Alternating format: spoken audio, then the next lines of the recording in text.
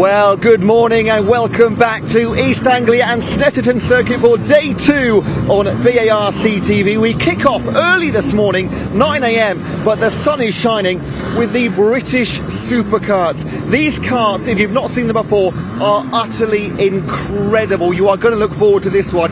Also today we've got 14 races in total. 9 of them are going to be for Caterhams. We've also got the Uncle Luke Snetterton Saloons. That's the only multi-class race we've got today. We've got the BMWs, the Peugeots, there's a Porsche Boxster in there as well, a Lotus Evora. We're going to try and speak to some of these drivers. But race number 1 is race number 2 of the weekend for the British Supercars.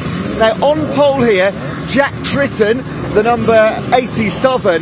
He was the champion last year in the F125 class, came third yesterday, his first season in with the big boys and the big engines. I'm sure you can hear this, I can't hear myself think, it's like I've been kicking a hornet's nest down here in the assembly area. Number 9 here, Tom Rushford, second place yesterday behind it was Lee Harpham. Now Lee Harpham, we're still waiting for Lee here. These karts go out in about 5 minutes. We've not seen Lee yet, but Lee, if any of you know Supercars, Lee's won this championship about 8 times. Wasn't here for the first couple of rounds of the season. Had a very bad accident at Cadwell earlier too. At Cadwell, he lost control of the supercar at 130 miles per hour. Now these things, as you can maybe see, don't have any seat belts. So when you have an accident in these ones, you physically leave the vehicle, and that's exactly what Lee did, but with a massive smile on the face. Talking about Lee, here he comes in behind us here. Here's Lee, won the race yesterday after the accident as well at Cadwell. He'll be looking, he is the man to beat in British Supercars. Now, I'd love to get an interview with some of these guys, but I can't hear myself speak, let alone anybody of these drivers in these karts do. We are going out in a few minutes' time, so I'm going to hand over to Dave very shortly. But let's have a little walk through the hornet's nest here. Just listen to these, have a little look. They are absolutely incredible machines, and without question whatsoever, the bravest drivers that you will see across the entire weekend. Now, later on today, in the Uncle Luke Snetterton Saloons, we're going to have the BMWs again, the Porsches, the Renaults, the Hondas. Some big engine cars, almost like touring car spec. These supercars will be lapping quicker than the Porsches, the BMW M3s. These will be the quickest vehicles on the track today. As you can see, they're revving up, we're smoking all around here. It's going to be an incredible first race. Now, it's 9 AM, so think about track conditions. It's very, very rare that we start a race this early on, so is there going to be a tiny bit of moisture? It is already about 21 degrees here in East Anglia, so maybe a bit of dew. This is the last car I would want to be driving at 130 miles an hour with a little bit of damp on the course. Much, much braver than I am. Now, I'm going to hand over to Dave Goddard. He's going to run through the grid for you. Sit back, relax, and enjoy what's going to go on this morning.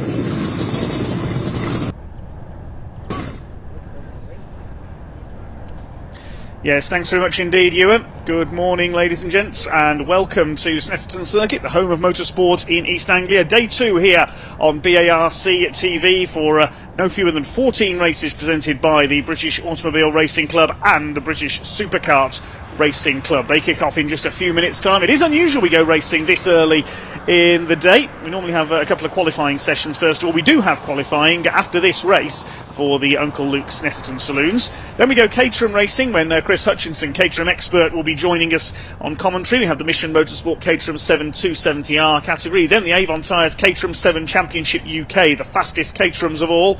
Second race for the Mini Challenge as well, their Clubsport class in association with Airtech Motorsport. They had a brilliant race at the end of the programme yesterday. 2 more for them today. The Mottle Caterham 7 310Rs and X. Then it's the Caterham Academy. Yes, the series for novice racers taking their first steps into motorsports. The Vertex Watches Caterham Road Sport Championship. Then we've got some more supercarts after the lunch break, and that's followed by the other group for the Caterham Academy. Green and white, of course, are Caterham's corporate colours, so there's one green group and one white group. This is the penultimate weekend of the season for the Caterham Championships. They end their season at Donington next month. 3 more races to come after that. We've got the Avon Tyres Caterham 7 Championship UK. the Mini Challenge Clubsport with Airtech Motorsport. The Mottl Caterham 7310Rs round off the day. We've got the Uncle Luke Snetterton Saloon race this afternoon as well, the 45-minute pit stop race, which is a bit of a run what you brung style event. Just about any saloon or GT car is allowed in that race. Got a nice mixture of cars for that one.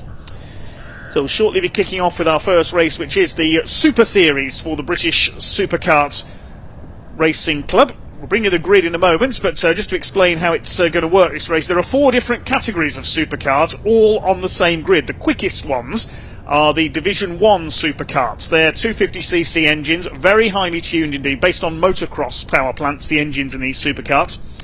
The Division 1 karts have yellow number plates with black numbers.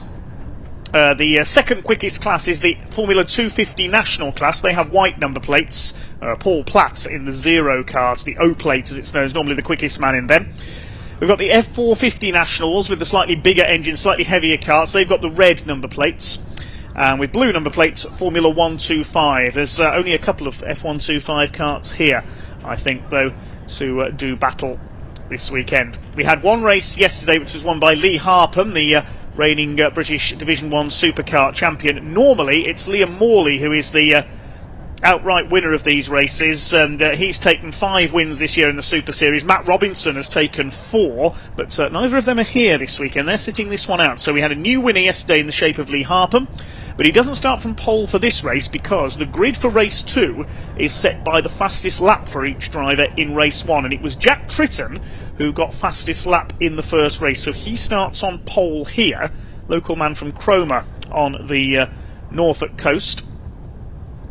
If you've not seen supercar racing before, then you've got a real treat coming up here. They're certainly not the kind of karts you would find at your local indoor or arrive and drive circuit. They are very specialised machines indeed. Over 130 miles an hour, the quickest karts achieve the Division 1 supercarts. As we've already heard, they race across Europe. There's the European Supercarts Grand Prix held every year. I was in the box at Donington a few years ago for that one. It was Peter Eltman, the German, who won on that occasion. Beautiful weather here at Snetterton this morning. We had a bit of rain overnight on Friday, but fingers crossed things have been dry since then. The Orange family in position, our volunteer marshals. A big thank you to all of them. Out there in all weathers, we could not go racing without them. They had a busy day yesterday with a few Caterham crashes to clear up. So things are fairly calm today. Thankfully, no injuries or any other problems this weekend. A few repairs for some of our Caterham drivers to make after yesterday, though. So we await the supercarts to make their way out then. It will be Jack Tritton on pole.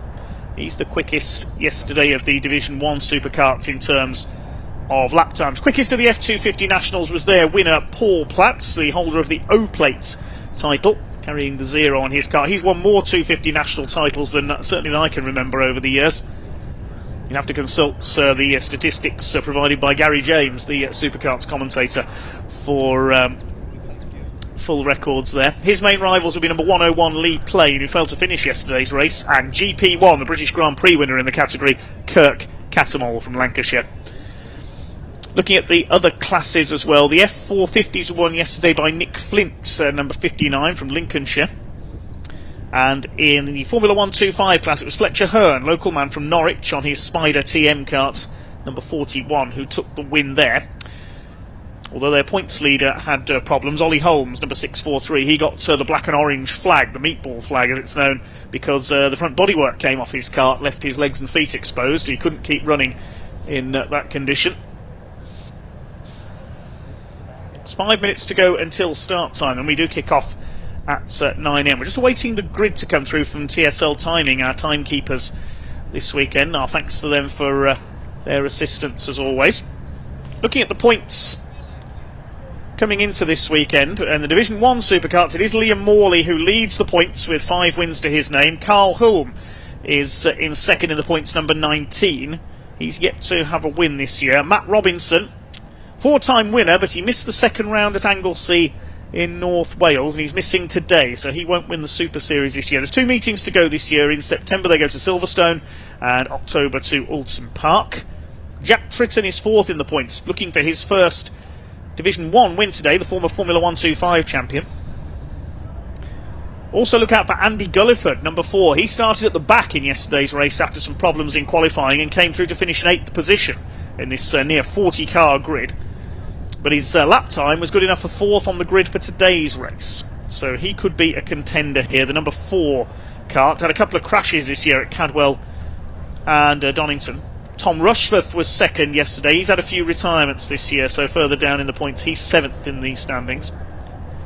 And Lee Harpham only 13th, had that big crash at Cadwell Park in the 2nd race of the year, had to miss the 2nd round at Anglesey as a result. Carl Kinsey, another contender, number 5 from Wales. Missed the first 2 rounds of the year, had a 2nd place at Donington Park in the 3rd race there. Looking at the other classes, F125 Open is led by Ollie Holmes, who scored a hat-trick at Donington Park.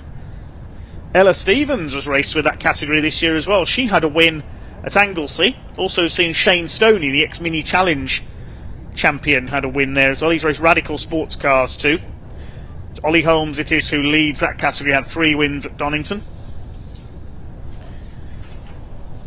In the F250 National Division, Paul Platt won the first 4 races of the year at Cadwell and Anglesey, but has had a couple of retirements since then. So Lee Plain, who's had a win or a 2nd in every race except 1 this year when he retired from the opening race of the year at Cadwell. He leads the points there ahead of Tom Hatfield, number 29, with Platt in 3rd and Kurt Catamol on GP1, the British Grand Prix champion, in 4th in the points. He had a win at Anglesey. And in the F450 National class, it's Catherine Foster who led the points coming into this round, but she's not here this weekend. So Nick Flint, with his first win of the season yesterday, I think has moved himself, by my calculations, to the top of the points in that category. Ronan McClintock was a challenger there, but he dropped out in yesterday's race. Kevin Ridley Walsh has had 4 wins this year, but he's not here this weekend. So the 2 race winners who've taken all 6 race wins in the F450 National Super Series this year, not out here at Snetterton. There is the safety car, well, pace car as it is for the Supercars, because they have rolling starts, waiting to lead the carts out of the assembly area. We can't start until 9 o'clock because of circuit restrictions, so we've got 1 minute until this race gets underway. Running through the first few runners on the grid, it is Jack Tritton on pole position, number 9 Tom Rushforth alongside. Tom Rushforth, a late entry in Division 1 this weekend. In fact, he's changed his number. He was down on the entry list as number 24. That's why I couldn't see him on the entry list. So Tom Rushforth on the number 9 completes the front row of the grid. Second row, number 1 Lee Harpham, yesterday's winner, alongside Andy Gulliford, the number 4. And on row 3, Carl Kinsey and Carl Hulme. Row 4, it's number 68 Mark Edwards and Ingvar Bjerger, the Swedish driver, on the number 93. Row 5 is the first of the 250 carts. That's Paul Platt alongside Paul von Gerard on the number 83. The 6th row of the grid, number 44, which is Louis Wall, and 56 Michael Goff. Then we've got some more of the 250 Nationals. Lee Plain on 101, looking to make up for his retirement yesterday. GP1 is Kurt Catamol. Row 8 to the 36, Thomas Baldwin. Watch out for him. Started at the very back of the grid yesterday. Came through to finish inside the top 20. Tom Hatfield, number 29, starts alongside him. Row 9, 74, Will Lawrence. And 35, Samantha Hempshall. Then on row 10, another couple of Division 1s. Mark Newton on the 33 and Martin Marks on 153, completing the top 20. Row 11 of the grid is number 43, which is Sean Lombardo. He's a 250 national alongside 66 John Faulkner. John West, number 20, alongside 139 of Rob Randall. Row 13 is 161 Richard Connick and 144 Chris Balderson. Then on row 14 we've got the first of the F450 national carts, which is Nick Flint, as the pace car is just leading the field round on their rolling lap. Alongside Flint is John Busby, number 50. First of the Formula 125 carts, 41 Fletcher Hearn alongside 62 of Andy Powell. Still 5 rows to go yet on this grid, this huge grid. We've got 40 carts here this weekend. Row 16 is number 45, which is Chris Mackey alongside 34 Daniel Gerrard, a pair of 250 nationals there. Then we've got a pair of 125s, Ollie Holmes and Aston Baker. Row 18, Mary Howarth on her 450 and Gary Popkins on a 125. Row 19, Ronan McClintock on his 450 national, John Reed at number 143, and the final row, Steve Soschke on the 61, the Division 1 car, has just gone past my commentary box. He failed to start yesterday. Likewise, Amy Jurger, number 27, but I think she is there as well. So I think we have the full grid for this second race of the weekend for the Super Series by the British Supercars Racing Club. Pace cars already headed them towards the infield loop. This is the left-hander at Agostini. And there is Jack Tritton, the blue and yellow kart, on pole position. Tom Rushforth behind him, local man from just up the road in Norwich. Can he take a home win here? Oh, somebody's gone off already there onto the grass in the background. I just caught a glimpse of somebody whizzing off to the left of the picture. Now, is that a spin, or has that kart had problems? I think he's had problems on this warm-up lap. There's Steve Soschke and Amy Jurger at the back of the field. They failed to start yesterday. 17 of Gary Potkins, I think, is down there as well. A couple of our 125s with the blue number plates.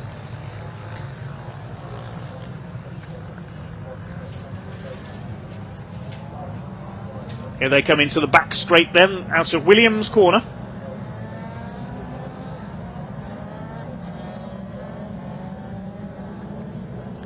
These karts all powered by modified motocross bike engines. And some say they make motorcycle racers, even them, look sensible. Absolutely crazy, these supercar racers, as the pace car heads them under the bridge through Brundle and Nelson. Then through to the bomb hole. You can see the compression there where the circuit drops down. Pace car is heading into it now. So it'll be a 15-minute race for the supercars. Can Jack Tritton take his first ever Division 1 win? Can Tom Rushforth take a win?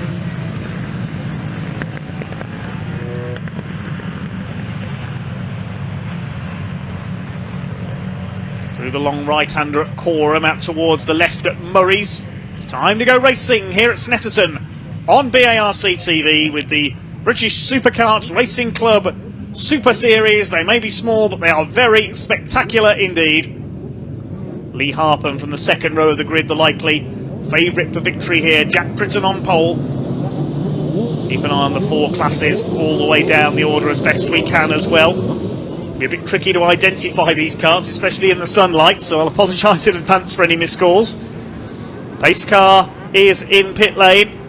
Revs begin to rise. Here we go. The pack is unleashed and away we go with race one. Down towards Rich's corner for the first time. Jack Tritton side by side with Tom Rushforth on the number 9. It's Tritton who's got the lead. Tom Rushforth trying to go around the outside. Lee Harpham is in third place as they start to sort themselves out up towards Wilson's hairpin for the first time. Looks like it is Rushforth who's got the lead away. Indeed he has from Jack Tritton. Harpham in third place. Carl Humes up there in fifth. And we've got a tangle. That's the 36 kart facing backwards. That's one of our 250 nationals. It is Tom Baldwin. 29 involves. That's Tom Hatfield, normally one of the favourites in the 250 national category. Though both of them have gone off on the hairpin. What was that all about, says Tom Hatfield. Looks like those two are teammates as well. The identically liveried karts as the rest of the pack heads through Agostini. Then up towards the right at Oggies, then right-hander at Williams into the Bentley Straights. Here come the leaders. It is number 9 who leads the way of Tom Rushforth in the early stages here. They buzz their way up towards Oggies and through to Williams. See how rapidly these karts change direction. The G-forces in one of these machines must be incredible. Look at the speed as they come through Williams there. Frighteningly quick.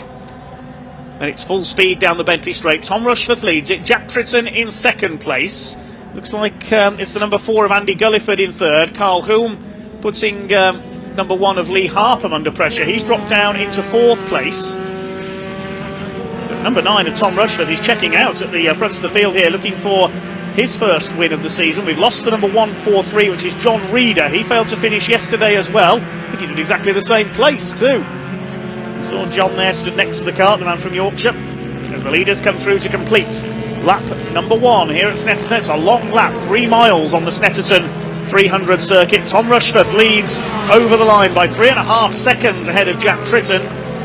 It's number 4 of Andy Gulliford in third position, side by side with Lee Harpham, Carl Hulme is down into 5th position. Bjerge, the Swede, is in 6th. Mark Edwards is 7th. Paul Platz leads the 250 Nationals a bit further back.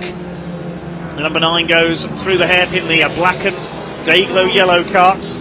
Who's leading our other classes further back in the order? Let's have a look. Fletcher Hearn leads the 125s. Nick Flint leads the 450 Nationals further back in the field. Look at the lead that Tom Rushforth has got here on his local circuits. Lee Harpham's now up in the 3rd place. He's got ahead of Andy Gulliford and chasing down Jack Tritton for P2. Next in the order is Carl Hulme. Then it's the 93 of Bjerge, Mark Edwards. The rest of them come through. There's the number 83 of Paul von Gerard on the turquoise karts. The O-plate in there behind him. That is Paul Platt leading the 250 national class. He's got Lee Plain and Kurt Catamol on his tail. There is Platt, the white karts. Lee Plain looking to make up for a retirement on the last lap of yesterday's race. They go out towards the back of the circuit for the second time. Rushforth has the lead. He's rushing clear of the rest of the field here. Jack Tritton holding off Lee Harpham for second. Then it's Gulliford, Hulme, Bjerge, Edwards. Next in the order is Carl Kinsey, the number 5. Then Paul von Gerard is coming under fire from the first of the 250 Nationals with the white number plates. Division 1 have the yellow plates. GP1, that's Kurt Catamol, the British Grand Prix winner last year. They throw it through the bomb hole up towards Coram. Incredible speed of these little karts. They weigh virtually nothing. Lee Plain jinking around on the tail of Paul Platt. These two have been rivals for a long time at the top of the F250 national category. They've dropped Kurt Catamol, the GP1. Leaders over the line. The lead gap is now nearly 5 seconds between Rushforth and Jack Tritton. Fastest lap of the race for Tom Rushforth, 1:49.858. That's 10 seconds quicker than the quickest Caterham lap we've seen this weekend. 98 miles an hour average around the Snetterton 300 circuit. That's unfathomable. And somebody's off. That's Andy Gulliford. Gulliford has pulled up at the hairpin. That's a great shame.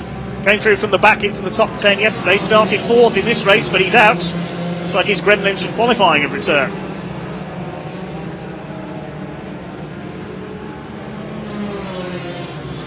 So Tom Rushforth out of Agostini up towards, out of Hamilton's I should say, up towards Oggies and Williams. Williams corner named after Sir Frank Williams, the founder of the Williams Grand Prix team. He goes into the Bentley straight now, Tom Rushforth. He's way ahead of everybody else. Made the break on Jack Tritton, who you can just see there through the heat haze in the background. Still holding off Lee Harpham on the number 1 machine, the man from Grimsby. Carl Hulme is now 4th, holding off Ingvar Bjerge, the Swedish driver. Through the left at Brundle, then into the right-hander at Nelson, and then up to the bomb hole. Under 10 minutes to go in this first of 2 Supercar races today, a race after the lunch break as well. Second race of the weekend. Rushforth with the fastest lap here will give himself pole position for the 3rd race, because that's how it works in Supercars. Qualifying sets the grid for race 1. Races 2 and 3, the grid is set by the lap times in the previous race. Here comes the 3rd place battle. It's Carl Hulme, number 19. Back to Mark Edwards up into 4th now, the number 68. He's running well. Got ahead of Hulme in the 19. Bjerge is in 6th place. Carl Kinsey 7th. Platt leads Plain in the F250 national category. They're only a couple of tenths of a second apart. We'll see if they can pick them up coming into shot here. Oh, that's Kurt Catamol who's got ahead of them there. Or is Catamol a lap down? Let's check on the timing screen. Yes, Kurt Catamol's been into the pits, so he's had a problem. He's going again. I've wondered how he got ahead of the 250 national battlers at the front there. He'd been into the pits and has rejoined a lap down. We have also lost number 20 of John West on his Division 1 into the pits, the American. We lost a few on the first lap as well. We saw Baldwin Hatfield go out. We also lost the 43 of Sean Lombardo, 143 of John Reeder, and there's another car dropped out as well. The number 99, Aston Baker, the 125 runner. Down the back straights go the 2nd place battle. There's our leader, Tom Rushforth. Looks like he's heading for victory. Tritton from Harpham for 2nd place, and they're well ahead of Mark Edwards, who's now in 4th, the number 68, the man from Ringwood in Hampshire. Jack Tritton, almost seamless transition from 125 racing up to the Division 1 Supercars. Through Caterham. Long looping right-hander up towards the left at Murray's. Not lifting off at all through there. Bravery of these drivers knowing no bounds. Rushford's already making his way across the line. There he goes.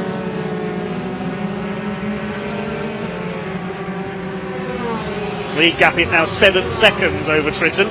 Got a green light flashing there. Is there a yellow out at Riches there? I couldn't see a yellow flag. Pick that up in a moment. 7 minutes of this race to go.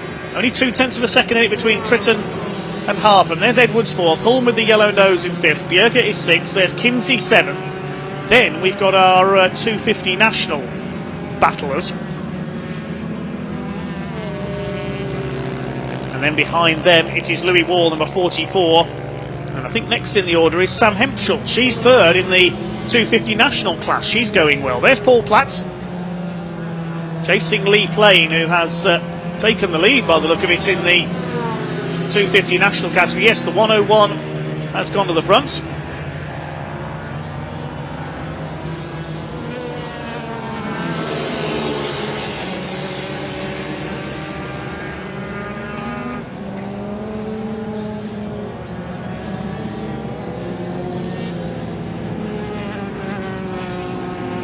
Four laps completed then in that's 1:53 slowing. That's Martin Marks all the way from Carlisle. Cloud of smoke, he's out of this one.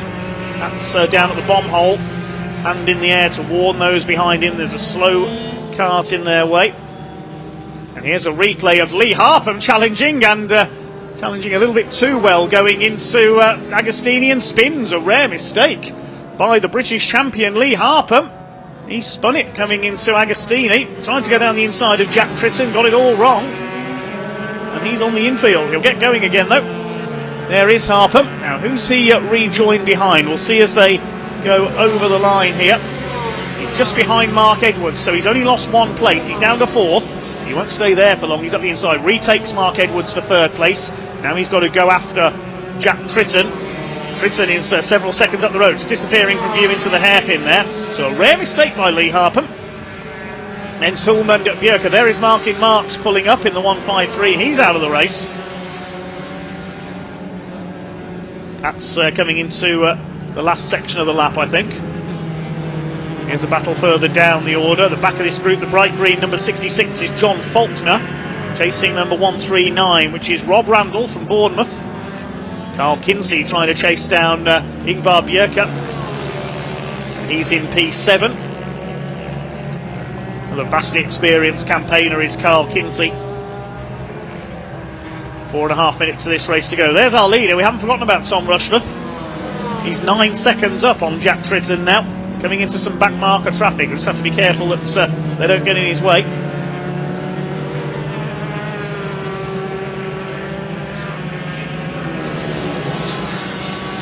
Up towards Caterham. He's got the 45 in front of him. That's Chris Mackey. Several more as well. Look at this battle going on. A bit of smoke there from the 62 of Andy Powell, as some of the quicker runners slice their way through. 61, that's Steve Soski, started from the back of the grid. Across the line comes our leader. He's gobbling up these back markers. Just in front of Steve Soski, the 56, which is Michael Goff.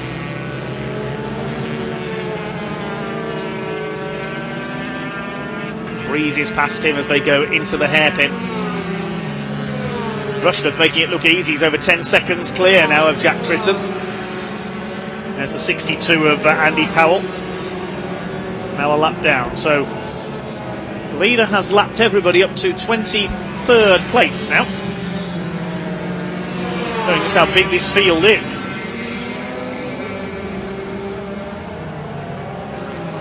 Lost the number 50 into the retirement. That's John Busby. There's Jack Tritton in second place, the 87, all on his own. 10.5 seconds behind Rushforth, and he's 9.5 seconds clear of Lee Harpham, who's recovered into third place after his spin. Still leading the 250 National is Lee Plain. He's still ahead of Paul Platt. What about our other classes? 450 National, that's being led by Ronan McClintock. He's got ahead of Nick Flint. There's Lee Plain. Leads the way in 250 National. He's pulled away from Paul Platt as well. Has Paul got a problem, I wonder? In fact, is Paul... Yes, there he is. He's still there, but he's dropped back. Leading the F125 is Ollie Holmes, number 643. There's Platt. He's being reeled in slightly by his 250 opposition. I think that's the GP1 behind him is a lap down. That's of Kirk Catamol.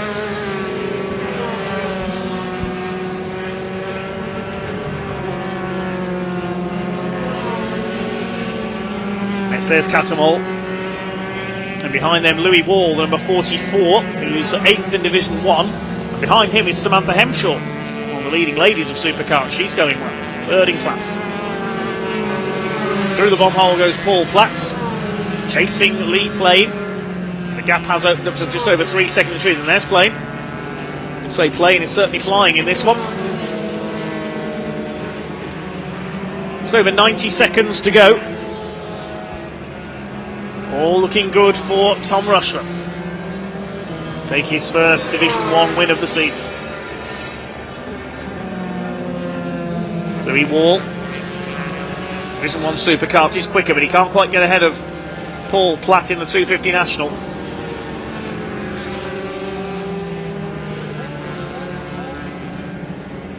"13 seconds is now the lead gap. Rushforth increases lead by 3 seconds on the last lap alone. There's the 61, a lap down, which is Steve Soski. Lapping one of the 125s there, the number 9 of Tom Rushforth.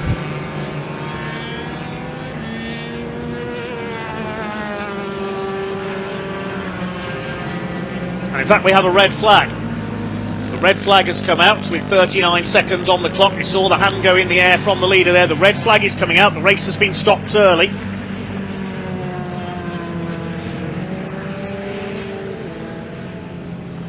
So the carts are slowed, the red flags are out, something has occurred somewhere. We know not what at the moment.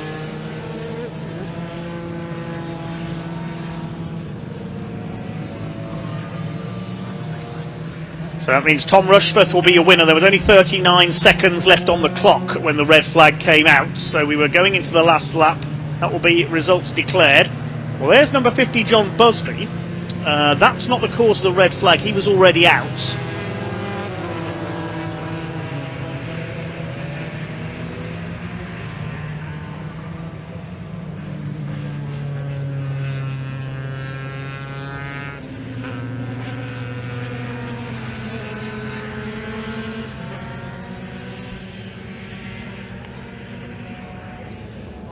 So we know not the reason for the stoppage at the moment. We see the course car out on track.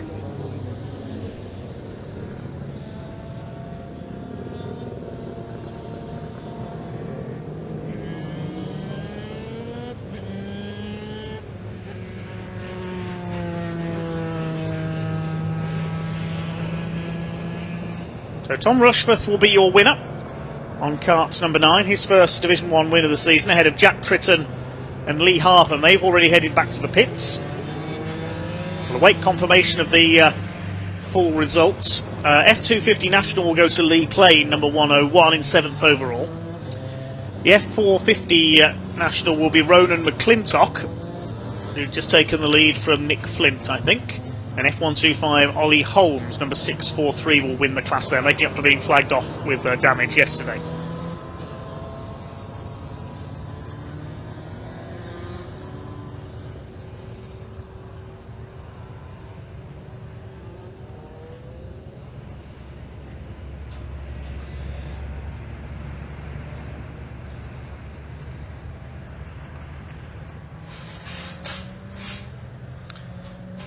Well, there's the 143 car. He was out of the race anyway. That's John Reeder. The recovery vehicle was on its way to him.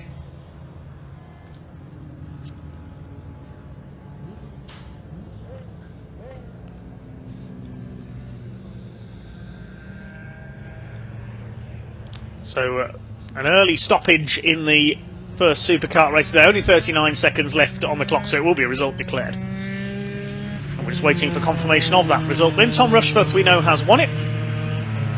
His first win of the season. Making his way back to the pits rather quickly here. There's number 50 of John Busby, nearly in the cornfield on the outside of Riches. Good job he didn't go spinning off into that cornfield. We never found him. I was saying yesterday, I remember a certain Mark Webber ended up in there once in his British Formula 3 days. His front wing broke going into Riches and he went ploughing off into the cornfield. They had to bring in a couple of tractors to get him out.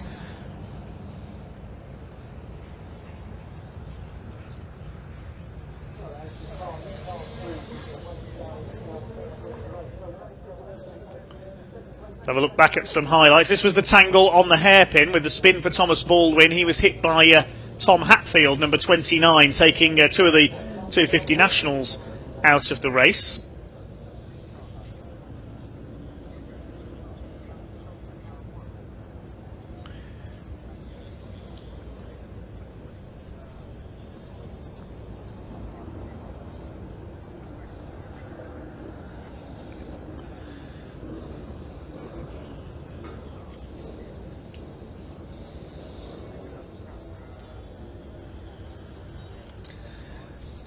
Well, we'll await confirmation of the result here. Next up, we have a qualifying session for the Uncle Luke's Snetterton Saloons.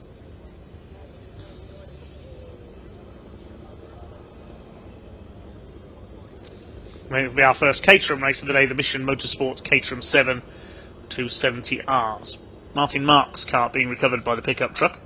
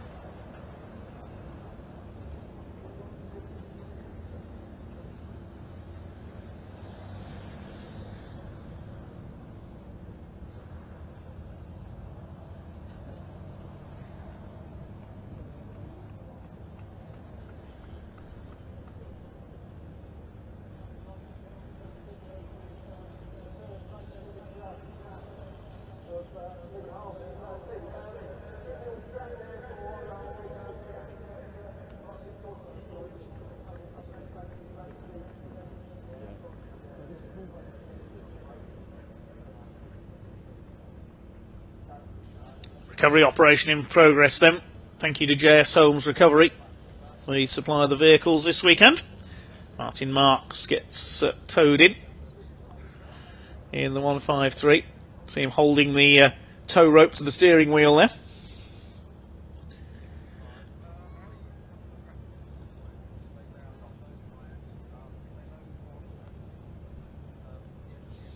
So Tom Rushforth took the win ahead of Jack Tritton and Lee Harpham. The results, I think, we declared at the end of lap 7. We lost Ingvar Bjerger, I've just noticed, into the pits at the end of lap 6. He was in the top 10. So it's Rushforth from Tritton, Harpham, Mark Edwards 4th, Carl Hulme 5th, and 6th is Carl Kinsey, number 5. 7th was the 250 National winner Lee Plain. 8th was Paul Platt in the O-Plate. 9th, Louis Wall, number 44, and Sam Hempshall in 10th overall, number 35, third in class. Paul von Gerard, 11th. 33, Mark Newton was 12th. 13th was 74, Will Lawrence. 14th, number 93, Ingvar Bjerger, as he pulled into the pits, so I don't think he'll be classified.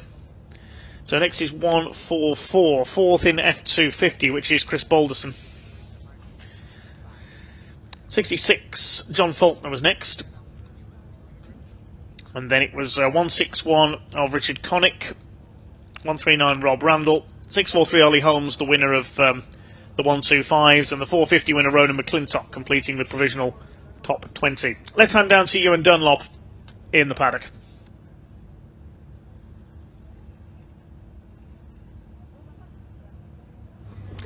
Cheers, Dave. Well, another interesting race in the Supercars for different reasons to yesterday. Quite a contrast after that finish where there was hundreds of thousands of a second between the winners. Today, Tom Rushworth just ran away with it. Now, Tom, he actually came in quite late because the red flag confused things a bit. Tom had already gone past that red flag, so he's over there. We're going to go and get him in a second. First of all, we're going to speak to Lee Harpham. Lee, come on in, mate. Good weekend for you so far. A couple of podiums and the win yesterday, but it's very, very rare that we see a mistake from you, Lee. What happened? Just went a bit too deep. There's Jack had got some real good speed in straight lines, so the only place I could do it was on the brakes, and just left it a little bit too late. So yeah, just one of them. And but happy with your race result though, or are you only after wins? No, third's good for us. Obviously made some changes to the kart last night. Try and make it better, but we went the wrong way. We're going to speak to Tom in a minute, find out what he put in his engine this morning, because he ran away with it, didn't he? Yeah, he just cleared off. So me and Jack was battling, so just let him clear off. So we'll see what we do for the last one. One more race today. Good luck. Cheers, buddy. Jack, come on in if you can, mate. Another good race for you, buddy. From third to second.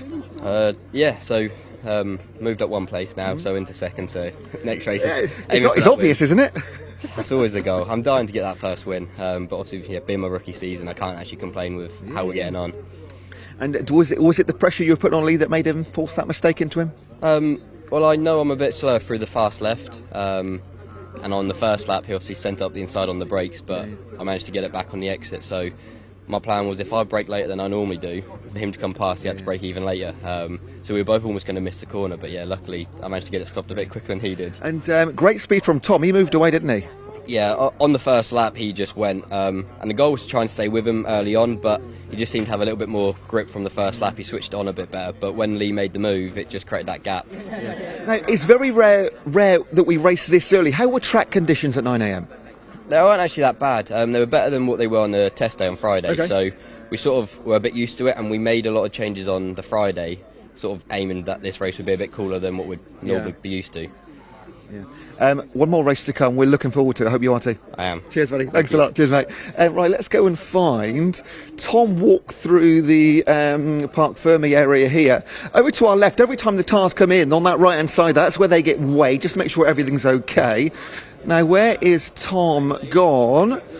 We'll have a quick look around. If we can't see him, we'll have to do without him. They should officially stay in the Parc Fermé area until everything has been, all the boxes have been ticked. But we can't find him. What we might do, I'll throw back to Dave. If we can find him, we'll come back down. Because I want to find out this morning, was it Weetabix or was it a little bit of nitro in that engine? We'll find out for you, because it was a big, big win and we want to celebrate with him. So back to Dave for the time being. We're going to try and find Tom. If we can find him, we'll jump back down.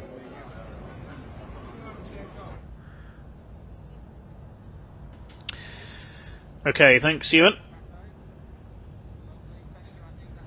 Winning margin confirmed for Tom Rushworth as 10.5 seconds over Jack Tritton. The result was declared at the end of lap 6, with the red flag coming out. And next up on track today will be a qualifying session for the Uncle Luke's Snetterton Saloons. What are Uncle Luke's Snetterton Saloons, I hear you ask? Well, it's a bit of an all-comers series. I think Ewan has found Tom Rushworth in the meantime, though, so we can hand back to Ewan in Parc Fermé.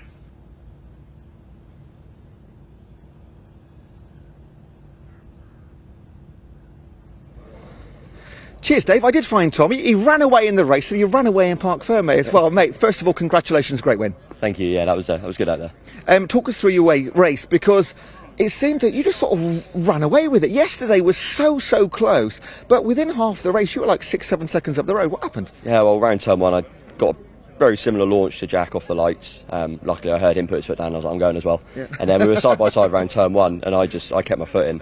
The chassis we've got is different to every other one on the grid. There's only one other, and it's a bit softer. It can turn tyres on a bit quicker. So I just pinned around the outside of him and took the lead, and then tried to leave, and I did. And didn't look back. Track conditions, we spoke to Jack. He said it was absolutely fine, but we were anticipating 9 o'clock, maybe a little dampness in there. It seems to be absolutely fine. I'd tell you what, it's a lot better than yesterday. Yeah. We made a few changes from yesterday because when I was following Lee closely, had a bit of understeer. We tried dialing them out, and they've helped even on my own. But we still haven't gained any top speed, but I didn't need that today, so hopefully I'll be all right going forward. And any changes between race 3? I'm sure there isn't going to be, but maybe there is. Might put a new set of brake pads in.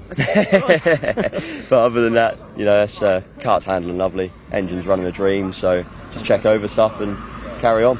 Congratulations, mate. Well done. Good luck, race 3. Cheers, mate. Hopefully speak to you in race 3. There we go, that's our top 3 drivers in our first race of the day, and the second for the Supercars. Coming up next, there is some qualifying going on. Watch your back though, we're going to get run over here. Actually, let's turn around. This is one of the damaged cars that we saw that was off the track. That might have been the red flag one, not entirely sure. The kart number 58. But coming up next, 2 races in the Caterhams coming up. So Sam is going to be looking after those for you as per yesterday. Again, 9 races in total in the Caterhams today, so I'll see you a little bit later. But coming up next is Sam, but before that, just back to Dave for the time being.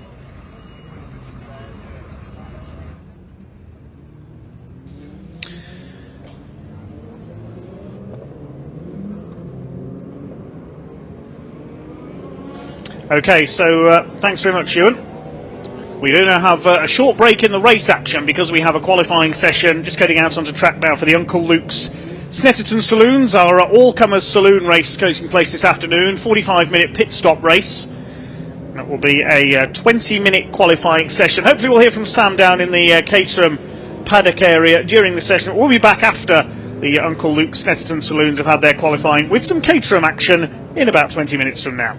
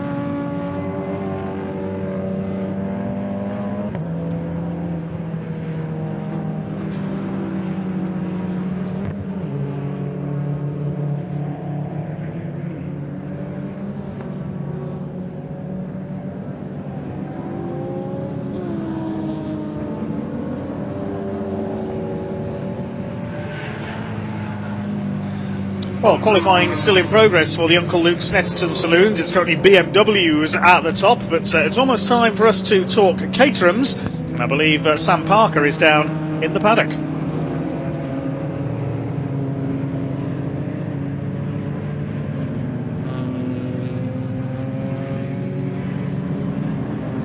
Good morning from Snetterton Assembly.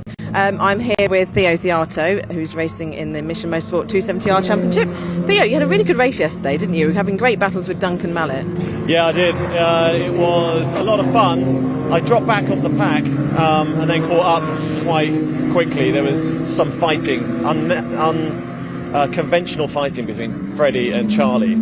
Usually they help each other around for 10 minutes, break the toe, and then they fight in the last sector of the race. But yesterday, on turn one, they were battling, which made their race pace slightly slower, which made me able to close gaps. So it was good, and I made some pretty good moves around the outside of people into the bridge and stuff. So I managed to get some places back. So it was, yeah, I was happy with the pace. Yeah, I mean, I've not seen many people break away at Snetterton this weekend. Lots of people, a lot of the packs are staying together. Yeah, the tailwind down the straight the headwind down the straight yesterday wasn't given a huge amount of toe. So it was a bit difficult to break away. But if you hit your lines, hit your apexes, keep going, you will break away. Just I can't do that. So I will always be behind someone, I'm sure. Yeah. Well, look forward to seeing what you can do today. Well, me too. I think 10 o'clock on a Sunday morning is a little early, but I'll do my best. We'll make sure we change the schedule for you next time. Yeah, or just wake me up a little later. Yeah, exactly. Thanks, Sam. Excellent. Thanks, Theo. Right, we're going to have a little wander down. Everyone's going to start to get in their cars, but we'll have a quick chat with Peter Mott. Let's move in and speak to Peter. Good morning, Peter. Good morning, how are you doing? I'm good, thank you. How are you? I'm good. Sunny day in Snetterton, what more can we ask for? That's it. Well, it's a good position for you to start in today. Yeah, indeed. So I made up a place because I think Mark took a little bit of a penalty, so that gave me an extra place. So hoping to stay with the front guys. You know, it's all about the toe on the Bentley straight here, so if I can stay with them towards the end, and then you never know, chance of something a bit better. That's it, exactly. And I was just saying to Theo, because he had a good race yesterday as well, you know, we're not seeing the usual Freddie and Charlie fighting it, you know, out in front. You're all sticking together. Yeah, we managed to. They, a little bit for a while. They did get a little bit away. Actually, the three of them with a new boy as well. But we managed to kind of rein them in a little bit. I think we were quite sensible yesterday that we didn't fight each other, which meant we could kind of close the gap up a little bit. So, and that's what we've got to do, because those two guys, they're so good. You know, they will disappear off, the pair of them. Yeah. So we have to be a bit sensible and stay with them towards the end. That's it. Too much battling for you. You know, if you're battling with someone else, you just drop so far back. It does, absolutely. Yeah. So you need to be a bit clever around here. So fingers crossed. Hopefully it goes well. Yeah, excellent. Look forward to seeing it. Thank you. Thank you. Have a good race.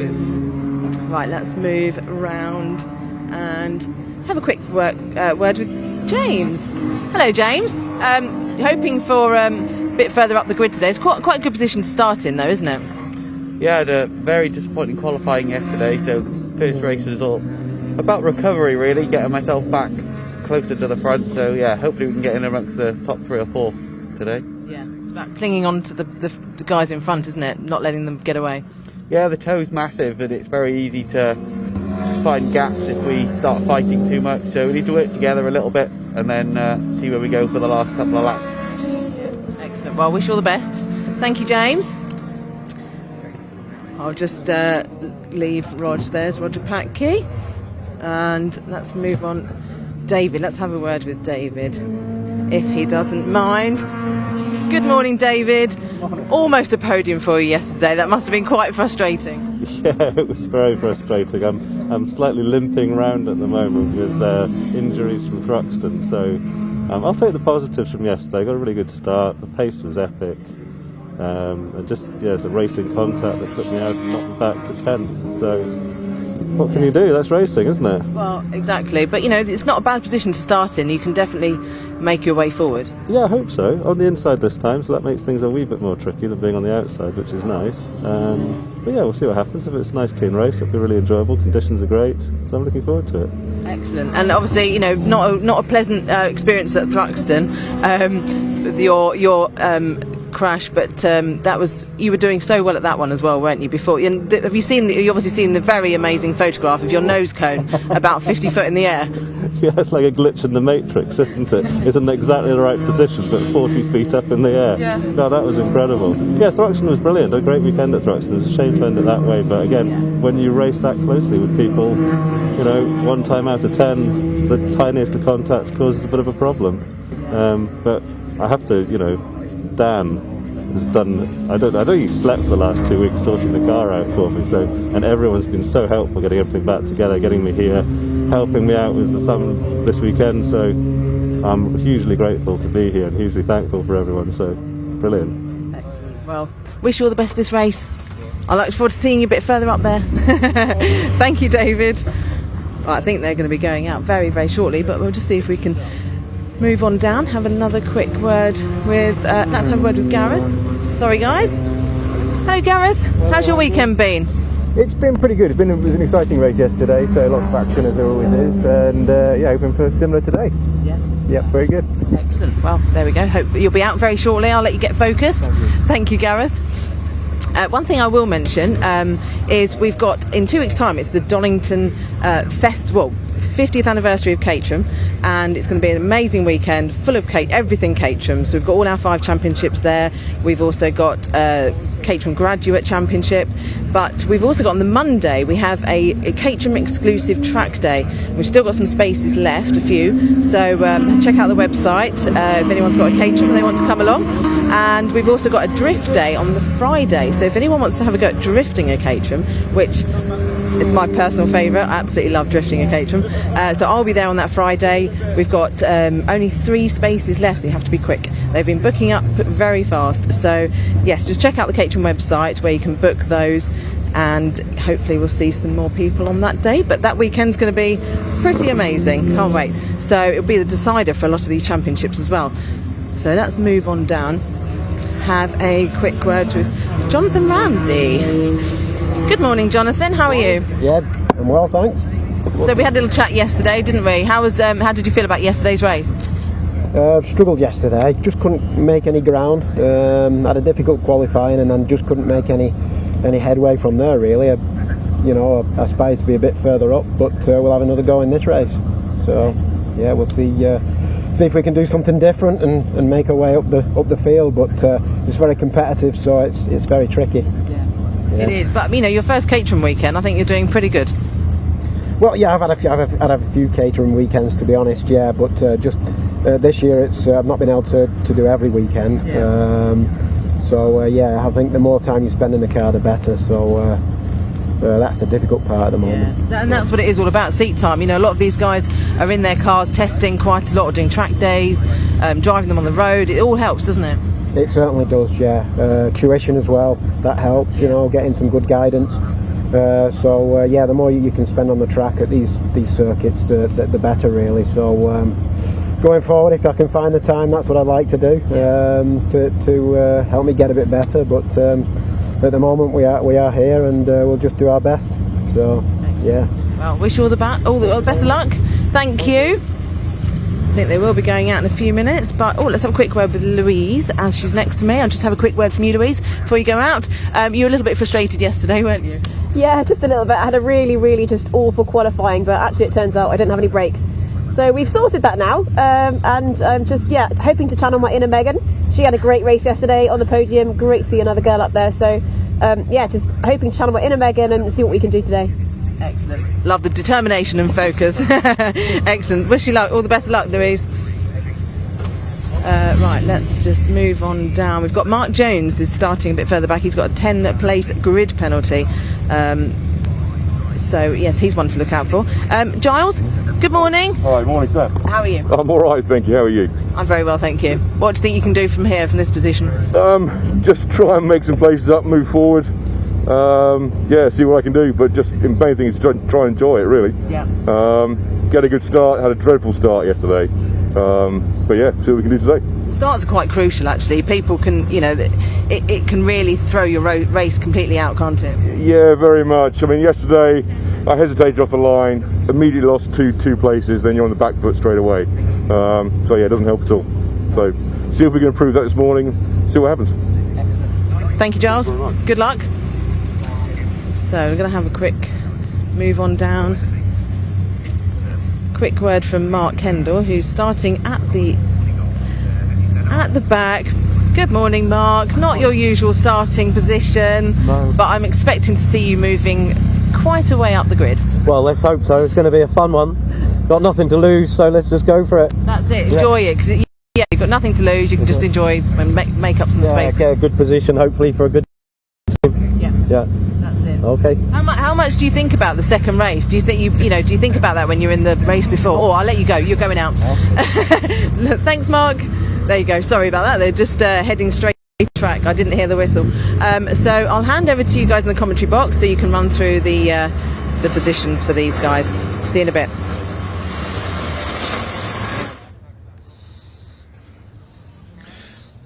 Well, thanks very much, Sam. Yes, and cars coming up to the grid for our first Caterham race of the day, the Mission Motorsport Caterham 7 270R Championship, the middle rung on the Caterham ladder. This is the second race of the weekend, and the grid based on the result of race 1 yesterday. Charlie Lower it was who snatched the win on the line from his championship rival Freddie Chiddicks. Those two have been head and shoulders above the rest this season, really. We'll start on the front row. Duncan Mallet, what a debut race in the category yesterday with third place. Starts alongside Theo Theato in number 72. Row 3, 73 Matt Larby and 96 Peter Motts. Then we've got 15 James Captain Cook and Rog Patke number 29, the former Academy champion.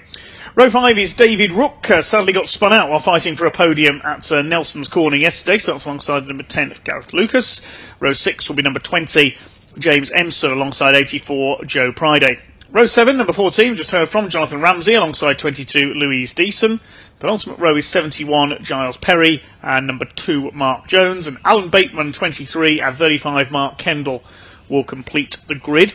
Car 2 Mark Jones and 35 Mark Kendall both have a 10-place grid penalty for cumulative warning points, a bit like points on your road driving licence. So once you get up to a certain threshold, you get a grid penalty. The cars moving off then for their green flag lap, and Chris Hutchinson alongside me. It looks like this is going to be another two-horse race potentially at the front. Yeah, I mean, we've seen it so often this year so far, Freddie Chiddicks and Charlie Lower dominating, but as everyone alluded to in those interviews, the fighting yesterday didn't let them get away, did it? They were actually intent on fighting each other rather than actually just pushing out in front. Whether they'll have had a discussion over that over the night or not, I'm not sure, but they are certainly the two-horse race in this 270R Championship. All 5 steps of the Caterham Motorsport ladder here today, and yeah, plenty of action. 9 whole races to go between now and 6 p.m, so lots of action to get in there, but we are starting with this 270R Championship, and it's been a great season to watch Freddie and Charlie to see how they're going to manage the situation. Neither of them can win it this weekend anymore. The scenarios coming into this race is they can't do it this time out, so this will, I think, go down to Donington. We heard about the Donington 50th anniversary, and we're going to be doing that on the 4th September all the way through to the 6th September, so yeah, it's a great sort of 50th festival that we're looking forward to, and this championship certainly looks like it's going down there. We'll keep that up to date. They've got 2 races left to go today of their 3 that they run total over the weekend. You said, yeah, Duncan Mallet has inserted himself into this championship, made a podium position. He's not in the scoring positions, so he won't be taking points away, but he will be taking trophies, and he's certainly got one of those to take with him. Theo Theato, we also heard, so a little bit early for him in the morning, as he mentioned, but he's up, and he'll be, I'm sure, getting his helmet on. We'll certainly get the adrenaline going. He'll be up there. So, yeah, it's certainly first blood to Charlie Lower yesterday by 16 100ths of a second, 16 thousandths of a second, so crazy close over the line. We did see him sort of time that beautifully, didn't we? And they both knew over the line that Charlie had done it. So he's done what he needs to do, which was prevent Freddie getting the win in the fastest lap. And yeah, they will see what they're going to do this time. So Freddie Chiddicks, you can see in there with the red nose cone. That's how we identify the difference. They're both dark cars, but Charlie Lower has a sort of very dark blue nose cone, and Freddie Chiddicks has the red lipstick on his. And yeah, a little bit behind Duncan Mallet in that sort of little turquoisey area as well. So yeah, all these cars, and there's Mark Kendall. We spoke to him, didn't we, just now? He's got a lot of work to do. He's third in the championship coming in this weekend, but had a terrible. Got collected in in testing, and he's racing someone else's car. Actually, they lent him his car for this weekend. Amazing camaraderie in the paddock to let him do that. But unfortunately, yesterday's race didn't go to plan. There is Freddie Chiddicks in the number 66 Boss sponsored car. for the quad lock of Charlie Lower, just going to be lining up just ahead of him on the grid as they come up here for the start of their race.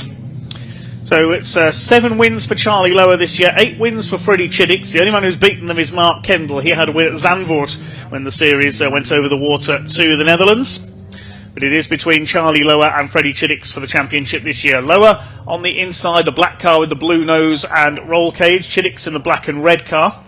In black and turquoise, it's the newcomer Duncan Mallett, the academy graduate. In orange, we've got Theo Theato. He's had a win in another Caterham series this year. Guested at Snetterton in the Caterham Graduates earlier this year. Had a victory there. Lining up on the third row, they've got Matt Larby, the blue, red and black car, alongside the black and gold machine of Peter Mott. Those are the colours of the leading cars on the grid. Rog Patke there with his familiar pink car on row 4. This will be a 20-minute race. The Mission Motorsports Caterham 270R Championship. The red lights are on. The revs rising up and off they go. Down towards Rich's corner for the first time. Everybody is away cleanly. Decent start from the back from Mark Kendall, but who's going to be leading? Will it be Charlie Lower or Freddie Chiddicks, or will it be Theo Theato? He's making his way up the outside in the 72. But it is the 21 of Charlie Lower who has the early lead. Chiddicks in second place. Theato round the outside and up into third place. Alan Bateman a bit slow away at the back of the field. Theato has a look down the outside as they go into the Wilson's hairpin for the first time. Duncan Mallett is in fourth place. Then it's Matt Larby rounding out the top 5, bouncing back after a big smash at the opening round of the season at Alton Park. He's slotted into 5th place, but it is Charlie Lower, yesterday's winner, looking to match Freddie Chiddicks on 8 race wins. Somebody going wide there onto the grass. Didn't quite make out who that was. It's Charlie Lower who leads. They come to Agostini for the first time, side by side for second, and Theo Theato goes round the outside of Freddie Chiddicks up into second place. Yeah, there's a bit of a lock up there around the inside, and Theato making benefit of that, but Charlie Lower also locking up. But it is the orange car of Theo Theato who's inserted himself into that second place. That's exactly what Charlie Lower want to see, and exactly what Freddie Chiddicks doesn't want to see. Charlie Lower needs to claw back points wherever he can. He did it yesterday, and he's going to be looking to see if he can do that again. Kendall just there going down the inside of Oggies. So we head through Williams then onto the long Bentley straight. We're going to see plenty of action down this back straight. They have still got a tailwind today, so not as much action as sometimes we see there, but it's not as breezy today yet as it was yesterday. We've still got great conditions as we go side by side already. In fact, we're going to go 3 wide. Why not? The first time we've got Caterham's out on track, and we're going 3 wide into this complex. Freddie Chiddicks down the inside, not going to be able to make that move. Charlie Lower just about chopped across the front, and it does demote though Theo Theato back to that 3rd place, so it is the 2 championship leaders back out in front. Towards the bomb hole for the first time then. Chiddicks back up into 2nd position. Yeah, number 10 coming under fire. That's Gareth Lucas from the 20 of James Empson, the blue car with the yellow stripe, as they come around to complete their first lap. The sun burning through the bit of cloud we have at the moment here at the Snetterton circuit. Swing their way towards Murray's for the first time. Gareth Lucas giving chase to the leading pack. Nice and close, bunched up behind the race leaders, who are just going over the line now. 1 lap completed, 0.3 of a second here. Lower from Chiddicks, Theato, then Larby. Mallett down to 5th. Rog Patke is up into 6th position in the pink car. Going for the inside there is Mallett, trying to hold off Matt Larby for 4th place. They were the other way round at the line, so a good battle developing here for P4, 5 and 6. They charge their way up towards the Wilson hairpin, though it is Charlie Lower who still has the lead in car number 21. We'll see if he can hold on to it as they come into the left-hander at Palmer's this time. Here they come. Theo Theato all over the back of Freddie Chiddicks for that 2nd place. Then it's the number 4 of Mallett 4th, Larby 5th, Patke in 6th position. It's David Rook, number 45, heads the 2nd group. So David Root making some good progress early on, and this 4th, 5th and 6th, they're all academy graduates from last year. Theo Theato down the inside again with a little bit of a squeal of lock up there, but he makes Chiddicks go back to 3rd place again. But yeah, the cars following on behind them, they're all academy graduates from last year. They decided they'd skip out the road sport step and come straight here into the 270s. Matt Larby and Rog Patke coming in and done the whole season, and say Duncan Mallett's just joined them for the last couple of rounds there. He was here for Thruxton as well. But it's, yeah, Theo Theato in that 3rd, well, in 2nd place now, having demoted Chiddicks. Will he be there by the time they get to the end of the Bentley Straight, though? We shall see. There were plenty of slipstreaming going on down the straights in the first race yesterday. It seemed like Chiddicks took the lead on the Bentley Straight every time, and then Lower got him back on the run down the Senna Straight. Here they come then, side by side. Theo Theato moving up on the outside. He's the main challenger, Charlie Lower, so far in this one. He's going to try and take the lead into Nelson out the outside at Brundle, which means he's got the inside for Nelson, and Duncan Mallet muscling his way up into third place as well, past Freddie Chiddick. So Theo Theato takes the lead. There's a new kid in town as well, that's Duncan Mallet, and he's up into P3. Roger Patke has got the 29 ahead of Matt Larby in number 73, so all change coming through Brundle and Nelson that time. Coming round to complete lap number 2, it is Charlie Lower who leads, but Theo Theato splitting the championship protagonists in second. Yeah, not going to the normal script, is it? With Duncan Mallet slipping down there and Theo Theato taking to that lead that time through. What a move around the outside. It's clearly not too dusty out there. It can get a bit dusty on the outside of that complex, but he managed to stick it. But unfortunately, Charlie then got back through. But Mallet now looking to attack Theo Theato, and that holds Chiddick's back. So Chiddick has been stuck in that 4th place for a little while now after the Brundle-Nelson complex. So they come down to Wilson hairpin. So there's some action coming into here. We've seen yesterday you can take the wider line and take the scoop around the outside when it gets congested and busy, so you watch out for that throughout the rest of this day. But yeah, it was the early races. Still got plenty of time left in this race. It is Charlie Lower though who holds that lead over Theo Theato. Duncan Mallet just there comfortably looking to be the one that's pushing forward at this stage, and Chiddick is looking like he's having to cling on. He's got the Larby and Patke and say Rook there coming through nicely from 10th on the grid through to 7th already. Behind Rook, it's Lucas and Empson scrapping it out for 9th position. The leaders head out of Agostini, and Theo Theato is definitely not letting Charlie Lower get away. He's going to try and slip through maybe into the Bentley straight to take the lead. They head through the left flick at Hamilton's. A little tighter than it looks on television screens, that corner. Towards the right at Oggies, then to Williams. No change in the order at just this moment, but I'm sure there will be once they get to the long back straights, the Bentley straights. Charlie Lower still has the lead. He concentrates on the midfield battles for now, and towards the back of the field there goes Louise Deason, the number 22. Charlie Lower holds the inside, then trying to go for the out 4th, going to make it 3 wide into Brundle. Is he going to sweep round the outside of both of them? This is going to be very close indeed. Lower's got the lead on the inside. Mallet up into 2nd place. He could go for the lead as they go towards the bomb hole and Coram if he can get the inside line away. Duncan Mallet making his debut on his graduation from the Caterham Academy this weekend. A sensational drive to 3rd place yesterday. He's not hanging about here. He's going for Charlie Lower. No, running out the DPR 10th this weekend alongside Theo Theato, so doing really well. But he's got had a bit of a reputation. He was nicknamed Torpedo for his some of his moves that he pulled in the academy, and he's certainly got that all under control, hasn't he? DPR and Darren Burke in the coaching team there, just getting that all under control as Gareth Lucas follows on behind Ramsey. So Ramsey, I think, is that making some progress up through the field where he wasn't yesterday. It is still Charlie Lower as they come towards us to the turn 1, but Duncan Mallet looking down the inside, not going to do that. It was more of a defensive move that to protect from Freddie Chiddick, who's back into that 3rd place. So he's calmly sort of got Theo Theato back into that 4th place in the sort of latter stages of that lap. But Duncan Mallet's still very comfortable there in that 2nd place. Charlie Lower hanging the rear of that car out, and Theo Theato shoving down the inside to see whether there was any room, but there really wasn't a Caterham space down the inside of Wilson that time through. Well, the leaders all going for the same bits of tarmac at the moment. Very, very close indeed as the lead pack heads out of Palmer up towards Agostini for what will be the 4th time. Charlie Lower moving across the defend to the inside. Duncan Mallet trying to go all the way around the outside, and that never works with Agostini. No, he stays back in 2nd place. Chiddick's back up to 3rd, as you say. And now Matt Larby trying to get into the mix as well, looking for his best results of the season so far. Out towards Hamilton's they go. The 2 black cars it is who leads the way. Still 70 miles an hour through Hamilton, so they're still not hanging around as they head through that left-hander. It's a kind of lift, and Oggies is then a fairly substantial break down to around about 50 miles an hour before they get round the Williams corner. Again, they're going about 70 miles an hour as they join this long back straight, and by the end of it, they're getting up to, just about 116, 117 miles an hour, and with a tailwind today, they might even be pushing on beyond that. So as they're coming down here, know that they're going nearly 120 miles an hour as Mallet goes to the outside. It's Chiddick's to the inside. You can see the red fronted car, but Charlie Lower does manage to hold on. Chiddick moves back into his customary 2nd place, so the script is back to normal. But Duncan Mallet not going to be scoring points this weekend, but like I say, he will be taking pots home. So he is, the leaders will have something to deal with him for sure, but they have to worry about him for points. Good to see Matt Larby up there in 5th position as Chiddick's all over the tail of our race leader. This is more like what we're used to seeing. These two have been separated by a piece of string pretty much all season. Beato down to Fourth place now behind Duncan Mallet. There's Roger Patke still hanging on in the lower reach to the top 10. And Mark Jones has come through well, starting towards the back of the grid with that penalty.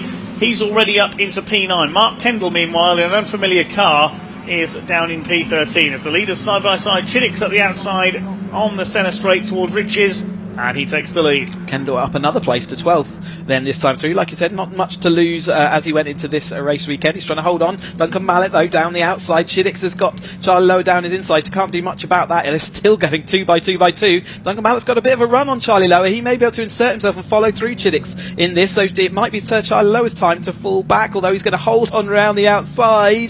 That's never a comfortable place to be. There's a runs out of room very quickly, and the two following cars are now going to have an absolute head of steam as they head into Agostino this time. So we're going to fan out, maybe trying to get 4 wide. Theo, no room for Theo Theato, so it's Duncan Mallet down the inside. We've got Freddie Chiddicks in the middle of the sandwich, and we've got Charlie Lowe around the outside. They do all make it through to Theo Theato deciding he was going to insert his car, but on the outside, and he's now going to go side by side with Mallet as they head back to Hamilton this time through.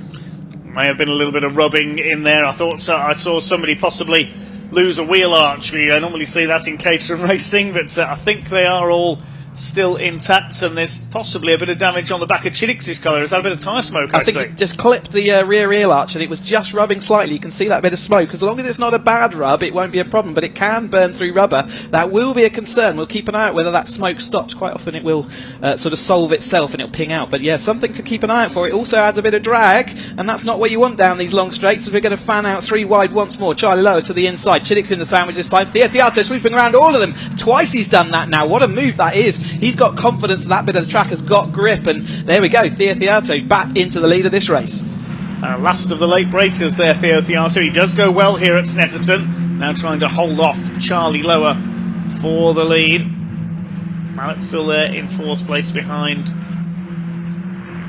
Freddie Chiddicks. You can see that bit of smoke off the left rear of Chiddicks' car. We'll keep an eye on that. Yeah, it's the rear wheel arch folded in, is rubbing against the Avon tyre. They come through to complete their 5th lap of this 20-minute race for the Caterham 270R Championship, supported by Mission Motorsports. They do have another race later on this afternoon. Leaders over the line, 1/4 of a second in it between Lower and Theato as Charlie Lower moves back ahead. He's got that move down to a T now down the home straight, hasn't he, along the centre straight.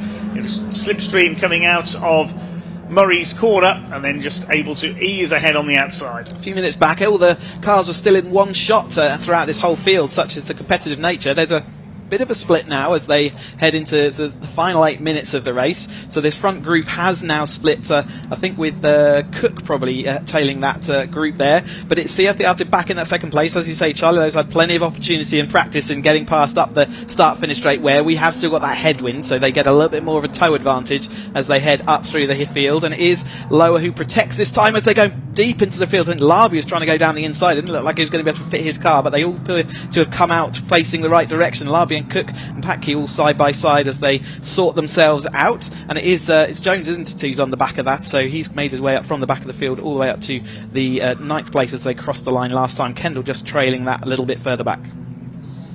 7.5 minutes of this race to go then as Charlie Lower continues to defend from Theo Theato. They head into the Bentley straight once again. Chiddicks up there in 3rd position, but he wants to make it the lead. He wants to increase his championship advantage. There are only 6 points between the two of them coming into this weekend before race 1, so the gap will have closed slightly between the two, with Charlie Lower winning yesterday. Jockeying for position into Brundle once again. David Rook on the back of this group. It's Lower from Theato. Mallet in 3rd place. Chiddicks has dropped down to 4th, and we've got a spin there. That's one of the back markers, I think. Yes, the 15 of James Cook has had a moment there. Yes, he was in 8th place. We'll see where he has rejoined, because he's a lap down. No, I think he's still in that battle. He just went across the grass that time. I don't think he's lost any places because they had a little bit of a gap before them. But yes, Lower is in. Yes, he's jumped forward a bit, hasn't he? Just threw me off. I think he jumped forward and then fell back to where he was anyway. So they took a bit of a shortcut and then ended up where he was. But Lower that time over does come over ahead of Theo Theato, a full 3 tenths, nearly 4 tenths. Not going to be that by the end of the straight, but nevertheless he doesn't have to protect from the rear gun. So Mallet back into that second place, so he's quietly moved himself back further forward. He's following through. Charlie Lowe has kind of been consistently near the front or at the front, and it has been Duncan Mallet and Theo Theato that have been shuffling Chiddix further back. They've on drop scores, they've only got 3 points between them in the championship now, so nothing between them. Such as the work they've been putting in this year, though, they have to actually finish in the top sort of 4 positions before they even start scoring more points. So we run a drop score system. They drop their 3 best scores so that they can go and do life things like marriages and things like that, or birth of children don't have to stop your Caterham career. So we do this drop score system, but it does mean it gets a little bit complicated towards the end of the theatre down the inside of Duncan Mallet. I think he was going to get that all stopped up. There's Kendall with that gap just in front, but Kendall trying to fight back through the field from the back as well, and he's nearly there, isn't he? And the field are still nearly all on the same straight. Yes, he's P10 now, Mark Kendall, from the back of the grid, the only man to beat Chiddix and Lower so far this season. Theo Theato is aiming to become the second man to do so, as is Duncan Mallet. You can see Chiddix has dropped away just a little bit, so maybe that bit of damage is hindering him slightly. There's Matt Larby under fire from Mark Jones, who's now up into P8, having come through from near the back of the grid after his grid penalty earlier on in the weekend. Made contact with David Rook in yesterday's race coming through Nelson. Swinging across to the inside, that's Theato having a go. He'll have to lock up there. Did he tag the back of Charlie Lower? I don't think he did. Has that led to a change in the lead? Yes, Duncan Mallet has got through as they were battling it out there. He slipped through on the inside at Nelson and leads a 270R race for the first time. Charlie Lower would have been taking a breath in. Charlie Lower is so quick out of bomb hole. He really does work it well through bomb hole, and then has a amazing exit and just is overtaking into Coram all the time. That's not a normal place to get fired out. So he's doing something incredible there, and he's managing to actually scoot into the distance, isn't he? So Murray's is also got absolutely nailed. He's got that whole final sector. It's great, and it's probably why we're seeing him overtake so many times coming up this start-finish straight. But it is Lower in the lead over Mallet, who's in that second place. Mallet currently holding that fastest lap with a 12.85, and Theo Theato comes home in third, and then we've got Chiddix coming over in fourth. Mark Kendall has just usurped him for the fastest lap. 2:12.258 is his quickest lap. He's still down in 10th position. As up the inside, Theo Theato. Chiddix runs out a little bit wide. He's coming under pressure now from Rog Patke, who's come through into the top 5. He's got ahead of David Rook, who we heard from pre-race. Through the left-hander at Palmer's they come. Duncan Mallet is not finished yet, looking for his first win since graduating from the Caterham Academy Series. They're all line astern now. There's another 3 cars closing in a little bit further back. That'll be Larby, Jones, and I think James Cook in there as well, despite his moment when he took that shortcut up the chicane at Brundle and Nelson earlier on. Somehow Charlie Lower still hanging on in front. Doing a really, really good managed, controlled job at the moment under intense fire from behind. And it's not just Freddie Chiddix, which he's been used to sort of firing and playing out on track this season. But yeah, Duncan Mallet's a new unknown sort of thing person for him, with new tactics. There'll be a different personality behind the wheel, and therefore you don't really know what they're going to end up doing. So far, really under control. Theo Theato's been throwing it left and right and centre, hasn't he? In true spectacular fashion. A little bit of a lock-up. I think Lower would have taken a breath inward, hearing the tyre squeal of a locked up Theato on his inside going into this complex last time, as he takes that sweep around the outside again. It's working for him. They're not able to see him almost in their mirrors, and he just keeps it planted just that little bit later as they get on the brakes under the bridge. It's really kind of a light brake into that complex, and so he's making it work for him and finding grip where no one else is. Normally that's a dusty place to do it, but this time he covers that inside line, doesn't let Lower go up the inside, so Lower is going to have to follow him round this complex and maybe make that change of position just up the start-finish straight. It will be last lap this time for the Mission Motorsport Caterham 270R Championship. The leaders come into the Senna straights. There's still Charlie Lower and Theo Theato battling it out for the lead. Lower around the outside on the right of the line. He retakes the lead. He did that several times to Freddie Chiddix in their battle in yesterday's first race. Theo Theato will fight back on the inside. Duncan Mallet shadowing him around the outside. Chiddix retakes third position from Duncan Mallet. Rog Patke in the pink number 29 still rounds out the top 5. Up towards the Wilson hairpin they go. Up to the inside, almost 3 abreast. Chiddix trying to go around the outside. Lower tries to turn in on Theato. He's done so. Mallet trying to go around the outside at Palmer's. That really works. Chiddick's tried that outside line, but didn't work for him. The rear end of his car stepped out and he lost all of the momentum going into Palmer's. He has now fallen behind Rod Patke as well, so he finds himself in 5th place. This is not good for his championship positions. It's good for the championship going down to the wire, but it's certainly not good for his championship aspirations. Duncan Mallet looking down the inside, as is Theo Theato. You can tell this is the last lap. They are really all flinging everything at it. Rod Patke making a good progress in this late part of the race to find himself behind his fellow Academy graduate. There's a spin down at the bottom of our screen there, just coming out of Agostini. I'm not sure which car that was. It would have been someone around the Larby Kendall area of the race, I think. But nevertheless, the lead pack, it is still Charlie Lower out front ahead of Theo Theato, and then it's Duncan Mallet comes next with Freddie Chiddick behind Rod Patke. So he has got still an awful lot of work to do, and we haven't got much of this circuit. You have to go. Down the Bentley straight they go for the final time. Let's see what Theato does this time. Duncan Mallet moving across as well. Freddie Chiddick has moved further to the outside. Who can go furthest to the outside? Look at Duncan Mallet. That's a terrific move. He jinks to the outside. He's gone round all 3 of them. Can he get it stopped? Only just. Theo Theato sideways. He's lost it. He's tagged Charlie Lower. They both spin out. Well, something had to give in that battle, and that something was Theo Theato. He's taken Charlie Lower with him. You could see that coming as they came down Bentley Straight. They tried to go 4 abreast. It didn't work. They couldn't get the car stopped. And Duncan Mallet, on his debut in the 270R Championship, is going to win it. Here he comes through Murray's for the final time. Well, he may not be in for points, but this is a win he will treasure for the rest of his days. His first weekend out of the academy. He comes up towards the checkered flag. And Duncan Mallet wins in 270R at Snetterton. We'll wait to see who comes over in second. It is Rog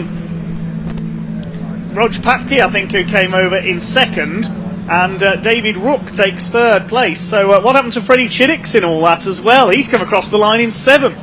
Yeah, I didn't see what happened at all there behind. It obviously kicked off and everything went scattering as those 2 cars. Charlie Lowe was absolutely locked up as he headed into that, and then obviously Theo Theato was still alongside him, and I didn't see exactly how that all sort of rounded itself out, but Mallet just he'd made the move stick already. He was out in front, and I think Charlie Lowe knew that, and he was on the absolute edge of adhesion, and the 2 cars of himself and Theo Theato just came together. But yeah, Chiddick must have been caught out by those 2 cars spinning in front of him, nowhere to go, and maybe also lost out places. Yeah, this championship is really on a knife edge now as they head into the final race later on today, and then they'll have 3 more attempts as they go to Donington in a few weeks' time. So Duncan Mallet has won it, 1.8 seconds ahead of Rog Patke. We'll hopefully get a replay shortly of that final lap at Brundle. David Rook in 3rd. Mark Jones, and towards the back of the grid, ended up in 4th. James Cook, despite going across the grass at the chicane, takes 5th place provisionally. 6th is Matt Larby. Chiddick and Lower down to 7th and 8th as a result of that mayhem on the last lap. James Empson 9th ahead of Gareth Lucas. Then Pryday, Ramsey and Giles Perry. Mark Kendall got the fastest lap and ended up in P14. Theo Theato rejoined to finish 15th. And then it was Peter Mott, Louise Deason and Alan Bateman completing the 18 runners. So Duncan Mallet, well, he may not be scoring points in the championship this year, but that's a win he will remember for a very long time indeed. And David Rook with his injured hand coming on 3rd place. We saw him yesterday just getting knocked out of that kind of podium-ish position, so he's been gifted a podium today. Mark Jones, like you say, from the back of the grid. James Cook having a sort of less than stellar race yesterday also puts himself up there, and yeah, Chiddick, like I say, it'd be interesting to see whether we can actually figure out what happened to Chiddick at the end of that race. As we get a replay, that's Hamilton, just a few corners before. You can see it was already building here. This is some highlights from earlier in the race. Okay, I think we've got Theo Theato taking the lead from Charlie Lower with Duncan Mallet in that 3rd place. It's 3 wide going into Agostini. That really worked. It looked like everything was going to end in tears here. That's where Duncan Mallet did clip the back of Freddie Chiddick and knock that wing loose. Theo Theato then round the outside again. He had that move patented into Brundle to get ahead of Lower. He had somebody else go. It was Louise Deason who had the spin earlier on in the race, the 22 at the back of the field. She was able to rejoin. There's James Cook going across the inside of the chicane, which confused us earlier on. Charlie Lower then retook the lead around the outside of Duncan Mallet. Rog Patke came into the battle as well, and there I'm not sure whether Patke actually hit the back of Theo Theato as well. I don't know if there was a concertina effect, and what Chiddick's just got caught out. Maybe Chiddick's was already further back. Okay, so maybe he'd been shuffled back on Bentley Straight. He was stuck in the traffic. Stuck in the traffic, and maybe had a gear selection problem or something. Only that I think could be part of that. But looks like the drivers are all there. So let's go to Sam Parker down in Parc Fermé.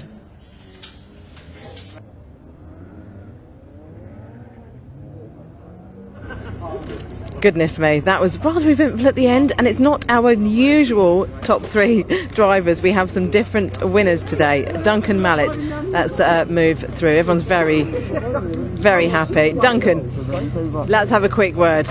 I'll let you take your helmet off first. You're probably dying to get that off. Congratulations, your first win in 270s. That was amazing. Yeah, that was a great fun. I don't know what happened behind me, but I think that was a little incident, but still, it was so much fun. That race. It's much more intense than yesterday. I think they were a lot more, much closer. So yeah, it was just a great race in general. Really enjoyed it. Really enjoyed it. You can tell. It's great. Thank you very much. Well done. Right, I'm going to move around and speak to Roger quickly. Congratulations on the podium. That was great. You had great pace in that race. Yeah, it was really good. Yeah, I think it just all came together. Obviously, there was a bit of carnage towards the end on the last lap, but great race all round. Planning the toe down this straight and the back straight is just critical to this track, and yeah, it's really good fun. Really enjoyed racing with the guys up front. Excellent. Well done. Congratulations. Right, I'm going to move around and speak to David Rook, who's over here at the back of his car. Oh, Theo, nearly a podium. I'll have a quick word with you. Not happy about that, were you? Oh, now I'm live. Yeah, right. You are. Do you know, I wish the races were 19 minutes and 30 seconds long. We need to shorten this lap time. I just got caught in this massive mallet Lauer sandwich, and we touched going into the second apex of the bridge, and then I got spun off the track, but I was in the middle. Or maybe I was at the back. I really don't know. You're going 120 miles an hour into the braking zone, so I don't know. But I expected those three to be on the podium, but they're not. So I'm assuming that as a consequence, had a ricochet effect. A little bit, yeah. Right. So I'm sure it will all be unravelled. Oh. See you later on for the next race. I'm going to move over and speak to David very quickly before the next race.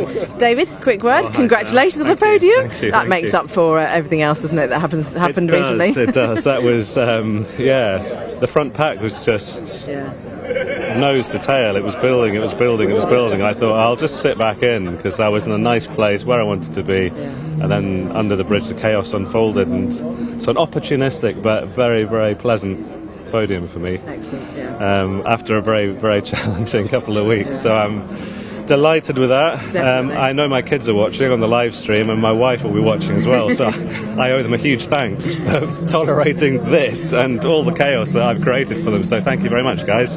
Excellent. Thank you, David. Thanks, congratulations. Cheers. Right, we're going to hand back to you guys in the commentary box because we have the Avon Tyres Caterham 7 UK Championship. See you in a bit. Yes, thank you, Sam. And they're already on their green flag lap on their way to the grid. This grid based on the result of race 1 yesterday for the Avon Tyres Caterham 7 Championship UK. It was the second win of the season for Stephen Lyle. He takes pole position ahead of the championship leader, number 79, Lewis Thompson. Former champion, reigning champion, number 1, Aaron Head, starts on the second row alongside 44, Tim Dickens. Row 3, Ben Simmons, number 14, alongside 77, Gordon Sawyer. The fourth row is 66, Jake Swan, alongside 24, Paul Donkin. The fifth row, Angus McLean in the 61 car, alongside number 4 of Oliver Smith. Row 6 is Dale Head, number 64, brother of Aaron, alongside 5, Finley Cooper.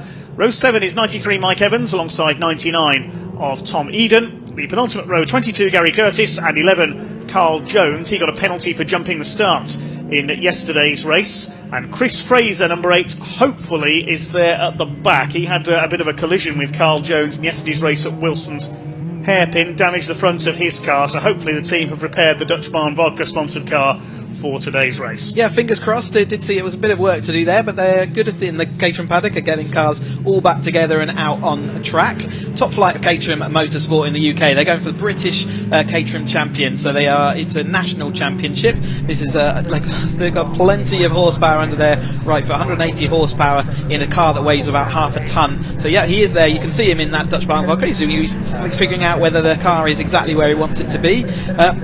Multiple champions in this race. So we did see Stephen Lyle take the win yesterday ahead of Lewis Thompson, who was the first time he's been off the podium, or the top step of the podium, in a long while. Aaron Head took that third place, so our reigning champion. He's not doing the full season this year, so he is, but still scoring points. Tim Dickens also entered into the championship, so is scoring points, but I think it's his first outing with us this year, so good to see him out there, and straight up there into fourth place. And Ben Simmons, an absolutely brilliant debut for him coming in. He's not scoring points today, but Gordon Sawyer's just behind him, along with Jake Swan, who are having a great battle in the championship. Paul Donkin was up next. He is winning the AM Championship currently, so he's sitting there in the 8th place, but he beat his main AM Championship rival Angus McLean. So here we go then. They've got 3 20-minute races over the course of this race weekend. They had one yesterday, they've got 2 more today. It's going to be starting here with the Avon Tyres Caterham 7 Championship UK.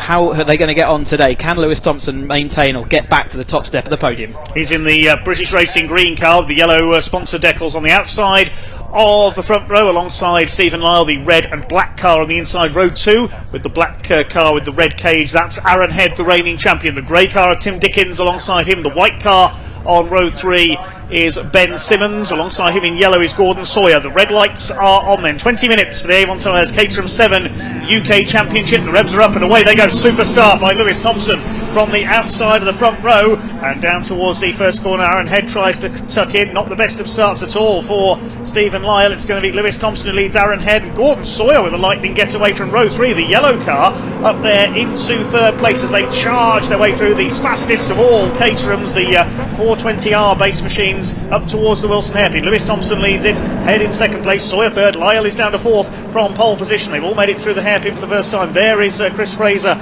at the back of the field in his repair car. Good work by his team to get that machine back out for us there after colliding with Carl Jones at the hairpin yesterday. They head out towards Agostini for the first time. It's Lewis Thompson under fire from Aaron Head, who tries to go around the outside into Agostini. That rarely works. Sawyer having a go on the inside, trying to take P2. Carl Jones moving up from the back after his penalty in yesterday's race for jumping the start in the number 11. Head dodging about there on the back of Lewis Thompson, who still heads the field. Yeah, Gordon Sawyer clearly got his Avon slick tyres temperature perfect and got their clutch biting point absolutely nailed, because he flew up into third place. We saw a little bit further back after his jump start yesterday. Carl Jones looked like he had a real flyer again today. Hopefully that's all under control. He certainly made places up here, as the rest of the field was Gary Curtis, Jess Heads, Chris Fraser. They were going side by side the last time we saw them through, but Lyle was the big loser in those opening sections, wasn't he? He's dropped down to that 5th place, but he's fighting back now alongside Gordon Sawyer. A little bit of jinking there with the cars, wasn't there, as they headed down the denied you will not pass kind of manoeuvres, but it is Thompson back in front ahead of Aaron Head, our reigning champion. Gordon Sawyer getting manoeuvred out onto the curb against Stephen Lyle. Matt Blythe versus DPR Motorsport with Gordon Sawyer. You can see the cars emblazing in this great sunny weather we've got here at Snetterton. Jake Swan following them through, with Tim Dickens also losing out early on in the second race. Well, the way they were jinking and throwing the cars around there, this is more like Supercar racing than Caterham racing. Lewis Thompson, the championship leader, number 79, has the lead. We saw we'll see his father Barry racing in the Caterham Academy this weekend as well, enjoying his son's success so much he's decided to have a go himself. But here comes Aaron Head, the man from Essex, up the outside in the number 1 car down towards Richard. He's taken the lead away from Lewis Thompson. Aaron Head, a multiple Caterham champion over the years in various divisions. Stephen Lyle's come through in the 3rd as well, ahead of Gordon Sawyer. It looks like Jake Swan has come through into 5th place. He was 5th at the line. Yes, the white car with the blue cage. Jake Swan, who struggled in qualifying yesterday and charged his way up the order. He's up into the top 5 for the first time this weekend, but the 2 leaders started to pull clear, and it's Aaron Head setting the pace. Yeah, I didn't get a chat to Jake and find out what happened in qualifying, but yeah, uncharacteristically further back, but we always know he's quick in the races, and he's being absolutely sort of flew his way up through the field yesterday, and now he's back in the battle. There's Tim Dickens looking down the inside of Simmons there into the 2 white cars in a row, but Jake Swan is just on the tail of Gordon Sawyer as they head up, but Lyle is trying to cling on desperately to Lewis Thompson, but those 2 out front, Head and Thompson, seem like they've got a head of steam at this point. A bit of dust being kicked up there on the exit of Hamiltons. Somebody running wide. There's Paul Donkin in there as well, the red car with the white wheels, leading the amateur category in the championship this year. Had a couple of wins recently in the CaterhamRacer.com sim racing series online as well at Virtual Snetterton. They've got their next round at Virtual Donington this coming Wednesday night. As here comes Aaron Head and Lewis Thompson together. Thompson retakes the lead. Head switches to the inside, down towards Brundle, but Lewis Thompson holds him off. He's retaken the advantage. They're starting to pull clear slightly of Stephen Lyle in third, who's clear in turn of Gordon Sawyer now. Lewis Thompson defends as they go into the bomb hole ahead of Aaron Head. Not contesting the full season this year. He did have a couple of wins out in Portugal as this series supported the British GT Championships at Portimao in the Algarve, and they're supporting the British Touring Car Championship later this year as well. Yeah, an exciting proposition for all these drivers to get out there on the touring car package and have, you know, big crowds. It's great to see everyone here at Snetterton, and we'll be looking forward to seeing everyone at Silverstone. That's their final round of this year, so the Donington Festival in a couple of weeks will be their penultimate round. Head does take that lead again. He was trying to throw everything at Thompson as they went down into the complex that time, the Brundle Nelson complex, and he was trying to disrupt him, but Thompson is a young racer out there, but he is absolutely calm behind the wheel. There was no shaking him with those sort of jinks that he was using at the end of the shapes, and Lewis Thompson there, just a wise head on young shoulders, I think, as they head out to Palmer, the left-hander. Then Stephen Lyle still in that no man's land, can't quite cling on to this, so from pole position he has slipped away. They do have to use the same set of Avon tyres, or they have a one set allocation per race weekend, so the tyres will start going off as we get towards the end of this race weekend. But it is this lead tandem duo out front. Currently a little Tim Dickens locked up down the inside. Is he going to get it? No, he's going to make it all the way to the grass. Don't know if that was a brake problem or whether that was just absolutely late after the late breakers. Didn't work out for him. He is going to slip all the way to the rear of this field. So not a great second race after what was a spectacular fourth place yesterday. Lyle may be catching up just slightly. We haven't spun that round on the grass, they were heading for Norwich, but Tim Dickens will rejoin towards the back of the field. Looking at the amateur standings as well, it's Ben Simmons, the white car with the black cage there, who's leading the amateur class in this race. Angus McLean is in second place, the blue car. There's Paul Donkin, the amateur championship leader. He's raced everything over the years we mentioned yesterday, from Ariel Atoms to Citroen C1s, Porsches and much more. He's the current amateur points leader. There is the Ben Simmons, number 14, up the inside, takes the 66 and Jake Swan. Next in the order, 93, Mike Evans, who had some problems in yesterday's race, was having some handling problems, but he had dropped back down the order, but he's back up there now ahead of Angus McLean in the number 61 machine, the bright blue and red car. Here are our leaders, Lewis Thompson from Aaron Head. Still 14 minutes of this high-speed Caterham action to go in this Avon Tyres Caterham 7 UK Championship Race 2 of the weekend. Up over the line they come. Anybody lapping in the under 2 minute bracket so far? No, Angus McLean's got the fastest lap. Well, he did have. And just as I say that, we go under 2 minutes because Stephen Lyle's done a 1:59.945. You must have been listening to me. Absolutely, he's obviously tuned into the commentary as he's going around there. But yeah, there you go on your screen. Lyle gets a 1:59.94, and yeah, we're seeing I know James Murphy is watching at home, hoping that we're not going to beat his lap record that he's currently got, and it looks like that is gone because it was a 2 minute lap record. So he has now lost it. Sorry about that, James, but I know you'll be enjoying all the action anyway. Aaron Head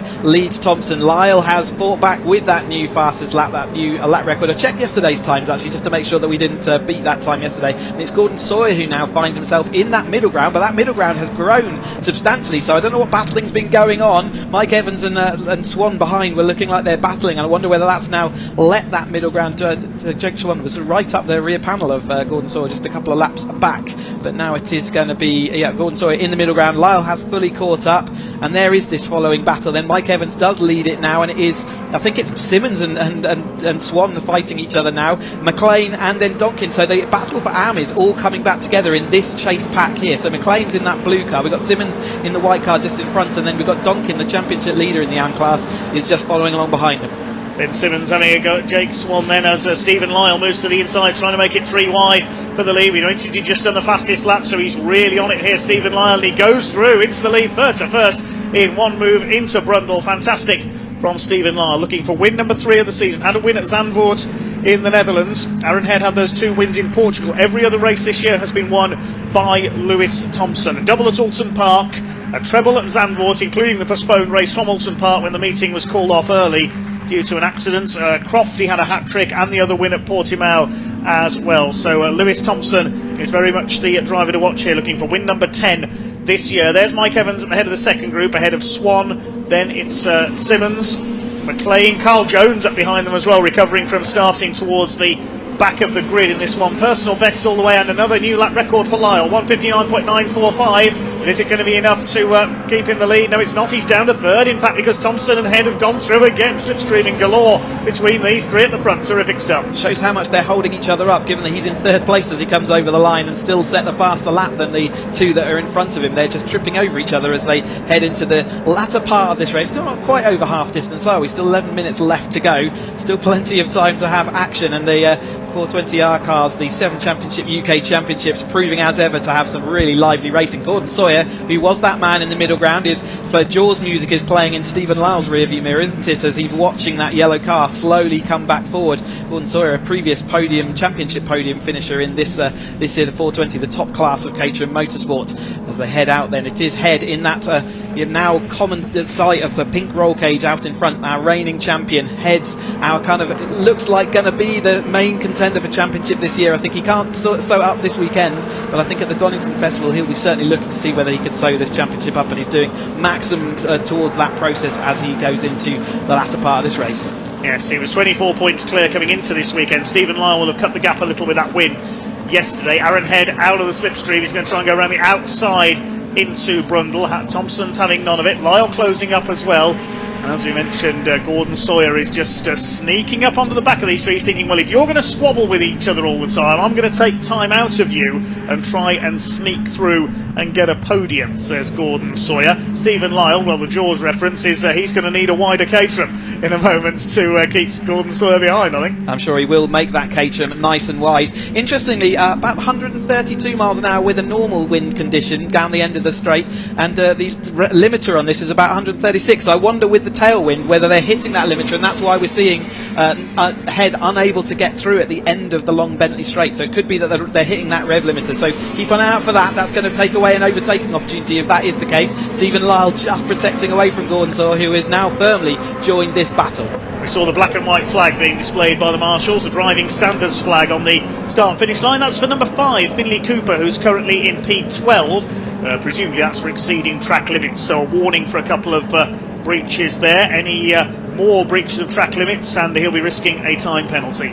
The leaders head out towards Agostini once again. Lewis Thompson starting to line up and move. Aaron Head moves to the inside. They're going to be side by side. Head takes the lead on the run into the corner. Now they're 4 cars line astern. Gordon Sawyer has caught up to them, challenging Stephen Lyle for that third place. Head just a little bit wide onto the curb there, coming out of Agostini as he tries to bring down that cushion along with Stephen Lyle to Lewis Thompson in the points. As we say, Aaron Head, only those couple of wins in Portugal. The only real results he's got this year is in P15 in the point standings, but he loves to win, does Aaron Head, the multiple champion.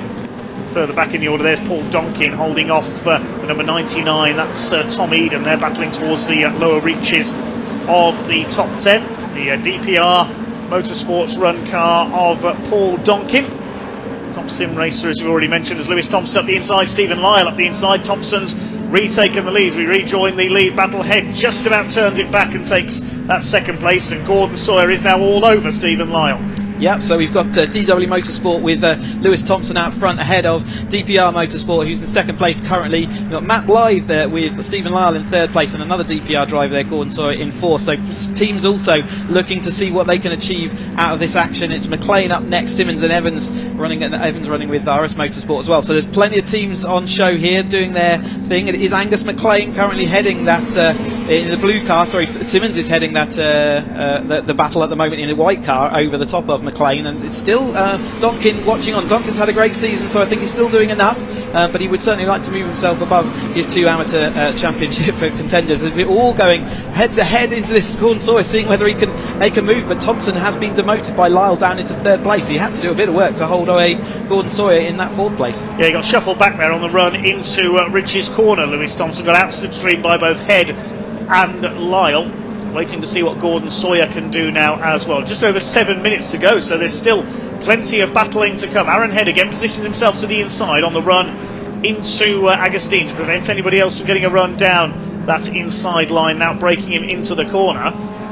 Lyle up there in second place. He's looking for win number 3 this season. Gordon Sawyer in 5th in the points behind Mike Evans, who's still down in P7 at the moment. Paul Donkey in 3rd in the points. He's in P10, just lost out to Tom Eden on that last lap. Ben Simmons, incidentally, still leads the amateur class, just ahead of Angus McLean, but by less than 0.2 of a second now. McLean could be about to take the lead off that sub-category in this race. You can see there in the background there, still Simmons ahead at the moment. As here come the leaders, they're going to be 3 wide again. Down into Brundle, Lyle up the inside, on the brakes, he takes the lead, and down to second goes Aaron Head. Lyle runs wide over the curves there. Thompson still there in 3rd position. Gordon Sawyer just biding his time here, maybe waiting to see if those ahead are going to trip over each other perhaps, and then he'll sneak through into a podium position, possibly to take his what I believe would be his first Caterham 7 UK Championship win. Yeah, it'd be good to see him, see whether he can make a move up, but there are only 3 championship 3 trophies on offer in this front group of 4, so they're all going to be keen to see what they can do. But like you say, he is there sort of there or thereabouts all the time, but it's Lyle who's got that lap record, and he's confirmed now. I checked yesterday, they weren't anywhere near it, so yeah, it is a new lap record this morning in this cooler conditions that we've got just a bit earlier in the day. But Thompson, after having been shuffled down to 3rd place, he is now back into the lead of this race. It is still so fluid with this front 4, as it's absolutely tight there into the Wilson hairpin between Sawyer and Thompson. Sawyer and Lyle that time. I think we've lost Tom Eden. Unfortunately, the 99 hasn't come through on that last lap, and also Finlay Cooper. We said any more track limits breaches, he'd risk a time penalty. He's got a 5-second penalty for exceeding track limits. The number 5, he's P13 at the moment. Here come the leaders. Lewis Thompson back ahead now. They go into Agostini. What about the second group? That's being headed still by Ben Simmons, leader of the amateur class, just ahead of Angus McLean. No, it's Mike Evans, sorry, it's got back through there. Then it's Swan. Tom Eden is there, his transponders stopped working, so we thought he hadn't come through, just a bit slow on the timing transponder there. Bit of bumping and boring there towards the back of the field. That's Tim Dickens in there trying to recover, the number 44. Gary Curtis for the 22, and the number 4 of Ollie Smith towards the tail of the pack as well. 4.5 minutes or so to go. There's Simmons ahead of Evans, and here come our 4 leaders. What's going to happen this time down the straight? They weave their way about. Aaron Head goes to the outside. He's going to go around Lewis Thompson, is he? Yes, got him. Into the lead. Once again goes Aaron Head. I've lost count of how many lead changes we've seen in this race. Yeah, it's fluid, isn't it? It's absolutely moving this way and that. Everyone's taken their turn except for Gordon Sawyer. Needs to see whether he can get and take his turn. He wants to take the turn that matters, and that's the one in 4 minutes time. See whether he can make his move forward. But I would suggest that he has to actually move further forward lap by lap now. He's not got too many more opportunities. I think this is going to be the penultimate lap we're starting now. So Head currently leading then over Thompson. Lyle looks like he's got that little pace where I thought he was maybe losing out a little bit early on. His tyres are maybe hanging on just a little bit better, and he has got that pace as they head up the field. Then Head crossed the line in front, but he's not going to be in front as they get in front. He's going to be 3rd place by the time they get to the front. First corner, he's going to look to see whether he can get back, but it's Thompson over Lyle then in the lead, and within the lead as he went across the line, which is the important one. But he finds himself in 3rd place now, and Gordon Sawyer, importantly, still remains in that 4th place. Out of the hairpin they come then. This is the, I would say, the penultimate lap now of this Avon Tyres Caterham 7 UK Championship race. A fantastic slipstreaming race it has been, particularly between these 4. We do it all again later this afternoon as well. Bit of dust being kicked up there by Lewis Thompson. Stephen Lyle trying to slipstream him. He'll never go around the outside at Agostini. That never works. Side by side, Lyle's trying. He keeps his foot in. He's not going to prove me wrong, is he? No, he ducks back in there over the curve on the outside. I thought he was going for it there around the outside towards Hamilton's, but it is Lewis Thompson who continues to hold the lead. The first 4 are way ahead of the rest now. That's 7.5 seconds up on this group, headed by Ben Simmons. Then it's Evans and Swan. Paul Donkin, the red and white colours next. Then Angus McLean, he's lost a couple of places. Tom Eden is in behind them, and it's Carl Jones, number 11, on the back of this group. Again, a nice rise through the field for him. Ben Simmons, on his debut in this category, leads the amateur class and a superb 5th overall. What's going to happen into Brundle this time? Stephen Lyle up the outside retakes the lead once again from Lewis Thompson. He's getting that right every time around that outside line, just like Theo Piatto was up until the last lap in the previous race. Seems to be their favoured move right now. Clearly there's grip out there where there isn't always. It usually gets dusty, and maybe towards the end of today that dust will start coming back as the dry weather looks to continue. But Lyle, yeah, it looks like that wide sweep just allows you to carry a little bit more speed and just carries you around the outside. It does compromise you slightly on the exit, but it was that time there was no response from Thompson. But again, he's right in the slipstream as he comes up with the headwind up this start finish straight, the centre straight. Is he going to get across the line in this lead? He does. So again, really important to note that as we come onto the final lap then, that Thompson was behind as he entered that final straight. He was ahead by the time the checkered flag would be there on the next, or this current lap. So the place you don't want to be is leading, coming through the last corner at Murray. Somebody's lost a bit of bodywork there, I noticed, on the outside of Riches. Black and white flag being shown to the number 44, which is Tim Dickens towards the back, and a couple of time penalties as well. 66 and 24, that's Jake Swan and Paul Donkin have both got 5-second penalties for track limits breaches, so that's going to shake up the midfield order a little. So bad luck to those two. So here come the leaders. Lewis Thompson back up the inside, retakes the lead into Agostini. Now Lyle will try and pull his trump card at Brundle, I would think, this time through again, but Aaron Head might do the same. He's lurking there in third place. Gordon Sawyer, again, still biding his time. He'll have seen the last lap signal and be ready to maybe make his attack this time. If he's got anything, he's got to show it now. This is the last opportunity. We head through Oggies, then on Williams, and they're going sort of 78, sort of 80 miles an hour as they head through Williams, and so they haven't got a lot of speed to find by the time they get to the end of the straight. 135, 136 miles an hour. Let's see what's going to happen. The weaving starts. Thompson left and right and left and right. Lyle right tucked up behind him. He's going to go for that wider line. He's been offered the wider line, but Thompson's going to hold him slightly to the inside. In fact, Lyle has got his nose in front, but his head around the outside of both of them, and he's managed to hold it. Brilliant. That means that Thompson's down to the third place. So who is going to make it over the line? Over to you, Dave, to call this one.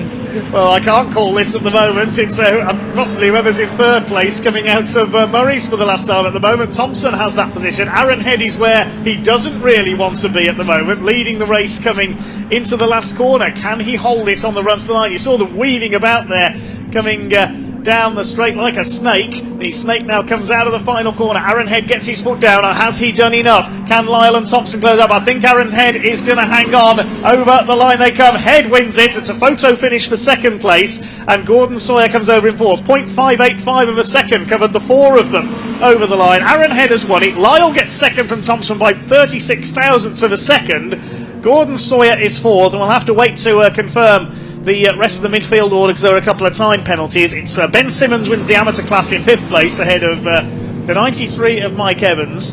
It's Angus McLean 7th, Tom Eden is 8th, 9th Carl Jones, Swan and Donkin drop to 10th and 11th with those 5-second penalties. Then it's Dale Head in 12th, Chris Fraser from the back of the grid is 13th, Tim Dickens 14th despite that off, 15th goes to Ollie Smith, Finley Cooper with a time penalty 16th, 17th goes to the 22 of Gary Curtis. So there's your result confirmed then. Look how close that was. Aaron Head takes his third win of the season by 0.172 of a second ahead of Stephen Lyle, who was 0.036 of a second ahead of Lewis Thompson, the championship leader. Gordon Sawyer, another 0.377 back in fourth. The wisest of wise heads there from Aaron. He used one of his track limits penalties on the very last corner at Murray's. He used all the exit that he could to get his maximum speed, knowing that he hadn't been shown a warning flag, and therefore he was able to carry the speed over the line and protect himself. A little bit of earlier in the race we saw these two heading out front, didn't we? Thompson and Head there absolutely at the front of this field for the majority of this race, but obviously people came to join in the fun. Lyle there was Tim Dickens locking up down the inside and taking to the grass and just about spinning it back, but obviously that put him further down the field and he had that penalty as well. Lyle joined the party though, as on his way with his lap record to boot, and that pushed him ahead of this group of three temporarily, but Gordon Sawyer was another person that saw the fun and decided he wanted to join in. Never quite got to move himself up from that fourth place. It was tight and every corner, wasn't it? There's side by side action everywhere, as we saw that outside line working for Head a little bit earlier in that race as well, and Thompson at this point in that second place, and he had sort of mastered the second place position as we saw this gap, and Head, you know, it wasn't long before the end of the race, Head was down in that third place. This was the move, the sweep around the outside, then Lyle able to chop his nose off of Thompson as they headed up towards the finish though, so that was a great move by Head then. and I can see cars are starting to head towards the pit lane. They're not quite there yet, I think, but what a race for the 420Rs. So let's go down and hear from Sam then, and we'll capture our happy drivers, no doubt.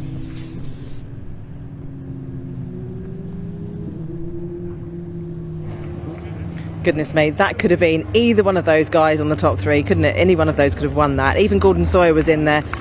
Here they come in. They're going to be very, very pleased with that. Aaron back on the top step, where we're used to seeing him. Great position for Stephen Lyle as well. But great racing from these guys, literally all three of them. Fantastic, fantastic driving. So we'll just wait for them to get out the cars. They'll be needing their bottle of water. Aaron looks hot in there. Fantastic race. He does look very, it's exhausting work battling with the other guys. They're so competitive. It's a lot to take off. Yeah. Congratulations, Aaron. Back on the top step. Yeah. Fantastic. Obviously got the result we were hoping for yesterday, but I'm sure the rest of the grid were hoping for that as well. So, but yeah, it was an awesome race. Just to be honest with you, from the start, it was just strategics after that, really, to be honest with you. Just sit there, wait, see what happens, see what happens with every position you're in, see where's best, and we just waited till the back straight, and that was it, really. Sort of pulled out a little bit too early. I was a bit too close to Steve for the slipstream, but I didn't want to be too far away to hate myself afterwards, so I had to sort of battling around the left-hander into the right, but yeah, it played off, so I had a nice little gap coming up to the start-finish. I was like, thank God, so it was good. Yeah, it was closer between the two behind you. Yes, yeah, I can imagine. I wasn't looking at them too much when I saw the finishing flag. I just thought, yes, thank God that's over. So, and then another one to go this afternoon. So, how exhausting is it though when you're driving around? Like, is it, cause it's quite physical? That one was, because obviously you're switching all the time. So main straight, you got a 2-car tow, so 2 cars get past you. Back straight, 2 cars get past you. Got to get past them back at some point, and it's just always thinking, I want to be in this position at the end of the race, and thankfully we're able to just sit in there. Gordon was behind me, had to back him up a little bit on the infield so that I didn't have him too close to me, then catch the others so that I wasn't too far away from them. So yeah, it was just a bit of playing around at the end. So when you're thinking of all that and racing at the same time, it's a little bit exhausting every now and then. Yeah, definitely. Right, thank you, Aaron, well done. Right, I'm just going to have a quick word with Stephen Lyle. If you have an incident, he's talking to the scrutineer. I'll move around and speak to Lewis instead. Yeah, to be honest, Lewis, sorry to interrupt, guys. Congratulations. Probably not the win you were hoping you wanted to win, but still good points, and it was a great race for us to watch. Yeah, definitely. It was definitely a great race. We've definitely got another one later to try and get a win, but yeah, it was good points. Can't really moan. Car felt fantastic, but yeah, just sort of timed my route may escape too soon and got caught up on the back straight. I was hoping I was only going to drop down to second and try and get the toe up to the line, but yeah, it just didn't work out. But we've got another race later. We'll try and get the win there. Exactly. Well, congratulations. Thank well you. Done. Right, just going to speak to Stephen Lyle now quickly. Stephen, can we just grab a quick word? Congratulations on second place. More points for the championship. Yeah, I think we've got fastest lap as well, so another couple of points, keep chipping away. every time we jump in it's another little nibble closer. But it's a good race with Aaron. I think unfortunately I gave him a little bit of a dent to remember me by, but yeah, it was good, really good race. Yeah, it was great for us to watch.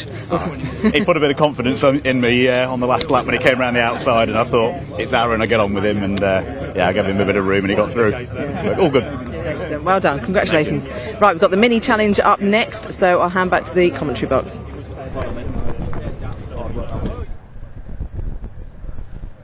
Okay, thanks very much, Sam. And it's now time for the mini challenge Clubsport with AirTech Motorsport. They had a cracking race yesterday. Charlie Newton Darby stealing the win right on the line, almost Caterham style, from Stephen Berry in the Mini Coupe. Slightly different grid line up today. It's based on the results of race 1 yesterday. Normally we see the S-Class cars, the S56 and S53 cars, lined up at the front with the Open Class cars, the more powerful machines, behind. This time there's a bit of a change. The Open Class is starting right at the front. So Charlie Newton Darby lines up on pole position. This grid based on the results of yesterday with the classes split. Stephen Berry in the coupe alongside him. Second row, Nick Moore, number 22, and 14, Lee Campbell. Then there's a gap, and we've got the Cooper S class cars, S56 and S53 mixed together. It's Alex Westerby, the top S56 S53 car, alongside S56 winner yesterday Steve Webb, who was leading overall for a time at the early part of yesterday's race. Then we got 58 Matthew Hibbard, had a few handling problems yesterday as the car's just moving off for the green flag lap. Alongside Hibbard is number 191 Rory Melia. Looking to see if everybody's there as they pass my commentary box. Behind Melia, we've got 320 Ross Alexander, had a win earlier this year at Thruxton, alongside Sammy Bowler in the 66, 44 Charlie Heatley and number 190 Alan Lee. Then we've got Ionut Carrare, the Romanian, had a couple of spins yesterday, number 17. Charlie Collins in number 10. 27 of Emma Dawson starts alongside Zach Blackwell. I don't think Zach was there. I was looking out of the window as they moved off the grid. Zach retired from the lead on the opening lap of yesterday's race, so I'm not sure that car is there. Freddie Hewitt, I'm pleased to say, is there though. He failed to start yesterday's race, having qualified on the front row. So the number 5 car, winner at Thruxton a few weeks ago, is there at the back of the S-Class mix. And then we've got the Cooper class, the less powerful cars. Andy Langley was the winner yesterday, number 42, starts alongside Neil Clark in the Union flag liveried car. Daniel Truman, number 19, and Freya Belk in number 89 rounds out the grid of BMW Mini Coopers. Sponsored by AirTech Motorsports, by Garmin Satellites Navigation and Absolute Alignment. Thanks to them for their support. I must say a big thank you to all the volunteer marshals once again as well. This will be a 15-minute race. The marshals displaying the green flags at the moment. If you want to become a volunteer marshal, just look on the BARC website barc.net. And you can also look up the British Motorsport Marshals Club, the BMMC. Marshals.co.uk is their website. You can volunteer as a marshal. You can attend a taster day at a circuit of your choosing. Just looking at the back of the S-Class there. No, Zach Blackwell sadly is not there, so his car let him down yesterday. Now to the 4 Coopers at the back. Freya Belk at the tail of the field. Great to see a number of ladies in this championship. We've got Sammy Bowler out there, Emma Dawson, Freya Belk.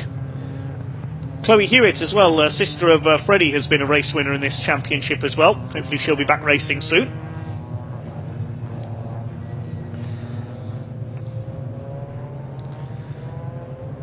Charlie Newton Derby, who's raced in the Turbo Tin Top series run by the Classic Sports Car Club in the past in a variety of BMW Minis. Before switching to the Mini Challenge Clubsport, we've seen the Mini Challenge JCW Championship supporting British touring cars. And also regularly seen on BARC TV, the trophy class as well. Nelson King was their champion last season. He's now up in the top division, the JCWs. This is the Clubsport division, the more clubman level variety of BMW Minis. There's that unique coupe of Stephen Berry. He's had quite a few wins this year. Stephen Berry had a hat-trick at Cadwell Park. He had a double win at Mallory Park, a win at Thruxton as well. He's beaten by Charlie Newton Derby in race 2 at Thruxton to win the open class. And yesterday was pipped on the line by Charlie by just a few thousandths of a second. It was a Caterham-style drag to the line for Charlie. There's Neil Clark with the Union flag livery car, very Austin Powers. Freya Belk at the back of the field, number 89. Comes from Doncaster. Another young lady racer who competes in this series is Lauren Taylor, sadly not out this weekend. It's the Halford-sponsored car.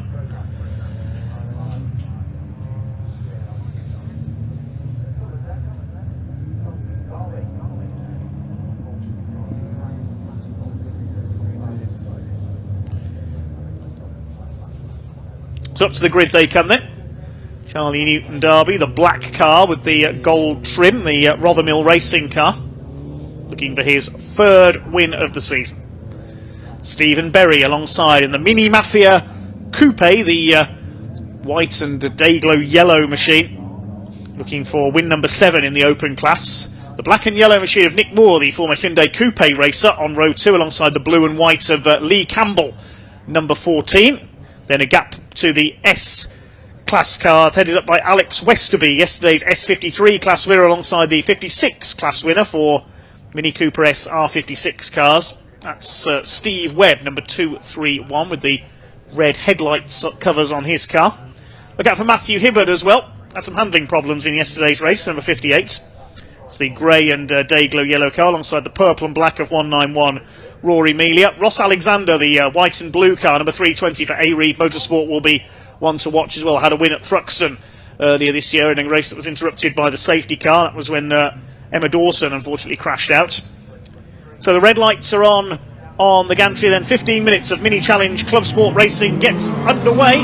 Down towards Ridges they go. Will it be Berry or Newton Derby who take the lead off the line? Well, it's Nick Moore trying to have a look through the middle in the 22 car. Looks like Newton Derby's got the inside in the black number 12. Stephen Berry will try and sweep around the outside. They're already clear of the field as they go towards the Wilson hairpin for the first time. It looks like Stephen Berry's got the advantage around the outside in the treble six. The man from Nottingham leads the way into the hairpin for the first time. Newton Derby second, Moore is third, then the S-Class runners in behind. Lee Campbell's been rather swamped off the line by the S-Class cars. Freddie Hewitt running wide in the number 5. Hope he's not in trouble again after his problems when he failed to start yesterday's race. Top 3 head out towards Agostini for the first time. Stephen Berry it is who leads the way then, looking for win number 7 this year. He was only just denied yesterday. Matthew Hibbard's got away well in the number 58, up into second of the S-Class runners behind Alex Westerby on the outside there. Then in behind them is Rory Melia, the number 191. Who's that trying to move through on the inside? The number 14 of Lee Campbell. He's an open class car, made a slow start.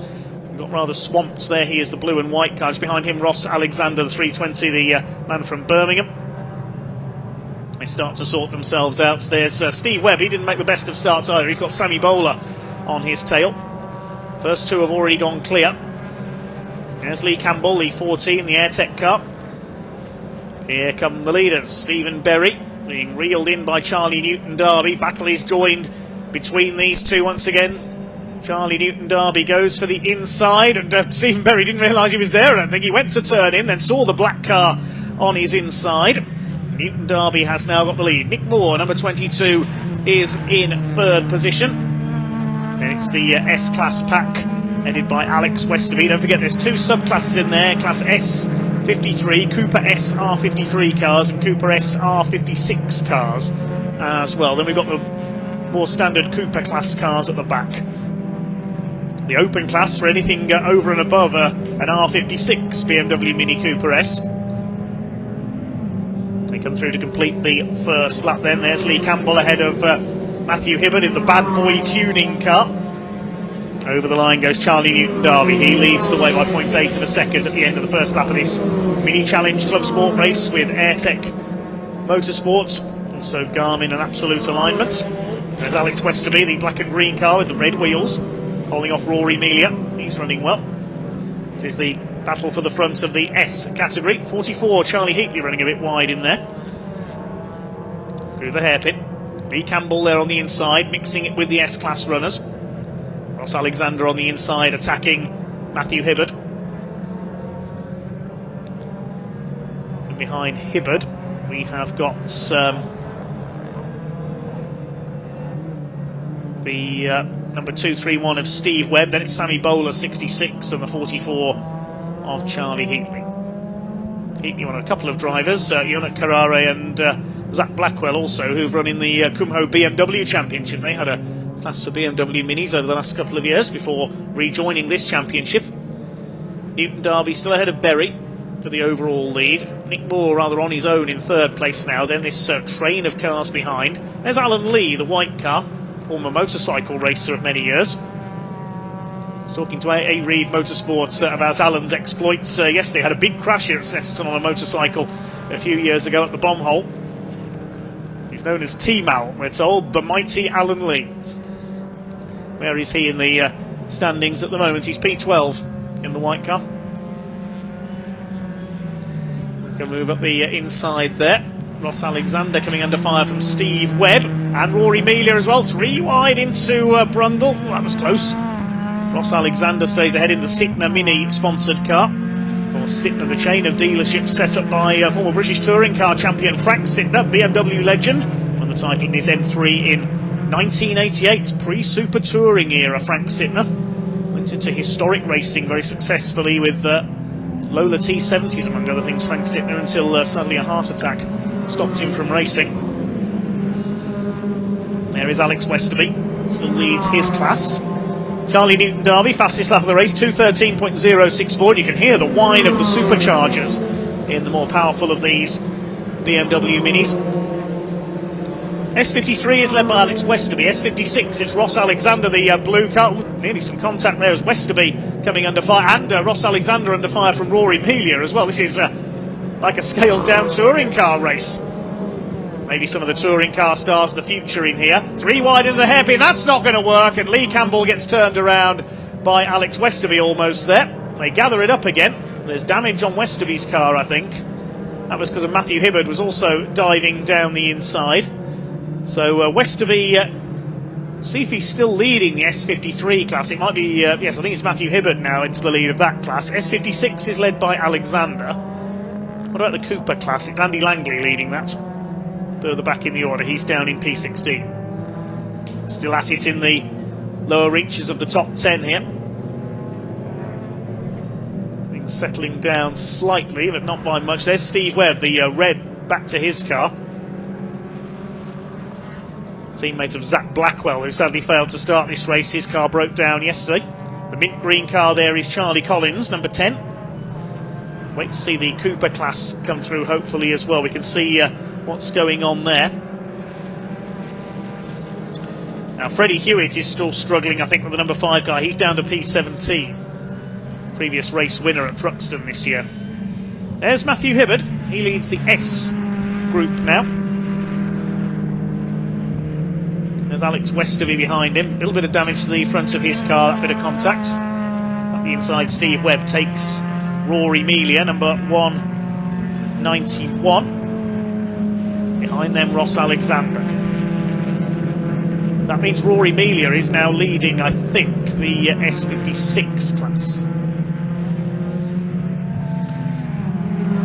Not quite as frantic as we saw in yesterday's race at the moment. The leaders have just gone over the line, separated by just under 2 seconds. Up the inside, Steve Webb dives through on... is that Alexander? No, it's Lee Campbell. Now, that's an open class car, one of the more powerful machines. So maybe Lee's got a problem. We didn't see him get off the line too well. And he's being overtaken by a couple of the S-class runners here. We've got just under 8 minutes to go. So we're coming up to half distance in this mini challenge Club Sport with Airtech Motorsport's second of 3 races this weekend. They have another race later on today. Still your leader is Charlie Newton Darby. Fastest lap of 2 minutes 12.349. Webb up the inside takes Alex Westerby. There's Yonat Carrare further back, battling with Sammy Bowler. Charlie Heatley in the grey and green car just ahead of them. Now, take a look at the class leaders. Yes, Hibbard leads class S53, and it is Steve Webb now in the lead of class S56. That's cleared that bit of confusion up. It's 3 seconds in it for the Cooper class between Langley and Neil Clark. Charlie Newton Darby who leads overall, although Stephen Berry has just done the fastest first sector of all, 41.546. Hibbard going clear of Westerby and company in 4th place, trying to chase down the open class runners. They're nearly 7 seconds back on the top 3 then. Now here's the Cooper class. That's Andy Langley just behind Emma Dawson, who's battling with Freddie Hewitt, who's struggling this weekend sadly. There is the 42 of Langley. Behind him, we see the Union flag car. That's Neil Clark, aka Austin Powers. Emma Dawson side by side there with Freddie Hewitt. Emma, who crashed her car sadly at Thruxton. There is the number 42, looking for his second Cooper class win this weekend, his 4th of the season. Clark's done the majority of the winning this year. He's coming under fire from Daniel Truman, the number 19 car there for second in class. And the other Cooper class runner is the number 89 of Freya Belk. Leaders have just completed 4 laps. The lead gap is down to just over 2 seconds now, so Stephen Berry is closing on Charlie Newton Darby. Took over...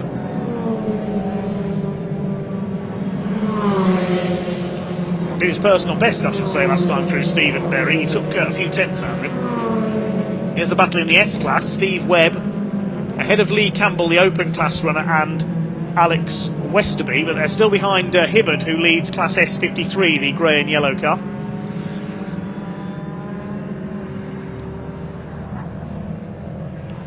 Westerby ahead of Ross Alexander. It's Melia, Heatley, Carrari, Bowler, Alan Lee, and the number 10, which is Charlie Collins, sponsored by Global Robots. Oh, problems for Matthew Hibbard.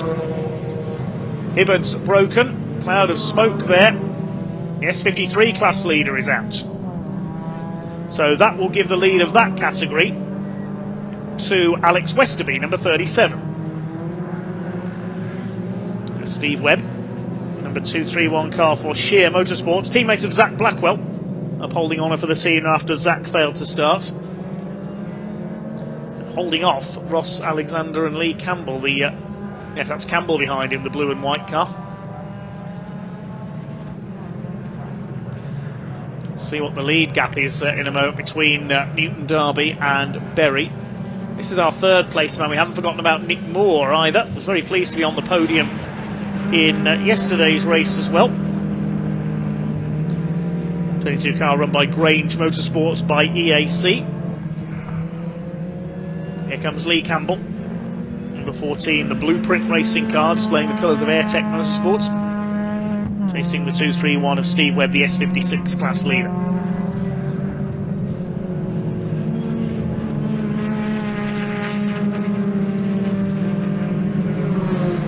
Is that exhaust pipe hanging off on Steve Webb's car, 231? Yeah, it looks like the back box is hanging off. Yes, you can just see it there.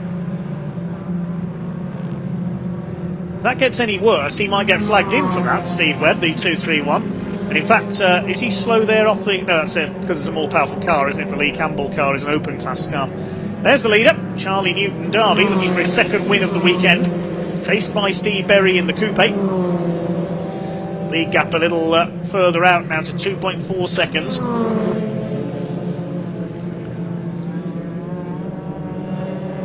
There's the coupe. They're well clear of everybody else. They're nearly 13 seconds clear of Nick Moore now.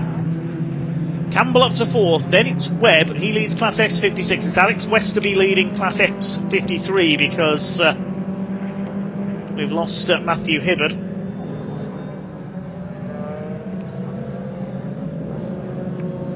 Just under 3 minutes of this race to go. So this will be last lap this time around, and Stephen Berry was the man doing the defending in yesterday's race. Charlie Newton Derby was trying everything he could to pass him. Finally got him out of the final corner on the run to the line. Rory Melia battling with Charlie Heatley, so Melia's dropped back a few places as well. Behind them is Jonak Karari.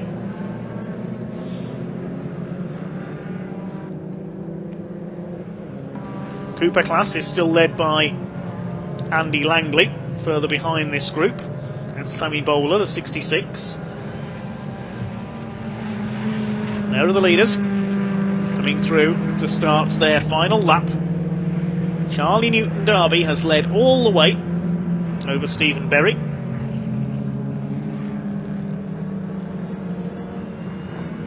the middle of this group is our Cooper class leader, still chasing Freddie Hewitt. Andy Langley is being closed down. You can see Neil Clark's got the headlights on there to try and intimidate Andy Langley. Try and pick up another class win. Langley got, Neil Clark rather, got a hat-trick at Cadwell Park. He had a win at Mallory Park as well. Looking for win number 6 of his season. There's a battle further forward. Charlie Heatley cuts to the inside at Corham, trying to take Rory Melia. They're in different S classes, battling for 8th place. Steve Webb under fire from Alex Westerby. And onto the grass there goes Westerby.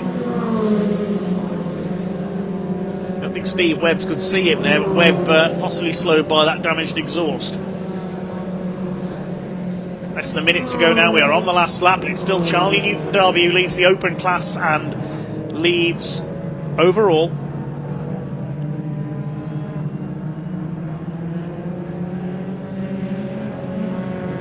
Out of Agostini, up towards Hamilton.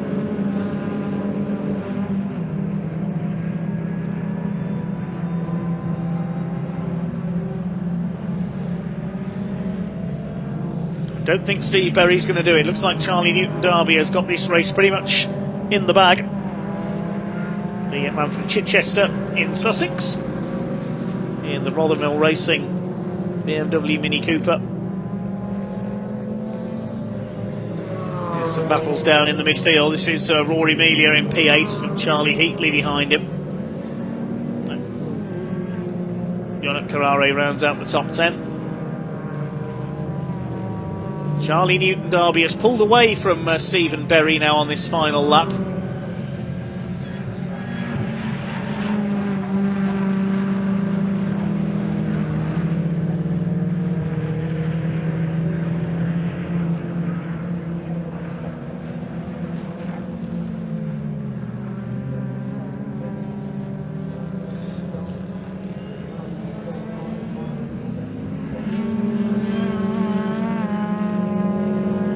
Coming up towards the flag very shortly. The checkered flag is out and Charlie Newton-Darby does take the win ahead of Stephen Berry by 2.8 seconds.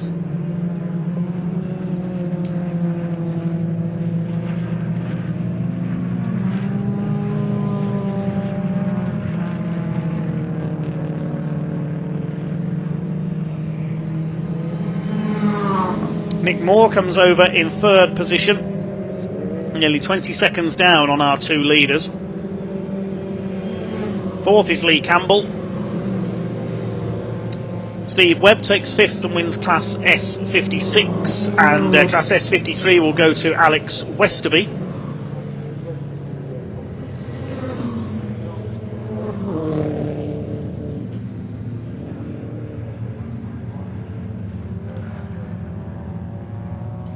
Meanwhile, here's the battle for the lead of the Cooper category.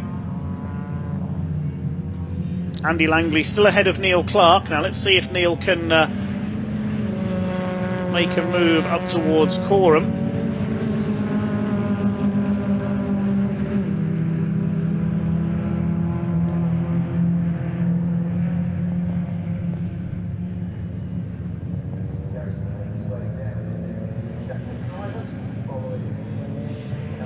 Just up behind Emma Dawson and Freddie Hewitt. They're going to battle their way to the line. So the Cooper class is going to go to Andy Langley. He finishes about 3 car lengths clear of Neil Clark and Daniel Truman. Freya Belk could be the final finisher, so just one retirement. That was Matthew Hibbard.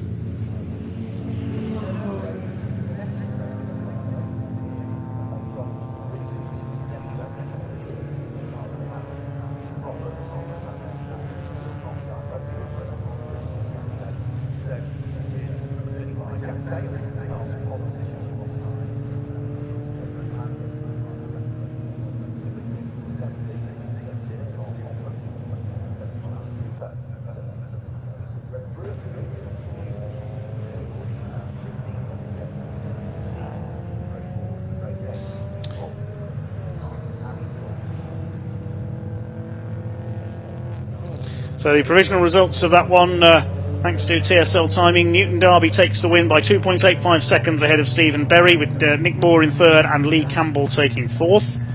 Steve Webb wins Class S56 in P5 ahead of Alex Westerby, who takes Class S53. Ross Alexander 7th ahead of Rory Melia, then Charlie Heatley and Yonat Carrare round out the top 10. Alan Lee in 11th, Charlie Collins in P12, then Sammy Bowler and Emma Dawson, driving without power steering, we're told, this weekend, thanks to one of our YouTube commenters for that, in 14th place. Freddie Hewitt had to settle for P15. Then it was Andy Langley who won the Cooper class ahead of Neil Clark, then Truman and Belk. Matthew Hibbard retiring in a cloud of smoke in mid-race on lap 5.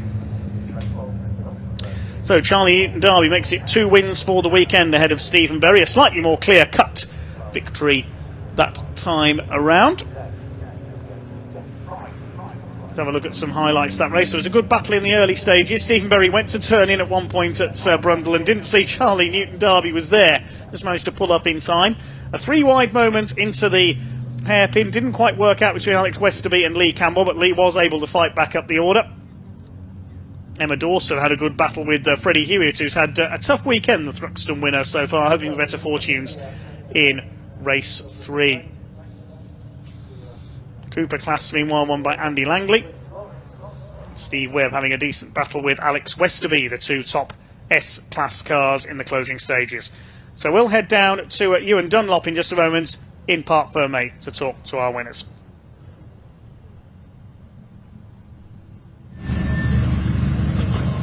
Cheers, Dave. No change whatsoever in your top 3. A slightly different race, though. Yesterday it went down to, the last corner and a strike for the line, which Charlie won. A little bit more composed. I'm not going to say the word easier today, but we'll have a quick chat with him. 2 out of 2. Quite a different race for you there. Was that a little bit more comfortable? Oh, that was much easier. Are they ever easy? Well, I mean, it's easy as you can get it. It's better than going through a whole field of cars. It is absolutely unnecessarily easy to go through, but other than being at the front, what was the difference? Was that it? That was it. I didn't have to anywhere my way. I just had a nice clean track in front of me. It was great. I loved it. I was like a nice Sunday drive. And chance for a triple later? I hope so. Yeah. I mean, you never know. Yeah. This is what we're shooting for. I mean, it's a good habit to have. I think to keep winning. I don't know. When you've won a race, what do you do in the downtime now? Do you change anything at all, other than make it a bit of a refresh? But it's in perfect condition, isn't it? Yeah. I mean, we might take the wheels off and clean up the brakes and stuff and that, and just check all the fluids, and that's it. Really, you know. Watch the football? I'm not really a big football fan. But Oh, come on, the Lionesses! I might watch that. That'd be good for the show, I think. Mate, well done. We'll see you later. Cheers, mate. Cheers, buddy. Thanks a lot. Let's speak to our third place finish, or second place, sorry. Second again. Always the bridesmaid, eh? Yeah, I've got one more race. I've got one more shot. Yeah. I just couldn't do anything about that. There was nothing I could do. It seemed like the more I tried, the slower I was getting. Okay. I kept missing third quite a few times coming out the hairpin. And there wasn't an answer for it. I mean, you guys are head and shoulders above the rest in that field, aren't you? You're really well out there. I kept looking in the mirror. There was quite a gap between the next car, but I couldn't see whether that gap was increasing or maintaining, to be honest with you. All I could see was the gap that in front of me wasn't closing down. And frustrating, that, isn't it? It was frustrating. There was nothing I could do about it. Absolutely nothing. I'm going to go back and have a look at my settings and see if I can tweak it and try and close that gap up for the next race. One more chance. Good luck. Thank you. Cheers, buddy. Thanks a lot. Cheers, mate. Third place for the second time this weekend, Nick Moore. Yesterday, Nick came from 20th on the grid to get third place. A little bit easier today for your third place rather than yesterday's. Yeah, it was boring, really. I really enjoyed yesterday, but I was hoping to ideally keep up with these guys, but they're clearly in a different league still. But like I said yesterday, we've got a lot of stuff we need to do still, and we've only had a night, and we had a drive shaft to do, exhaust to weld. Okay. The car kept conking out, so we were late to the holding area, and it's been a bit of a journey for a team's, brand new team's first weekend. But yeah, third place, still happy. So anything to look at now? Yeah. Okay. Can you tell us? No, it's just setup stuff, really. I mean, watching those guys out on the first couple of laps, and their car came in a lot quicker than what ours did. Okay. But then also, things like brake fade and stuff like that really, really hampered us. So we did a bleed yesterday, but clearly not good enough. So probably should do it again. But who knows? Can you close that gap? Hopefully, if we start in the pack again like we did yesterday, I'd hope I could. I led for a bit of the first lap and was on the back of them yesterday. And I've just said to Tom, I think we should start from the back this time and have a bit of fun. But it was a very lonely race, but cool to drive around your home circuit doing this. So it's been through it. Well done, mate. Thank you. Cheers, buddy. That is our second of 3 races in the minute. We've got one more coming up later on. It is non-stop action on track here. Coming up, we've got 2 more Caterham races. Sam will look after those in Parc Fermé, but of course, talking you through and the grid right now, as ever, Dave Goddard.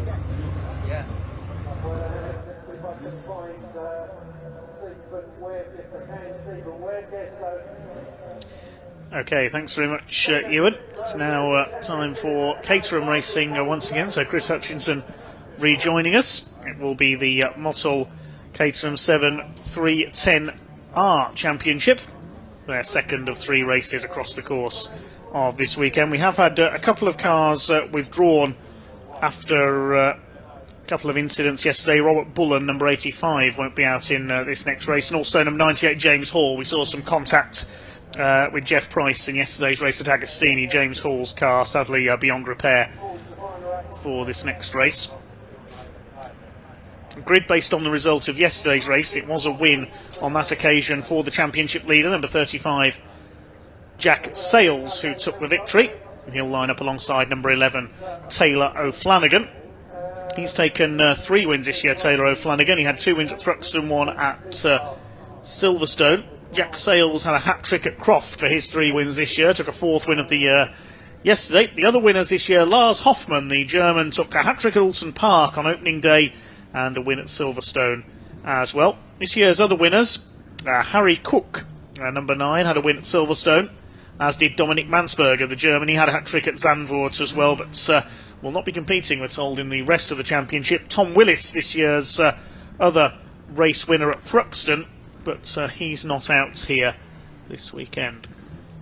Yep, Jack Sales currently on drop scores, leading by 9 points, on total scores leading by 15. So definitely done his championship a lot of good with the win yesterday. As we heard from him, he was very relieved to get that win and take it over the line. It's been a little while, like I said, since Croft, since he's been on that top step. So really good for his championship contention. But they've got 2 races still to go this weekend, both 20 minutes long. And he'll be looking to see if he can solidify that and move his gap, the lead out over Hoffmann even more. Hoffmann obviously settling in yesterday in 3rd place, so few positions back. So yeah, definitely doing himself good. Taylor Flanagan having a great result in that 2nd place. So here is that start grid then for the 2nd race. Okay, Jack Sales will start on pole, number 35, alongside number 11 of Taylor O'Flanagan. Lars Alexander Hoffmann will be on the 2nd row alongside the 71 of Alan Cooper. And we've got Hugo Busch, who was on pole yesterday, starts alongside the 15 of David Yates. Pete Walters will be on the 4th row, number 88, the reigning champion, making a return this weekend alongside Harry Cook in the number 9. Row 5 is Graham MacDonald, the former Caterham CEO, alongside Ben Lopez Appleton, number 5. Row 6 is Philip Bianchi, the Maltese driver, in number 92, alongside the 80 of Matt Shepherd. Row 7, 43 Alan Curtis, alongside 50 of Wesley Payne. The 8th row, 21 Harry Landy, he had a spin in yesterday's race, alongside number 8, which is Darrell Cresswell. Row 9 is number 16 Steve Metcalf and 53 Tim Steele. 10th row, 55 Harry Eyre and 27 Johnny Jarrett. 11th row, number 68 Chris Welch and 52 Pete Wales. Ron Mounsey, number 12, starts alongside 64 Paul Herndon, and a driver who was involved in one of the collisions yesterday, Jeff Price, number 38, retired his car into the pits. He will start at the back of the field. As we said, the car he collided with, James Hall, will be a non-starter. Very close racing indeed yesterday. Jack Sales eventually getting away to take the victory. Alan Cooper was well involved as well in the number 71, started from the front row of the grid. It was a great run by Lars Alexander Hoffmann. He started P9 on the grid yesterday and was able to quickly fire his way through into the lead in just a couple of laps, but eventually relegated to 3rd by a determined Taylor O'Flanagan, the Carbon Creative car, in the closing stages. Yeah, Alan Cooper doing a really good job to stay in that lead battle all the way through, but unfortunately just got demoted outside the podium positions late on. We saw Lars Hoffmann maybe struggling a little bit in the straight line with the wind we had yesterday. Got less of a breeze today, so maybe that'll be less of a disadvantage, but Jack Sales taking that victory. And Hugo Busch, he started from pole, didn't he? Drifted all the way back to 5th place by the time the checker was shown. In fact, it fended with some damage, didn't it, down in the hairpin, so we'll see how they get on today. Hopefully we'll be able to finish under the normal checker flag and green flag conditions today. Sad to see that Hall couldn't make it back out. They do tend to do a good job of getting everyone back out there, but unfortunately James Hall couldn't make it out here today for this race, but we will be seeing him later in the season, no doubt. So a final round for them at Donington on the 2nd, 3rd September. So here you go, you can see them all heading off on their green flag lap then. Jack Sales in that white car with the green roll cage as he heads them off ahead of Taylor O'Flanagan in a bright yellow car, and Lars Hoffmann in his red and white Motul sponsored car, with Alan Cooper, the white and green machine, white and dark blue machine there, running in that 4th place off the line. As they head down, you can see them all coming through Riches, then they'll be weaving around to try and make sure their tyres remain clean on their Avon ZZR tyres. This is the fourth step of the Caterham Motorsport ladder, the ultimate incarnation of the Academy car then. So they're all running on the Academy car, but it's obviously been upgraded several times throughout the course of their careers. But this is now 155 horsepower compared to 125 that the Academy car has. They've got different suspension, they've got no lights, they've got no windscreens, they've got higher rev limits, and they've also got a limited slip differential. So plenty of upgrades that move this car from 2 minutes 18 or 19 second lap in the Academy, takes this 310R all the way up to a 206 second lap. So quite a substantial gap between the Academy car that you first get given at the start of your motorsport ladder career and where you end up. And then it's only just the 7th Championship UK above you, but they're another 6 seconds down the road, so another substantial step. So this is a really well thought out and really well considered championship and series of championships all the way up to the national championship that we run with the 7th Championship UK. These guys all experienced Caterham races. Many started in the Academy, have run all the way through to this point, and so there's lots of knowledge out there, and the racing is often extremely close and compact. And yesterday we saw a massive pack of cars all fighting it out. Just a few outbreaking manoeuvres into the chicane that we'd like to see less of today. There was a bit of smoke and a bit of contact, wasn't there? So let's see if we can calm that all down. But it's Jack Sales who's going to see whether he can calmly take that victory. He looked like he was threatening to pull away, but with the long straights we've got here at Snetterton, that's not easy to do. And we've not really seen it this weekend so far. So let's see them all round then onto the grid. They're just completing. This is the Brundle and Nelson complex. We've seen so much action here already today, and we'll see plenty more on the way, no doubt. We certainly will over the next 20 minutes. Yes, the Motul Motor Oils Caterham 7 310R Championship, ready for race 2 out of 3 this weekend. Must say full credit to a couple of drivers, David Yates, Philip Bianchi and Ben Lopez Appleton. I spotted them outside a pub in Thetford watching our stream back on David Yates' phone yesterday evening as well. So thanks for tuning in, gents, and watching your performances back. Best of luck for today's race, giving themselves plenty to review, I'm sure, as they start to pull up to the grid for this second race of the weekend for the Motul Caterham 310R Championship. It's the white car with the green roll cage. Jack Sales in pole position, the current championship leader, looking for win number 5 of the season. The yellow car is Taylor O'Flanagan, will start alongside. He looks for win number 3 of his season. Then we've got the red and white Motul livery car of Lars Alexander Hoffmann from Germany, the number 70, alongside 71 Alan Cooper in the Rothmans look-alike. Row 3 is Hugo Busch in grey and orange, number 22. David Yates in the blue, number 15 car with the white roll cage. Pete Walters in his familiar black car, number 88 on row 4, making a return this weekend alongside Harry Cook, also in black with a bit of red trim, the number 9. Graham McDonald in the Caterham green, number 19. And Ben Lopez Appleton, the number 5, completes the top 10 on the grid, his black and green car. This few cars just settling into line at the back then. Once the marshal at the back of the grid is happy everyone's in position, he'll wave the green flag.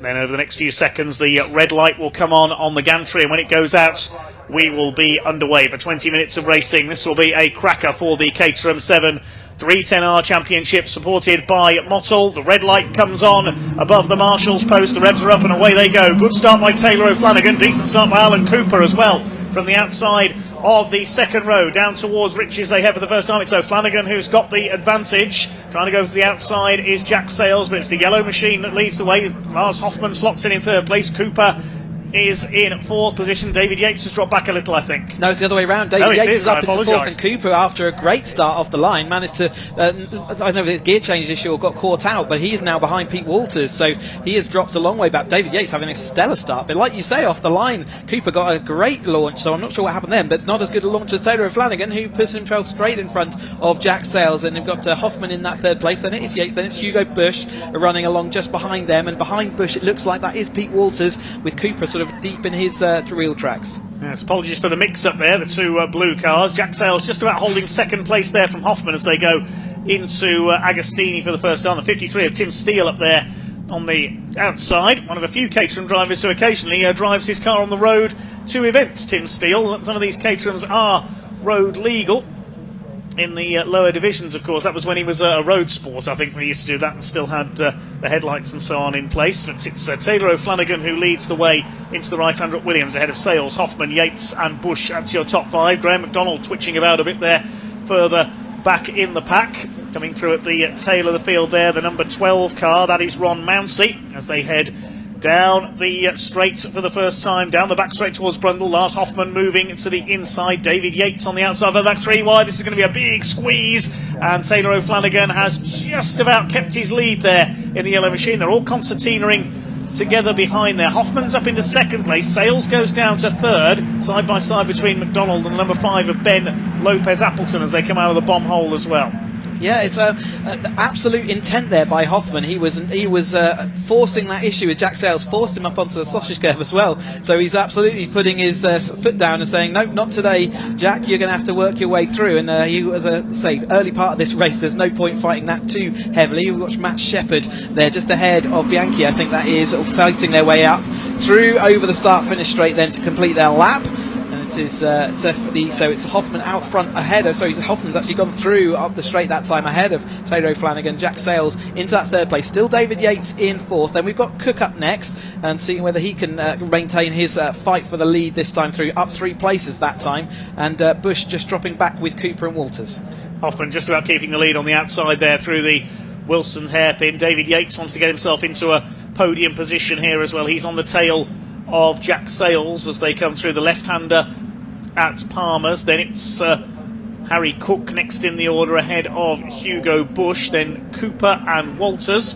Hoffman leads it. Oh, and there's contact there. Bit of bodywork flies into the air. Harry Cook clipped the side of, I think that was Hugo Bush. Yates, I think that was his wheel. One of the two. Tricky to tell from the head-on angle. Hugo Bush now goes out wide, moves back in and muscles Harry Cook towards the inside. So there's a bit of needle creeping into the lower reaches of the top 10 here, I think. Yeah, Yates, I can see his rear wheel arch has gone, and there was definitely one flying up in the air, wasn't it? So yes, it was Cook then we're trying to see whether he could also move forward. There's quite substantial contact that, but you can see his missing rear left wheel arch there on David Yates's car, which will be deposited on the inside of Agostini. Hopefully it will be off the racing line. There is Tim Steele that we spoke about. Not road legal in the 310R, but your Road Sport and Academy, absolutely road legal. It doesn't take much to put the lights back on these cars, but why would you do that when you've got a race car under you? And there goes Taylor O'Flanagan locked up on the inside. It looked like there either was contact or very marginal distance between the two. Jack Sales trying to get around the outside. Another wing goes flying off, though. There's someone else lost another rear wheel arch going around there. Jack Sales does manage to get in front of O'Flanagan. David Yates, after that scare down into the braking for Agostini, does look like he's survived, and his car's still pointing all in one direction. Yeah, so this race taking of the drivers at the front of this race taking a few risks. It's Hoffman who's lost the wing there, so his car lightened a little as he leads the way from Sales. O'Flanagan, there's Yates in 4th place, Cook in 5th, it's Cooper in 6th position as they come up over the line this time. Hugo Bush in behind. This could all change again here because Jack Sales is going to the outside as they go down towards Riches this time. Still plenty of time to go in this race. It's almost been pushed along there by Hoffman. Sales takes the lead away from the German, who then tucked in behind, tried to get the slipstream back again. It's Taylor O'Flanagan who's gone through to 2nd place. Yates coming under fire now from Harry Cook for that 4th position. Doesn't quite manage to get the inside line. There's Alan Cooper on the outside. Hugo Bush is tucked in behind. The number 21 there is Harry Landy. He leads the way ahead of Matt Shepherd, who's again dropped back slightly off the line there and fighting his way back up the order, just as we saw from the returnee in yesterday's race. Now down towards Agostini. Let's hope they avoid any contact this time. Shepherd incidentally has got the fastest lap, 2 minutes 9.499. The man down in 14th place, 3 wide further forward there as Pete Walters has a look up the inside. The 92 is in there as well. That's Philip Bianchi, the man from Valletta in Malta. It'd be great to see Caterham racing on the island of Malta someday. Cook, after that contact with Yates, you can see his nose cone's fully ajar there, so that's going to cause him a problem down the Bentley Straight. And again, we can see whether that departs his car and hopefully depart into a position of safety so we don't affect this race. They're big old parts, those nose cones, if they're sitting in the middle of the track, but we'll see whether they can do. But obviously the front contact to rear wheel arch the nose cone has taken a departing action. We'll see whether that hangs on, but Jack Sales leads them then down the long Bentley straight as they come through the heat haze in the sunshine here at Snetterton. Hoffman looking to the inside of O'Flanagan, makes that move look pretty easy in the end, didn't he? O'Flanagan almost let that go. I think they're just trying to hang on to Jack Sales at this point. Certainly don't want to let him go out the way. Cooper on his mission past David Yates has made it past. There is that nose cone, but he's out wide there, using up one of his track limits indiscretions. Hugo Bush side by side with that Cook, and Cook with that nose cone facing up in the air. It's going to not only be distracting because it's going to affect his line of sight, it's also going to be causing a bit of a windbreak. So we'll see that maybe when he's in the toe it won't be such a big problem, but as soon as he pulls out it will be like hitting a wall of air. Yeah, it could also hit him if it flies off as well, of course, and flies up over the bonnets, the number 9 car, so we'll have to wait and see. Could get the black and orange flag for that if the officials spot that nose cone hanging off, as Hoffman goes for the lead down the inside into Richards. O'Flanagan trying to get the inside of both of them. Hoffman's got the lead in the Mottle sponsored car. O'Flanagan's going to go through into second. Alan Cooper, number 71, trying to go with them. He goes to the outside into Wilson's hairpin. Can he go the long way round here on this second bend? Yates in behind, then Bush, Cook and the Graham McDonald car. Now there's that nose cone. One of our marshals has rescued it, so it has come off somewhere around the lap. Unless that's another nose cone. Yeah, certainly.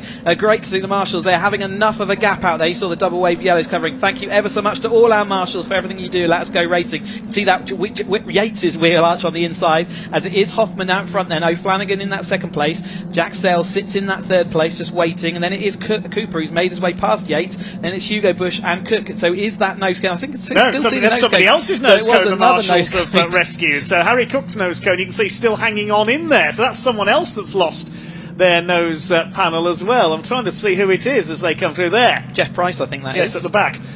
So yes, I think that is the 38 of Jeff Price, who had some contact in yesterday's race as well. So Caterham's spare parts department's going to be busy after this race for the Mottle 310R Championship. They head out onto the back straight once again. What's going to happen between the leaders? They're weaving about, snaking around, just as we saw from the UK Championship earlier on. Taylor O'Flanagan's now got the lead in the number 11 car ahead of Hoffman, Sales and Cooper. David Yates still hanging on to their coattails. Then it's Hugo Bush, Harry Cook in the damaged car, then Pete Walters. In behind them we've got the 92 of Philip Bianchi moving up on Graham McDonald. So there's a group of about 10 cars fighting for the lead, now headed by Taylor O'Flanagan. Starting to compress again, isn't it? Just like we saw yesterday. It kind of has an accordion effect where it just sort of breathes in and out of the race, and right now it's breathing in as they all get to nose to tail as they head out Murray's this time. Taylor O'Flanagan therefore maybe doesn't have the quickest car here, but he's managed to put that car out front. He's dragging everyone along. It's like an automatic DRS system, isn't it, as Hoffman pulls out into the slipstream on the outside. Can he carry that momentum up the outside? Jack Sales having to take to the pit lane to get down the inside of Taylor O'Flanagan. He does make that. Has he got the momentum? He's going to have to tuck it in. He's going to have to lose speed on the way out, and Hoffman will look round his outside, and Cooper will see whether he can make anything of it as they head down into Wilson this time. Up towards the hairpin, and there's contact again. That's another wing come off David Yates. I think, no, his nose cone's gone as well. David Yates' car is falling apart. What's going on out there? He's going to have to be careful. The nose cone's definitely ajar, and that was 2 rear arches. You can be careful about weight limits at the moment, because you need to be over a minimum weight, and 2 of those wings are not insubstantial in weight. But I don't think that can be all classed to him. He's getting pushed about, and he's onto the grass. And I think that's his nose cone. There is the departure of his nose cone. I think he's worried maybe that he's got some damage on his front wheels. He's not got the steering. Maybe one of the steering arms is broken as well. That's going to leave a car in an awkward position there as they head into the braking zone. There was a gap in the fence. Hopefully they'll be able to recover that car fairly quickly. But David Yates is out from 4th or 5th place, where he was having a good old race, wasn't he? And it looks like his car's just disintegrated him around him as the racing got too close. Yeah, it looks a bit like one of those American rat rods, the shape bit with the wings missing and the nose cone. Let's see if we can see what happened as they came into the hairpin. This is further round as Agostini. There's well, that's the nose cone coming off. There's Yates pulling up, but it was going into Wilson hairpin that we first saw bodywork fly up into the air. We couldn't see who he made contact with, unfortunately. It may have been Alan Cooper. I'm not too sure. Anyway, here comes the lead battle, and Cooper's going for the outside. Jack Sales going for the inside into Nelson. He muscles Taylor O'Flanagan out wide, and Hoffman says, I'll have a bit of this as well. Let's make it 3 wide in the bomb hole. That rarely works. Sales is forced to back out. O'Flanagan retakes the lead, and Sales has gone from 1st down to 3rd. Cooper's in there in 4th. Then it's Bush. Closing up now, I think that's Pete Walters in 6th place, and still that nose cone hanging on to the front of Harry Cook's car. 3 going through the bomb hole is a very uncomfortable place to be indeed. Taylor O'Flanagan, though, did hold on there. Jack Sales backed away, and Jack Sales backed away from that position. Kind of, I think, rightly so, because he was going to be squeezed up the inside. And there goes Jack Sales in 3rd place then, but going to see whether he can get back. Again, trying that inside line. Didn't work for him that task last time, but he's up there this time, and it has. The inside line has finally worked for him. Hoffman's right out onto the greener on the exit. He's been squeezed there by Taylor O'Flanagan. There is no quarter being given by any of these drivers. Taylor O'Flanagan trying to get back around it, but Jack Sales will take that wide line to see whether it will carry him around the outside. He just protects 2nd place, so continues on battle. 1 position made up by Jack Sales. This is more like the draft at the front of a NASCAR race at the moment. This is brilliant. There's about 8 or 9 of them going for it in there. O'Flanagan leads, Sales, Hoffman and Cooper. Hugo Bush next in the order. Then it's Pete Walters, the black car with the white rear panel there. O'Flanagan on the inside coming into Agostini. Sales on the outside. Hoffman tucks in behind them in the muscle car. Sales trying to go all the way around the outside through Agostini. I said earlier this move never works. Has Jack Sales just made it work as they go up towards Hamilton? O'Flanagan's still there on the inside. He's got him round the outside. Jack Sales proved me wrong. He's made it work. Now O'Flanagan under fire from Hoffman coming into Oggies. You very rarely see overtakes on either side through there.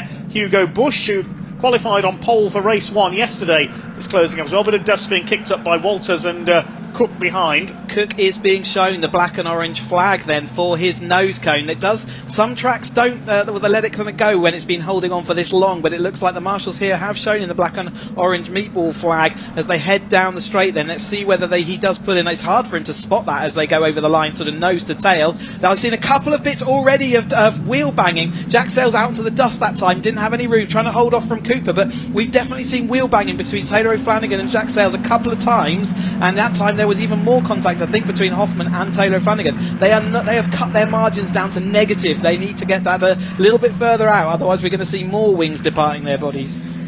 Let's hope no more nose cones come off either. This has been a bit of a destructive race for some of these cars. Taylor O'Flanagan's car's still in one piece though, and he leads the way from Hoffman as they come over the line to complete lap at number 6. 7 minutes of this Mossol Caterham 310R Championship race still to go. They go across the line astern. Looking at the timing screen, just 2.5 seconds covers the top 10. And here comes Alan Cooper down the outside. He's coming into the mix now for the lead. Hoffman's got the lead away from O'Flanagan. Jack Sales up there on the outside. He's down to P4. Up towards the hairpin. What's going to happen this time? It's Hoffman that's got the advantage. O'Flanagan there will go to the inside. Hoffman covers the line. Cooper's in 3rd place. And Hugo Bush is going to do. Jack Sales has been bumped down into 5th position. He's got Pete Walters, the reigning champion, on his tail on his return to racing as well. They come towards the left-hander at Palmer, named after the boss of Motorsport Vision, the operator of this circuit, Dr. Jonathan Palmer, the 80s Formula 1 driver. And towards Agostini they come. Harry Cook has dropped slightly off the back of this group now. He's probably seen the black and orange flag and will pull in this time around to remove that errant nose cone. There's the 55 of Harry Eyre. He's running well, just outside the top 10. Harry Landy battling away in the DPR car a little further behind there. As the leaders head out of Hamilton up towards Oggies and Williams. I thought I saw a car briefly on the grass out of Riches that last time through. It might have been an optical illusion, but we'll see if anyone drops down or whether that was maybe Cook just off to the side of the track.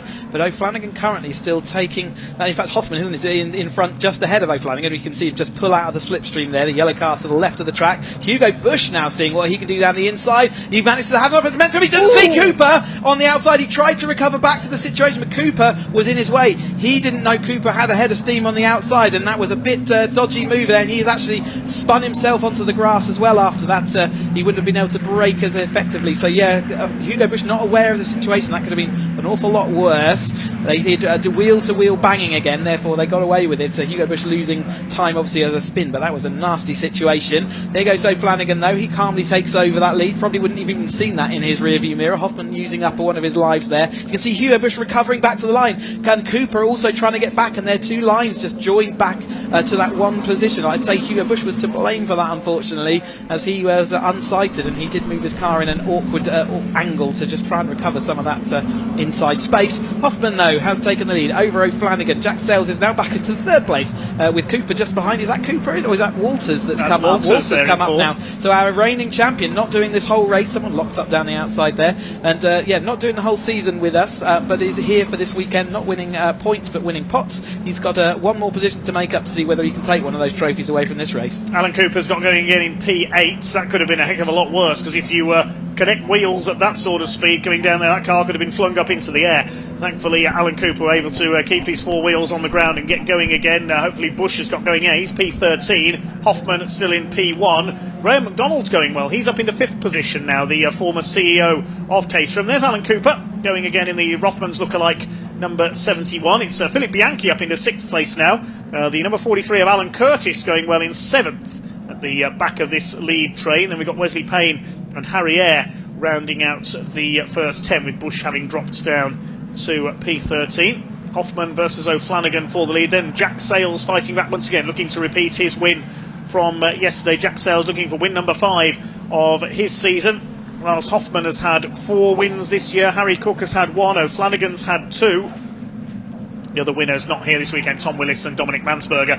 Here they come down towards Brundle once again. What's going to happen this time? Big lock-up from the inside front on Jack Sayles there, carrying him round the outside of Hoffman. O'Flanagan has already gone through and retaken the lead. 3 minutes of this race to go, to another couple of laps to run. This super close, incredible 310R championship race. Pete Walters is not finished yet either. Could we see a surprise win for the 88 on his return? Certainly, he's got nothing to lose, has he? He's just got, like I say, a pot to take home if he gets up into one of those top 3 positions, and they're tantalisingly close to the front end. Jack Sayles locking up through the complex at that time, Brundle and Nelson, and it worked for him though. He got round the outside as he heads off, but as we were just watching all the wings and nose cones all around the circuit, and I think if it hadn't been taken as a trademark already, but Caterham give our marshals wings, don't they? So they'll have to take that one on. As Jack Sayles looking to the inside again as they head up then into Riches, what will be the penultimate lap, it looks like.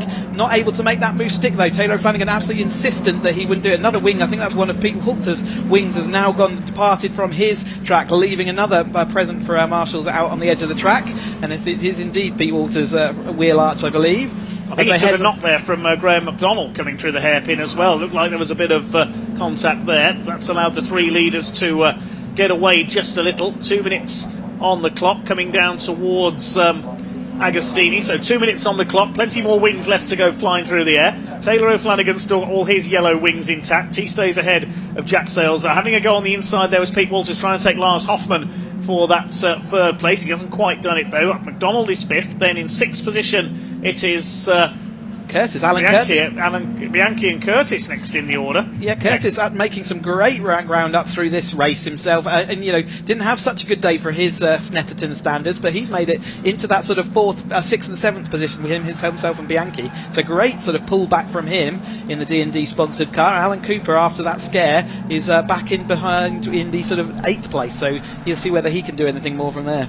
There's the number 50, Wesley Payne, in his unique pearlescent liveried car, just outside the top 10. No, he is in the top 10. He's in P9, in fact, now. As to the outside goes Lars Hoffman. He jinks round the outside of Sayles and O'Flanagan in one move. Can he get the car stopped for Nelson? Only just. He runs out onto the curb. They're driving like they're in karts again, this lot. This is more like the Supercar racing that we saw earlier on. Their speed of changing direction. Now going wide around the outside is Pete Walters. You don't want to get onto the grass there. That can spin you out.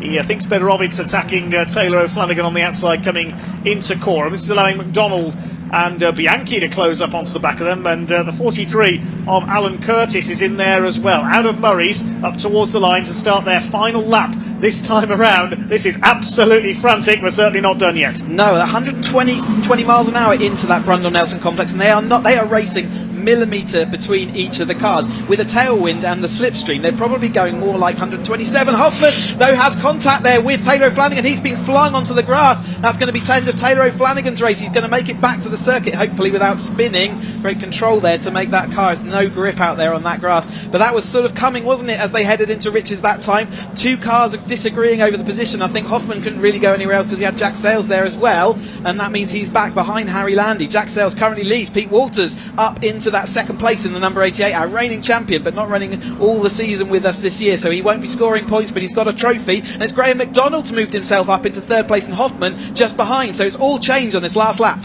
Yes, here comes the former boss of Caterham up into third place in the number 19. He could still win this. Pete Walters could make a winning return, but it's Jack Sales, the championship leader, starting to pull away slightly now at the front as his rivals have rather fallen over each other in the last couple of laps. And Hoffman's not finished yet either in the Mottl car.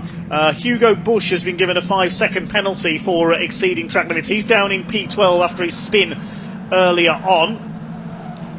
Alan Cooper at the back of that group there recovering as well. Jack Sales knows that he doesn't have to worry about Walters behind him, but he did look like he'd got a sufficient gap behind him, or someone's gone off onto the gravel as they went onto the start-finish straight, but it looks like Jack Sales just about has that. He does have enough room to just jink away and deny the slipstream. Walters, I think, was on the grass because he is now down into about 5th place. It is Hoffman, championship rival with Jack Sales, managed to survive back up into 2nd place. Can he hold off McDonald as they come in through Coram and into the final corner of this final lap? Lars Hoffman always manages to find the gap where nobody else can, and he can get himself into the perfect position. But can he catch Jack Sales? He might be a little bit too far behind after all the shenanigans in the last couple of laps. Graham McDonald looks like he's going to finish on the podium unless Philip Bianchi, the Maltese driver, can get up alongside on the run to the line. Hoffman is going to try and slipstream Jack Sales. This ain't over yet. They're coming up towards the checkered flag. Can Hoffman do it? I don't think he's quite going to get there in time. Jack Sales takes his 2nd win of the weekend. 2nd goes to Lars Hoffman. Graham McDonald on the podium in number 19. Then Bianchi, Walters, Curtis, Cooper, Harry Eyre, Taylor O'Flanagan down in 9th after he's off, and Harry Landy rounds out the top 10. Goodness me. Crazy, amazing race as we watch the sort of remainder of the field, all still relatively close together, aren't they, as they head up here through and to the final bit. That's Lopez Appleton just behind Johnny, or ahead of Johnny Jarrett, just overtaken that position on the day.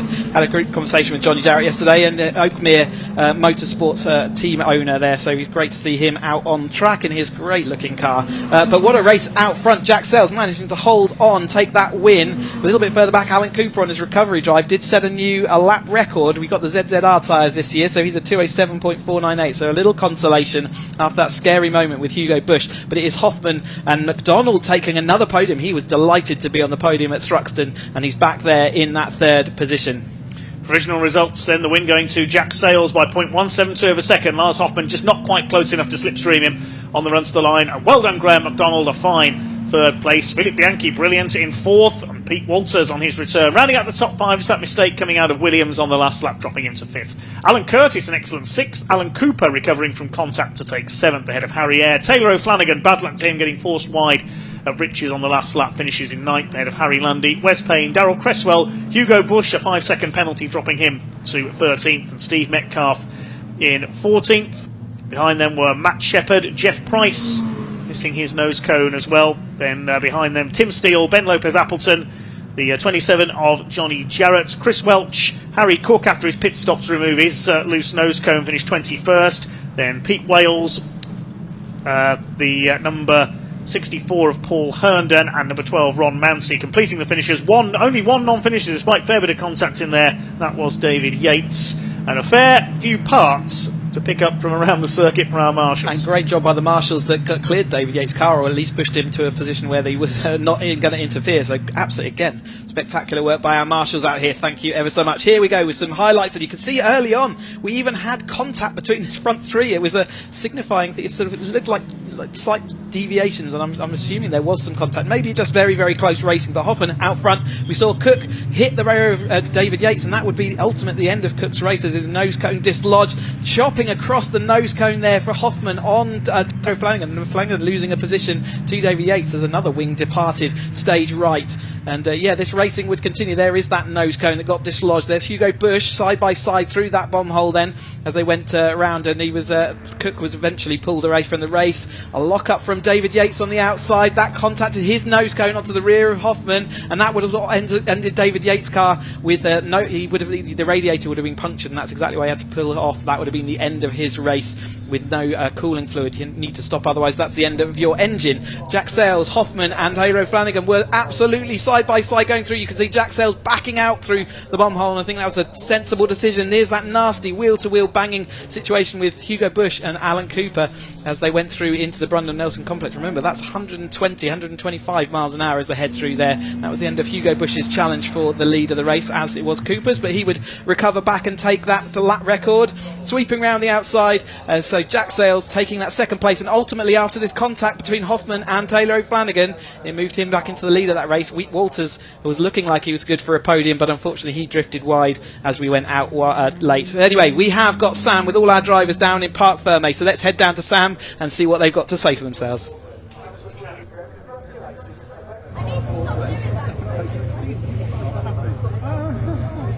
Goodness, that was quite an eventful race. Lots of wings going and lots of nose cones coming off. Yes, a very action-packed race. Let's grab a word with the guys. Jack, congratulations. That looked quite a tricky race. Oh, it was quite stressful. Yeah, like in the middle of sandwiches, quite a lot. Yeah, quite a lot of people I don't think were fully in control.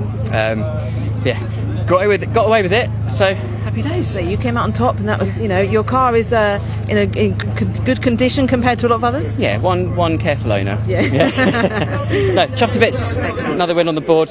Really happy. Yeah, brilliant. Well done. Thank you. Let's move around and speak to Lars, who's having a word with David. Sorry. That's all right. Well, congratulations, Lars. Thank you very much. It was quite an eventful race, wasn't it? A bit too eventful for me, but was a good one.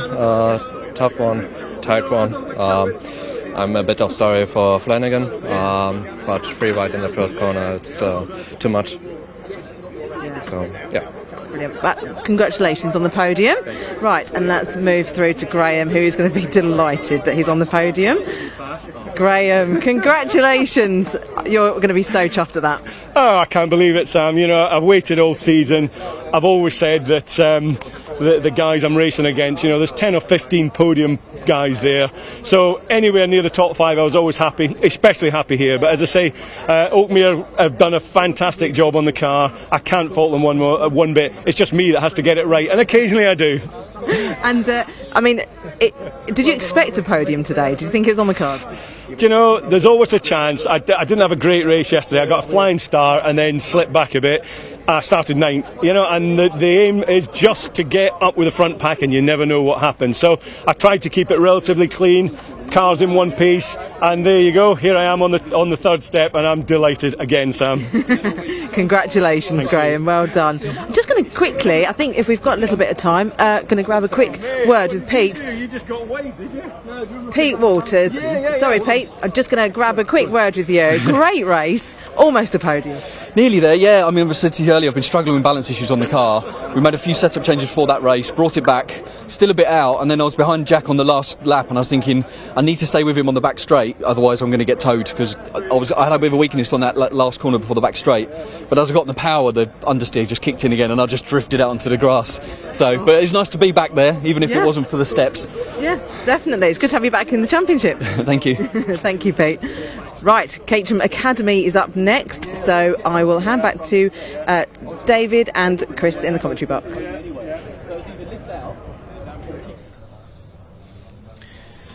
Yes, thanks very much, Sam. We'll hear from some more Caterham racers after our next race, in fact, because it's the Adrian Flux Insurance Caterham Academy, the first of their 2 groups to hit the track today. They're just coming up to the grid, ready for their green flag lap now. This is the green group. We have a green group and a white group, because that's the corporate colours of Caterham.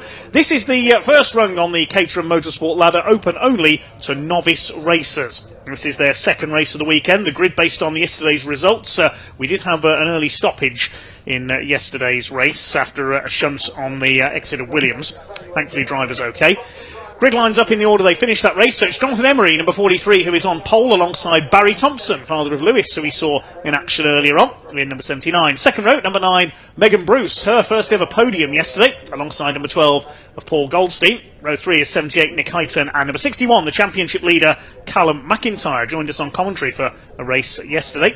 Row 4 is number 5, Henry Morris, and number 11, Barry Hanif. Arif Hanif on row 5 alongside Franco Hoffman, number 48, completing the top 10. Row 6 will be number 21, Orlando Morris, and number 8, Django Jones. Row 7 is number 26, Tim Payne, and 6, Anthony Nichols. The 8th row is number 22, which is Neil Bell, and 16, Andy Miles. Row 9 is number 17, Andrew Porter, and 13, Jack English. He was watching our YouTube stream earlier. I spotted a comment from Jack earlier on. Row 10 is number 18, Ollie Brown, and 75, Reuben Hunter. The 11th row is number 63, which is Anne Hall, and 53, Kevin Pinto. And the final row, Shiraz Ramzan, and 14, Shahid Siddiqui. They failed to finish yesterday's race. Shiraz Ramzan was one of the cars involved in that shunt coming out of Williams. The other car was number 73, Brian Joyce. Sadly, his car not able to be repaired today, so he will be a non-starter. Couple of things to bring you. So the academy all clubbed together. They were on the, lots of them were on the banks. They have to do marshalling as part of their, well, they don't have to. They can do marshalling as part of their academy year, and that will gain them an extra 10 points. And after a lot of them did it last time out at Thruxton, they all clubbed together and they have put a sweetie fund together for all our marshals this weekend, handing out big boxes of celebrations to anyone and everyone out there in the Orange Army, and also some of the officials that have been going around. So great by them, and it's nice to see all the marshals. I'm sure they were all well received. Another thing to bring you up to date with is Callum McIntyre obviously was leading, and we spoke to him yesterday on the commentary, but he coming in here, but he's now lost that lead after the results from yesterday, where he drifted down to, I think it was about 5th or 6th. And Jonathan Emery is now the person who is actually capable of taking or becoming champion-elect this race. If he wins and takes the fastest lap, he's done enough that he doesn't need to race even in the next round at Donington. It's quite unusual for the Academy to have 2 20-minute races over the course of a weekend. It's normally 1, but they are running a double day, so this is all brand new again for them. Having done a race yesterday, they didn't just pack up and go home. They had to wait overnight for their second opportunity to get on track. And don't forget, they've had no prior racing on the track this morning, so it's again, you have to get into your car and go straight to racing speed immediately as soon as those green lights happen. But let's keep an eye out for whether John Emery can win and get the fastest lap. That's what he needs to be become champion-elect. So absolutely close as they head into the final round of Donington. Your mathematics is much better than mine, Chris, when it comes to championship points, I have to say. I have a spreadsheet that helps me out a great deal, because with drop scores it can get complicated. They have 2 drop scores to cater for themselves, but it's just working out what you need to do. And Callum McIntyre, just using that 6th place yesterday, it cost him quite a lot of time and momentum, and I think it's actually Nick Heighton who's also in a good position in that championship. So we will keep an eye out on that I will keep trying to update my spreadsheet to confirm things as we get towards the end, but I believe it is only if Jonathan Emery wins and gets fastest lap. As we see these academy cars, then the first step of the Caterham ladder, you can see as the cars weaving, they do lean a little bit. They don't have a rear anti-roll bar, but they do have, you can see, all number plates. They've got lights and windscreens. They are fully road legal cars. They can drive to and from the race meetings, and some of them do choose to do so. They can upgrade at the end of this year into the road sport. We've already seen those road sport racing yesterday, and we'll see them up next on track as well. So there's not a lot of difference on the outside from between this and a road sport, but the Academy runs on Avon Academy tyres, and the road sport actually upgrade to the Avon ZZS tyre. So that's the main upgrade, and there's about 3 to 4 seconds a lap difference between an Academy car around here and a road sport car. So quite a substantial upgrade they can look forward to at the end of this year. Remember, there's 2 groups. We're looking at the green group to start with today. You also have the white group. They all combine together in their second year to perform the road sport, so they'll all race against each other, whereas in this first year, completely separate. They're all novices coming in, and they have 2 fully separate champions, 2 Caterham champions, Academy champions each year. And the majority of them will combine together for the non-championship autumn trophy race at Donington at the end of the season as well. Incidentally, Callum McIntyre also had a win. He had a win at Cadwell Park in the first circuit race of the year, but he also had a win in the sprint at the start of the season, the against the clock event at Kerborough near Lichfield. Yeah, quite a unique thing to the Academy Series to have a sprint at the beginning. It's a great way of introduction to motorsport. Get used to your car, get used to the competitive environment, get used to all the scrutineering that happens, all the weighing of cars and making sure you're in the right place at the right time. So the sprint's still an important part of the Academy, although it used to be, used to have sort of 3 sprint races, but people want to get out on track and race, so we've reduced that down to a single sprint at the beginning of the year, but we still think it's a really important part of the Academy learning process, and I think the drivers still enjoy that opportunity to have a bit of action and a bit of competition without going wheel to wheel. But they went wheel to wheel at Cadwell Park, and they put on a great show, and as the years progress, it's fantastic to see how their driving and their skills increase, and the racing that we'll see at the front of this race is going to be just as good as any other that we're going to see today. It certainly is, yes. So it's the 43 of Jonathan Emery, the purple car with the white roll cage on pole position, with Barry Thompson in the black and white camo liveried car with red cage alongside. Megan Bruce, phenomenal drive from her yesterday to take her first podium. She's in the red and white car on the second row. And living up to his name, Paul Goldstein in the gold car on the second row of the grid. Nick Hyton in blue and green starts on row 3 alongside Callum McIntyre's sort of turquoise coloured and turquoise and black car. Then on the fourth row, we've got Henry Morris. He's in the dark green machine alongside the black and lime green of Barry Hanif, number 11.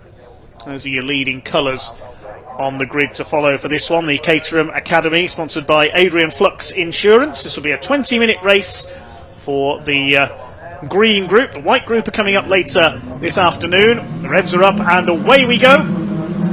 Not the best of starts by Megan Bruce. She got a fair bit of wheel spin there from the second row of the grid and has dropped back slightly. Now, is it going to be Emery or Thompson who leads the way into Riches for the first time? Looks like it is going to be Jonathan Emery. Barry Thompson tries to cut to the inside. Callum McIntyre's got away well. He's through into third place ahead of Paul Goldstein. Megan Bruce is down to about 8th place as they head up towards the hairpin on lap number 1. It is Jonathan Emery who will lead into Wilson's for the first time. Somebody's gone straight on.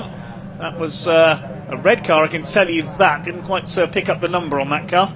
No, I didn't catch it either. But yeah, Megan Bruce, it's very easy to get wheel spin off the line if you don't get the revs perfect. There's lower grip in these Academy Avon tyres, and there's no limited slip differential to help you out either, especially with no rear roll bar to give you that stability. So, yep, she spun the wheels up, and that's seen her back down, like you say, to about 8th place. But it is Emery who does maintain that lead. Callum McIntyre, a great start. Not had on the grass there for Megan as well. Contact with one of the cars there, a little bit. Unfortunately, got onto the grass and then didn't see the car on the inside. So that is a sad end to Megan's race after the champagne shower that she got yesterday, soaked around. So she is going to get that car up and running, but I think there will be some damage. So you can see the rear wheels. Yeah, the rear wheels is definitely hanging off at a funny angle. Hopefully she can put that car near a position or gap. I hope she notices that the rear of the car is crabbing before that wheel departs. So yeah, not a good race for her today. One to forget after the highs of yesterday. But it was Emery last time we looked. A little bit of dust in the background as well. We saw some cars onto the grass. Emery coming down towards us, and as they start their second lap, and hopefully, like I say, Megan will be able to put her car in a position where we won't have to have a safety car. Barry Thompson around the outside takes the lead as they go into Brundle. McIntyre still in third ahead of Goldstein. I think it might have been Franco Hoffman who ran wide at the hairpin. Talking of running wide, Barry Thompson's run wide there and will maybe lose the lead here. We got somebody off, and they're cannoning into another car there, the 21 and 22 cars. That's Orlando Morris and Neil Bell. Big shunt there coming out of Nelson. One of them went across the grass on the inside. That was the number 21 of Orlando Morris. Looked like the car was travelling considerably faster than he should have been at the wrong angle, so either a late braking or mistaken braking, or maybe contact on the way into that braking zone. That car's not looking particularly happy. I would think I'd want to pull that car into the pit lane this time. He was just about to head that way. As a replay, watching to the left hand side of our screen, there is a car about to head our way. Just a lot of contact there, wasn't it? That's straight into the side of the number 21. Didn't see how it all started again. I was looking in the wrong place as it goes, but yeah, substantial contact. Glad to see the drivers driving away. Yeah, I'm amazed that car can still move, actually, on Orlando Morris. There's Neil Bell, the assailant. That was a big shunt. That was a big impact for the 21 car. Thankfully, everyone's all right. Yeah, that's he's removing his hands device there. Is he important in crashes like that? The hands device helps and sort of maintains the support of the helmet with the straps on there. So it's such an important part to have everything.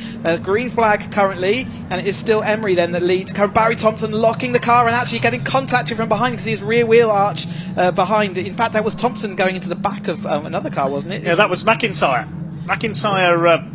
Don't know whether he slowed early going into Agostini there, but Barry Thompson locked up and slid into the back of him. There's McIntyre in second. Goldstein is now third. Thompson's dropped back as a result of that. So there's been a lot of contact in the first couple of laps of this second Green Group Academy race of the weekend. That's left Jonathan Emery clear in the front. McIntyre's still there in second by the look of it. Now, where is Barry Thompson? This is a battle a bit further back. The number 5 of Henry Morris on the tail of Barry Hanif, the number 11 car. Henry Morris now upholding family honour with Orlando out of the race in the pit lane. Paul Goldstein has gone through into second there in the number 12 ahead of Callum McIntyre with that bit of damage to the rear. Nick Hyton round the outside takes the 74 car of that's Arif Hanif. He's running well up there in the top 5 for the first time, I think, in his short Caterham career so far. Bouncing through the compression there at the bomb hole. One of the Hanif brothers was on the podium. I can't remember which, whether they were Barry or out, but one of them has been onto that podium. But yeah, it's been an incident filled. I said before we started the race that it's an unusual thing for them to come up into this, to get straight into a race and get going. But it's been incident filled so far. Callum McIntyre flapping rear wheel arch. That will just flap in the wind. I'm sure that's not going to be a problem. But it is one of the Hanifs there coming up with Goldstein sort of has disappeared off. So I wonder whether not only has maybe the rear wheel arch been put out of alignment, he looks like he's losing a bit of speed up these straights. Yeah, I think the suspension's bent as well on Callum McIntyre's car. Surprisingly, Megan Bruce did complete the first lap. She is still going after her incident down at Agostini on the opening lap, so she's towards the tail of the field. But yes, the rear suspension I think is wounded on. Now McIntyre certainly is now, because Arif Hanif charges into the back of him going into the hairpin. What's got into these drivers? I think it's just this, you have to get out there straight up into race mode, and that for some of them is a new experience, and I think they're showing that. It's been action filled, incident filled so far as they head on. 14 minutes still to go, but it is Emery that's still sort of out there in front. McIntyre does seem to have recovered some of that speed after that second nudge. He wants to be cleared down the road and so safe from the attack from behind. That's Thompson, isn't it, getting back past Arif, but losing out overall in this race so far, and seeing whether he can fight back to the front. And following on behind those, it's got the Hanif brother and Morris as well. Here is that incident then. You can see him just outbraking himself on the way down, and Noah just absolutely clobbered the rear right of Callum McIntyre's overdrive car there, number 61.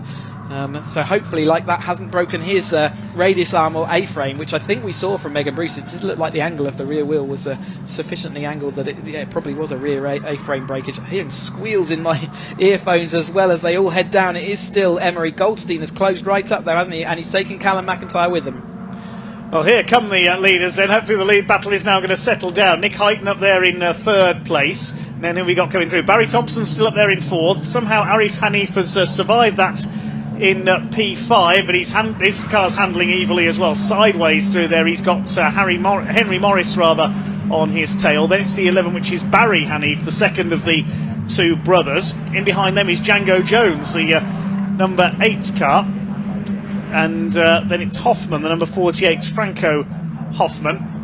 This is the lead trio coming through. Jonathan Emery seemingly keeping his head while all around him are losing theirs. It has to be said in this race. We've got 13 minutes of this race still to go as they head up over the line once again. He's got Paul Goldstein tracking him. Fastest lap of the race by Nick Hyton in that third place. The man from Bolton in Lancashire trying to get up the outside there into Rich's. They've closed right up on Jonathan Emery, trying to slipstream him going into Rich's corner there. Three of them line astern. They're clear of their opposition, headed up by Barry Thompson. There's a yellow flag into the Wilson hairpin this time for some of that contact or maybe debris on the circuit, so no overtaking, and they did keep under control, so there was no overtaking, which is a good thing to see as they go into there. But yeah, another thing for the drivers to keep an eye out for. You can see the green flag there as they exit the yellow flag zone. Well, McIntyre didn't come through on that lap, so we have lost the number 61 car as I think that is still McIntyre in there. That's Nick Hyton. Oh, you're right. McIntyre's dropped out somewhere, so it might be his car that's pulled up at the hairpin. Yeah. Here comes Goldstein and Hyton side by side as they come into Agostini. The gold car hangs on in second place as Emery actually pulls away a little bit. Barry Thompson still fourth. It's Henry Morris who has come through into fifth ahead of Arif Hanif. It's all about learning to race. They're learning the hard way, it has to be said, some of these. This incident-packed race for the green group in the Adrian Flux Caterham Academy. I have to ask, some of these cars you see with the lights and number plates still in place, were any of these drivers driving home in their race car today? I don't know whether any of the Academy are driving today. They certainly can, though, because they are, like I say, they have to race with lights and indicators and all of the things that make this a road legal car. You must maintain that as part of the regulations. So, yep, they can put on a proper number plate and off they go. In fact, many people do choose to do that. I certainly drove a lot on the roads with my Academy car. It's nice to get used to this.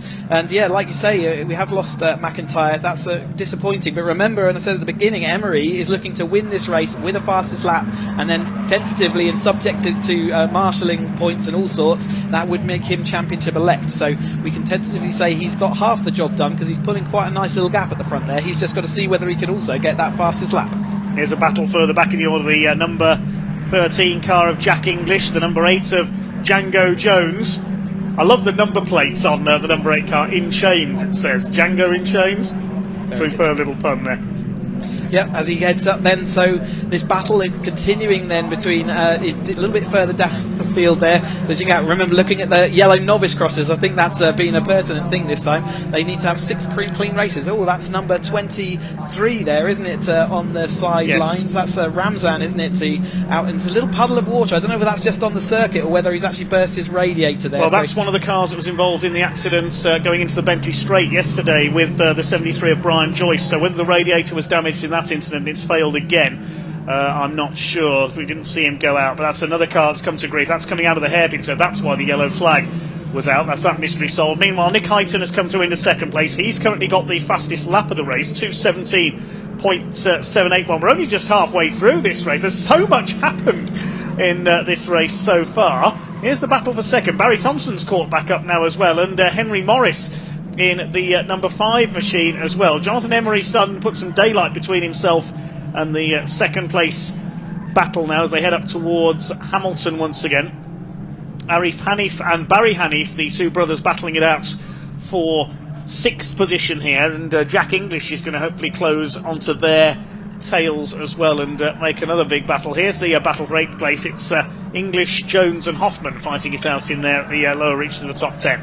Yeah, but there's Hyton hanging on to that fastest lap, which is really important for him because it keeps him in a championship battle. And Goldstein looking like he's under attack from Barry Thomas, who's actually come across that gap quite nicely. There was quite a substantial gap in front of him, so watch out for him setting a quick lap this time through as the battle starts going down. Goldstein protecting from Thomas that time through as they head into Rundle and Nelson. Hyton still maintains in front of Goldstein at this point.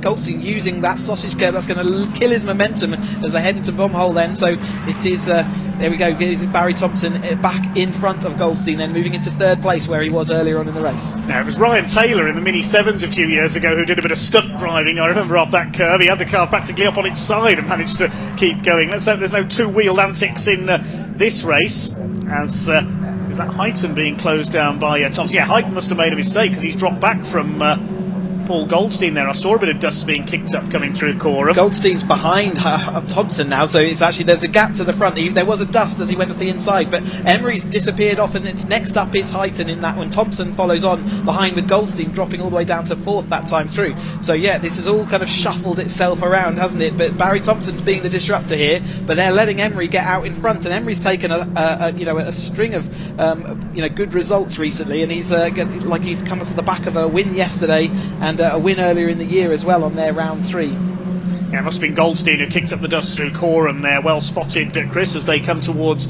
Palmer once again. The 2nd, 3rd and 4th place battle, but it's nearly 3 seconds the lead now for Jonathan Emery in the number 43, the purple car.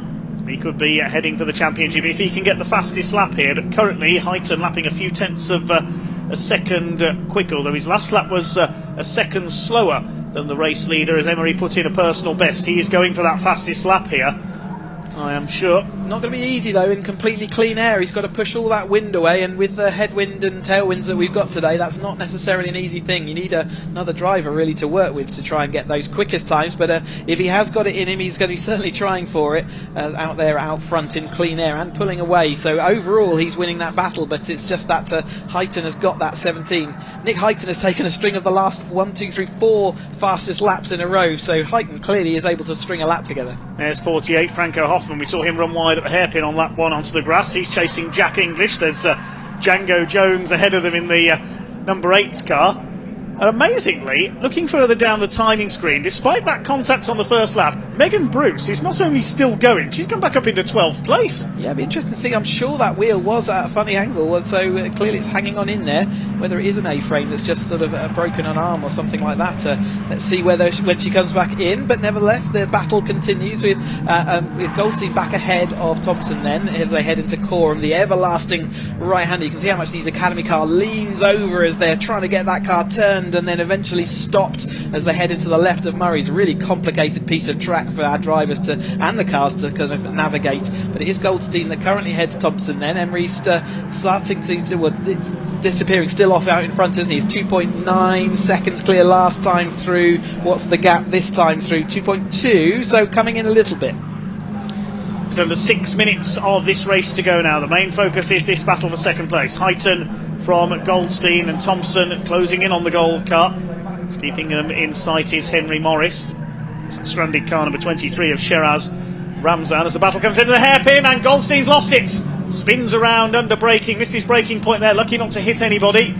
More misfortune for a front-running driver. Paul Goldstein rejoins, he'll be down into at least 5th position there as a result of that. So Heighton now clear in 2nd. Barry Thompson is up into 3rd position. It'll be Henry Morris in 4th place. Now, what was the gap that time too? Yes, the gap has come down a little, 2.2 seconds now to race leader Jonathan Emery. And he's trying to jink out of the slipstream already. You can see that the cars are getting slightly bigger in his rear view mirror, so he's trying to shake that toe, but if these two work together they might still have an opportunity. 5 minutes still to go. We saw Goldstein giving a good example of how the Academy car doesn't have a rear brake bias switch or valve, so when you stamp on those brakes, the first thing that happens is your rears lock up and then we lose the rear of the car, and he gave a good example of how that happens. Not an example he would have wanted to give, but he has lost some of those places. He'll be back up and running now without too much damage done, just a few places lost as a result. But Emery, definitely having to look in his rearview mirrors. You can see him now doing that snake down the back straight. Luckily for him, Heighton and Thompson are actually going at each other, so if they do start battling, that will help him back into his lead again. Look like they're doing the conga down the Bentley Straight in every race, don't they? Then suddenly it all breaks apart as they go into Brundle. Leaders come through. The gap is definitely coming down here. The number 78 of Nick Heighton is catching race leader Jonathan Emery. Won here yesterday. His other win came up at Croft. Nick Heighton had a win at Alton Park. The other winners, Barry Thompson at Thruxton, Callum McIntyre at Cadwell Park, and also at Kerborough in the sprint in the green group. We come into Murray's corner. It's under 4 minutes left to go, so a couple more laps to go this time around. They're starting to get a little spaced out now. Meantime, here's some battling further back in the order. Number 16 now, that's Andrew Miles chasing the other orange car there. That's number 17 of Andrew Porter. They're fighting it out a bit further down the order. This is for 13th position overall. Just ahead of them we should be able to see Megan Bruce, who is now up in 11th position, having got ahead of the number 26 car of Tim Payne, the red and white number 9. She's still going. We'll have to see if there's still any visible damage on that car after what was substantial contact first time out as the number 17 goes grass tracking. That's Andrew Porter coming out of Murray's. I'm sure one of the first commentator curses he's ever experienced in his life. Just as we were talking about the two orange cars side by side, one of them pinged themselves off onto the grass. Andrew. So another racing lesson for these Academy drivers. And as we wield our power up here on the microphone, Emery though, he's still losing gap. It's down to under a second now as the last time. That's a second disappeared on that last lap, and it was another fastest lap by Thompson that time through. But they're both Thompson and Heighton closing in, but Thompson now a 17.689, still not near the lap record, but still showing that clean pair of heels for the chasing group. Yes, indeed. Barry Thompson closing in. There is Megan Bruce, the number 9 car. Have a look at the left rear wheel. You can see it's at a slightly drunken angle, but it's holding up okay, and Meg's been able to come back up into 11th place. She's trying to close in on Franco Hoffman now. In fact, has she got ahead of the red machine? No, that's the number 26 of Payne in behind her. As here come the leaders, the gap really coming down now as Nick Heighton pushes on, looking for a second win of the season to match his victory at Alton Park. He's gone a little bit deep there into Nelson, a little bit of understeer there. They'll be coming round to start their last lap this time around. This Adrian Flux Caterham Academy Green Group race, a rather destructive race it has been, it has to be said, as they come through towards Coram. Heighton's still pushing on. Jonathan Emery needs to respond here. Third place is Barry Thompson into the left-hander at Murray's. The lead gap was 0.95 of a second. It's going to be less than that this time. Look at the way Nick Heighton, you can see clearly he's closing up on Jonathan Emery here as they go over the line. He might make his move at Riches. In fact, he's right on his tail. A new fastest lap for Heighton as they cross the line. He's going to go round the outside and takes the lead into the last lap. Yep, one more loop of this 3-mile Snetterton 300 track to complete then. First time that Emery's been out the lead since scampering off the lights and disappearing down the road. So Emery has Heighton's fought all the way back to that, and Thompson's brought Thompson with him. So it is sort of the front three that we saw anyway, less Callum McIntyre that we saw, unfortunately, having a DNF a bit earlier. But Emery now got the sight of a car in front of him, got to work out what he wants to do. He's not had any practice of this throughout the course of this race weekend. He's won the first race, and now he's got to work out, can he get in front of these cars, and when does he want to be in front as they head towards those final few corners. Here they come down towards Agostini. Emery getting a little desperate now, has a look. He wasn't close enough there. He's gone a little bit wide. He could lose second place here. Barry Thompson having a look up the inside. Thompson says, excuse me. And Emery goes out wide, tucks back in behind. But he's down to third place behind Barry Thompson now. He tried to do distraction tactics, didn't he? But I think he only distracted himself, unfortunately, and that pushes him down to third place. So remember, he was trying to look for a win and fastest lap. Well, both of them are out of his action because Heighton is taking the win and currently holds that fastest lap as well. I'll be music to Callum McIntyre's ears. He's on the sidelines after that contact early on. He'll be looking on from in the paddock as through come the leaders down towards the Bentley Straights for the last time. Has Jonathan Emery got anything left to try and fight back? There's Henry Morris in the background in fourth position ahead of Paul Goldstein, who had that spin earlier on at the hairpin into Brundle and Nelson for the last time. Is Nick Heighton going to make it 2 wins for the season? Just goes out wide over the curb. He always does there. Back up the inside, the 43 of Emery retakes second place from Barry Thompson. He got the move done through Brundle and Nelson. They're coming up towards the checkered flag this time. Emery going super Is Emery defensive. going to try and slipstream him? Yes, super defensive there. He's going to lose all his momentum. He's going to have to protect from Barry rather than being the attacker as they come out through this last corner. Yeah, he's got to attack and defend at the same time on the run to the line. I don't think they're going to catch Nick Heighton here. Up towards the flag in what's been a rather crazy race for the Adrian Flux Caterham Academy. It's won by Nick Heighton ahead of Jonathan Emery and Barry Thompson. The three of them covered by just over half a second at the flag. Henry Morris will just hang on ahead of Paul Goldstein to take fourth position. And then a gap back to, it should be Arif Hanif, who comes home in sixth position in the number 74. His brother Barry in tow. They're sixth and seventh. Who's going to be eighth? It's going to be Franco Hoffman who comes through for eighth. Django Jones ninth. Jack English rounds out the top 10. And what a recovery by Megan Bruce in for P11 in that battered number 9 car. Yep, but absolutely nursed that car back over the line, and after the highs of yesterday, a little bit of a come down, I'm sure, but she'll be back out at Donington looking for those race victories again. As we see the tail end of this field, the orange cars that we saw earlier on, and gave a bit of commentary cursor, Porter and Brown and Miles coming across. We're just waiting for the tail end of the field. You can see the flags flapping around, and this breeze has just changed angle very slightly, sort of more of a crosswind, a little diagonal crosswind, as we're looking down this start-finish straight. Back. We're just waiting for the rest of the field to come in then. That's 5 other cars still running, which should hopefully make it over the line. We lost McIntyre, Ramzan, Orlando Morris and Neil Bell.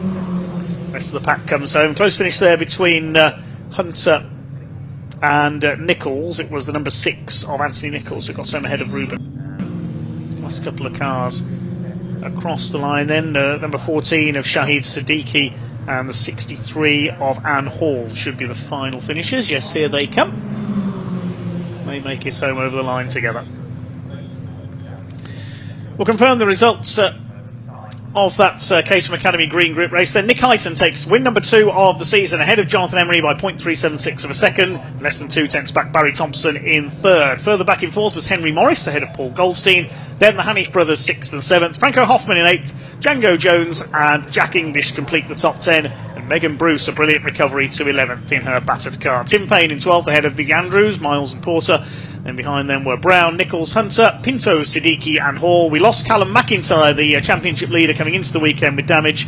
Also out was Sheraz Ramzan, Orlando Morris and Neil Bell. Yep, quite an adventure for them all out there, out on track for the, again, lessons learned every single time. You learn lessons even right the way up to your final races. There's never a dull moment in a race, but it looks like our drivers won't be too far away. They're heading down the pit lane as we speak. So I think Sam is sort of there and ready for them. So let's head down to Sam then and hear from our Academy drivers.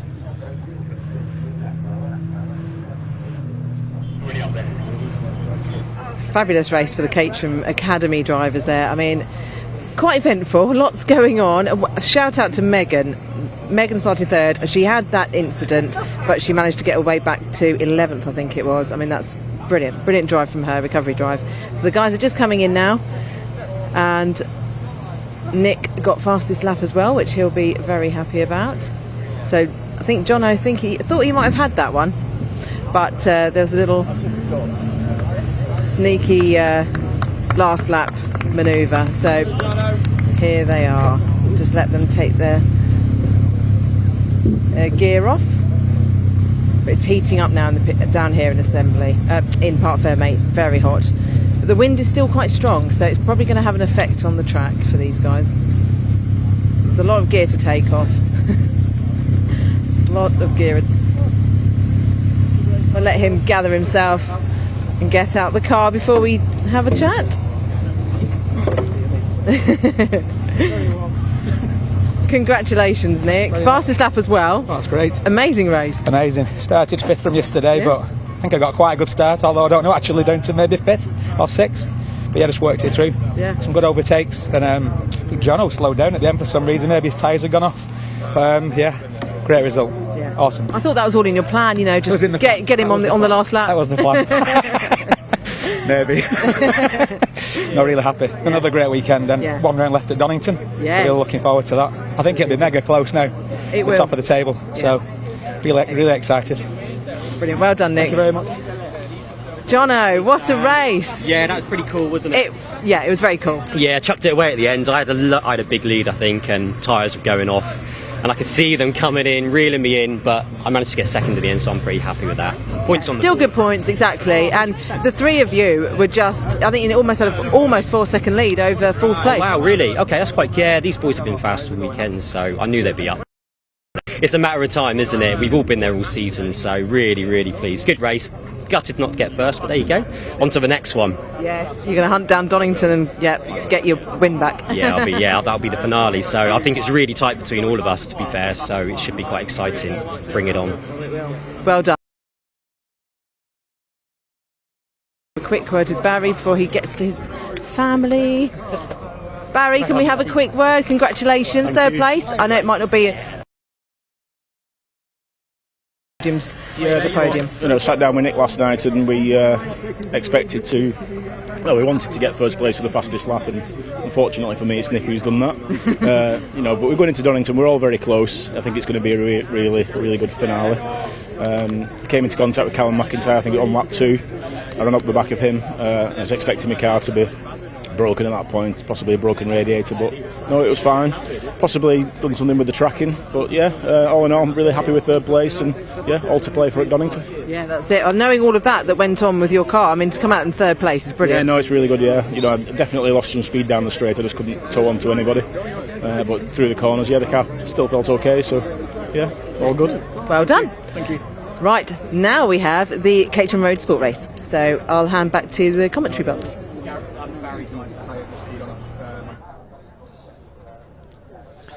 Thanks, Sam. Let's have a look at a couple of highlights from that race. First of all, we saw Franco Hoffman run out wide in the early stages. There was so much going on in this race. Megan Bruce trying too hard to make up for a poor start, colliding with Barry Hanif and damaging the rear of her car. But to her credit, she kept going and ended up in P11. Then a big shunt heading through Nelson. Big wallop for Neil Bell and Orlando Morris. Thankfully, the drivers escaping okay there. Orlando even managing to drag his very battered car back into the pit lane. Then a lock-up for Callum McIntyre, and Barry Thompson had nowhere to go but into the back of him, which damaged his suspension. And then this contact Barry Hanif completed the job on Callum McIntyre's car, unfortunately forcing the former championship leader out of the race. There was more drama up at the hairpin as well, a tangle between the 6 and the 75 cars. There's so much going on in this race, it was nigh on impossible to follow it. Cars spinning and colliding everywhere. Paul Goldstein then spun at the hairpin. It was as if there was some kind of magnetic force sending cars spinning around at the hairpin. And then Andrew Porter did the same thing. Commentator's curse for him, unfortunately. Apologies. Yes, sorry, Andrew. Meanwhile, at the front of the field, there was a race going on as well, and Nick Hyton passed Jonathan Emery to win it, with Barry Thompson and Emery then duking it out for the rest of the race for second. Okay, now it's on to the cars just starting their green flag lap. The Vertex watches Caterham Road Sports Championship, and it is the champion-elect who takes pole position by virtue of his win yesterday. Ben Timmons starts on pole with Toby Ballard alongside him. Second row, Lionel Tolmash. Yes, that is his real name, in the number 22 car, alongside 89 of Tom McEwing. Zach Lower, number 33, and Simon Sabin, number 70 on row 3. They had a terrific battle in yesterday's race with Tom McEwing. Row 4 is Harvey Lawrence in the 77 and 93 of Craig Boyle. He got fastest lap in yesterday's race. Row 5, Daniel Hope, 99 and 28 of Nick Bryant. Row 6 will be number 88, Ryan Wilby, and 87, which is Henry Littlejohn. Then on row 7, Alistair Davidson, 10, and Richard Harris in the number 21. Row 8, number 68, Darren Butler, 14, Rob Kennelly. 9th row is Rob Lowe, number 44, and 65, Sol Rogers. On the 10th row, 15, Lyndon Arnold, and 66 of Ollie Kibblewhite. Row 11, 55, which is Guy Crossman, and 23, Gary Cross. 31, Andy Bailey starts alongside 49, Graham Finlayson, and completing the grid, 75, Stephen Trinder, and 18, Ian Bettis. One non-starter in this race, number 40, Rob Gregor, has withdrawn. So, yeah, you mentioned Ben Timmons took that win yesterday. It means he's got very little to do today to become champion-elect. He needs only 9 points, which is 21st position. And considering he's won nearly everything this year, that seems well within reach, doesn't it? But he's still got that work to do. And if he gets a DNF, then that's not going to help him on that way. I wonder how he's going to work the psychology of that in this race. The road sport, so 27 odd races, racing drivers in this one. Second year academy graduates from last year, so not the most experienced drivers we've got out here, but they certainly show how they've got it all under control from academy, as we've just seen out there. We'll hopefully see everything a little bit more under control, but there is that purple machine of Ben Timmons has been the absolute class of this field. Toby Ballard following along, and Lionel Tolmash has been there or thereabouts all year, and Tom McEwing, we saw with the green card just coming through the screen. He will be seeing whether he can come back after having had a number of races away, and also a DNF, which has sort of put him out of the championship. He's one of our academy champions from last year, so he's got a lot of speed in that car, and he's moving back towards the front of the grid. Also worth calling out Harvey Lawrence. He's there or thereabouts in the championship as well, maybe still got an opportunity for sort of third in that championship, but he's had some bad luck and sort of faded away towards the end of the race, but he's always got a quick car. Let's see what he can do out there. But it seems like Ben Timmons, Toby Ballard and Lance Tolmash are being the class of this field, certainly in the latter part of the season. Let's see whether they can continue that, and let's see whether Ben can dot the I's and cross the T's and get his championship sorted this weekend. I believe he's looking to see whether he can do 270 in Donington if he does wrap it up here today. So starting to pull into position on the grid then, the purple and yellow car of Ben Timmons in pole position. Toby Ballard in grey and orange alongside him. He's yet to take a race win this year, so a maiden win would be very welcome indeed here. Lionel Tolmash is in black and gold. Then the green car of Tom McEwing, former Academy champion, rounds out the second row. Zach Lower and Simon Sabin both in yellow and black on row 3. And Harvey Lawrence lines up on row 4. That's the yellow and bright blue car alongside the lime green and orange, almost tic-tac liveried car of Craig Boyle, number 93. Dan Hope in orange and black on the 5th row. The blue car of Nick Bryant rounding out the top 10. So Ben Timmons has had 7 wins so far this year. Lionel Tolmash has had 2. Craig Boyle has had 1. The other winner, Edward Cozzi, is not here this weekend. He had a win at Silverstone. The red lights are on then. 20 minutes of Vertex Caterham Road Sport racing about to get underway. Here we go. The front row both leap away nicely. Good start by Craig Boyle from the 4th row of the grid as well. He's trying to get down the outside, but it will be Timmons who has the lead as they head towards Riches for the first time. Lionel Tolmash having a look up the inside, but Toby Ballard slots into 2nd place. Great start by Craig Boyle up into 5th behind Tom McEwing as they disappear up towards the right-hand hairpin at Wilson's. Toby Ballard tries to get around the outside, under braking. That's a move that rarely works, and Ben Timmons holds the lead. A couple of cars running wide further back in the order. They managed to gather it together, including the 49 and the 23. That's Graham Finlayson and Gary Cross at the back of the field. The leaders head through Palmer up towards the left-hander at Agostini. It's Ben Timmins from Toby Ballard, a sight we've seen many times already this year. Yeah, Ben Timmins, though, didn't manage to shake them all yesterday. He had a bit of a hard race, and we've seen him disappearing off up the road. So that's Ryan Wilby, I think they're coming down the inside of Harvey Lawrence. As not having it easy, but the psychology of only needing a 9th place, a 21st position finish really will play on your mind. He's just got to get it all done. He wants to be able to go up into that 270R class next time, so he wants to get it done today.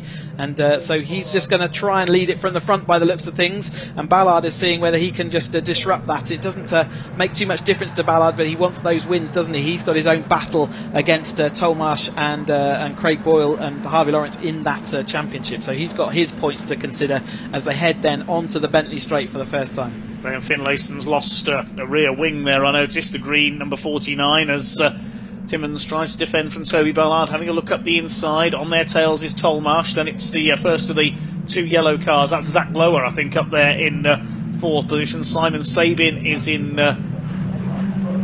is that Simon Sabin in 6th? No, it's Craig Boyle, sorry. The lime green car got a bit of a tangle there further back. 4 into 1, didn't go, unfortunately, going through Nelson's there. Getting squeezed out on the inside was number 55 of Guy Crossman. They've all survived that, though, I think.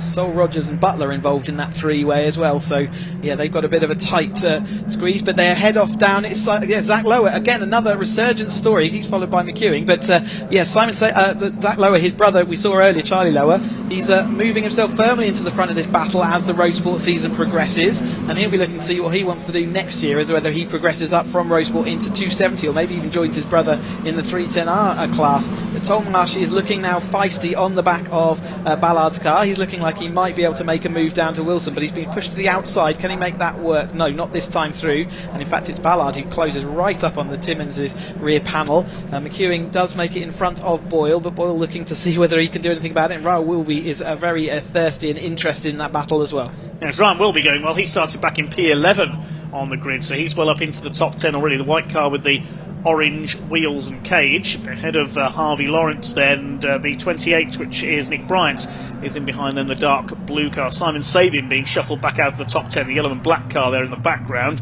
so not the best of starts for him. He's got Dan Hope, number 99, on his tail as they go through Agostini. Sabin had such a good run yesterday, didn't he? So it's been a disappointing start for him, as he was right up in that front battle for a lot of it, and he's now drifted to the sort of rear of that top 10, hasn't he? Yes, indeed. Shame for Sabin, who's got to fight his way back through the order. Lost 5 places off the grid, according to the TSL timing screen. As Ben Timmins continues to lead the way by just over a quarter of a second at the end of that first lap. They're coming down the Bentley Straight. The conga line is going to start up again. Here they go, one side, then the other. They'll be dizzy by the end of this race. Up towards Brundle. Is Toby Ballard going to make a move here? Well, Timmins having none of it, moves across, takes the line. McEwing starting the fight with Craig Boyle. Once again, Harvey Lawrence under fire from Ryan Wilby, and Nick Bryant, the number 28. There's Simon Sabin on his tail, trying to move back up, pressured by Dan Hope, and the next two behind are Alistair Davidson and Richard Harris. Great to see this mid-pack all absolutely nose to tail heading round. The battle's deep into the field here in the Caterham Motorsport Championship, but it's still Ben Timmins out front then ahead of Ballard. They've been in those two positions. Zach Lower's demoted Tolmarsh now into 4th place, so Zach Lower making forward progress. A number of cars there drifting over that sensor. There is a little sensor on the outside of that corner. It will snap a picture of them to say they've gone over track limits. As number 14 there, that's Kennelly running a little bit further back in our field. Timmins holding and has led every single lap, hasn't he, so far? Not relented the lead, didn't do it yesterday either, although he did come under attack later in the race. But it is still Timmins who is currently in the lead. Ballard looking down the inside, locked up there. Remember, Timmins cannot have a DNF here, but Ballard wants to get on with it. He's having now Zach Lower come behind, and Zach Lower is going to looking to see whether he can take 2nd place, so making further progress after we saw yesterday. A great result for him, but he just drifted a little bit further back as we came to the checkered flag. Yes, Zach Lower now ahead of Lionel Tolmarsh at the end of the first lap of the second lap of the race, I should say. He's got the fastest lap, Zach Lower, so far, 2:14.784, and a big lock up again there from Toby Ballard, who is trying very hard indeed in the number 72. He wants his first win of the season. Tolmarsh is back on the tail of Zach Lower. Now, how far behind the rest of the pack? 1.3 seconds. Tom McEwing is down on Lionel Tolmash. No, in fact, it's Craig Boyle that's come through now ahead of Tom McEwing. We see there Simon Sabin kicking up the dust on the exit of Hamilton Corner. Very easy to do there. Leaders head into the back straight once again. There's Boyle in 5th place. McEwing is in 6th position. Harvey Lawrence up into 7th place. And the rest of them come streaming through behind.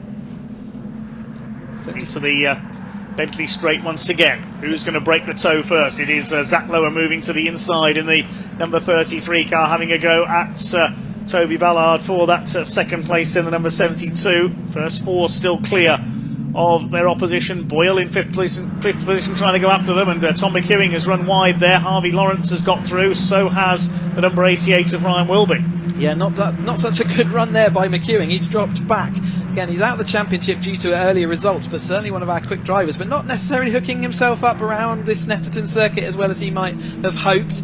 Zach Lower is still in that 3rd place then. Tolmash seems to be happy at this moment to hold there. There's Lawrence drifting wide once more. Ryan will be behind him. There is Simon Sabin, who's behind Hope at the moment, and it's certainly dropping back through the field, not going as well for him today as it did yesterday. There's number 44, that's Lowe, isn't it? Rob Lowe out of his car, so unfortunate end to his weekend. J-turn expert is on the back of that car. Looks like he's J-turned it through the gap in the barriers to retire. Sadly, great shame for Rob Lowe. A tough weekend for him so far. Leaders heading up towards the Wilson hairpin. Zach Lower had a quick look on the inside through there, and then heading back up the other way towards Palmer. It's almost side by side for second place. Lower up on the outside now of the 72 car of Toby Ballard. This is allowing Ben Timmons to get away slightly. Rob Lowe had such a good run at Thruxton. Really a shame to see him. No, that's Butler as well, isn't it? Out in the number 68 car. So whether those two things are combined and related, or whether that's two separate incidents, unclear. But Butler also out of this, and a wing sitting in the middle of what looks like that is Wilson hairpin. Yes. So just flapping away in the wind there. That is kind of in the firing line, but I would expect it to get blown to one side as the cars come through the next time. They'll definitely be given a slippery surface flag for that one. So Zach Lower still very much interested in seeing if he can get past Ballard just in front of him, and Tolmash again just taking that watching brief. Maybe he's looking after his tyres for a late run this time. There's another wing flapping. That's Ryan Wilby with his rear wing coming loose as they go onto the Bentley straights. Another couple of souvenirs for our volunteer marshals. Ben Timmons snakes across, picking his line for the left-hander at Brundle. Ballard still second, and it's Lower and Tolmash, and late on the brakes there. The number 33 is not going to get that round. Zach Lower runs wide onto the grass, missed his braking point, and Lionel Tolmash is through into 3rd position. Craig Boyle's going to try and close up in the number 93. Disappointing qualifying was his main handicap. He had to fight his way through in the first race. He got 8th place and fastest lap, now up to P5 in race 2. The lime green car there. Ryan Wilby is in behind him. Then it's Nick Bryant, Tom McEwing, who ran wide earlier on, Simon Sabin and Dan Hope rounding up the top 10. Yeah, but Boyle's taken 4 fastest laps this season. He's very quick, and like I say, a bit shocked to see him further back down, normally in that lead pack. Just as they're going into that Brundle Nelson complex, Ben Timmons using every millimetre of track, including the white line that he is allowed to use at the edge of that circuit, and you know, the awareness to be able to do that. Remember, these are only in their 2nd season of motorsport. There he gives that yellow flag waving into Wilson then, so they were no overtaking as they head in here. There is that wing still sat on the track, and see whether the wind does start rocking it away. It's a rear wheel arch, so it is quite a substantial piece of kit there. Looks like it's just rocking. I don't know whether there's enough a gap for a marshal to get there, but I imagine it's spread out a bit too much with only 10 minutes to go for that to happen. So we might be under yellows for a little bit. So it's going up to half distance in this Vertex Caterham Road Sport Championship, race 2 of the weekend, their second and final race. Down into Agostini they come then. Craig Boyle now on the tail of the 33 of Zach Lower for P4. So the pack's starting to close up at the front of the field here. It was a 4-car breakaway, but that's a mistake by Zach Lower really has closed them up again, because it's brought them onto the tails of the number 33 car and the number 22 of Tolmash as well. Well done, Marshall, on the inside of Wilson's hairpin, has rescued that wheel arch. hopefully powered by Celebration Sweets that he picked up from all the academy drivers from earlier after they did club together and bought the marshals all a box of sweets. As they head down then the Bentley Straight, Timmins in the purple machine where it's been nearly all season, still out in front. Ballard just starting to lose touch, isn't he? So there is a little bit of an air gap there. Boyle now looking down the inside of Tolmarsh, and Zach Lower trying to recover himself back through. Tolmarsh wasn't done with that position as Zach Lower, millimetres between them as they went into that. He's had a couple of scary rides through Brundle and Nelson the last 2 laps through, and Ryan Wilby recovering back through after that disappointment from yesterday, and again putting his car where we've more naturally seen it throughout the rest of the season, back in the lead battles. Yes, Craig Boyle moving up into P3, had a win at Thruxton just a few weeks ago, the Hampshire Airfield circuit, of course on a former airfield here at Snetterton as well, and Lionel Tolmarsh is really being pushed here by 33 of Zach Lower. This is bringing Ryan Wilby into the battle as well. The 2 leaders over the line separated by just under a second. Boyle's got the fastest lap, 2:14.303. that time around. That was nearly a second quicker than the 2 leaders, so they're really closing up here. Tolmarsh on the outside of Zach Lower. Tolmarsh was the slowest of the 5 leaders that time through. He did a 2:16.4. He's under fire from Zach Lower trying to go around the outside. Wilby's there on the inside. Then it's Nick Bryan. Simon Sabin makes a mistake. He's lost his nose cone as well, I noticed there. Sabin's car missing his nose. Harvey Lawrence has dropped back a little. He's got Dan Hope, Alistair Davidson and Richard Harris on his tail. Yep, he's definitely not moving forward. Said to watch out. It's not been a great result for him so far. Still 7 and 8 minutes left to go. 8 minutes left to go as we see Zach Lower going down the inside of Tolmarsh. Ryan will be still flapping that rear wheel arch in the wind, but Boyle is the person on the move, isn't he? He's fought all the way through this field. There was quite a wall of cars in front of him. He's got all the way through up to the rear panel of Ballard. Ballard, where we thought he was maybe losing touch with Timmins, he's just about hanging on. Remember, they're going through Hamilton here at 75 miles an hour. Imagine being on the motorway at 70 miles an hour and turning around a corner quite that tight. That's what these racers do in their road sport machinery, and it only gets faster as they go up through the ranks. Ryan Wilby and Zach Lower continue their battle. There's a nose cone. I don't know if that's a new nose cone, because I don't think it was Simon Sabins. We saw going through our screen there. So is there someone else missing a nose cone in our lead group? Let's keep an eye out for that as Timmins comes down towards us. He's certainly being rejoined by Ballard, and Boyle is right with Ballard as well. Again, millimetre perfect for those front 3 as they go onto that white line, maximising the angle that they've got to turn into this left-hander Brundle and then the right-hander they have at Nelson.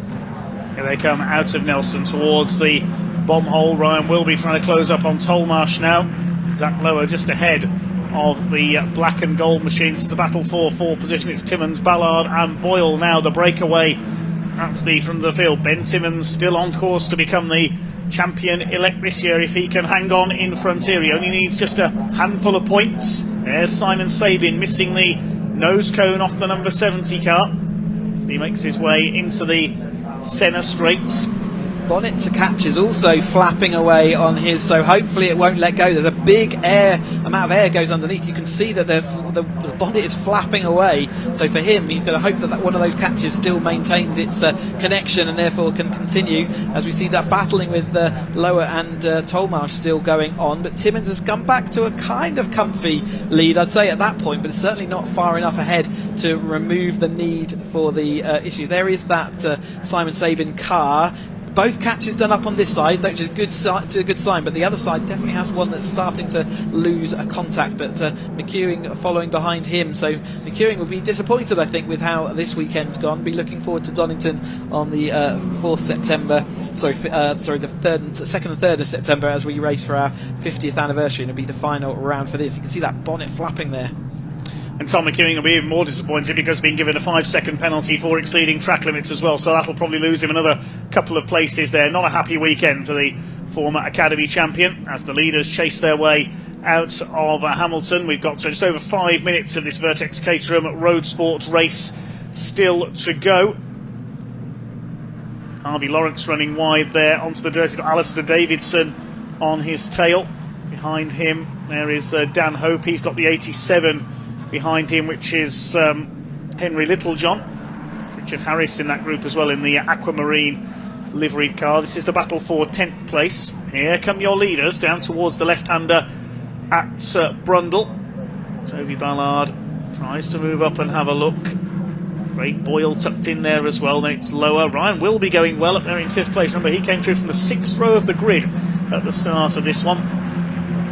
Up towards the long right-hander at Caterham. Ben Timmons still under a bit of pressure for the lead of this race from Toby Ballard, who's desperate for that first win of the season. Timmons out wide that time through Caterham as well. That's a bit wider than you want to be. It's not grippy out there. You imagine that it'll allow you to do a straighter approach to this final corner. All it's done is cost him time. He's brought these 4 back together again. Timmons in that purple machinery. Can he hold on as they head up into Riches this time? 4 minutes on the clock as they cross the line to start their 8th lap of this race. Timmons on the inside, having to have to protect from Ballard, who's gone to the outside. Can he sweep around? We've seen it done, but no, they're happy and content to sort of slot in behind him. Boyle, though, is the next up to see whether he can act as a disruptive force. Where does he go? Does he go left or right? He's got nowhere to go. He's got cars in his way, but Boyle around the outside. Zach Lower looking down the inside. Contact between Craig Boyle and the rear wing there of Ballard. So a little bit of a wing to wing or nose to wing contact there caused Ballard's rear wheel arch to disperse the car. They need to be careful this lot as well, because some of our leading group have got the black and white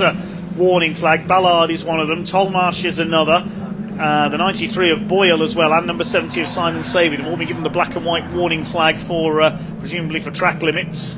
As the lead battle comes down into Agostini, there is Tolmarsh now back ahead of Ryan Wilby up into P5. Nick Bryant going with them as well in the number 28 car. It's still Timmons who leads though from Ballard, with Zach Lower challenging him now up in 3rd place. Ballard losing that rear wheel arch, which shouldn't cost him any time out on track. We got a big crash there from Graham Finlayson, number 49. Lost his front left there. You can see the conveyor belt of the tyre, just of the tyre barrier has been pushed away. So definitely made significant contact, and that has ripped the front wheel off, so he won't be able to make any further progress. See the driver moving around. Hopefully he's okay, and he let go of the steering wheel in time. We remember, you should, as anyone watching and thinking about getting a motorsport, make sure you do let go of a steering wheel before you hit a barrier. Otherwise, David, we got a spinner there from the number 15. He had to take avoiding action from the number 15 of Arnold, wasn't it? Yeah, Lyndon Arnold. That sent him straight to the barrier because he couldn't get, it was on the grass to make avoiding action. Unfortunately, that's cost him there. He's made it a long way, hasn't he, out to that barrier? Yeah, the barrier just saving him there from going off into the field next door as well. The race continuing at the moment. This is the lead group coming down towards Murray's. I wonder if we may see a stoppage there, but racing continues. There'll be one more lap to go. Certainly waved yellows. Yeah, the yellow flags, that's on the exit of Riches. Lyndon Arnold spun there, and Graham Finlayson, the Scotsman, just couldn't quite avoid him. Over the line they go. Timmons from Ballard, then Lower, Boyle, Tolmarsh and Ryan Wilby. Hopefully they'll see this yellow. Positions. Yeah, they're coming up into that yellow flag zone. I was just saying, I hope they've seen it. It does look like they've all gone line astern. Yes, no passing through there, of course. Looks like they've all obeyed the yellow flags and slowed down a little into the Wilson hairpin. Ben Timmons under pressure from the 72 of Toby Ballard, but Timmons will know he only really needs to finish this race to be the champion-elect going into the finale at Donington Park. He could let all these cars go by and he'd still be safe for that championship, but he wants to go out with another win. He has been the dominant driver this year, and he's only got one more, half a lap left to go, but Ballard is looking down the inside into Agostini. He is going to make it through, a little bit crabbing there. Ballard, they were both on the absolute edge. Neither of them locks up, which is great, but it does push Timmons out wide. He is going to lose the lead for the first time, is he? No, Ballard's missed a gear change on the exit of the corner there, but Zach Lower into 2nd place. Oh my goodness, but Toby Ballard getting too desperate there for his first win. Lionel Tolmarsh has gone dirt tracking there coming out of Hamilton, so Zach Lower goes up into 2nd. He could be on for his best results of the season so far here. That's allowed Ben Timmons to escape. The man from Chelmsford in Essex is heading for effectively the Vertex Road Sport Championship here today. Tolmarsh just been given a track limits for that, I think, and therefore he is going to have a 5-second penalty as well. We saw McEwen get one, and also Harvey Lawrence a little bit further back. And we see Snappy John taking that shot in the firing line there as they come down with the purple car of Timmons then in the lead, now having to defend from Zach Lower in that 2nd place. Has he got it done? Is this champion-elect? We've got Ballard going wide, and Zach Lower, we've got another car spinning off wide. They're all losing their heads. Nick Bryant. Nick Bryant has spun off into the grass down there. They're all trying way too hard on these last couple of laps. Bryant dirt tracked his way down. Tom McEwing's all over the place as well. He was trying to get out of Nick Bryant's way there, I think. And Ben Timmons says, well, if you're all going to fall over each other on this last lap, I'm going to clear off in front. I'm going to take my latest win this season and pretty much sew up the Vertex Caterham Motorsport Championship for 2023. The man from Chelmsford in Essex, here he comes up to the line. Ben Timmons takes the win. Second goes to Zach Lower, and Toby Ballard comes over in third place. The rest will have to wait to see what time penalties are applied. I think it's Boyle in fourth, will be fifth, and Simon Sabin will take sixth place. So Lionel Tolmash dropped down to seventh. He got a 5-second penalty. Nick Bryant crossed the line in eighth despite that bit of dirt tracking. Alistair Davidson ninth. Tom McEwing with his penalty rounds out the top 10. Harvey Lawrence with his penalty drops to P15. Amazing road sport race there.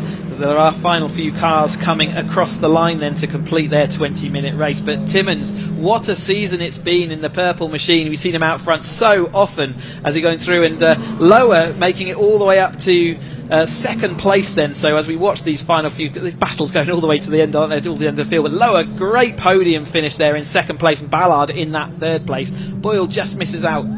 But it is Brian, as we see Trinder there. I think, yep, he's fighting with Bettis, and I know that Bettis and they're desperately not wanting to be the final position. But it looks like Trinder's just got the better of Bettis as they cross the line. Then great race. Timmons done exactly what, in fact, far more than he needed to today.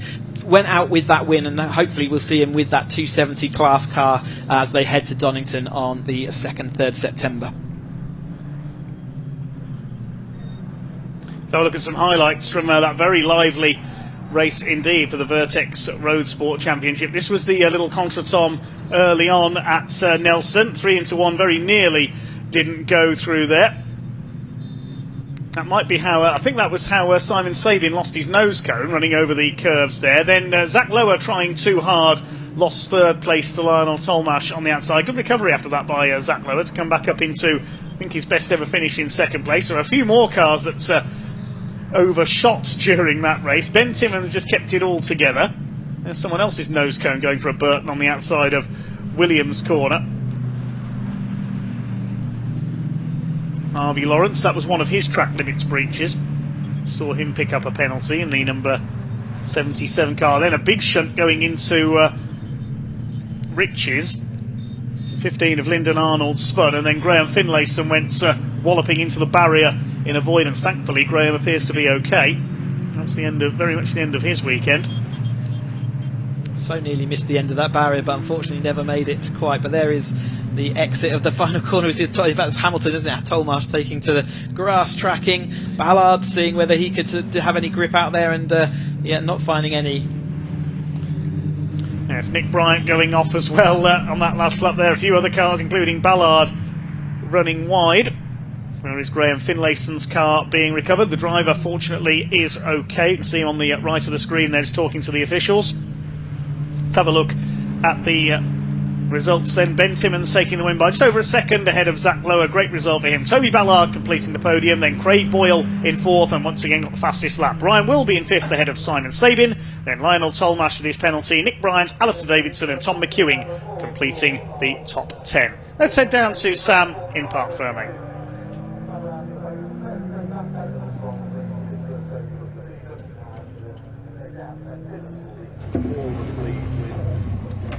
Goodness gracious me, very, very happy drivers down here, and one very happy Ben Timmons, provisional champion, but we will wait for the official confirmation.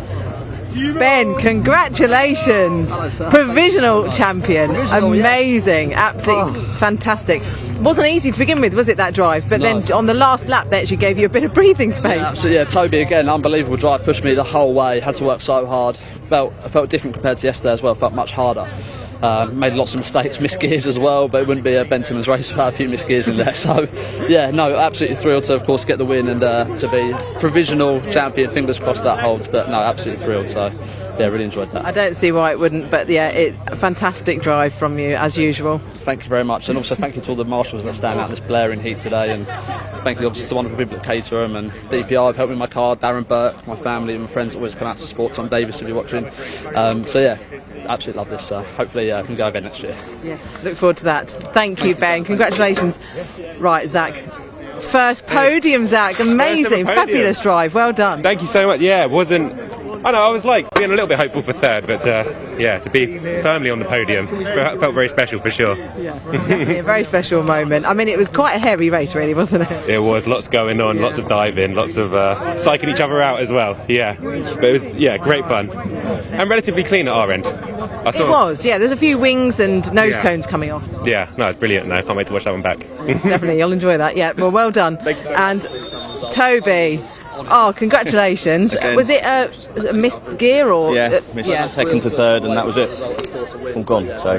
Because you were literally a few minutes to go to the end, and you were looking like first. I thought, because obviously Ben didn't want to not finish, so I was hoping that I had more of a chance today. But I just missed that gear, and that was it. And gone to pieces. So. Still, podium though. Yeah. Can't complain. That's a good finish. Thank you. Well done. Right, we will shortly be showing you the podium for these guys, but we'll hand back to the guys in the commentary box for now.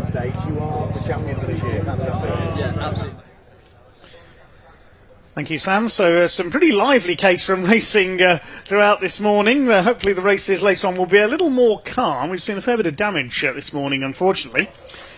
Now into our lunch break then. We're picking up just before 2 p.m, so a 45-minute break for a spot of lunch. Next race after lunch will be the British Supercars Racing Club. That will be at around 5 to 2. That's followed by the white group in the Caterham Academy. And then we've got our 45-minute pit stop race for the Uncle Luke's Snetterton Saloon, sponsored by Uncle Luke's Sign and Sticker Shop. Their owner, Luke Allen, will be racing his TCR Golf in that race. That's followed up by the Mission Motorsport Caterham 7 270R Championship. And it's the Avon Tyres Caterham 7 Championship UK. The Mini Challenge are back out for their final race. And then we close out with the Mossel Caterham 7 310R Championship. That's all coming up a little bit later on then. We're going to take a quick lunch break now for about 40 minutes. We'll join you back at around 5 to 2 with our British Supercar Championship. And we'll hear from Sam shortly with the podium.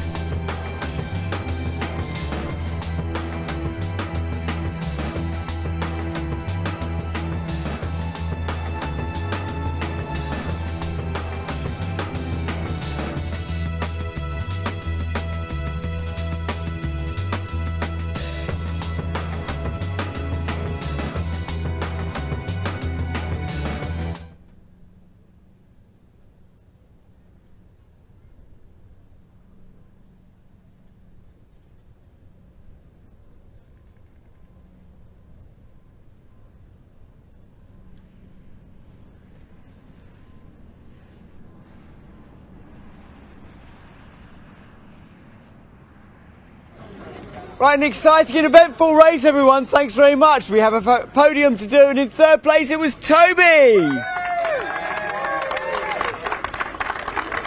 Well done, mate.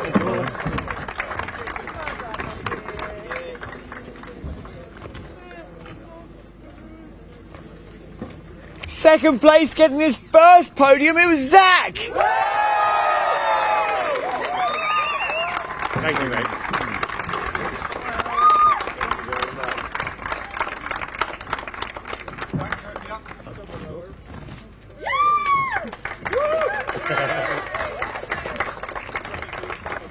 Stand on the podium, Zach. I know you stand on the podium, yeah.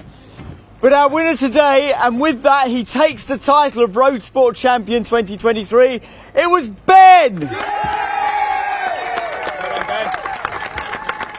Well done. Well done.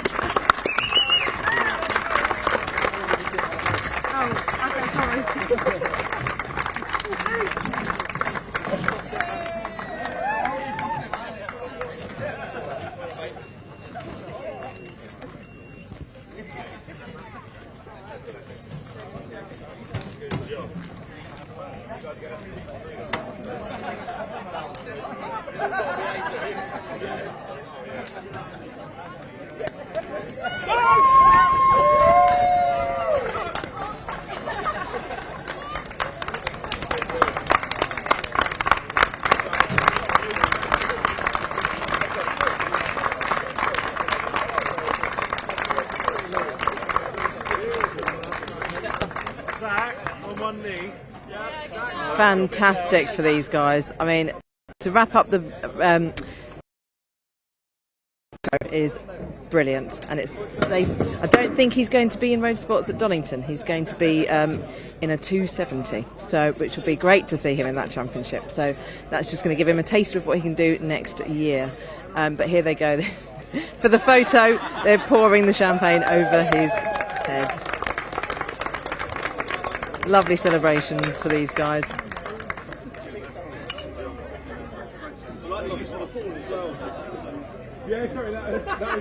Right, so we'll be back shortly with some more podiums for the minis, and but right now I'll hand back to the conference box.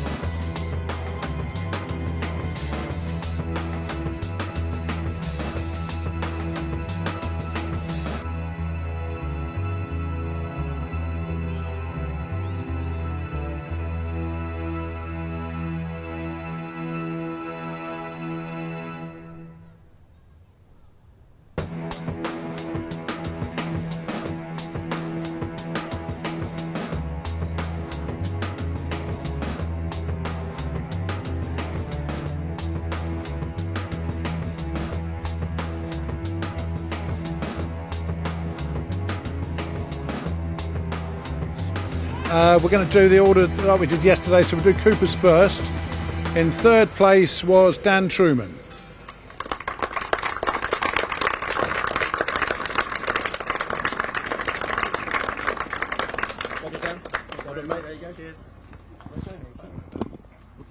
Second place, Neil Clark.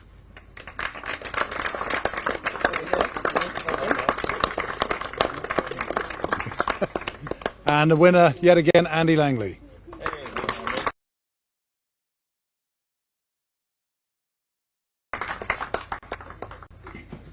Third, who was the 53? Third. Yeah, who was it? Yeah. Well done, boys. Okay, R53 is next. In third place, Rory Mellier. Oh, sorry, not you. Charlie Collins. Only messing around. Who's yeah. Second? Who's second? In second place, Charlie Heatley. Hey. Well done, Charlie.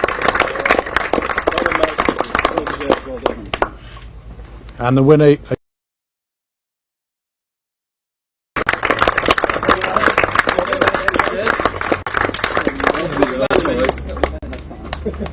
Well done, guys. Cheers, mate. Thank you. Well done. R56, third place, Charlie Collins. No, Rory Mellier.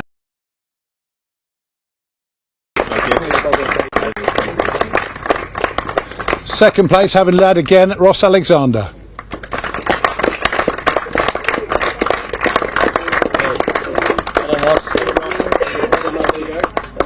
I don't know what's going on here. In first place, Steve Webb. Well done.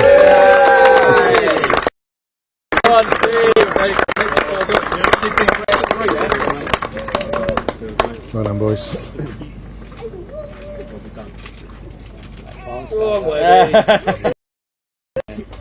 Wind.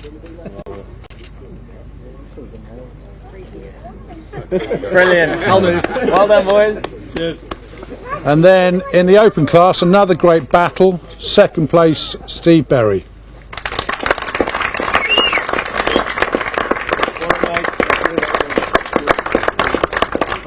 Steve. Well done. And overall winner, Charlie Newton Darby.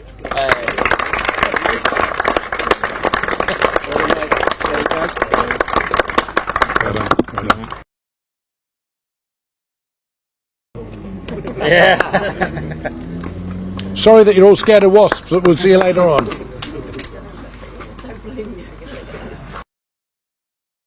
Thank you very much. Thank you, mate. Now, what I'm going to try and do is actually speak to Steve Webb if I can grab him. Where's he gone? Steve! Steve! Steve! Come in.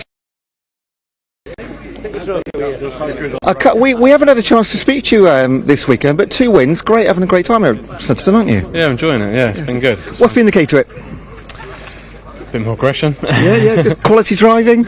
Good quality driving, quality car set up from the team. Sheer motorsport, so yeah, did us proud.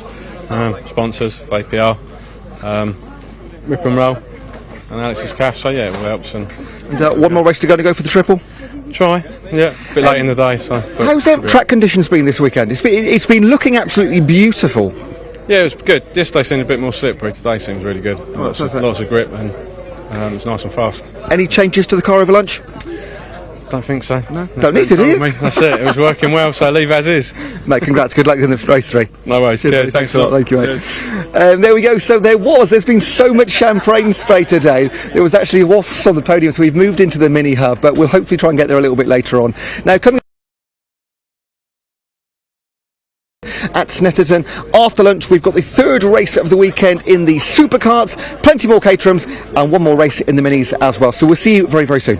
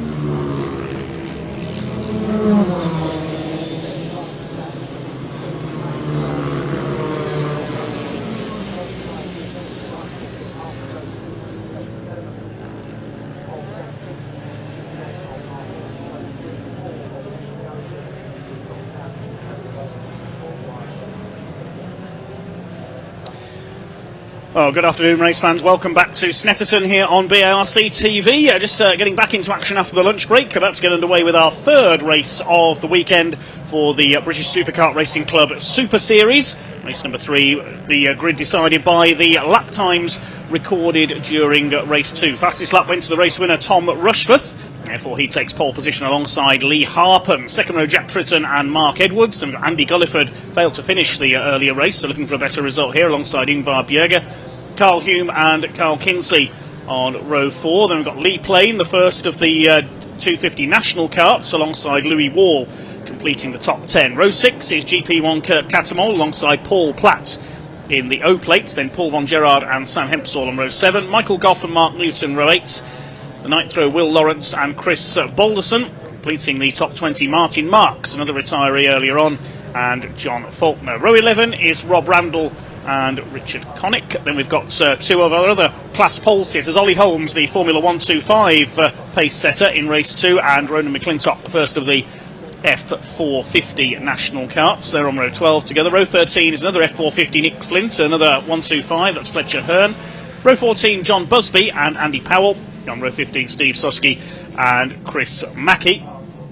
16th row is Daniel Gerard and Mary Howarth. Mary Howarth failed to finish race 1 after the red flag came out. Row 17 is Gary Popkins and Tom Hatfield, a non-finisher earlier on. Sean Lombardo and John West on row 18. The 19th row, John Reeder and Aston Baker.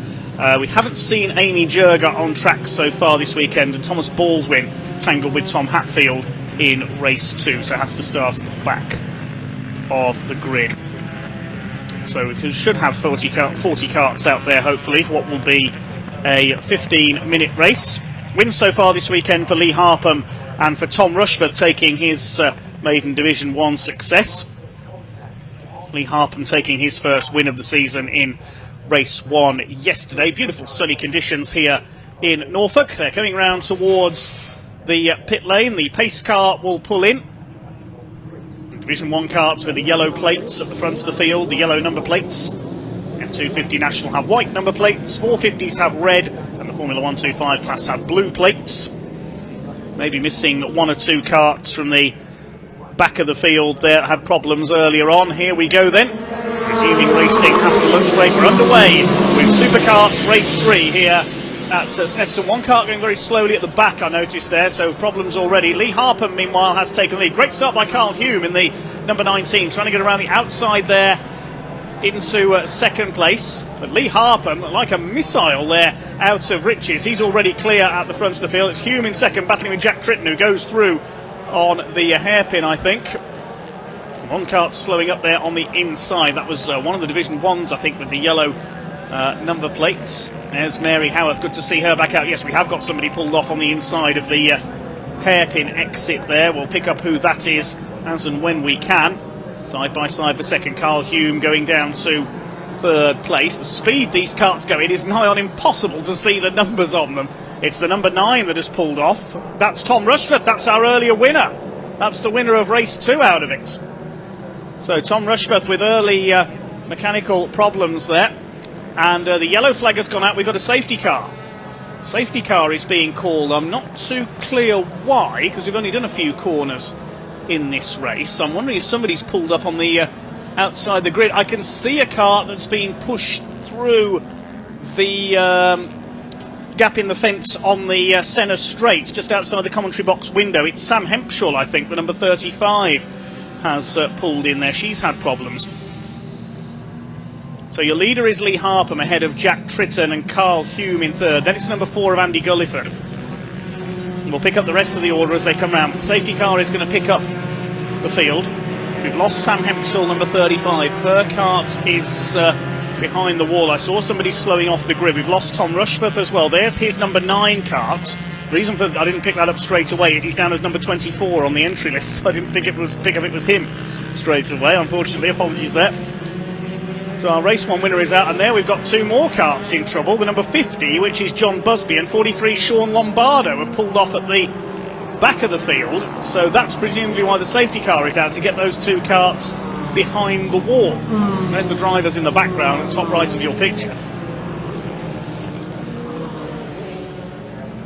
So a few casualties already then in our third Supercars race of the weekend. Lee Harpham leads ahead of Tritton, Hume and Gulliford. Lee Plain in 6th overall, number 101, is leading the F250 national class. 450s are led by Ronan McClintock, and Fletcher Hearn once again leads the F125. He's been battling with Ollie Holmes all weekend. Ingvar Bjerger, the Swede, has pulled into the pits. So has number 62, Andy Powell.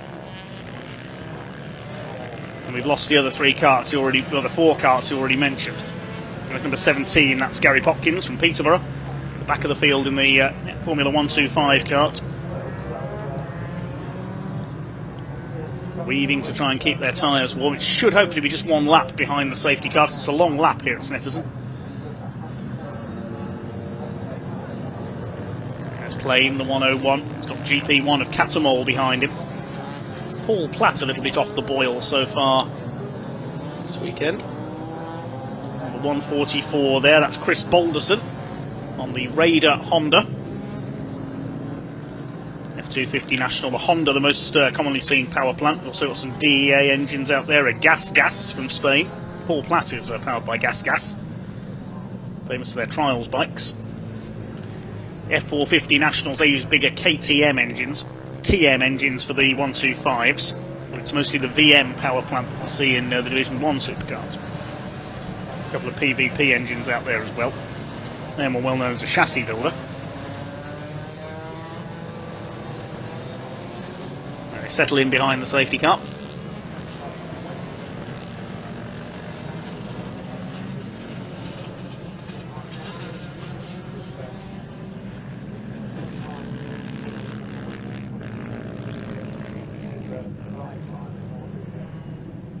So Lee Harpham looking for win number 2 this weekend and this season. Lights are, I think, still on the safety car there, the Ford Focus Estate. Jack Tritton up there in second place, but a great first season in Division 1 he is having. Carl Hume in third place. It's Gulliford, Mark Edwards. Then we've got the first of the 250 Nationals. Big winners on the first lap came from the back of the grid, a pair of our 250s, Tom Hatfield and Thomas Baldwin had to start from the back after problems in race 1. Hatfield is in 14th, he gained 20 places. Tom Baldwin gained 25 places, he's gone from dead last to 15th.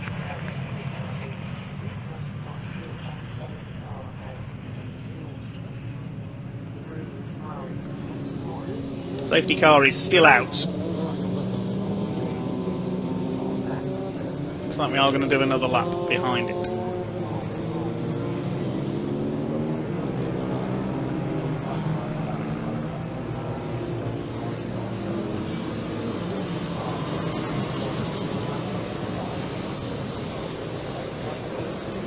This has to be one of the most extreme forms of motorsport, certainly in the UK.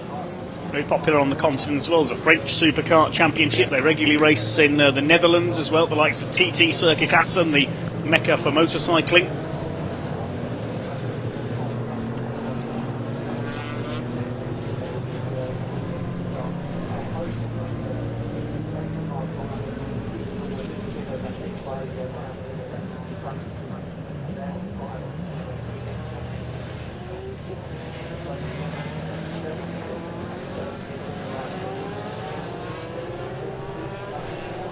Start to catch up single file. Then 8.5 minutes remaining. Hopefully the safety car will be in this time. We can go green flag racing, giving you the class leaders. It'll make some differences in the championships as well, because as we know, Liam Morley is not here this weekend, but Lee Harpham quite a way down the championship, so he's not going to threaten in the points. Carl Hume with a couple of decent results here. He could close the gap on Liam Morley. Jack Tritton as well. With Morley, and also Matt Robinson, who's third in the points, number 84, not here this weekend. Likewise, Sam Moss, number 31, he's normally at the sharp end. He's only fifth. He's fifth in the points. He's absent.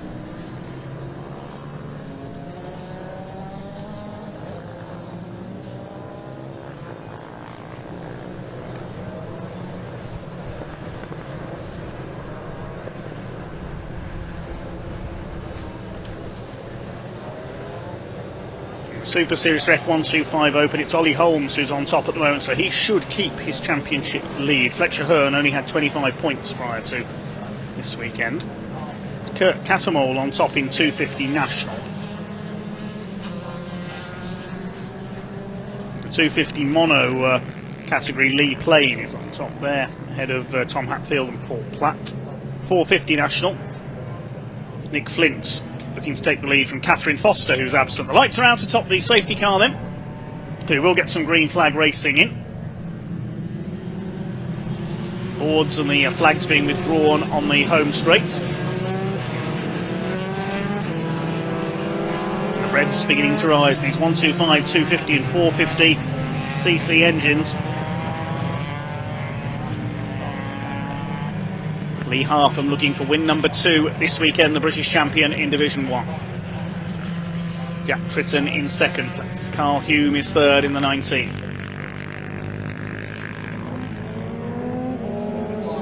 Safety car unleashes them. Lee Harpham and Jack Tritton put the power down, and we're back underway and racing here at Snetterton. Down towards Rich's corner they go. Harpham has held his advantage for the train of karts behind them. Leader already clear of Jack Tritton in second place. Carl Hume is third. There's Andy Gulliford looking to make up for his retirement earlier on. He had an 8th place yesterday from the back of the grid after an issue in qualifying.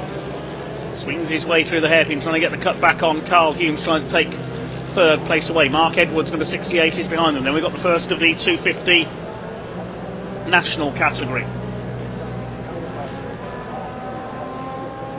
And towards Agostini.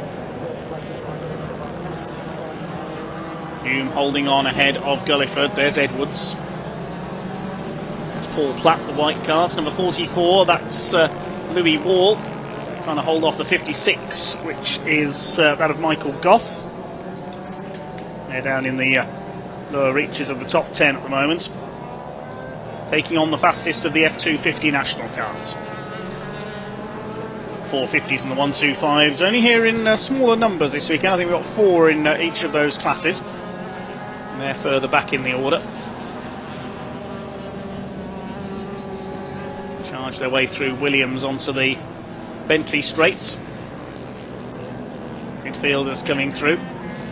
Here comes Goff on the inside attacking Louis Wall. They're just behind Paul Platt there in the zeros, and down in third in the 250 nationals, normally on top in that category, chasing Paul von Gerard in the 83. It's Lee Harpham flying his way around Snetterton. Barely even lifting off for the left-hander at Murray's there. Change for fourth. Mark Edwards has gone through, the number 68. Over the line they go. 4.5 minutes remaining, just under. Fastest lap of the race, a 150.597 from Lee Harpham, the race leader. Good run here by Mark Edwards. 8th in the points after a consistent season so far. He has had 3 retirements this year, though, including 2 last time out at Donington. He's going for Carl Hume here, the very experienced Carl Hume, who's been on the podium on a few occasions so far this year. 4 podiums in total in the 9 races he's competed in. He's under fire here from Edwards. There's 101 Lee Plain leading Kurt Catamol in the 250 national class.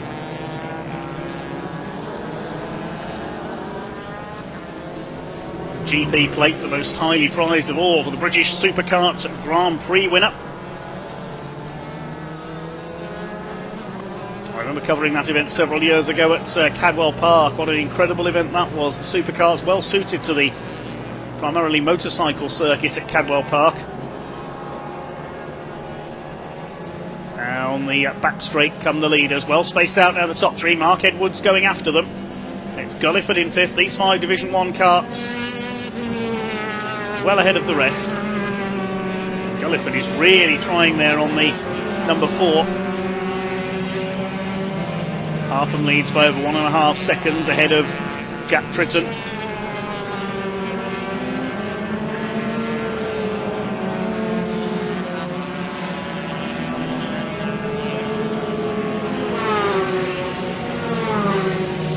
Across the line they go as the lead gap increased. Up to 1.6 seconds now, and Harpham now in the 149s. 149.584 for the British champion. As he clears off ahead of Jack Trisson. Michael Goff's made up a couple of places on the 56. He's up into 8th place further back. Got ahead of Paul von Gerard. Louis Wall has just got him back though into P8. Still the 250s led by Plain ahead of Catamol. Further back in the order, it's now Ronan McClintock leading the 450s. 125s led by Ollie Holmes. He's got ahead of Fletcher Hur. Lost the 45 cards into the pits. That's Chris Mackey.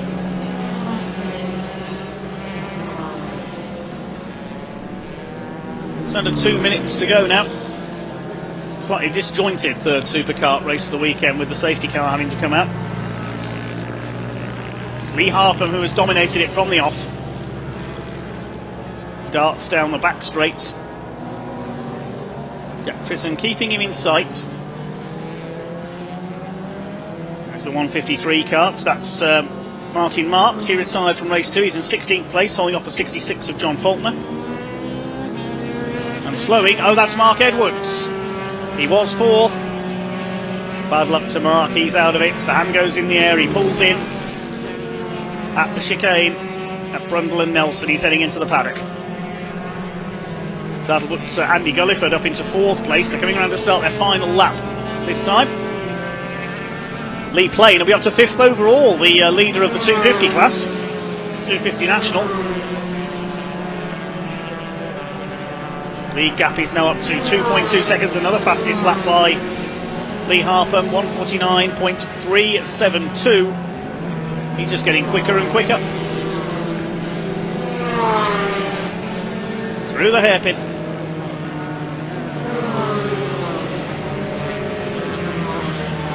Louis Wall's dropping down the timing screen as well. I think might have lost the number 44. 98 miles an hour average around the Snetterton 300 circuit.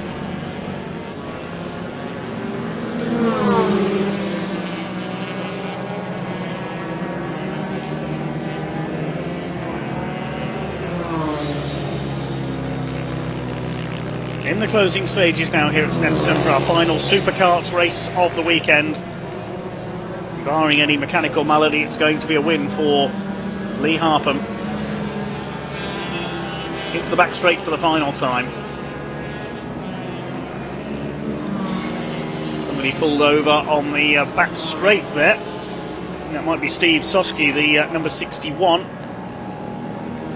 He's had problems all weekend with that kart, sadly. The Anderson VM.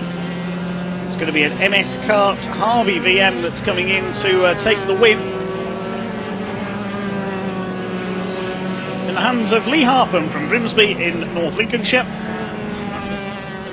A devastating drive.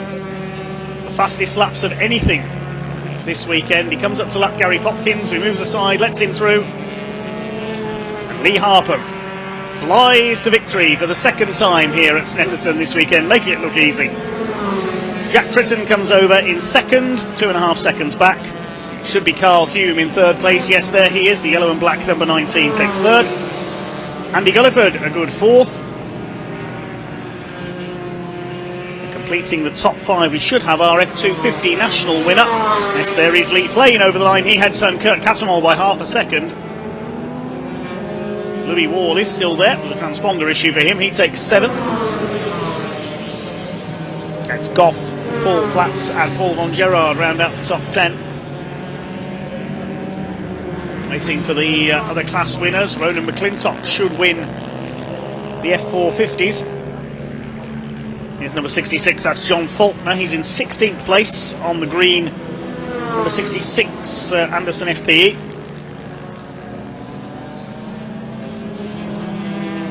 Waiting for our other class winners to come home. There's Ronan McClintock, the number 26. He's coming in to win the F450 national category.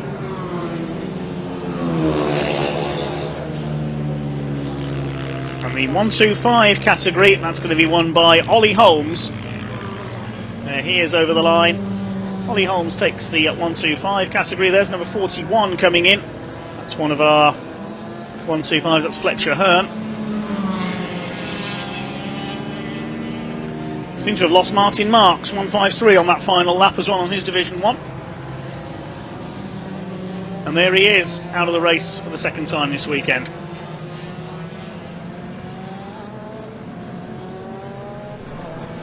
No stopping Lee Harpham. Best lap of 1:49.372. Jack Tritton did dip into the 1:49s as well with a 1:49.619.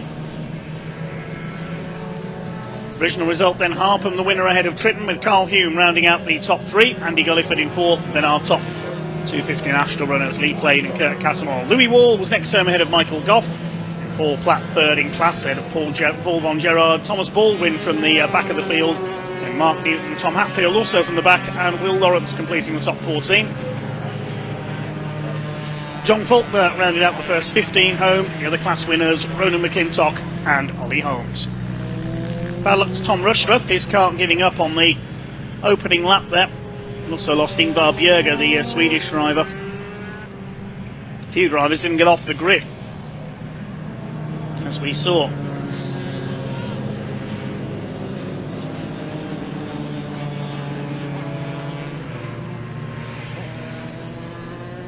Well, next up on track today will be the other half of the Caterham Academy, the Adrian Flux Caterham Academy White Group. That concludes our Supercars action for this weekend.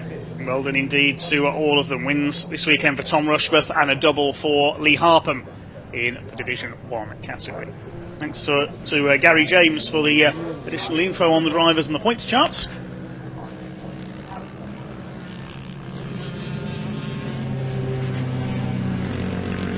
Hopefully we'll be able to hear from some of the drivers with Ewan down in Parc Ferme, but if not, we'll have the Caterhams in action very shortly. We saw what the Caterham Academy Green Group can do before the lunch break, and that turned into a bit of a lively race, to say the least. Let's see if the White Group can do any better.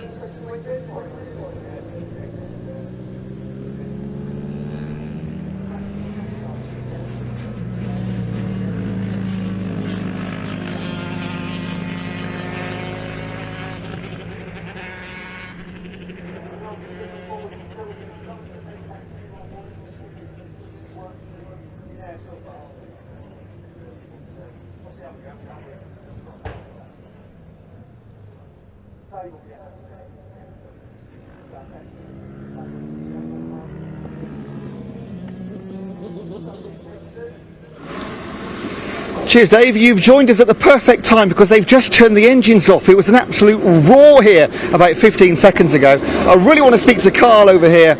Carl, you're having a brilliant season, yet to find yourself on the top step. Yeah. There's another podium. You happy? Well, first two races here after Aston last weekend, it was just dreadful. And anyway, I changed something, my fault, but we've got to put it back to set it up again for that race, and then, but still not quite got the edge of these. But then again, they've got about 30-40 years on me, you know.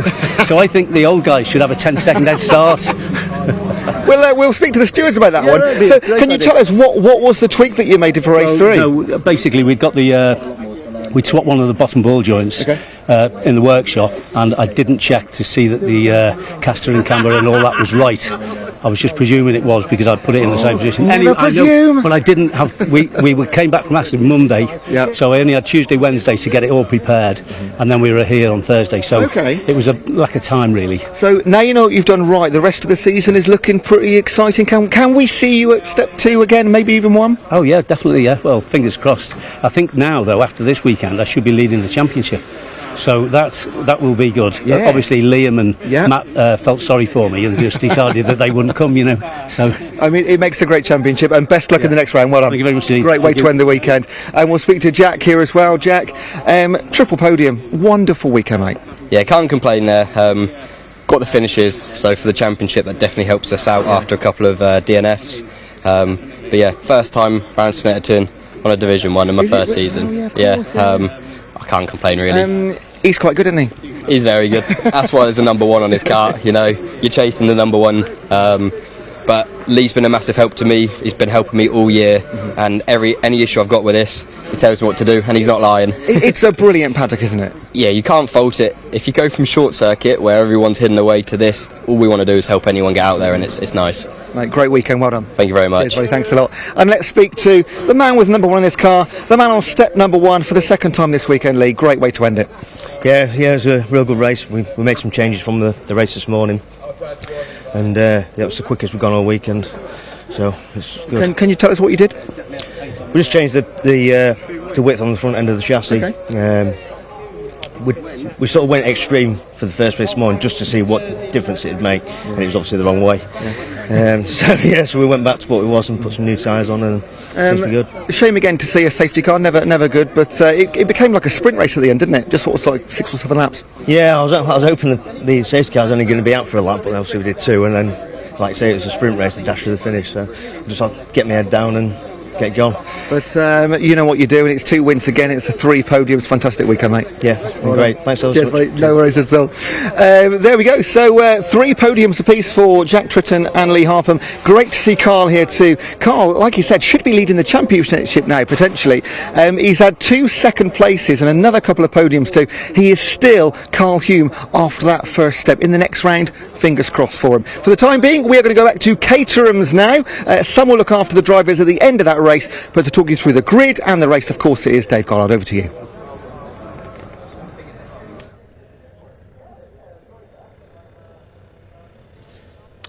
Well, as you can see, there's a few karts still to be cleared from the circuit after this one. That's John Busby's kart that seems to be picked up as we await the Adrian Flux Caterham Academy White Group. There's the flatbed lorry on its way round to pick up any stray karts out on the circuit. We had a few early retirements in that one. Next up, it is the Caterhams. There's some more being wheeled onto the truck up there, including number 9 Tom Rushforth, our earlier race winner. The kart letting him down right at the start. He pulled up at the hairpin. Thank you to our recovery teams then, as we await the Caterham Academy White Group, sponsored by Adrian Flux Insurance. We've got one driver who is starting at the back of the grid, Robert Cohen, after changing car due to damage. You've got a bit more info on that, Chris, I believe. Yeah, amazing. Obviously, as we mentioned before earlier in the day, there's 2 Academy groups, and the white and green, they're completely independent, but one of the, after damage yesterday, Rob Cohen can't use his own car, and one of the Tim Payne from the opposing group, so from the green group, has lent him his car for this weekend, and what an incredible gesture of friendship and trust, I guess. But nevertheless, yeah, Rob Cowan is going to be out there. And another thing to mention, just once again, we saw yesterday Adam Keane on the second step of the podium, and just to say he's recently had a new son in his life, so Theo, newborn, and wife Bella at home, all supporting Adam as he took that podium and dedicated it to his son. So I thought that was really amazing, and I've seen pictures of him sitting in the Caterham already at 5 days old, clearly starting them early in the Caterham Academy. We'll look forward to seeing him in maybe in 18 years or so time. But a bit more action out on track. We obviously got the Caterham Academy White Group up next. Then we've got Uncle Luke's Snetterton Saloons, followed by a third and final race for the 7270R Championship. We've got the Avon Tyres Caterham 7 Championship UK. Before we've got a mini challenge Clubsport. And then the Motul Caterham 7310R Championship will end our day. We're running slightly ahead of schedule, I think, but we should be done by 6 p.m. Today. But there's plenty more racing action for you all afternoon. You can see they're tidy up and they're all sitting in their carts still. It was That's one way to hitch a lift. Quite attritional, wasn't it, towards the middle part of that race? There are lots of carts to be picked up, and they're all, it's like a karting bus, isn't it, on their way home, taking in the scenery as they head back to the pit lane. Yeah, it's much easier to recover cars. You can fit more of them on the recovery truck. Absolutely. You only need to make one journey. You can wheel them on as well, can't you? You don't need the crane necessarily to get them up there. But it is Yes, someone's saying there's 9 karts being picked up from around the track at various points. So we had the second, like I say, Academy Green Group a little bit earlier. They had a bit of an eventful race, didn't they? It was a little bit fraught and a few incidents in action. Like we said, they've all got to get back up to speed straight away. They've been waiting all day to get out on track. They've just had their lunch, so hopefully they'll have had a coffee as well, get everything going, and hopefully they'll be ready to get going in the white group. Adam Keane tops the championship after the race we did with them yesterday. Henry Speaks in second, Matt Kirtland is Van Demes after that fantastic win, taking out the win in the fastest lap after being dropped back through the field during the safety car period. So he had a great result to come back to that win, and everyone was happy for him. Daniel Neal didn't have that result. He was in the lead until right at the end, wasn't he, where he lost it around Brundle and Nelson, so he'll be looking to see whether he can recover. He's still well within the championship battle, but no one can absolutely guarantee it for themselves today in this second race, so they will go down to the final event that we've got coming up at Donington then. So after we finished all the Caterham action today, we'll be heading to Donington in a couple of weekends time. So it's all starting with our 50th anniversary. So on Friday there's a drift day. If you're seeing all these Caterham action, all the racing, and want to know how to get out there on track and what it feels like to drive one of these cars, you can do that if you book onto our drift experience day. It's a fantastic event, and Sam Parker, who you've been hearing down in Parc Ferme and paddocks all day today, she is one of our drift instructors and can take you around in one of our cars. So definitely go to caterhamcars.com to find out all the information on that. And then on the weekend we've got the actual racing event. So we've got all of the cars from the Caterhams that you've seen today, plus the Caterham graduates group as well. And we've also got on the day following the event, so on the Monday, 4th of September, we've got a track day, a Caterham dedicated track day on the Donington circuit. So come and watch all the racing on the weekend, and then take your 7 out on track for the on the 4th of September. So caterhamcars.com for all the details of the drifting, the how do you get on the banks and watch, and also how do you get your car out on the track. We're also running passenger rides, and yours truly here in the commentary box will be back in a car for delivering those passenger rides. So if you want to get involved and feel what it's like to go around in a Caterham Cup car, then that which is kind of comparable in some ways to the 7420Rs that we've seen going around, and then why not head over to Donington. And yes, Chris will be out there to terrify you, I can guarantee it. It's part of the fun, and be looking forward to getting back out on track. It's been a little while, but as we look down the start-finish straight here, you can see that wind flapping. It's got up again as it did yesterday, but the beautiful weather we've got here, I think someone called it the Simpsons skyline, isn't it, with the blue sky and the cumulus nimbus hanging around and looking good. Perfect weather for this Caterham action, as we're looking forward to getting the Caterham white group out on track. They've got 2 races this weekend. This is the second of their 20-minute races, yeah, unusual again, like I said earlier, for them to be out. A couple of things to bring you into, which we didn't really cover in commentary so far, and how we all keep things nice and even in Caterham Motorsport.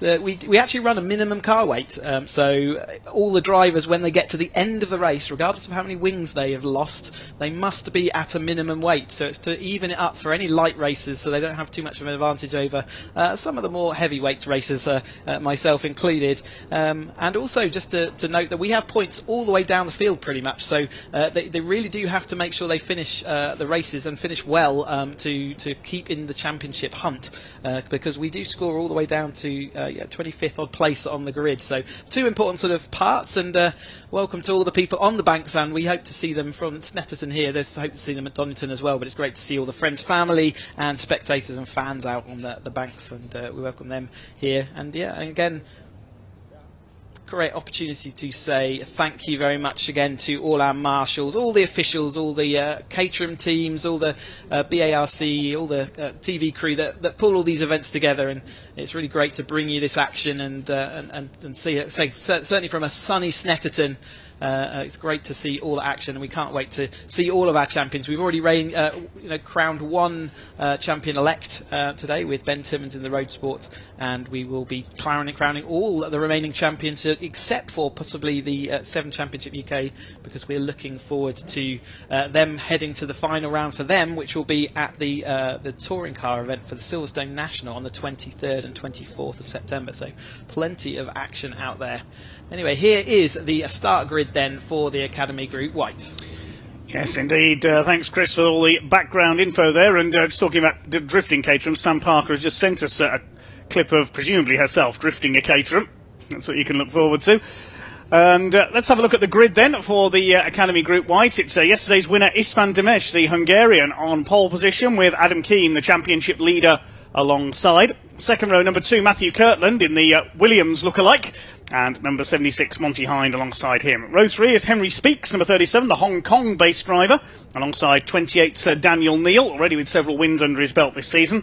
Fourth row, Gerthed Ducey, number 30, and number 19, Lee James. Row 5, Patrick Cunningham, 89, alongside number 77, Norman Jeeves. Sixth row is 62, which is Graham Handy, alongside number 96 of David Jarvis. Seventh row is Bali Nijar in number 52 and 15, Miles Ainan.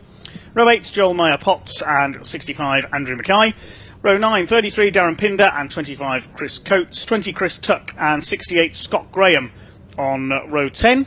And row 11 is number 4, Neville Sykes, and 40, Dean Pollen. He was involved in an accident with Robert Cohen in yesterday's race. And Robert Cohen, having switched cars, will be starting from the back in number 34. I think you said it was Tim Payne's car he's driving, if I'm correct, Chris. That's right, yep, Tim Payne, a very kind person to lend a car, a race car especially, after all the incident we saw earlier as well. Certainly, I'm sure he'd be watching with interest and holding his breath somewhat. So looking at the standings so far, Adam Keane, just one race win for him so far, was leading the championship coming into this weekend. Daniel Neal has had 3 race wins but has had some bad luck elsewhere, while Istvan Demes, yesterday was his first race win, but he did win the sprint at Kerbera for the White Group at the start of the season against the clock. And yesterday he was pulling off overtakes here at Snetterton, where I didn't think overtaking was possible. Yeah, it's fantastic, wasn't it, to see them all constructing their races and understanding where they were quick and where they were slow and how they could generate their speed. And like you say, Istvan showing that even though he did drop back down through the field through the safety car, he was able to fight his way back through all his race colleagues. So we see them setting then off onto their green flag lap. A really colourful scene it is. You can see all the wraps on these cars making them out there. If you're interested in racing and want to know how to get into motorsport, then the Caterham Academy is a fantastic introduction, and all these guys and girls were novices at the beginning of this year, and you could find yourself out here if you speak to Caterham next year on next year's Academy grids. Maybe someday. Maybe someday.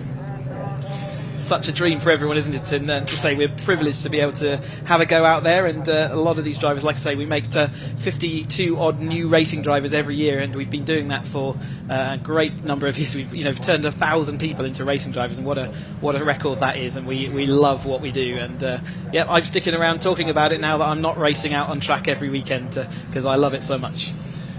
Well, I think based on the standards of my karting performances over the years, I think I'll stay firmly behind the microphone. Thank you very much. I'd be a mobile chicane out there.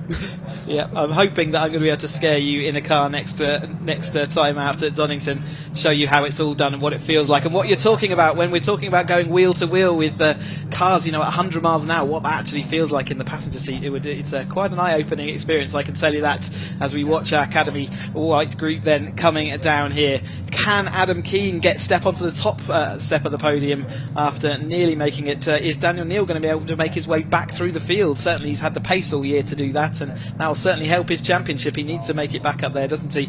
And we've got all the other drivers still firmly in that battle, ready to see. And I think it was a sort of 6-strong battle towards the end of the race yesterday, so I'm looking forward to that again. And like I say, hopefully they've all had their coffee and they're all wide awake and ready to go, and we don't see the same incidents we saw with the green group a little bit earlier. Well, thanks to Tyrrell's Restaurant in the paddock, I'm firmly revived after our lunch break, accompanied by a cup of PG Tips. Other brands of tea are available. So Istvan Demes in the blue and white car leads them round to the grid. Adam Keane in the sort of khaki green liveried car, almost an army green livery on his car. We'll start alongside. We've got Matthew Kirtland, the blue and yellow car, looks like the 1992 Williams made famous by Nigel Mansell. And the bright blue car of Monty Hind, he was yo-yoing up and down the order yesterday, will complete the second row. And in blue and orange, Henry Speaks, who's second in the points coming into this weekend, yet to take his first win. He was 10 points behind Adam Keane, Matthew Kirtland 3 points further back, so the title race far from over. There's number 34 at the back, that's Rob Cowan, having changed cars. in Tim Payne's car for this race. This will be a 20-minute race for the Adrian Flux Insurance Caterham Academy White Group. It's a very level playing field indeed. All novice racers that started this season. You can't have held a race licence before moving into the academy. Dimesh leads them up to the grid then. Adam Keane alongside. Fully road legal cars, windscreens, lights, number plates, everything you need to go on the road, and they could finish this race and drive home if they wanted to, such is the standard of this car, but still a very capable race car, 125 horsepower. It only weighs half a tonne, like a Mini, so there's plenty of action, and we see plenty of action all throughout today. And remember, this car, they can upgrade at the end of this year, move into the next challenge, which will be Road Sport, to move in the 270 after another upgrade, and then 310 after a further upgrade. So this car could be with them for the next 4 or 5 years of racing. So they really do get to know it very well. But they're still within the sort of early part of their relationship, but they are lining up ready to complete their 7th event this season. They're looking forward to one more in Donington in a few weeks' time.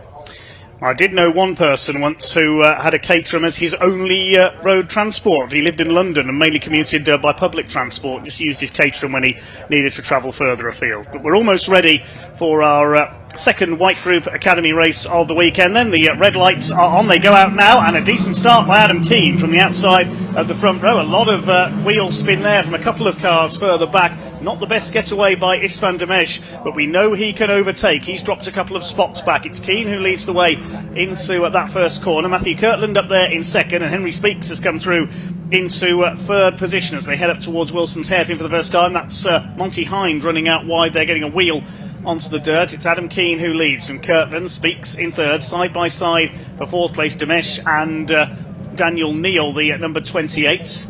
Car running out a little bit wide there at the tail of the field. Number 68, that's Scott Graham. So they head up towards Palmer for the first time. Dan Neal side by side with Dimesh. There's Lee James in 6th position. The green car, number 77, is Norman Jeeves. He's got away well up into 7th from 10th on the grid. So they head towards Agostini for the first time. Adam Keane looking for his second win of the season out in front. Big lock up there from Dan Neal, still side by side with Istvan Dimesh, who swings it round the outside. They're both going to run wide on the exit. It's going to allow Lee James in to try and move up a spot or two. And look at Matthew Kirtland on the inside into Hamilton. It's not very often we see overtakes that work out there.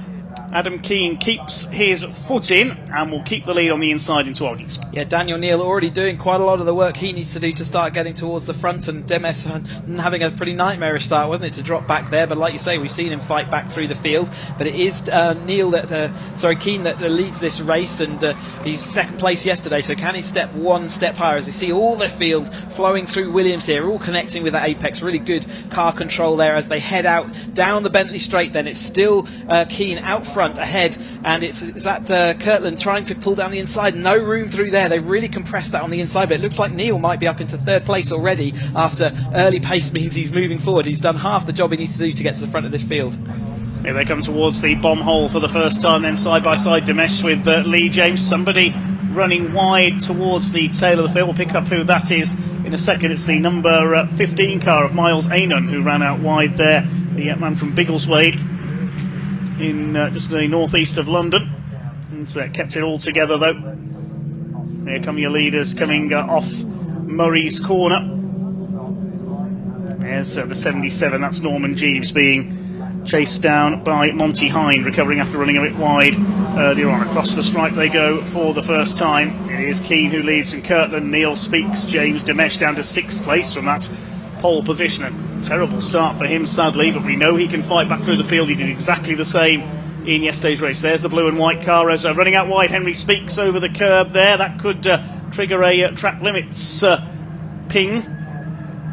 Side by side there, Lee James dives down the inside. The 77 car, Norman Jeeves, loses it, and he collects Henry Speaks. Now, has that only broken the wing on Speaks' car? Somebody else pulling up there, the 76 of Monty Hind in problems as well. He's pulled up by the look of things. Yeah, it did look like there was, wing damage definitely, but there was some other cabling that I didn't like the look of. Hopefully it was just the light cables from the rear of that car, but yet Monty Hind having to pull off to the inside, I think, there. But it is Keane that still heads this field. Kirtland in that second place. Neal making those 3 places up. James also made up 3 places. Demes losing 5. Jeeves with 3 places up, and another one back. Pollen back in deep in the field made up 5 places off the start. So great start from Pollen back there as we all drift around the Hamiltons again, trying to go side by side there. But it is Keane followed by Kirtland as they go through Oggies this time. Out towards the back of the circuit, Adam Keane continues to lead the way. The man from Woodbridge in Suffolk. There's the damage to Monty Hines' car. He was involved in that contact there. The right front tyre is burst and he is out of the race. So here come your leaders. He was 4th place yesterday, so disappointing start, but yeah, like I say, the leaders coming down here then with Keane and Kirtland. Kirtland going around that outside line, a little bit of dust needed on the bit of a squeeze job, wasn't it? Kirtland giving him a little hug towards the curb that time through, and yeah, he did make it stick, but that will be not gone unnoticed, that it was a little bit uncomfortable as the number 2 takes the lead then. Matt Kirtland, he's yet to win in his Caterham racing career. Adam Keane, as we said earlier, had 1 win at Cadwell Park in Lincolnshire earlier this year, looking for win number 2 of his season.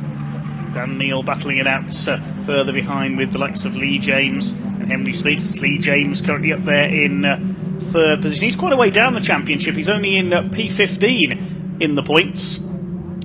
Really come good over the last 2 events. He was also figured at Thruxton, you know, so he's making that progress through. Remember, we're all beginners, so it's about how quickly do you pick up the skill of motor racing. And as Keane goes down the inside once more, Kirtland back to 2nd. Yeah, like I say, he's definitely coming good towards the tail end of this season, and that's a good sign when he hooks on the ZZS. If we go 3 wide into Wilson, let's hope that they can get that all under control. Late braking, yellow flags down here, so they've actually got to pull out of all these moves. They did all pull out of the overtakes that they were halfway through, so well done for spotting the yellow flag. It is not easy, as we know that car's abandoned on the exit there. They will hopefully be able to clear that yellow flag after all the drivers have had a chance to see where it is. It's not in a particularly dangerous spot compared to some, so hopefully they can just cover that for a yellow this time through, and they'll be back to racing next time. Yes, Lee James a bit frustrated there, because if he'd played his cards right, he could have taken the lead through the hairpin there. Instead, he's about to lose out, I think, to Daniel Neal, who's going to charge down the inside into. That's not going to work. They're going to make contact. Neal goes around, and let's hope everybody gets through without clobbering him. Oh, they haven't. He's been walloped by, who is that?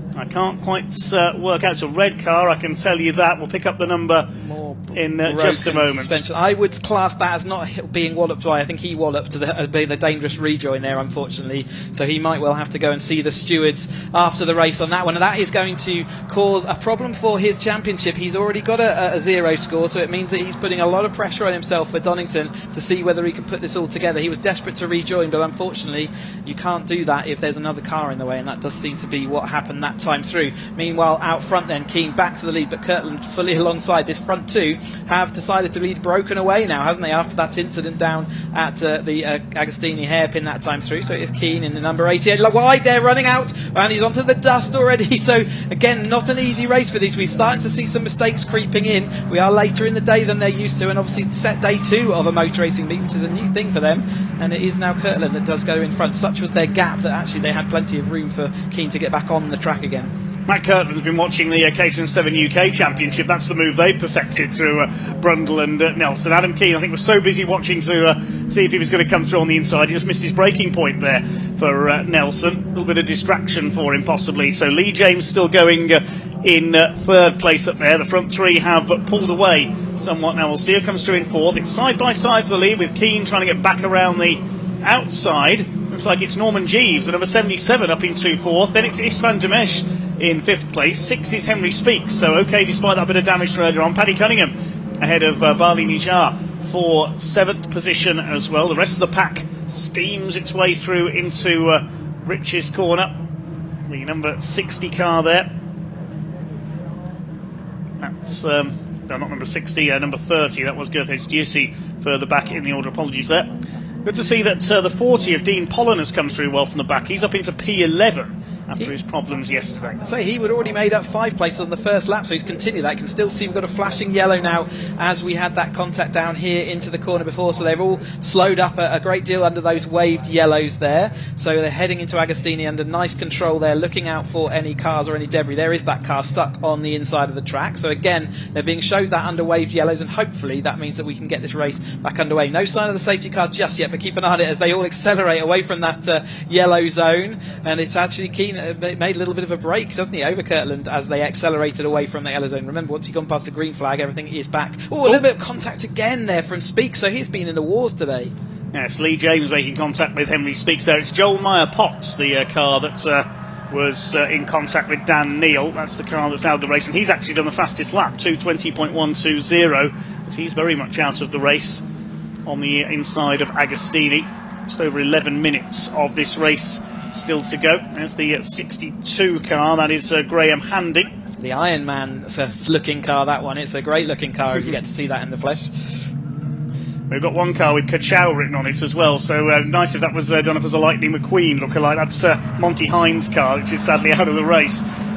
Daniel Neal on the recovery drive. His car has survived that contact. He's on the tail of the 89 of Patrick Cunningham for P7. Just ahead of them is Norman Jeeves, who's dropped back a couple of spots. He ran as high as 4th on the previous lap. So the fight for second place. Kirtland and Henry Speaks has risen quite nicely back through the field after his tangle earlier on at the hairpin. So all the favourites seem to have hit misfortune at some point, with the exception of Kirtland out in front. And see whether Neil's got enough time to fight back through. He's clearly got the speed in the car, and he's in a pack of cars which hopefully they won't lose contact with the group in front. But Keane, after getting on the accelerator after that yellow flag zone, has definitely pulled clear of Kirtland, and in fact it Speaks, isn't it, ahead now of Kirtland into second place. So Speaks, regardless of the 2 pieces of contact he's had, is keeping momentum forward. Yes, plenty of place swapping, and Lee James providing some more there. Back up the inside on Istvan Demesh. They're fighting for 4th and 5th positions. Demesh will try and go through on the inside into the left-hander at Palmer's. Looks like he'll get the move done. Now chasing after Kirtland, who's gone from 1st to 3rd over the last lap or so. He's 5 clear of the rest. It's Norman Jeeves still in 6th place, then Cunningham, Neil, Nijar and the 96 of David Jarvis rounding out the top 10. There's number 37 of Henry Speaks. You can see the damage to the rear corner there. Demesh trying to get round the out. He loves overtaking on the outside, doesn't he? But took it to extremes there, going down the grass. And yeah, another track limits probably a sensor there. But yeah, overtaking around the outside, you might get away with it in the academy, or with a little bit of a friendlier driver on your outside. As you go up through the ranks, it certainly becomes more and more of a risky move without having the full overlap. If you leave your car trailing sort of with a little bit of an overlap on the outside, then you will be shown the edge of the track pretty quickly. But in the academy, they're still, say, learning their awareness around them, and all those kind of tricks of the trade will develop over time. As we see Keane coming down, so that lead that he had looks like it's evaporated now, because I think it is Kirtland alongside. In fact, it Speaks, isn't it, who's alongside as they head into the Brundle-Nelson complex. Kirtland is going to sweep round the outside like we saw that earlier on, and he's going to make that move stick. So another great showing there around the outside with the tailwind as they're going into the Brundle-Nelson complex. It looks like that does work. They're going to go side by side through Bombhole though. Kirtland seeing whether he can put his nose down the inside. Doesn't manage it this time, and it is now Demes who's made his way past James into this lead battle, and they're going to be a clump of 4 or 5 cars as they head round Coram this time. I said to write off Istvan Demesh at your peril. He's fought his way back up after that poor start. He's going for P3 here. He's on the outside at Murray's, keeps his foot in. Kirtland doesn't leave him any room, bounces down the grass. Lee James getting involved here as well in the number 19. 5 of them together for the lead as they cross the line. Still Adam Keane, who has the advantage over Henry Speaks, but only by 0.2 of a second. What's going to change as they come into Riches this time through? The gap back to Daniel Neal is recovered well into 6th place ahead of Bali Nijar in the 52. Cunningham is 8th, Jeeves down to 9th, and David Jarvis rounding out the top 10 down into the hairpin up the inside. The 88 of Adam Keane just about holds the lead. Demesh going through into 3rd past Matthew Kirtland. He's finally got his man, and here comes Henry Speaks, the better exit from the hairpin. Will try and get the move done before Palmer. He's got him. Henry Speaks takes the lead down the straight out of the Wilson hairpin. Keane absolutely drifted it around the Wilson hairpin that time. He was not facing forward at all. Not full opposite lock, but the car was actually drifting all 4 wheels, and that's not easy with a limited slip differential and the loose end of the unstable end of the Caterham Academy car. So anyway, Henry Speaks managed to get the momentum as they exited the Wilson hairpin, and it leaves Keane back in the second. Then now more wheel banging. Kirtland is doing what I said earlier, which is absolutely holding his line, not giving any space on the exits, and I think Demes will realise soon that it doesn't pay dividends, especially with Kirtland in the driving seat of the car you're trying to go around the outside of. 6.5, just over minutes to go in this second race of the weekend for the Adrian Flux Caterham Academy White Group. Very close indeed for the lead. Henry Speaks, the Hong Kong-based driver, leads the way from the 88 of Adam Keane from Suffolk on his local circuit here at Snetterton, lives in Woodbridge. Down the straight they come. Matthew Kirtland from Warwickshire in third place, and the number 2, the 92 Williams look-alike. He's going for the inside, 3 wide. Chris cringing next to me in the commentary box as they go 3 wide into Brundle every time. Oh, the leader's lost it. Adam Keane spins and he's been collected. Oh, straight up the back there by Lee James.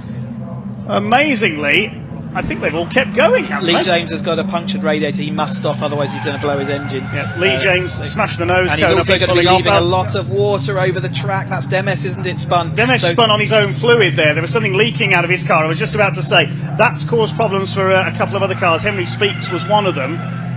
They can hear in the background there's more cars going around on the water that the 2 radiators have left. There you go, lots of spinning cars. They're all lots going off. Look at the state Hopefully of he this. won't make it to the barrier. He doesn't. So yeah, 2 radiators spewing all of their coolant all over the track. I can see this race being stopped. They, I mean, it would be. It looks like it's calmed down now. I think the field has gone through, but you're right. It could be that they would throw a red flag. Let's keep an eye out for that. But at the moment, the front group should at least be aware that it is a bit squirrely around there. They'll definitely get the slippery flag warning. The lead 2, though, are way out in front. Then that's Keane and Kirtland separated, and actually Keane, who went round, has managed to keep going and has not suffered any impact from that. Okay, so Kirtland ahead of Keane. They're way ahead of... it's Dan Neal somehow has come through that in third. And on that lap, he actually set the fastest lap of the race, 2:19.579, was it? No, it was the previous lap. Apologies there. Speaks has come through in fourth. It's Balnijar who has come through in fifth place. The rest of the order has completely changed. Istvan Demes has pulled into the pits. Lee James, I don't think made it that far. No, there's Lee James. He's pulled off. He should on stop. track. I really hope he's going to stop. He's moving his car, which is very good of him. But it's unfortunately the engine really does not work very long at all when you don't have any coolant in it. And like we said, Keane, who did cause all that incident and all that kerfuffle for everybody else, is still in that second place. He clearly got up and running again quickly, so he was quite lucky to get away with that. But they are going to come at the end of the Bentley Straight and through the Nelson Brundle complex. They're going to come across all that liquid, and they don't necessarily know how bad that is. They haven't been through it once already. Okay, so we'll pick up the leaders in a second going into Brundle and Nelson. Here's a battle a little bit further back, the 15 moving through. That's Miles Anon making a move on the 34 of Robert Cohen in the borrowed car. Now here are the leaders, and Kirtland leads Keane into Brundle, then it's through Nelson, and then this is where the coolant is down on the track. Look out, leaders. Adam Keane goes wide. You can see that Kirtland's backed off there a little, just to study where the slipperiest part of the track is. Here comes Daniel Neal in third place. You can see that bit of fluid down on the track. It seems okay. The leaders have got through, I think, all okay there. Didn't hear any yes, squealing. They have. It's pretty hot out there today, and the tarmac will be warm, and therefore it should be that it's evaporating away pretty quickly. Let's hope so, after all of them ran through it last time, that they're all knowing about that, whilst the following group will start coming through that pack. But we'll keep an eye out for the following group. It does look like everyone's making it through okay now. 2 laps to go then in this Caterham Academy Whites group. Second race of the weekend. Adam Keane going round the outside into Rich's Street, retakes the lead from Matthew Kirtland. They are way ahead of everybody else. We'll have a look further down the timing screen. Yeah, the gap is 8 seconds back to Dan Neal, the number 28 in third place. Balnijar going well up there in fourth position. Through the hairpin they go. Matthew Kirtland looking to fight back in car number 2. It's Nijar fourth, Jeeves is fifth, Cunningham is in sixth position. Then it's the number 30 of Goethage Juicy is up into 7th place. Then it's Dean Pollen, who started from the back, is in P8. Speaks is down to 9th, but is still running. And the 62 of Graham Handy, aka Iron Man, rounds out the top 10 as Matthew Kirtland round the outside into Agostini. Is this going to work? He's trying, he's keeping his foot in around the outside, and he's got the move done. Brilliant. Had that momentum, didn't he? And he put the squeeze on as well, so made Keane really think about what he was going to do. You're either going to hit me or you're going to back out of this, and that's kind of what a decision made. With only 2 minutes on the clock left, I think this will be their penultimate lap. They should be able to make it round to the line once more, assuming they don't put it out early. And we've got a bit of side-by-side to the number 15, that's Enyon, isn't it? Anon, sorry. Oh, a little bit gone wide. Wiggly there as well. I wonder whether there's still some fluid elsewhere around the track, or maybe there's some fluids or something on the track surface. Anyway, they are continuing on their battle, though. Kirtland, last time over the line, was in the lead and is still out in front of Keane in the lead at the moment. Here they come then down into Brundle and Nelson. Still Kirtland holds on, he's stronger through this section of the circuit. We saw Keane run wide here earlier on and then spin a few laps later and get collected by a couple of other cars. Lee James and his Phantom S, they're out of the race as a result. Yes, looks like the circuit has dried out up there in these late summer conditions. Up through the long right-hander at Coreham. Adam Keane four-wheel drifting his way through the exit of Coreham there. He's lining up Matthew Kirtland. He's going to try and slipstream him down the straight. They come up to start the final lap of the weekend for the Adrian Flux Caterham Academy. There's a battle further back in the order.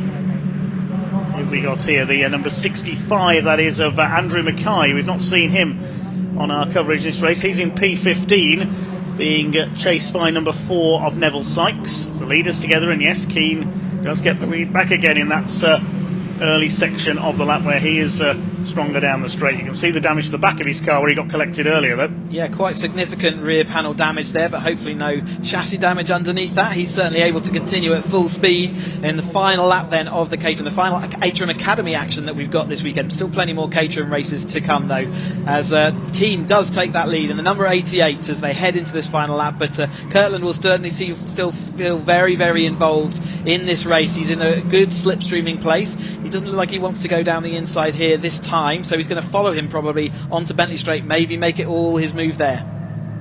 Through Agostini they go for the last time. Where can Kirtland make his move? He might try into Brundle at the end of the Bentley Straights. Just tucks in behind for now as they go up towards Hamilton. They don't need to worry about Dan Neal in third. He's 7.5 seconds further back down the road. And another incident-packed race for the Caterham Academy here at Snetterton this weekend. You can see Kirtland is lining up Adam Keane here to try and attack for the lead. They go into the Bentley Straight. Kirtland will just try and get into the slipstream. There's a battle further back in the order, the 89 car. This is Paddy Cunningham. He's got the number 30 of Guthridge Juicy on his tail in the purple car. Here come the leaders, they're side by side. Yes, Kirtland's going to try and go around the outside again as he has before at Brundle. He leans on Keane, he's going to put him under the grass down there. Keane holds it together, they just about get it round. That was nearly disaster for both of them, and that's boiling over a little bit, I think. It is, that was an aggressive move there from the looks of it from the outside. Hard to see what it's like from the inside, but that's a very tight inside line. If you squeeze someone up that hard against the gravel and dirt and dust, you're asking for a bit of trouble there. But Kirtland nonetheless comes out in front of that battle as they head down into Murray's, but number 88 of Keane is still in a good place to see whether he can return the favour as they head up to the line then. Here they come then, Kirtland versus Keane. Can he slipstream him in time up towards the checker flag? It's a long drag up the straights towards the checkered. Who's going to take the win? They come over the line. It's going to be a photo finish between the two of them, and the timing screen gives it to Kirtland by 0.032 of a second. Dan Neal comes over in third place.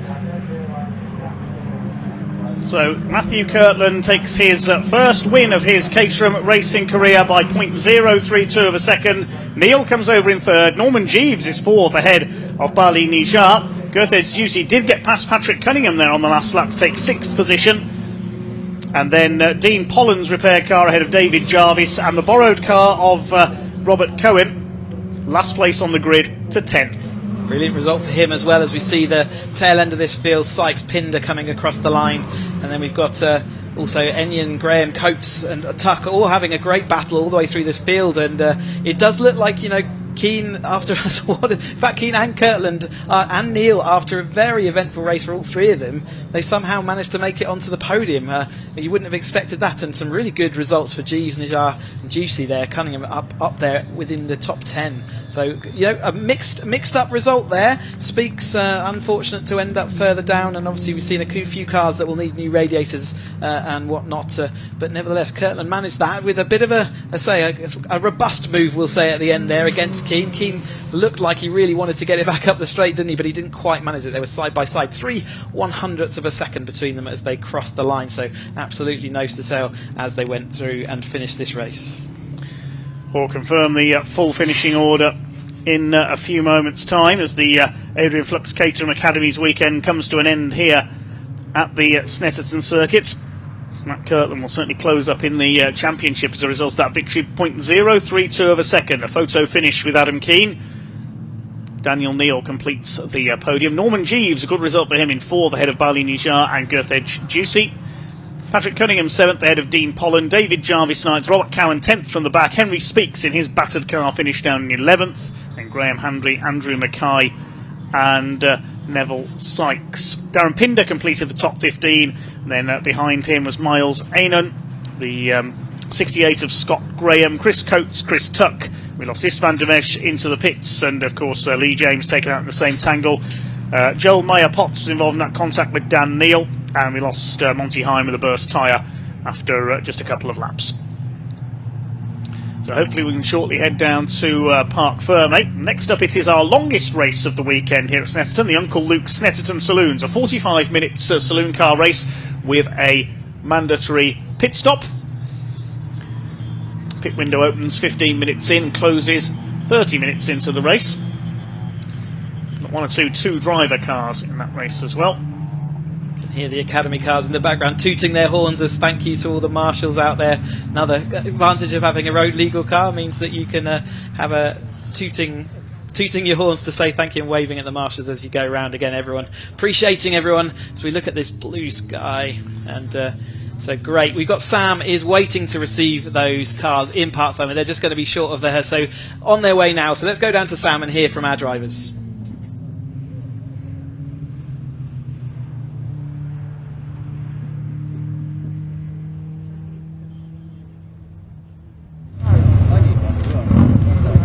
Gosh, that was quite an action-packed race, and gutted for Istvan.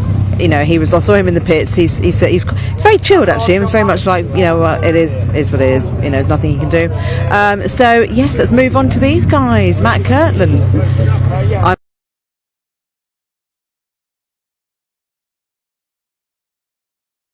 Let's wait for these guys to get out the car.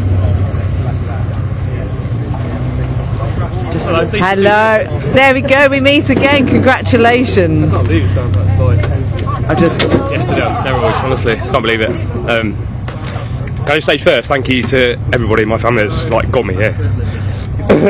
It's massive for me. So, gather my thoughts a little bit. Amazing race. I think I was pretty lucky because there's lots of action. I genuinely can't believe I'm stood here. So yeah, it's good. Amazing. It was a great race. I think you can probably tell. But yeah. No, but from our side of things, it was great. Well done. Right, let's move on and speak to Adam. Just looking at the damage on his car. Goodness. Adam, after a spin, and you still managed to get second. That's amazing. Yeah. Goodness me. I need a towel before we do these. Sorry.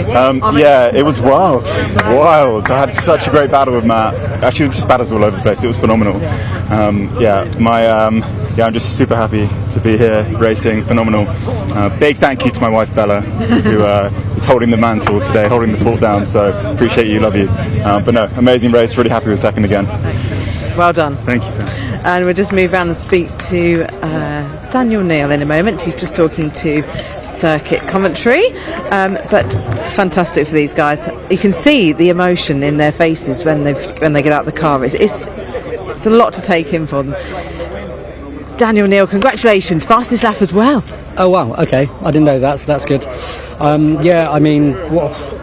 So much happened in that race. I think there's probably a bit to sort out.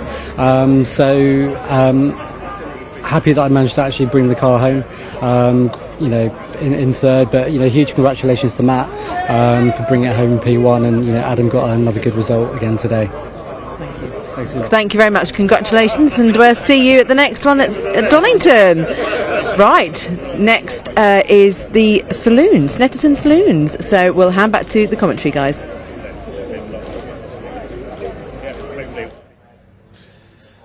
Okay, thanks very much, Sam. Let's have a look at some of the highlights from that very lively race for the Caterham Academy. Plenty of push and shove, it has to be said. We saw 15 of Ainan get forced out wide a couple of times. Norman Jeeves lost it. He was collected by Henry Speaks. I'm surprised Henry was able to keep going after that one. Never mind, fight his way up to second place. That burst a tyre on Monty Hine's car as well. Then Daniel Neal got spun around, and as he rejoined, wallop. That was the end of the 94 cars race. So one or two rather controversial incidents in this race. Then Adam Keane ran wide and conceded the lead to Matthew Kirtland. Yeah, we heard Neil saying there was a bit to sort out, didn't we? And I think he knows he's going to be up there stalking for the steward. There is Speaks, more bodywork flying off as he then heads round. We had around the outside, took to the lead at this point, didn't he, Speaks, before it all kicked off in the next lap around, as we see cars all over the place down at Agostini as well. Number 65 there just rejoining and joining back in the race.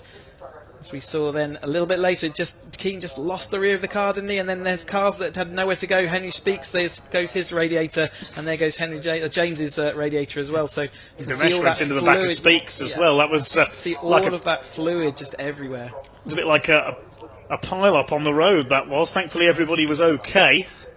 The instigator of it got away, didn't he, and stayed in that second place. But again, it wasn't over because these drivers were having all their fluids dropping everywhere. And we had other cars spinning out. There's that Ironman car spinning down at Agostini. There might well be some powder just being put down on the fluid that's been spilled, as we see number 15, Aynan, losing it as well. That's on the entry to the Bentley Straight as well. They were spinning off everywhere towards the end of that race. Maybe there was more fluid that had been dropped around the circuit. Yeah, it's obviously such a dodgy thing to rejoin, but the battle was continued at Keane. This is where he got squeezed up onto that grass, and he really did get squeezed by Kirtland. He was fully alongside there, so there is a bit to answer for there. Kirtland, though, had kept his nose clean for nearly the entire race when everyone else was losing it around him, and he could show that he really did desperately want to win that race, and he did win it indeed. Okay, so we're going to take a break from the Caterham action for the next 45 minutes, because we've got the Uncle Luke's Snetterton Saloons. Now, if you missed their qualifying session this morning, you might be asking, what on earth are Uncle Luke's Snetterton Saloons? Well, it's so named because the sponsor of the series and its originator is Luke Allen, who is on the grid for this race in his Volkswagen Golf TCR. He used to compete in a Honda Civic a few years ago. He runs Uncle Luke's sign and sticker shop, based locally to Snetterton, providing vehicle graphics. And plenty of the graphics on the cars in this race will have had their liveries done by Uncle Luke, as he's known. It's an open event for no points on this. It is a series, not a championship. You can race any saloon car or coupe that you like. You see, we see 5 classes in this race. Class A, cars over 3.4 litres. Class B for 2.5 to 3.4. Class C for 1.8 litre up to 2.5 litre. And Class D for 1500 to 1800cc engines. Class S as well is for special cars or TCR cars, the more modified machines. That's where we find the most powerful cars. BMWs were to the fore in qualifying, and it is a previous winner in the series this season, Brian Bransom. You may have seen him recently at Donington take a couple of wins in the Kumho BMW Championship, who's put his M3 on pole position, and alongside him is Jazz Sapra, number 40, also in an M3. And I think he's going for the record this year of the most series or championships competed in a single season by one driver. Second row is Uncle Luke himself, Luke Allen in his TCR Golf, alongside 123 Nigel Innes with his BMW. He's had a win already at Snetterton this year. Row 3 of the grid, number 5 Stephen Pearson's BMW M3, alongside number 1, which will be shared by Ed Lee and Colin Tester. We don't know the starting drivers, unfortunately, for the 3 cars that are shared by 2 drivers in this race. They'll swap over at the pit stop. Row 4 is another BMW M3. That's David Markerson. Starts alongside another BMW. That's Tommy Grout, number 129. The 5th row, 771, is Klaus Kuika. We've also seen him in the Kumho BMW Championship this year. And Warren Siberas, he's in a Cupra TCR car. Then on the 6th row, we've got number 53, a rare car indeed. Number 53, a Lotus Evora GT car, shared by Simon Hill and John Danby. Number 72, Carl Chambers, the locally based, the Hampshire-based Peugeot specialist, starts alongside him. He's in a Peugeot 208 GTI. Row 7 of the grid, number 2, Martin Ward. He's at the wheel of a Honda Civic Type R, alongside number 92, shared by Alex Neville and Travis Coyne. That's a Renault Clio. We often see them in the Brick Car Trophy Series. Row 8, number 44, Ray Honeybone, and 96, Rhys Lloyd, the Welshman. They're both in Renault Clios. Row 9 is number 11, Michael Williamson in a Honda Civic, and 34, Peter Parkin. He's in a Peugeot 306 GTI. 10th row of the grid is the Hornigold family in their familiar MG-ZR. That's Robert and Ashley Hornigold. Miles Mosley in a Peugeot 208 GTI, number 58, starts alongside completing the top 20. We should see 30 cars out there altogether. Row 11 is number 330, Anton Martin. We normally see him in various classic Ford Escorts, among others, but he's in his BMW today, alongside Glenn Dumont, number 3 in a Honda Civic. Row 12, number 8, Rob Sadler in a Mark II Golf GTI. Very nice looking car that one is, alongside Frank Rodber in a BMW 325i. Row 13 is veteran club racer Will Arif. He's raced absolutely everything from historic Jaguars to single-seaters over the years. He has a Ford Fiesta ST today, alongside another Fiesta, that of Catherine Henderson, number 177. Row 14 is Chris Voltenspiel. He's in a Porsche Boxster, alongside Craig Horvath in a Honda Integra DC2. And on row 15, hopefully, we will see Kevin Clark in his V8 engine BMW. But he didn't set a time in qualifying this morning, had a few problems. And Martin Reynolds, who in qualifying was out in his ex-Thunder Saloon Ford Sierra, but that's had some problems, so he switched to his Escort Mark II. He's a classic Ford collector, Martin Reynolds, based locally to Snetterton, so he's gone home for a spare car in between qualifying and the race. Now, I'm just watching the cars out of the commentary box window. Kevin Clark is not there, Martin Reynolds is. He's there in his Escort. So Kevin Clark's had some problems with his BMW in qualifying. He won the away round earlier this year at Donington Park for the Snetterton Saloons. Second race of the year here at Snetterton was won by Brian Branson, and the third one by Nigel Innes. Two of them on the grid. There's Martin Reynolds. He qualified in the Thunder Saloon Ford Sierra Cosworth, but that gave some trouble. But he doesn't live too far away, only up near Wisbeach, Martin Reynolds. He went back to his garage, raided his classic Ford collection, got the Escort out, and came back to race here this afternoon. Several different classes, as we said, 5 classes in total. Who's on class pole for each of them? Let's have a quick look. Class S, it's Brian Branson. Class A is led by Nigel Innes. Class B by David Markuson's M3. Class C by Carl Chambers in his Peugeot. And Class D is the Hornigolds in the MG-ZR.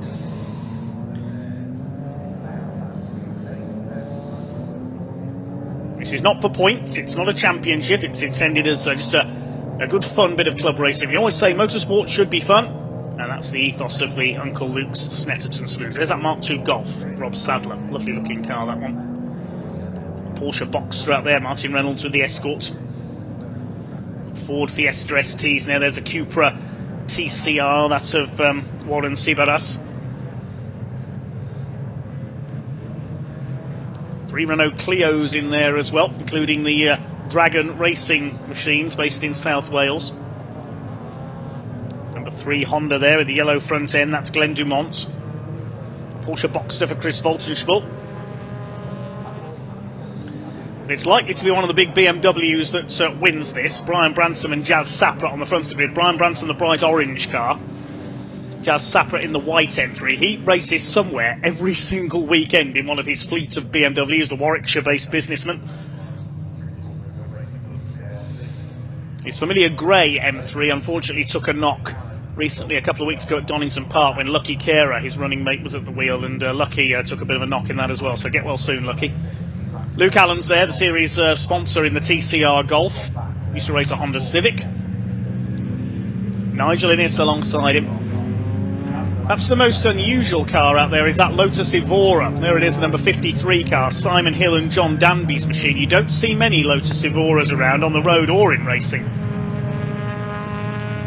We are, of course, quite close to Lotus's headquarters at Hethel near Norwich, here at Snetterton.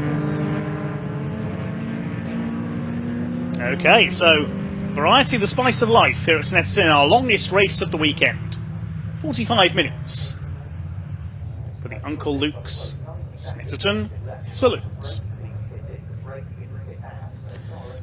Pace car about to unleash the pack. I guess it will be one of the BMWs that will win this, but we'll wait and see. You never know. Anything can happen in endurance racing. In the Snetterton Saloons, it usually does. Revs are up. Pace car is in pit lane. Keeping their 2x2 formation until the red light goes out for this rolling starts. Red lights are out, the race is underway. Jasmine Sapra gets away well from the outside the front row. Martin Reynolds taking to the grass there to avoid a slightly slower starter ahead of him. I think it was Catherine Henderson. It's Brian Branson who will lead the way though into the first corner ahead of Sapra. Luke Allen in third place. Nigel Innes is in fourth position.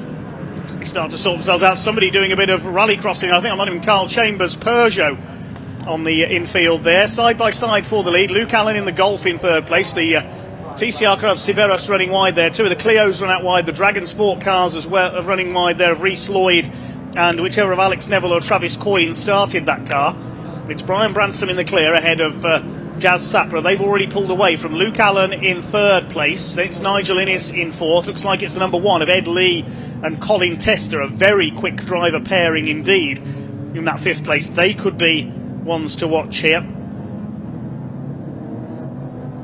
There's the Evora up the inside challenging the number 11 of Michael Williamson in his Honda Civic Type R. Stephen Pearson, the silver BMW in there as well. He's been racing BMWs in various events for many seasons now. Stephen Pearson, principally at Brands Hatch. So they make the move into the back straight for the first time. There's Pearson in sixth place. He's got David Marcusson up behind him now. He's been a regular winner over the years in series run by the Classic Sports Car Club, especially their Modern Classics events. Martin Reynolds carving his way through from the back of the green, his very quick Mark II Escort. Nigel Innes coming under fire from number one. I would imagine it's Ed Lee that started that car because he's the owner of that M3. And Colin Tester, who's been a winner in all manner of club races for many years, will take over. Warren Siberas, the Cupra TCR, under fire from one of the Clios there, the yellow and white Clios, the Dragon Sport team. The leaders are well strung out. Brian Branson, he spent the weekend at Donington with James Card glued to his rear bumper in the Kumho BMW Championship races. That's Convoy in the Park last weekend. So they complete the first lap. They're just under 2 seconds apart, the two Beamers. Luke Allen in third place. He's 3.5 seconds back already in the Golf. Could be a challenge on here for fourth place. Nigel Innes in the E36 M3 coming under fire from Ed Lee, the number one. There's few finer sounds in motorsport than an M3 at full throttle. They sort themselves out. Nigel Innes, that's for the lead of Class A as well. Ed Lee is second in the class. I think it's Ed that started the car. Class B is led by David Marcusson's BMW. Class C by Rhys Lloyd's Renault Clio. And Class D, further down, the smaller capacity cars, is the Hornigolds in the MG ZR. It's a long way to go though. Just 3 minutes into this 45-minute event. There's Klaus Kuika, the dark blue BMW. Seen him in the Kumho BMW Championship this year as well. Here are the Clios. They're battling for the lead of Class C along with the number 2 Honda Civic of Martin Ward. There's the Evora. The Lotus, I think that's been started by Simon Hill, sharing with John Danby. There are the Clios. Rhys Lloyd in the car with the red mirrors. The Neville Coyne car has blue wing mirrors. There's Carl Chambers, one of the UK's leading Peugeot specialists. Got quite a collection of Peugeots, including a 306 Maxi rally car in his collection. Racing the 208 GTI, which was the first of its kind to be raced in the UK. The second of its kind is further back in the field. That's Miles Mosley. Has everybody got round the first lap okay? They have. Got 29 cars out there because, of course, Kevin Clark failed to start. His BMW broke down in qualifying. It's a great shame, really. He won the series away round at Donington Park earlier this year, Kevin Clark, the Birmingham-based driver. There's Martin Ward in the Civic, chasing Rhys Lloyd. It's been a change for the lead of the class there, actually. It's the Neville Coyne Clio that's gone to the front in Class C. 2 laps completed by the leaders. The lead gap is up to over 4.3 seconds now. Branson ahead of Sapra. So Brian Branson, a Snetterton specialist, is running away with it. And of course, we've got pit stops to come. The pit window opens 15 minutes into this race. We'll see the sign hung out from the gantry on the start-finish straights. Warren Siberas hasn't come through in the TCR Cupra. Well, that's unless his transponder isn't working. That might be the reason. See if he reappears on the timing screen in a moment.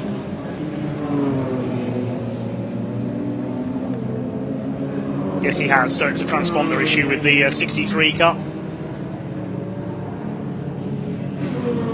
There's the TCR Golf of Luke Allen, Uncle Luke.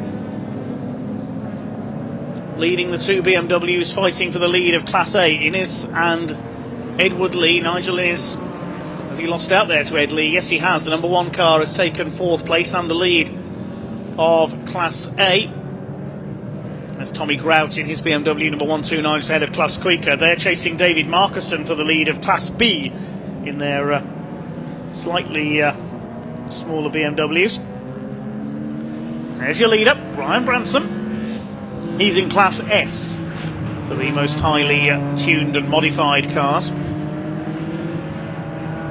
Through towards Coram for the 3rd time. He's already done the fastest lap of the race, 2:01.979. That's over 3 seconds quicker than everyone else on lap 2. There's Jazz Sapra in 2nd place in the number 40.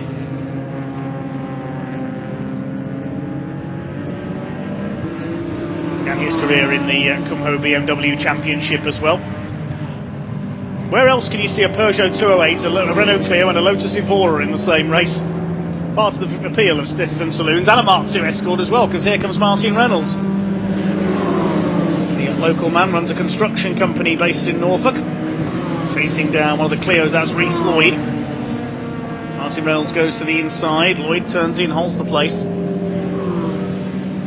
There's Martin Ward in the Civic, a little bit of a lock up there as he goes into Murray's. Carl Chambers runs the nose a bit wide on his Peugeot just behind. New fastest lap, 2:01.7 for our race leader, Brian Branson. Leads by over 6 seconds now. Yeah, Sapra's lapping in the high 2:03s. 2:03.9 was his last lap. So Brian Branson is running away with it in the BMW, certainly. Martin Reynolds from the back of the field at the start, had to start from the back after changing cars after qualifying. He's gone from 29th on the grid up to 15th. Number 92 Clio with the red mirrors has now taken the lead of Class C. It's the Alex Neville Travis Coyne car. Martin Ward his nearest pursuer, so Reese Lloyd has dropped back to 4th in the class. He lost 4 places on that last lap. Carl Chambers is in Class C as well. Class D is the MGZR, the Hornigold family, Rob and Ashley Hornigold. They're in P20 overall at the moment, the blue ZR. Second behind them in Class D is Rob Sadler's Golf, the Mark II. And third is Will Arif. There's the ZR. Just ahead of Anton Martin, number 330, with his BMW, the former Bangor racer. Now competes in that BMW along with his collection of classic Fords as well. Seen him out with the classic touring car racing club a few times in his Mark III Escort.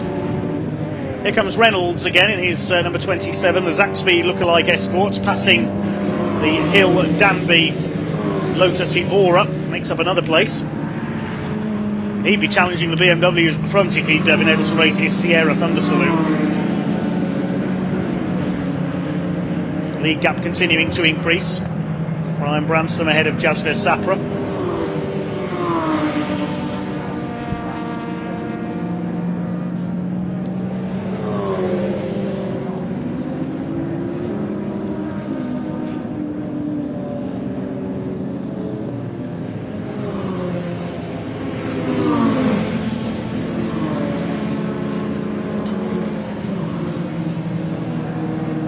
Side by side down the straight. Still 6 minutes until the pit window opens. Ward and Reynolds together. There's Carl Chambers. Used to race a Peugeot 306, an ex-BTCC machine, if I remember rightly, in the days of the early 2000s, the production class.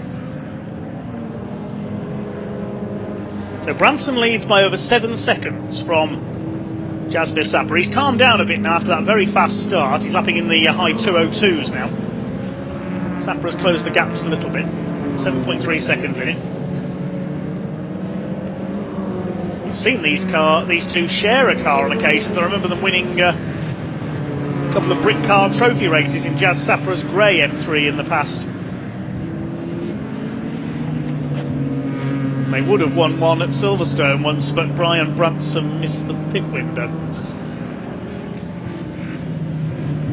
There's Nigel Innes in third, and the Golf has dropped back. That's Luke Allen down to 5th now because Ed Lee and Nigel Innes have come through. Let's have a look what order they're in. There's Nigel Innes, the multicoloured BMW, and he's retaken Ed Lee as well and gone back into the lead of Class A. Class A for the cars engined over 3.4 litres in size. Of course, if you're turbocharged or supercharged, you can move a class as well.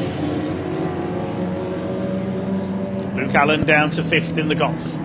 Stephen Pearson in P6 with the silver Porsche, with the silver BMW. The silver Porsche has just been lapped there of Chris Voltensport. He's running at the tail of the field at the moment in the Boxster.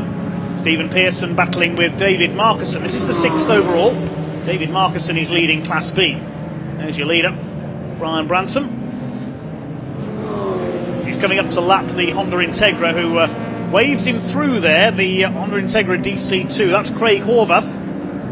Thought he'd got his hand up because he had a problem there, but he was just waving the leader through. Marcusson closing in on Stephen Pearson. Pearson 3rd in Class A, Marcusson leading Class B. Coming into Agostini. Klaus Kuiker 2nd in Class B, and Tommy Grouse in 3rd.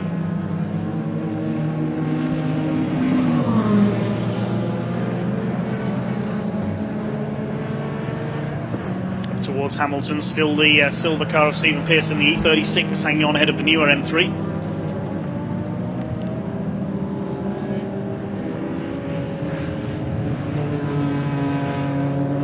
BMW is coming up to lap Catherine Henderson in her Ford Fiesta. Catherine is the daughter of Alan Tice, long-time historic racer and Marcos specialist. BMW's coming up to lap her. She'll move aside at the exit of Nelson's, let them through. Luke Allen having a go at number 1, Ed Lee. Well, Catherine Henderson just about getting out of the way there as the quicker cars come through. I don't think she saw Luke Allen there.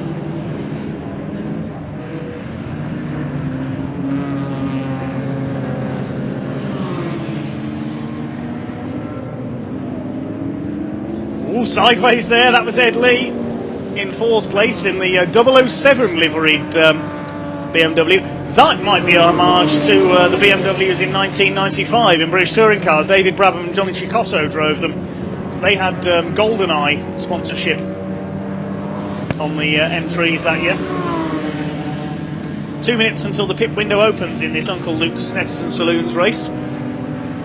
Luke Allen trying to keep pace with the 3rd place fight. There's Will Arif, and he's got some damage to the left front corner of his Ford Fiesta. Look, you can see there as he came out of the hairpin. Will Arif, who, you name it, he's raced it over the years. Everything from Formula Ford 2000 single-seaters to ex-Fangio historics. The Integra is lapped by the 3rd place battle.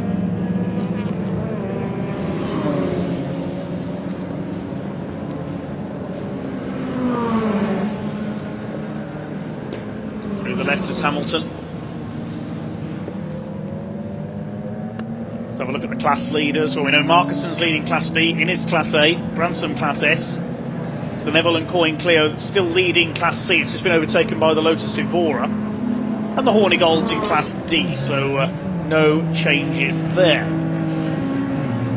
The only time we've had a change is for Class A between Innes and Lee, and they're still battling it out for 3rd overall. Here they are. Less than a minute. Hang on, the safety car's coming out. That's why Luke Allen's aborted his overtake there on the number 1 of Ed Lee. The safety car's coming out, and true to form, it comes out less than a minute before the pit window opens. So that means that everybody is going to make their pit stop at the same time. We're not too sure why the safety car has come out as yet. We'll pick up on that.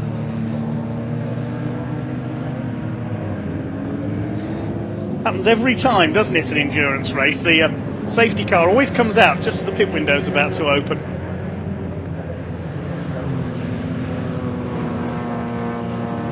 There's the TCR car of Warren Siberas. I erroneously said that it was dropping down the timing screen earlier. That's because there's a problem with the transponder.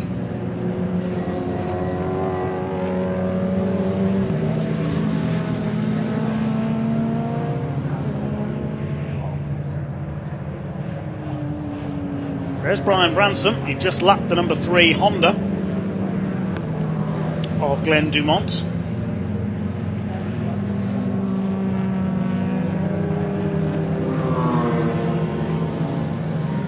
So the pit window is now open. And I wouldn't be surprised if everybody comes in at the same time if the pit lane's big enough.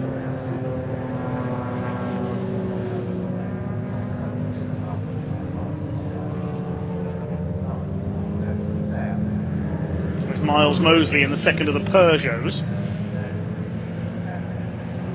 Got the 306 out there, of course.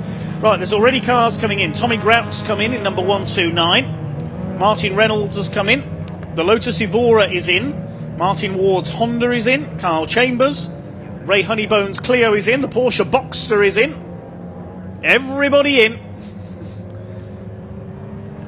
There's Carl Chambers. In comes the Peugeot. Reece Lloyd's brought the Clio in as well. But it's mainly midfield runners that have come in at the moment. So we've got about 7 cars in pit lane. Chris Voltenspiel in the Boxster makes it 8.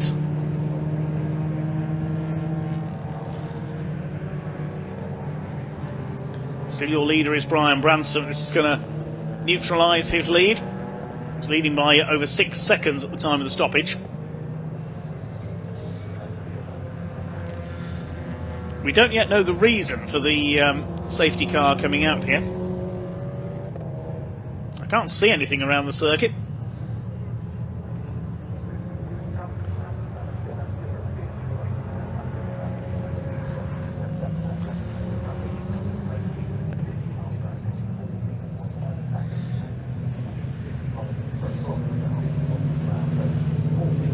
Hornigolds have come in. Peter Parkin's Peugeot 306.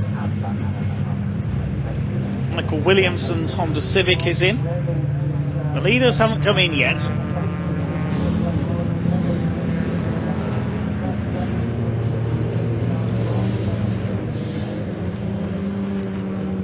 Ah, there's the reason. Somebody shed a bumper. That's coming into the Wilson hairpin, I think. Now, who does that belong to?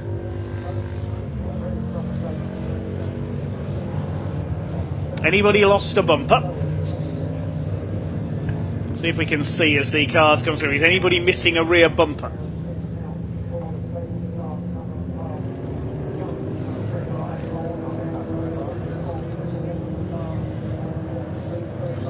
We think that might belong to Chris Voltenspiel's Porsche Boxster. We couldn't see the back of it when he came into the pit lane. We think that's Chris Voltenspiel that shed his bumper.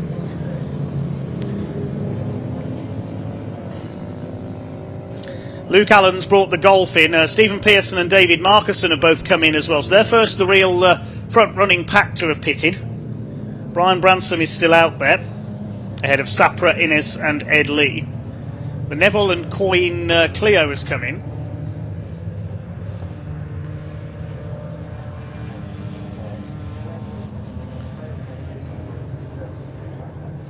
Avoiding action there to move out of the way of that bumper. There's David Marcusson's BMW in the pits. He was leading Class B when he came in. Klaus Kuiker's come in with him. Warren Siveras has brought the Cupra TCR in as well. The Neville and Coyne Clio will be changing drivers. There's Will Arif's Ford Fiesta. See that damaged the left front corner. He hit something at the start of the race, I think. So now everybody except about 9 cars has come in. So 2/3 of the field have pitted, roughly. Branson, Sapra, Innes and Lee haven't come in yet.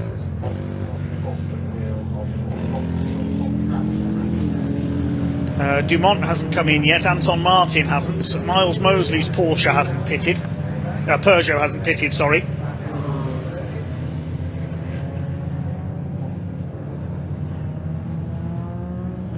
Rob Sadler's Golf is still out, and the Honda Integra hasn't come in either.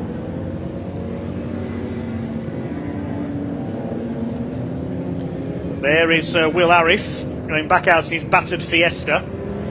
There are reports of a possible misfire for Martin Reynolds Escort. He's come into the pits. Yes, he's coming for a second stop. We believe it's a misfire for Martin Reynolds, so 2 cars giving him trouble in one day. You can see the rear bumper has been cleared from the entry to the hairpin.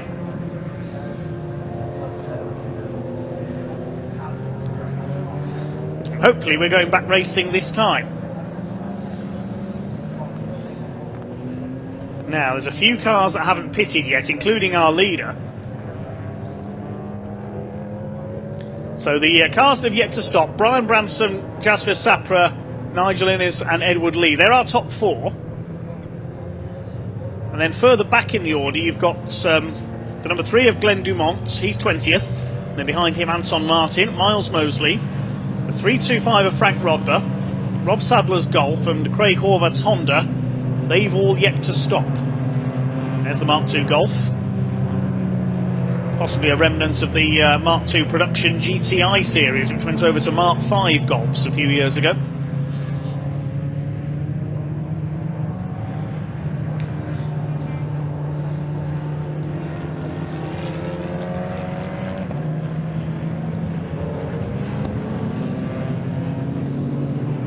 I think the lights are out on the safety car, so I think we're going back underway. Maybe this time around, or is the safety car still out? So the green flag has appeared. And we're back underway and racing, just as the leaders all come into the pits. Yeah, Bransom's come in, Sapra's in, Nigel Innes is in, the number 3 Honda of Dumont is in. Basically everybody else has come in, with one exception. The Ed Lee Colin Tester BMW hasn't pitted. That's the only car to stay out after the safety car. There's the Pugsport Peugeot of Miles Mosley. Pugsport Racing, that's Carl Chambers' setup. So Branson, Sapra and Innes all came in as the safety car peeled in. Now, have Ed Lee and Colin Tester made the wrong decision here? And indeed, have the top 3 that were made the wrong decision as well, because they'll lose more time pitting under green flag conditions. As for who's going to take the lead, we'll wait and see. I think it might be Luke Allen's going to take the lead. As I say that, he made contact with the back marker and walloped straight into the barrier. Oh my goodness. Look out, marshals. That's Luke Allen's race over. That'll have broken his steering. He hit one of the back markers there. Just as I said, he was about to take the lead of the race. One of our marshals had a lucky escape there, diving off the marshal's post. He's okay. Goodness me. I think it might be Catherine Henderson's Fiesta that he hit there. Luke Allen out of the car, stalks away, steering broken, he's out. Let's have a look again. I was just about to say he was going to take the lead. He was lapping 2 back markers. Oh no, it was the other red car. That was the number 2 Honda Civic. The Civic pulled out to pass Peter Parkin, hadn't seen Luke Allen was there, and wallop. Marshall's dive out of the way. He wasn't hit by the car, he just dived off the post there. So it was the number 2 of Martin Ward. He was trying to pass Peter Parkin's Peugeot, pulled out to pass. Allen went to pass both of them and didn't pull back in time before he cleared them. So one of the front runners out of the race. Okay. So the only car that hasn't pitted yet is the Ed Lee Colin Tester number 1 BMW, the 007 liveried car. The first car to pit was Tommy Grout, number 129. He's now taken the lead of Class B from David Markerson. The number 1 BMW has just gone past my commentary box on the pit straight. It's got Tommy Grout behind it, but they're only 2.3 seconds ahead of the car that has pitted. And David Markerson just behind that, nearly 6 seconds back. So those are the leaders on track at the moment, but the number 1 car hasn't pitted yet, so their demise is inevitable. And I think Brian Branson, Jasper Sapra and Nigel Innes have miscalculated here. They stayed out for an extra lap. So there's your leader, the number 1 car, the GoldenEye tribute car. There's Tommy Grout in the background, so they're your first 2. There's yellow flags out at Agostini because of Luke Allen's car, so no passing there. Tommy Grout in second. Now Tommy Grout is your de facto race leader because the car ahead of him hasn't pitted yet. David Markerson is next there. We just caught a glimpse of the white M3, and Stephen Pearson's silver M3 is next. 6. There's Markusson with the white wheels. And number 1, I would imagine it's Ed Lee who's taken the start, and Colin Tester will take over. Next in the order, Pearson. Then it's the Lotus Evora, the Hill and Danby car. Carl Chambers is leading Class C in the Peugeot, and Class S is being led by Sibaras in the Cupra TCR, and the leader's off! What is going on here? Nobody seems to want to lead this race. Ed Lee has spun it coming into Brundle. What's happened there? Now, if he can't get that restarted, he does get it restarted. Now, which way is he going to go to rejoin? Through the escape road. That was bizarre. Spins the lead of the race away. Well, any advantage he thought he'd gain by staying out a bit later through the pit window, he's just chucked it away with that spin. So that's going to give Tommy Grout, number 129, the lead of the race in the Class B BMW.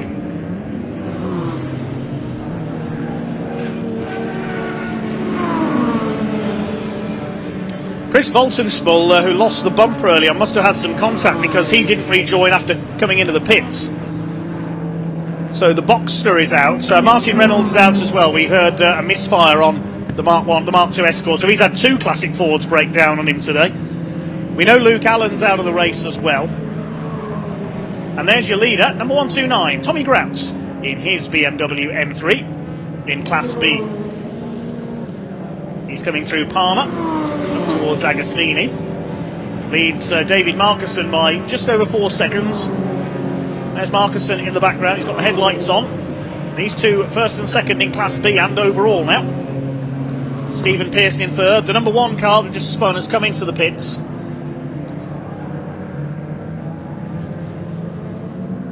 Yes, Branson, Sapra and Innes, who were setting the pace, they miscalculated. They stayed out 1 lap longer than they should have done.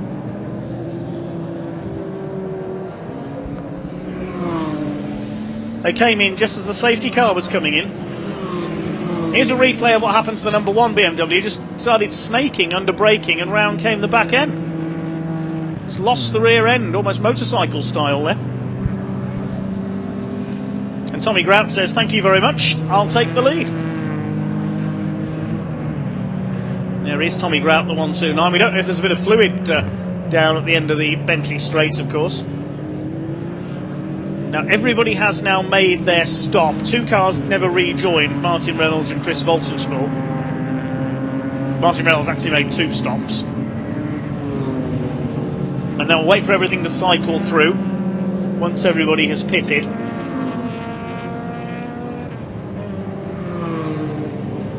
Grabs from Markusson, Stephen Pearson third, Klaus Kuiker is up into fourth rather. And then it's the Lotus Evora in 5th. So we've got 4 Class B cars in the top 5 places. Normally, it's the more powerful S class, the special class cars that win these races outright. But 3 of the 4 in that class made the wrong call with their pit stops. So leading Class S is now Warren Sivaras's Cupra TCR in 7th place.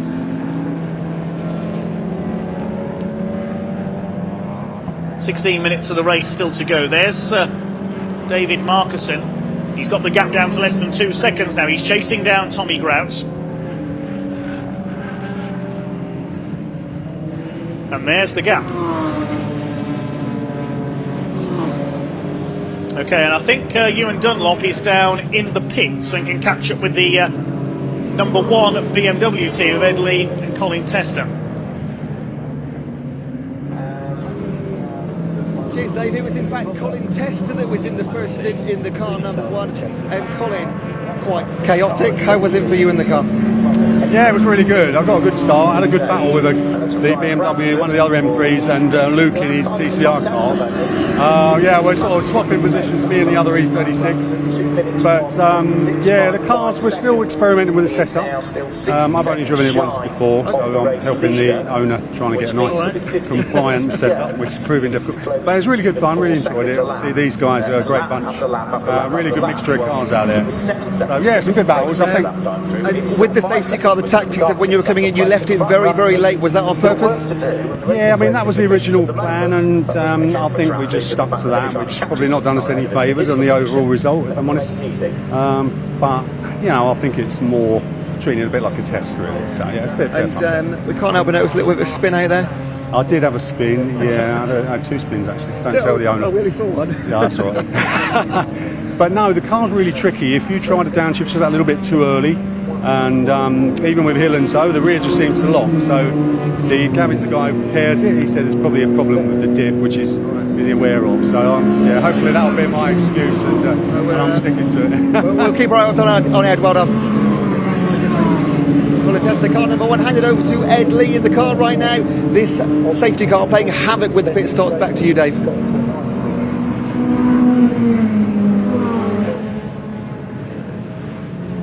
Well, there are the leaders, and it was Colin Tester who was in the car first. And apologies there. I thought the car's owner, Ed Lee, had gone first. It's interesting it's Colin for the first stint to do a bit of testing, appropriate to Colin's name. Is Ed in the car now, and there he is, just ahead of Tommy Grout, our race leader. Now, has he lost the lead to David Marcusson while we were in the pits there? I think, yes, I think Marcusson, has he gone through? No, he hasn't. That's Stephen Pearson in behind there, so where is David Marcusson? The gap was up to 4.5 seconds last time through.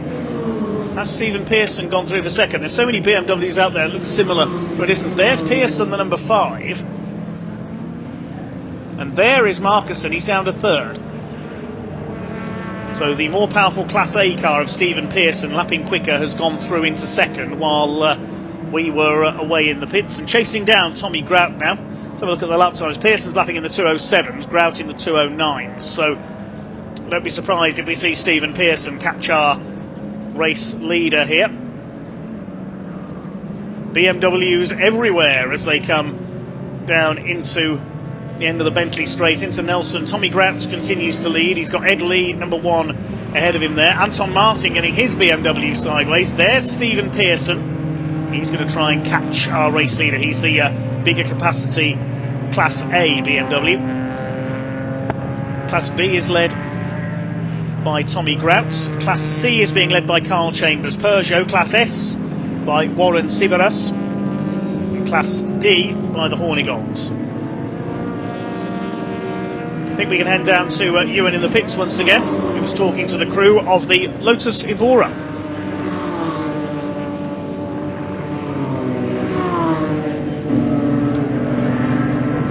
Cheers, Dave, here with Simon Hill from the beautiful Lotus Evora. First of all, how was your stint, Simon? I got absolutely mugged at the start. I was caught napping, but the guy in front of me didn't go when the lights changed, and I just got caught right up behind him, and then the guys behind just went straight around the outside. Must have lost 6 places on the start line, but I managed to pick them all off. You know, they were guys in a lower class, and I was starting to get it back together, get a bit of rhythm, and I was sort of looking at my watch and going, is the pit window open? What if my second driver, John Danby's not ready? But hell, I'm coming in. So yeah, I came in. Luckily the guys were there. When you do drop back, it makes it a bit exciting, doesn't it? You don't want to be leading from the front too often. Right, exactly. Yeah, it gives you something to do, doesn't it? Yeah. I'll still beat myself up though. The safety car caused a bit of havoc. I think people late decided, oh, let's change tactics, but you were solid on when you were coming in. Yeah, definitely. We had a pre-planned stop, but it was early, but the guys are ready. We'd organised that if there was a safety car, I was coming in, as long as the window was open. I think you're still lying about 4th at the minute. Yeah, it's not going too badly. John's getting it together. He hasn't driven the car for a year. Okay. So, first time in quali this morning. I hope he looks after it. It sounds alright. Thank you for your time, well done. Thank you, cheers. Thank you. The beautiful Lotus Evora back out on track. Not doing too badly either. Let's go back to Dave. Well, the confusion with the pit stops as we watch the Lotus Evora has created a bit of a chase scenario. We know how quick Brian Branson was lapping in the early stages. Well, he still is.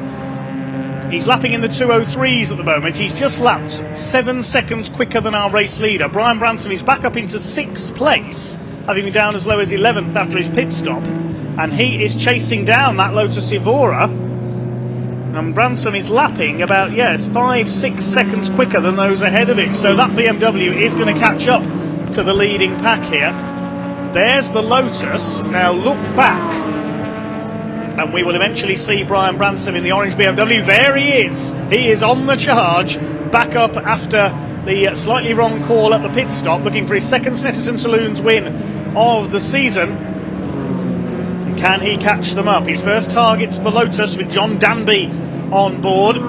He's already taken the lead of Class S from Warren Siveras in the Seat Cupra. What about Jazz Sapra? How's he doing? He's in 9th place. He's lapping in the 204s. The leader, his last lap was a 208.9.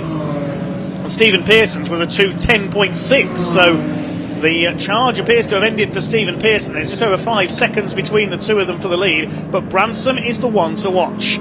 He's making his way back up. What was his lap time that time through? A 201.9, only a few tenths off his fastest lap of the race early on. He's closing down the Lotus. You can see the gap coming down there. 3.4 seconds between them. Excuse me, he says to Craig Horvath's Honda Integra.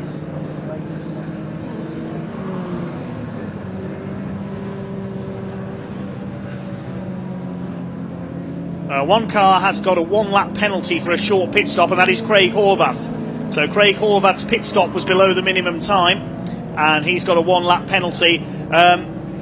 Luke Allen would have got the penalty as well, but he's out of the race. Brian Bransom's caught the Lotus and gobbles it up coming through Agostini. That's P5 for Brian Branson. His next target, Klaus Kuika, in the blue and black BMW M3. He's in 4th place. Tommy Grout still leads by 5.3 seconds. He's looking to put in a personal best. He's done his best sectors 1 and 2 of the race.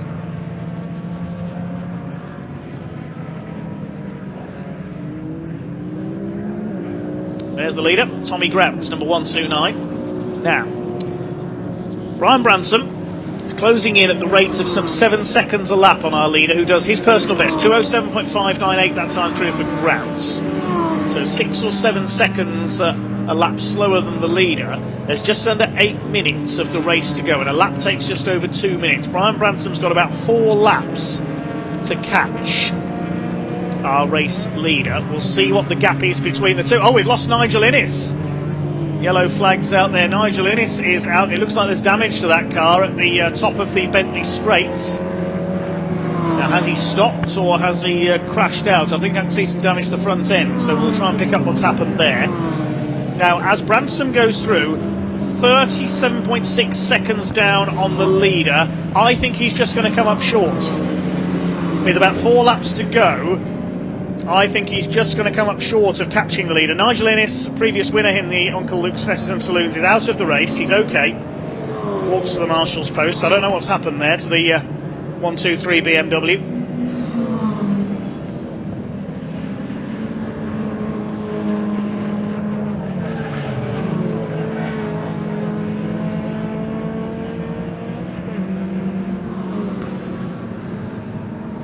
There's Brian Branson. He's catching Klaus Kuika now. He's almost certainly going to get on the podium, but I think he'll just run out of time to catch the leading Tommy Grout. Pearson's got the gap down to 4.7 seconds now. Remember, Pearson in the larger capacity car to Tommy Grout's BMW, running in Class A to Class B.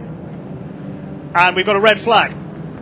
The red flag is coming out, so with just over 6 minutes of the race to go, I think it's going to be irrelevant now. I don't think we'll get a restart. With Nigel Innes off at Williams Corner, the red flag has come out, race stopped.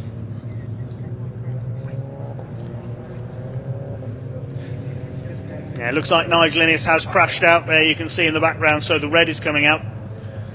Nigel's okay, just talking to the marshals there. So provisionally that gives Tommy Grout, number 129, the race victory in his BMW. I don't think we'll get a restart here with only 6 minutes 22 left on the clock.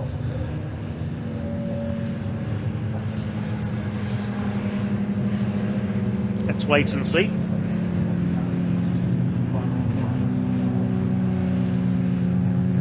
And try and work out what has happened there. It looks as though Tommy Grout has got the win in the Uncle Luke's Snetterton Saloons.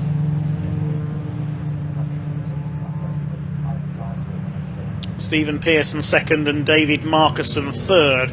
Provisionally, and we'll try and see in the background what happened there. There's Brian Branson coming through, and you can just see in the background, oh, he got a wheel onto the dirt and he went off to the inside before bouncing off the barrier and back onto the outside of the circuit. He just caught it there in the background, That's what happened to Nigel Innes. He must have got a wheel onto the dirt coming out of Williams, got sideways and speared off into the barrier on the opposite side of the circuit. That's what it looked like anyway. Okay, looks like there'll be no restart, so Tommy Grout will take the win in the number 129 BMW, ahead of Stephen Pearson, number 5 in his BMW. He wins Class A, Tommy Grout wins Class B. Third place goes to David Marcuson. Fourth, it is Klaus Kuiker. And fifth, the Simon Hill and John Danby Lotus Evora. This was the battle between the Lotus and Klaus Kuiker.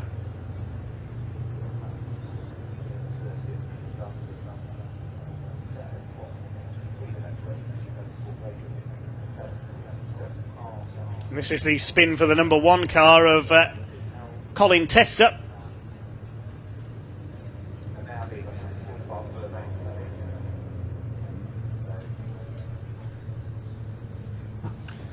That lost him the lead before coming into the pits. And then, we didn't see that. That's how David Marcuson lost second place. And this is what brought out the red flag. If you look in the background, you see a cloud of dust. There goes Nigel Innes across the track into the barrier and then bouncing back onto the other side of the circuit. So Grout the winner, ahead of Pearson, Marcuson, Kuiker and Hill and Danby. Brian Branson wins Class S in 6th position. We'll never know if he could have caught up with the leaders. Jazz Sapra and Warren Sivaras behind him. Class C won by Carl Chambers, ahead of the Neville and Coyne Renault Clio, Ray Honeybones Clio. And then 12th place behind them was the Ed Lee Colin Tester BMW. Reese Lloyd's Renault Clio, which had just come into the pits for a second time, so we'll wait to see if that car is classified.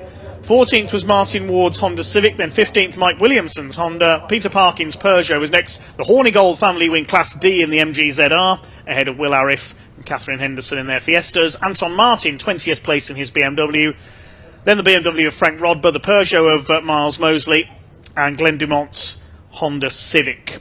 The Golf of Rob Sadler had pulled into the pits, the Mark II Golf GTI. Craig Horvath was given a 1-lap penalty for a short pit stop. He'll be classified at the tail of the field, and we of course lost Luke Allen, Martin Reynolds, Chris Waltonspill and Nigel Innes. Cars are pulling into Park Fermader at the end of an incident-packed race for the Uncle Luke's Snetterton Saloon. Sadly, Uncle Luke himself, Luke Allen, among the casualties in that one. Sending one of our marshals diving for cover. Thankfully, everybody's okay. And hopefully, Ewan will be down there shortly to talk to our race winner, Tommy Grout, and maybe some of our other class winners as well.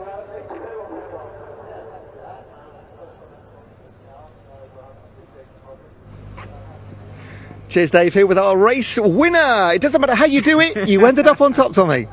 Yeah, just pure luck, I think. Just pitted at the right time. You know, I knew it was close, but I just thought I'd take a chance. Yeah. You know, so I was either going to get a penalty or get a good pit stop. So it was that tight, did you? Yeah, like within a few seconds, I think. Okay. I had a time on my watch going. I knew it was close, but I didn't know how close it was. And did you have a tactic to come in, or did you just think, right, safety car, let's do it? Kevin, our team boss, said as soon as you see a yellow safety car come in, there was a load of bumper on the track. So I thought he knew it'd be a safety car, so he just came straight in. Fantastic, well done. And a race win, congratulations, great weekend, yeah? Unbelievable, yeah. So I'm speechless. You look surprised. I am. I'm totally speechless, Mate, absolutely speechless, thank you. You did it, well done. Thank you. Cheers, buddy, thank you. Let's go and find Steve Pearson, car number 5, who was second position. I can see him here. So much going on in that race. I might try and speak to Ed Lee in the car number 1 as well, if we've got time. Steve, I'll grab you, is that all right? Steve, second position, somehow. I mean, it happened, didn't it? Oh, you have little faith. Yeah, I haven't had a podium, but I had lots of podiums, but not one lately, so happy with that. Fantastic. First time out the box with a new car, so even better. Skill, tactics with the safety car, how did you manage it? We missed the safety car, the pit lane opening by 15 seconds. Else we'd have walked it easy from what we were, but unfortunately... Yeah, as soon as I passed the end of the pit lane, Dave said, yeah, it's open now. But happy with the car there? Few teething issues, but it's going forward, so yeah, we're getting faster, we're getting quicker, so happy with it now. It's a great little series, this. it's no stress, nothing. It's a lovely race, good bunch of lads. You don't have to worry about anything. That's all good. Yeah, brilliant. Mate, well done. Thank you. Cheers, buddy. I would love to speak to Brian Branson. Oh, he's having a chat here, so we'll just wait 2 seconds. Let's speak to Ed here. Can we jump in? Yeah. Oh, sorry. Thank you so much. How was that for you? Well, I don't think I came anywhere, did we? I'm not. Well, let's not focus on position. This is a friendly series. It doesn't matter where you finish. But how was the race? There, wasn't it? It was a lot of drama. Yeah. I think we missed the pit stop, the safety car window. And that's probably what did us. There was a lot of luck involved today. We don't like to say that, but there probably was. He did very well. He got up to, was it third in the first stint? Yeah. So, car can do it. Better luck next time? Yeah, exactly. Mate, well done. Cheers, buddy. I think Brian, let's jump in with Brian. We're going to go round the car number 5, and we're just going to do a Martin Brundle here, and I'm going to try and jump in and grab Brian, because we've not got too long before the next race. Brian, can I steal you away from Jazz? Is that all right, mate? Yeah. You were going very, very quick at the end there. Yeah, because at the last 2 laps, I had a pit board come out to tell me I was only in 6, which I was kind of unaware of. So I sort of opened the taps a bit to try and get back up there. But yeah, unfortunately, the obviously red flag disallowed me doing that. Yeah. I mean, you were clearly one of the favourites, one of the, if not the quickest car on the grid there. Safety car just didn't, unlucky. The trouble is with the safety car for us, because we ain't got the radio in any of the cars this weekend. Yeah. Unfortunately, we didn't have time to fit it all. That you can't see the pit window or the pit lane open until you go past the gantry. There's not a board at the end. Right. There should be a board on the entrance, really, and then you'll actually, make it a bit fair for people with or without radios, I think you were catching the Lotus by about 5-6 seconds a lap near the end there. You would have caught him, do you think? I did get past him. Oh, sorry, you were catching the leader at 5-6 seconds. Sorry, you were getting closer. Okay, I don't know. I don't know how much time was left when the red flag come out, so I don't really know, to be honest. Right, no worries. Yeah. Well, happy with your weekend. Good fun series, isn't it? Yeah, it is. Yeah, it's brilliant. Brilliant. Yeah. Thank you for your time. Well done, buddy. Thanks ever so much. Mate, thank you. Not sure how much time we've got left. We might go and have a chat. Let's chat Catherine Henderson, actually. Catherine, can we have a quick chat? Is that all right? When you jumped out your car there, if you don't mind me saying, you looked absolutely exhausted. I was. 40 minutes in this heat is not fantastic, I have to say. I'm used to normally doing it for 20 minutes with my dad. He normally drives the Marcos. Yeah. So, and then he decided that was it. He doesn't want to do it anymore, and I'm on my own. So, yeah, it's exhausting, but great fun. What a... That wasn't me. But at the end, it was fantastic. Really enjoyed it. But yeah, it's hard work. I'm glad you've said fun, because we heard the word like chaotic, a little bit unlucky thing with the safety car, but you seem to manage it okay. Yeah, absolutely fine. It came as a bit of a shock, because obviously he did that right in front of me, and I was just like, oh my God, where are we going to go? How are we going to handle this? And then at the very end, obviously it was a yellow flag, so we all slowed down, and then it was just stopped on the back straight. So a lot of us had to sort of swerve sideways just to miss that. There was a lot going on, bumpers out there, etc., etc. How were track conditions? It's been really sort of baking hot today, actually. It doesn't look it right now, but the heat is there, isn't it? The heat is certainly there, yeah. I mean, this morning it was quite slippy, to be honest, on the track, but actually the heat has helped because we've got more and more grip as the time's gone, although I had a lot of understeer, so maybe I'm just talking rubbish. Happy with your weekend? Good fun series, isn't it? Oh, it's brilliant, absolutely brilliant. I love the Snetterton Saloons. You've got such a mixture of cars that you're all allowed in one race, and they are such a good bunch of people, and generally the racing standards is brilliant, so can't complain. Well done. Have a good end of your Sunday. Thank you very much. Thank you so much. Can we have a chat about this? Yes. Is that all right? Yes, of course. What happened? Well, first lap incident as usual at Palmer's, and he apologised. The guy who did it, he said he just couldn't stop and went into me, and I started last, didn't I? I mean, it's lovely to see that you've still got like a smile on your face though. I mean, it's damage, it's going to cost a few pennies, but you're satisfied with your weekend? I am. I'm satisfied with the team. I like it when people apologise, because I think everyone keeps saying I'm a target, and I'm a nobody really, just my name. Been doing it a long time. I've only been doing it 50 years, that's all. But I don't know, people don't like being overtaken. Still enjoying it? I love it, whatever I drive. So, no sign of stopping? No, not yet. No, not all the time. I'm okay. We came second, and there was a first in line if I'd stayed on the track. But yeah, good fun. Nice little dice with the girl. So yeah. Have a safe journey home. Well done. Thanks a lot. Thank you so much. I would still have. I think we've got time. We think we're still doing a bit of clearing up here actually at Snetterton. So I'm going to try and grab Jazz Sapra. Come on, Jazz. We've spoken to Brian. You were up there with the favourites. What happened? Just no radio in the car really, and missed the pit window really. Should have come with a safety car. Was it literally? I think it was like 15 seconds or so. Brian said he missed it by, and that sort of like, that was the race then. Yeah, pretty much. I was going to come in because I see the cars in there, but then I thought if I come in, I should have come in, but never mind. Yeah, they seem to come in two big waves actually. You just missed the first one. Yeah, but it's okay. Had a good race anyway. And you're always smiling. Yeah, you got to smile, ain't you? another day. Another track, another race. Well done. Thanks, mate. Cheers, buddy. Thank you. Right, we've done quite well there, I think. Just turn around here. The cars here are absolutely phenomenal. Here is the car of Brian Branson. It qualified first. It really probably was nailed on for the win. Unfortunately, though, with the pit window, the red flags, the safety cars, there's always a little bit of luck involved. You can't win every single time, but we will see Jazz and Brian back absolutely certainly. And coming up next, we are going back to the Caterhams again today. So Sam will look after those in Park Fermi at the end of the race. I'm going to hand back to Dave, who's going to try and in some way dissect that race for us.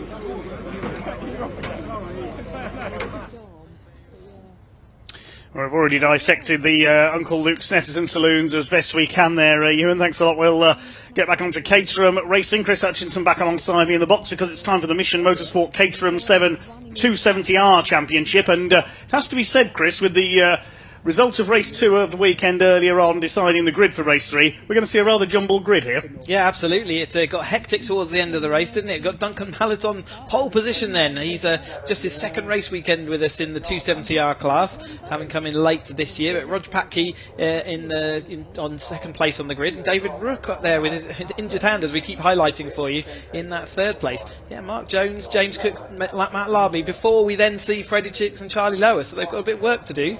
They have the championship to win between them, and they even though they're further down the order because of the incidents late on in that race, they are still absolutely nose to tail, so they'll be looking to come through. James Empson and Gareth Lucas further down as well. So yes, absolutely topsy-turvy grid, so it's going to definitely lead to some interest. Let's have a look at the grid then. Duncan Mallett, number 4, our earlier winner on pole, with Rog Patke alongside. David Rook and Mark Jones will start on row 2. Mark Jones coming through from the back earlier on to take that 4th place.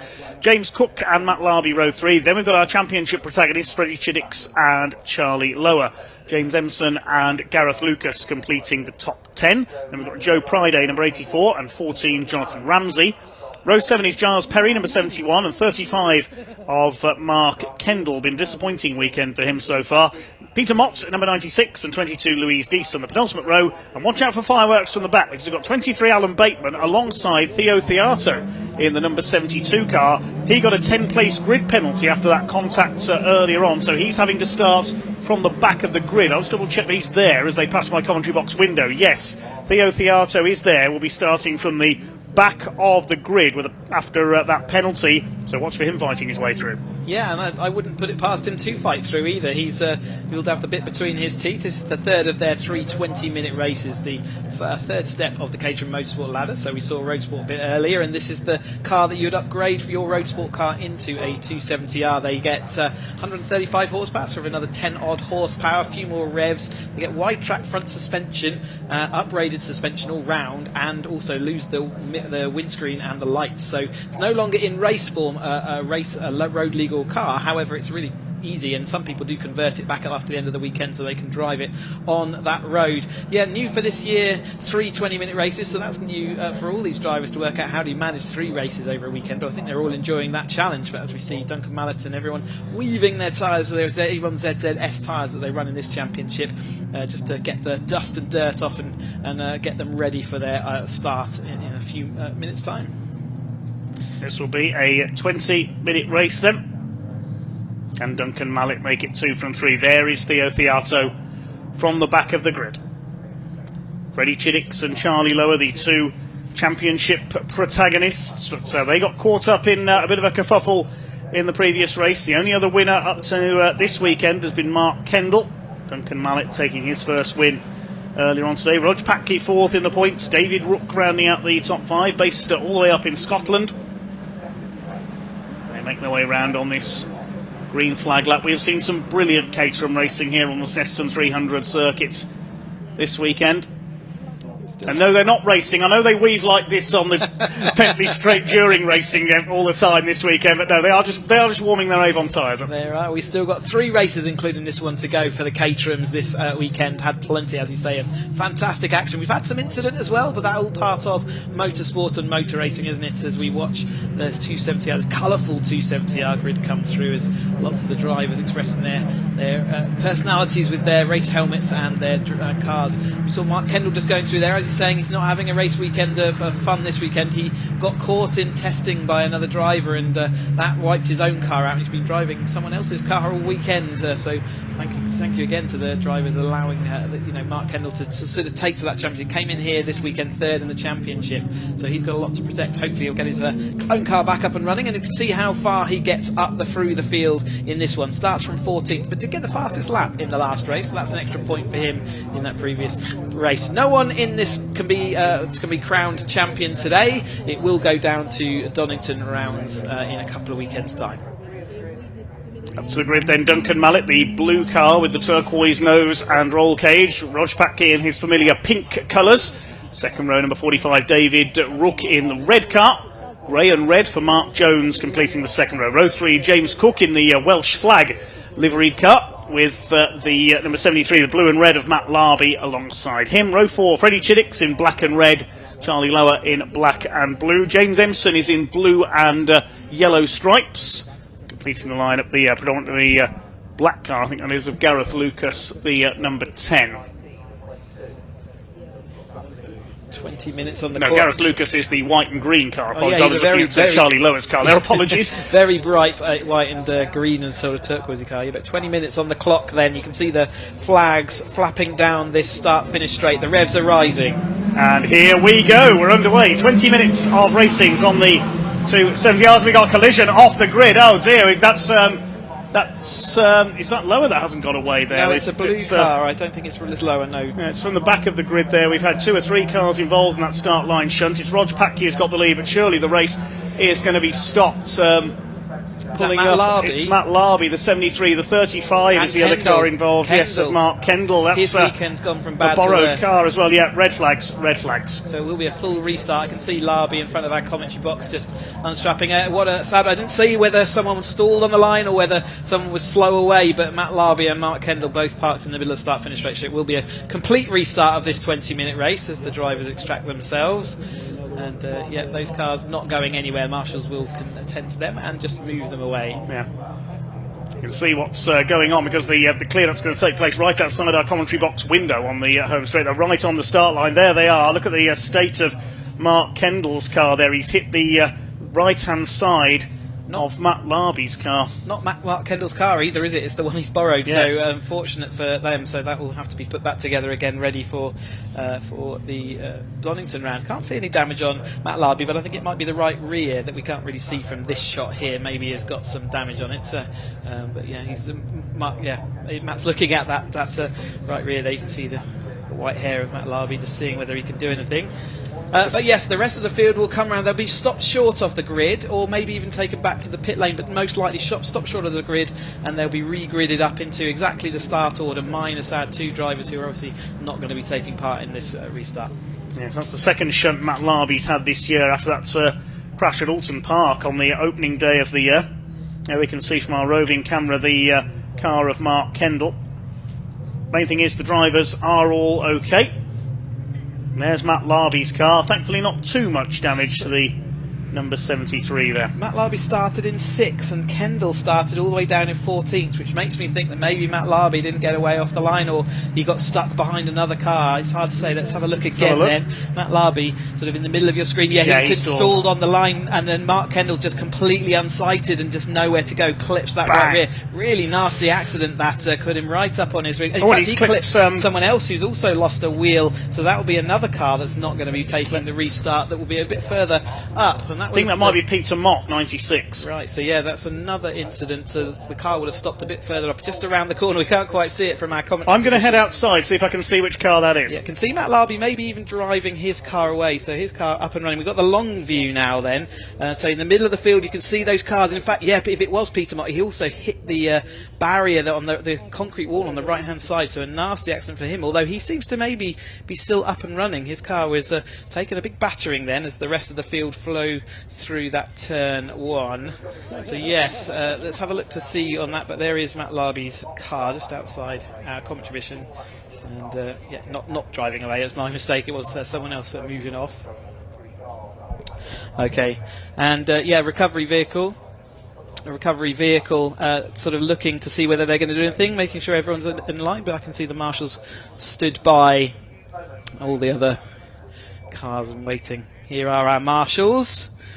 Time for us to thank them once more again, hopefully fueled by all the celebrations, tins of chocolate that we sent out from the Academy drivers collections earlier, giving them some energy and power as they deal with this late on in Snetterton afternoon. We're at 4:15 as we speak, and yeah, they've had a long day already, and they've got more action to do before we can get this action up and running. There's that car, Kendall, who...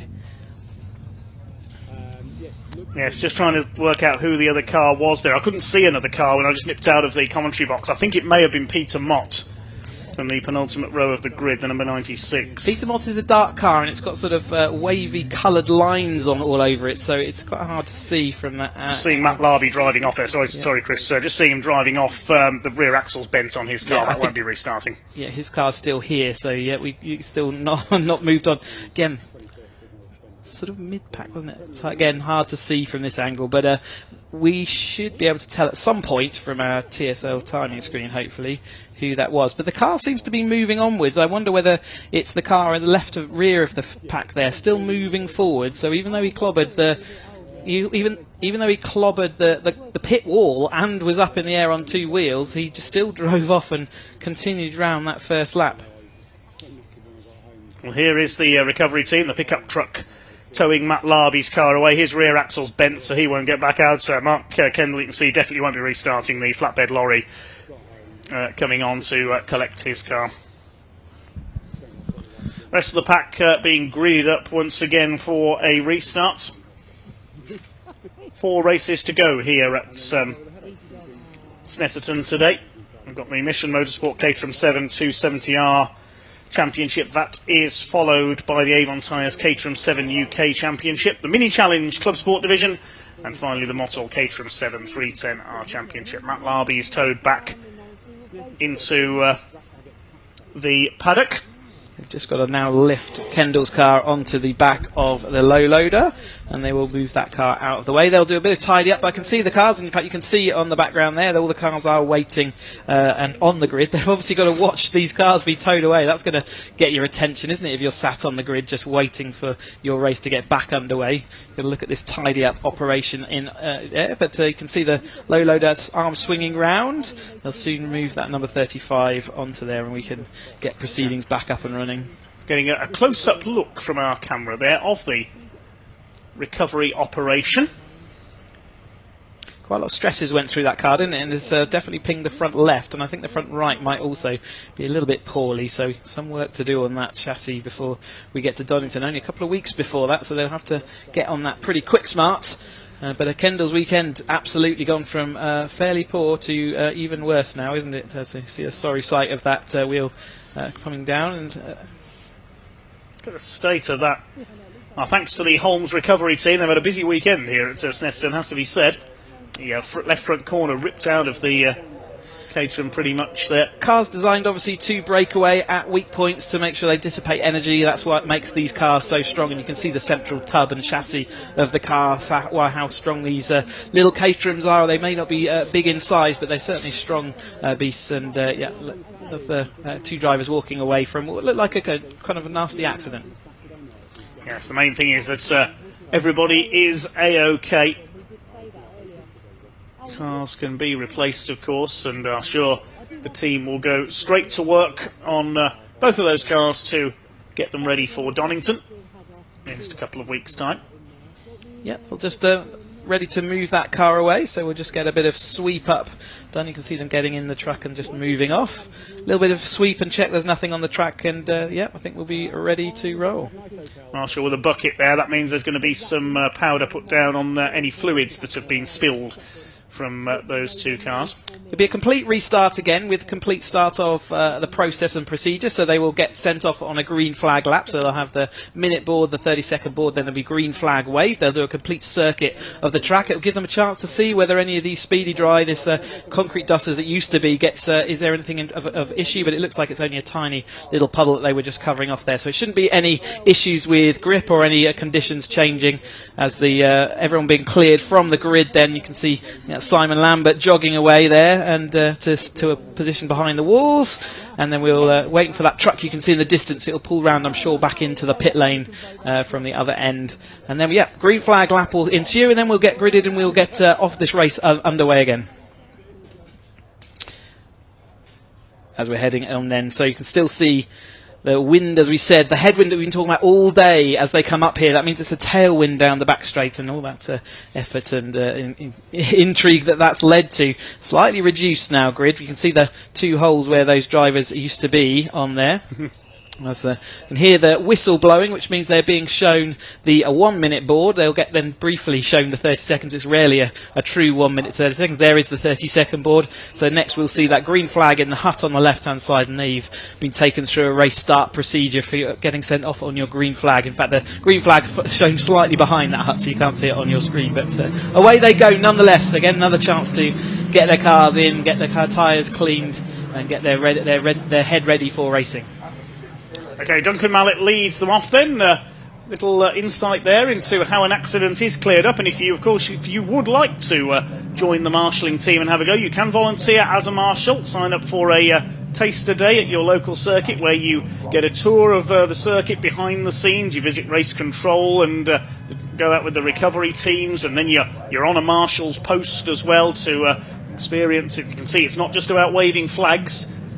Meet the recovery teams and everybody else as well. You might even get to pay a visit to the commentary box if you're lucky, and you can check out how to do so. Just visit BARC.net, the British Automobile Racing Club websites, or the British Motorsport Marshals Club online, marshals.co.uk, if you'd like to join the Orange family in British Motorsports. And what a family it is. They have, they come rain or shine to oversee and keep these race meetings going. And one of the initiatives of the Caterham Academy race series is that you get an extra 10 points if you join those marshalling teams at one race weekend during the year.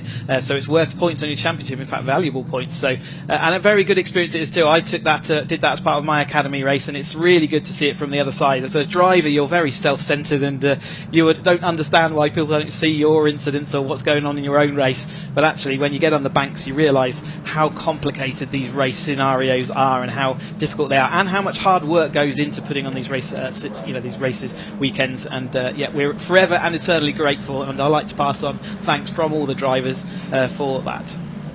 There's Theo Theato at the back of the field in the number 72 machine. Watch for him coming through in the Macat, as his car is known, combination of Caterham and McLaren. The number 72, the big cat liveried machine, hoping to tiger his way through the pack here. Yeah, good old race to start with, didn't he, up until his incident, and he was moving through the field nicely into the lead group. Certainly he said he was a bit sleepy when he entered into the race, but he was certainly awake by the midfield. But unfortunately that 10-place grid penalty for contact, and now he's got it all to do again.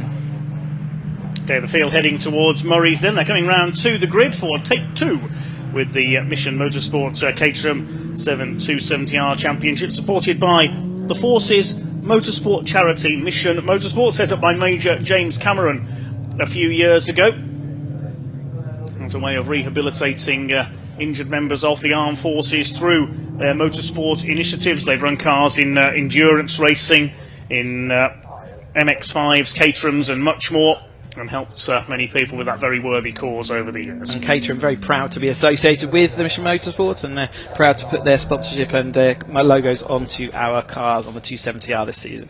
So Duncan Mallett on pole then, the pink car of Rog Patke alongside him, a gap where the car of Matt Larby should have been on the third row, a gap for Mark Kendall further back. So a couple of cars short, but we are ready to go racing with the clear-up completed very efficiently by our marshals and recovery teams there. The full 20-minute distance for the Mission Motorsport Caterham 7 270R Championship. The revs beginning to rise. The red light comes on. Pack about to be unleashed, and away they go. This time they are all the way cleanly down towards the first corner. That's great to see. Who's going to get the whole shot into Richie's? Not as good a start by Rog Patke possibly this time. They're 3 wide. Duncan Mallet trying to squeeze up the inside, but it's Mark Jones who's come through from the 4th position on the grid to take up the lead. Rog Patke into 2nd place. David Rook is up in the 3rd. A poor start by our pole sitter Duncan Mallet. He's been shuffled back. Jones just about holding the lead from Rog Patke as they go into the hairpin for the first time. There's Mallet tucked in on the inside. Charlie Lower throws it sideways further back through the field. Theo Theato's already made up 2 places from the back, on the back of Giles Perry there in the number 71. It's a solid pack of cars as they head up into the left-hander at Palmer's for the first time. Freddie Chiddicks is mired in the middle of the pack as well, but it's Mark Jones, car number 2, the man from Crawley in Sussex, who leads the way. Rog Patke in 2nd place, and Duncan Mallet recovering from that slightly poor start up into 3rd ahead of David Rook. Yeah, and Charlie Lower and Chiddicks will have to make their way through quite a lot of cars here to make it to the front of that field, but they need to be at least a bit patient. They can only lose it while there are opportunities early on. You can see Charlie Lower is a couple of places ahead of Freddie Chiddicks there at the moment in that mid-pack. They need to be patient. They've still got 18, 19 minutes of this race to get to the front, and it's not going anywhere. So again, a bit of patience there, and I think we will see that as the experienced heads will show out. And there we go with Theo Theato making some progress up then, and against coming down the straight, and it is then, in fact, who is leading at the moment? I'm trying to work out. Patke is back to the inside and takes over as they go into the Brundle Nelson complex that time through. So it is Mark Jones in that 2nd place in the paddle up car, and he's followed by then is it Rook before we've got to Cook a little bit further back. In fact, Rook's dropped back a couple of places, hasn't he? There's Gareth Lucas in the number 10 car as he goes through, and he's followed by the McCat, isn't he? So Theo Theato, so he's made good progress up through in this early stages. Rog Patke took the lead there, coming out of the Brundle Nelson complex up towards the bomb hole. We don't see too many overtakes through that section of the circuit, but the former Academy champion has done it. He's up into the lead now ahead of the flying Mark Jones as they come through to complete the first lap, but Jones trying to make the shuffle on the outside. Duncan Mallet is in his wheel tracks. They went past my commentary position, and Charlie Lower coming up the inside. Look at Lower in the 21, doesn't quite get the lead away. Jones has got the lead. It's Mallet up into 2nd place, the outside line working well there. Also up there Freddie Chiddicks on the wider line, the Boss Racing sponsored car. It is Mark Jones from Mallet. Lower is in 3rd position, and Rog Patke's been shuffled back from 1st to 4th. Here comes Chiddicks around the outside. David Rook is in there as well, and the number 15 in behind them is the Welshman James Cook, the man from Newport. Side by side for 2nd place, Charlie Lower on the inside of Duncan Mallet on the entry to Palmer's. He's got 2nd position away. Freddie Chiddicks up to 4th. He's ahead of the number 45 of David Rook as they fan out across the track down into Agostini. Jones going clear slightly into the lead. Lower's got 2nd, Mallet 3rd. It's Patke in 4th place. And then in 5th is Chiddicks, in fact, ahead of David Rook. I guess forget what I said about patience then, because he's immediately up into that 2nd place. He manoeuvred himself through that pack with precision, but equally, putting a little bit of risk in there, wasn't he? But Chiddicks not making his progress through the field quite as quickly, but yet he's still making it up to the front of this field quite quickly. Jones is currently pulled a little gap over Lower, but I don't think that's going to maintain itself. There is the Mallet with also already a missing rear left wheel arch. I don't know whether that's caught in the first part of this race as the crows go scattering. Mark Jones weaving down here to the snake of Caterham's, trying to protect his little lead that he's made up, but it's Chiddicks, Lower in the middle, Mallet round the outside, and there was looking down for Patke down the inside, but he has not held on to that, and Charlie Lower did a great second half of that manoeuvre to come back into 2nd place. Mallet might have missed a gear or made a bad shift then, because they've definitely lost momentum. There's Theo Theato followed by Ramsey, and then it's Empson behind following along with Lucas as well. So everyone's still fairly in the same shot, aren't they, in this 270R race? First 2 breaking away slightly, Jones and Lower. 3rd place is Duncan Mallet. Then he got the 66 in 4th place, which is Freddie Chiddicks. Now he's got ahead of Rog Patke. David Rook is next in the order. Then a small gap. There's Theo Theato. He's into the top 10 already. We've done 2 laps. Over the line they go. Fastest lap by Charlie Lower, 2:13.389. He's taken the lead around the outside of Mark Jones, as I thought he might do. He normally does down the straight there round the outside line. Looks like Chiddix is now up into third place. Then Mallett's Patke, Rook. There's the number 15, James Cook. You can recognise the Welsh flag on his car, and he's got Theo Theato on his tail, who's already risen through from the back of the grid up into 8th place. Yeah, Mallett drifting wide there out of Riches all the way onto the greenery, but actually made it sticky. A couple of times he's seen him wide, so again, watch out for him receiving warnings. It's Rod Patke against him. So Mallett and Patke were in the academy groups together last year, and then Rook following on as well. Rook, again, just highlighting that he's got an injured hand, so he's doing incredibly well, and he's been on the podium this weekend. Can he come back through the field? A bit of a lock up there for Rod Patke as they head into Agostini. He does make it stop, but he's attacking the rear of Freddie Chiddix, and Chiddix actually went round the outside of him then. So Chiddix now finds himself in that third place. He's manoeuvred himself up. He's got a bit of a gap though. That toe is still going to be relevant down the straight, but not quite as powerful as it will be for Patke following on behind. Mallett's drifted now back down into 5th and 6th place with Rook and Theo Theato as well there for company. Out towards the back of the circuit once again with Charlie Lower in the lead, looking to get back to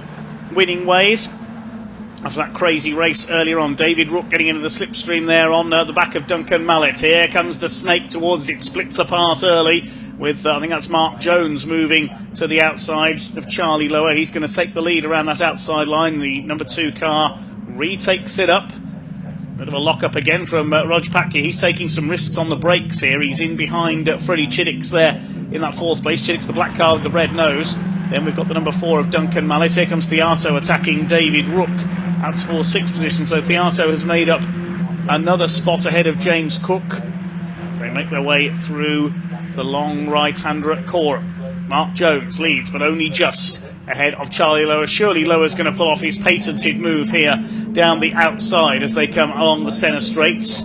Yep, he moves to the left. He always does this. Every lap he does it to somebody. Charlie Lower up alongside. I don't think Mark Jones is going to be able to hold him off. No, but he didn't make it past him by the line, so that's interesting. And Chiddix was able to slipstream them both, get the double toe, flung himself round the outside. Here we go. Seen this before, haven't we? Charlie Lower leads the race. Freddie Chiddix in 2nd, but Mark Jones taken with them this time, and he's threatened several times this year to have a really good result. So let's see if he can maintain that podium position. But it's not a surefire thing with Patke and Mallett and Rook all there ready to sort of pick up the pieces as this race all will come back together again. Well, the championship, I won't say dominators, but the championship protagonists have risen to the front of the field once again. Chiddix has got ahead of Charlie Lower on the hairpin there. Now, are we going to see these two pull away, or the more they fight each other, the easier it will be for their opposition to stay with them? Lower retakes the lead as they go into the left-hander at Agostini. Mark Jones in 3rd. Then it's Rog Patke in 4th position. This is the pack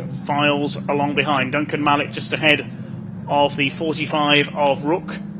Through Hamilton they come. There's Theo Theato. He's next in the order in 7th position. Rog Patke coming under fire from Duncan Mallett now. It's the battle for 4th place. It's all about the 2 leaders at the moment, with Freddie Chiddix in position to attack. He always seems to be the stronger coming down the end of the Bentley straight into Brundle, as we saw earlier in the weekend. But Charlie Lower stronger as they come out of Murray's. Yeah, it's just I don't know how he sets today's race up differently, but his car is certainly powerful and dynamic in different places from Freddie as he shoves it down the inside there. Doesn't lock up this time, so Freddie Chiddix having to sit in there. He did click a bit of the dirt though, as Chiddix is in that 2nd place, and Mark Jones now right with Patke on his tail. But it has been those two earlier in the season. They would have been breaking away together. I wonder whether they're deliberately holding each other back, but they're certainly arguing over every single place, more so than they would and has done traditionally up to this point in the season. And I guess from their championship point of view, it's good to keep the person behind you fully in contact so that they can actually disrupt and maybe cost your championship rival a few more points as the race comes to its conclusion. Theo Theato could be in trouble again. He's just got the black and white driving standards flag, so possibly for exceeding track limits. The 72 car in 7th place, as here come Chiddix and Lower. And they proved me wrong on that lap. Chiddix took the lead down the Bentley straight this time, and Lower wasn't able to get the lead back on the centre straights. Mark Jones, strongest who've seen him run so far this year. He's going for the outside. The right-handed hairpin at Wilson's is next up. Rog Patke closing right up as well. He was late on the brakes again there. He's taking a few risks in this race. Is the former Academy champion. There's the number 20 towards the back of the field. That's James Empson. He's got Joe Priday in the 84 behind him. They're battling for 12th position. As the 5 leaders go through, there's the second group headed up by Theo Theato in the number 72. He's got James Cook on his tail. The 14 of Jonathan Ramsey is next in the order. Chiddix leads from Charlie Lower. Whilst these cars are absolutely identical as far as weight and performance goes, the drivers do have a little bit of flexibility to change the setup. So whether that's ride height, the rake, which is the difference in height between the front and the rear, whether that's a little bit of anti-roll bar change, they've got different options they can have as they move up through the championship orders. So they do all drive these cars, or make their cars handle as they particularly like. And I know that Charlie Lower likes to go and spin around with minis in trials racing, and he has certainly sets his car up to be very pointy at the front, and you'll see the rear of his car is quite often sliding away. He likes the car to be sliding towards the rear, oversteer through the corner. He's going to be an interesting to watch in the 310 as Mark Jones takes to the front again. He just slingshots past the 2 race leaders and positions his grey padlock car to the front of the field in the number 2, drifting wide again. And remember, there's sensors around this track here at Snetterton, so he'll have to be careful. There's Rook having to protect behind from the number 15 there. Jones, if anything, looking the strongest there as they came down the Bentley Straight and getting the slipstream. And Charlie Lower now in his slipstream. I bet he goes to the left again as they come down the Senna Straight this time. He's right on the tail of Mark Jones. He'll get the line away. Jones runs a little bit wide over the curb again. So does Freddie Chiddix in the 66 car. Lower goes to the left. Chiddix will get into his slipstream and try and make it 3 wide as they head over the line this time. There's only 9 minutes of this race to go for the Mission Motorsport Caterham 270R Championship. They do go 3 wide. Charlie Lower has lost out. It is Chiddix who retakes the lead. Lower, though, has got around the outside into second. Chiddix is in 3rd place. Patke is in 4th. And side by side for 5th between Mallet and Theo Theato. Could make up another place here on the inside of him. Already taken David Rook. He does go through on the hairpin and up into 5th place. A bit of skill there by Charlie Lower. He had the initial tow on, didn't he, from Mark Jones, and then as soon as Freddie Chiddix got by him, he tucked in just to get that extra couple of miles an hour into Riches that time through, and it was just enough to pull him around the outside of Mark Jones to the inside. So again, some super advanced stuff there as they head up into the very fast first corner of Riches. It looks tight when you're in the driver's seat, but it's actually a very dauntingly fast where you just light braking to go through that right-hander. You see Duncan Mallet alongside Theo Theato. He's going to drop back in and capitulate back, and it was the Cook and Rook show initially and a little bit earlier, and they've been separated now by David Rook. Here they come then through towards Oggies and then Williams. 7.5 minutes of this race to go. There are your 3 leaders. They've broken away slightly from Rog Patke now, as being challenged by Duncan Mallet. Theato is on their tails as well. He wants to get involved in the lead battle. He'll be fired up by that penalty he got earlier on as they get ready to do the rattlesnake shake again as they go down the Bentley Straight, one side, then the other, then they're going to split 3 wide again. You watch, here they come. It's going to be Charlie Lower up the inside on Freddie Chiddix. He takes the lead into Brundle, gets the car stopped for Nelson and retakes the advantage once again. Mark Jones hanging on to their coattails in that 3rd place. And who's come through in 4th? It's Mallet and Theato. They both got ahead of Rog Patke. He lost 2 places there down the straight. Theato now going for 4th position. Can he complete, as they say in American racing, a burn from the stern? He's got to get past these 3 first. Yep, it's a long way to go, and there's a lot of tricky cars to get past, and fast cars at that. Next time it's Charlie Lower to drift wide out that final corner of Murray's. There goes Chiddix in the Boss sponsored cars. Quadlock of Lower just ahead of him, and then we've got the padlock car, Mark Jones following along. There's a sister padlock car, Pride, a little bit further back through the field, but you will see that other grey car. Easy to mistake the 2 as they've got the same livery, but it's Chiddix this time through, then flows in through Riches. Remember, daunting, it's a double apex right-hander, a little bit wide out there from Malatus. He's alongside Theo Theato. We're side by side for the lead once more, and it's still Chiddix managed to hold on as they go through Wilson this time.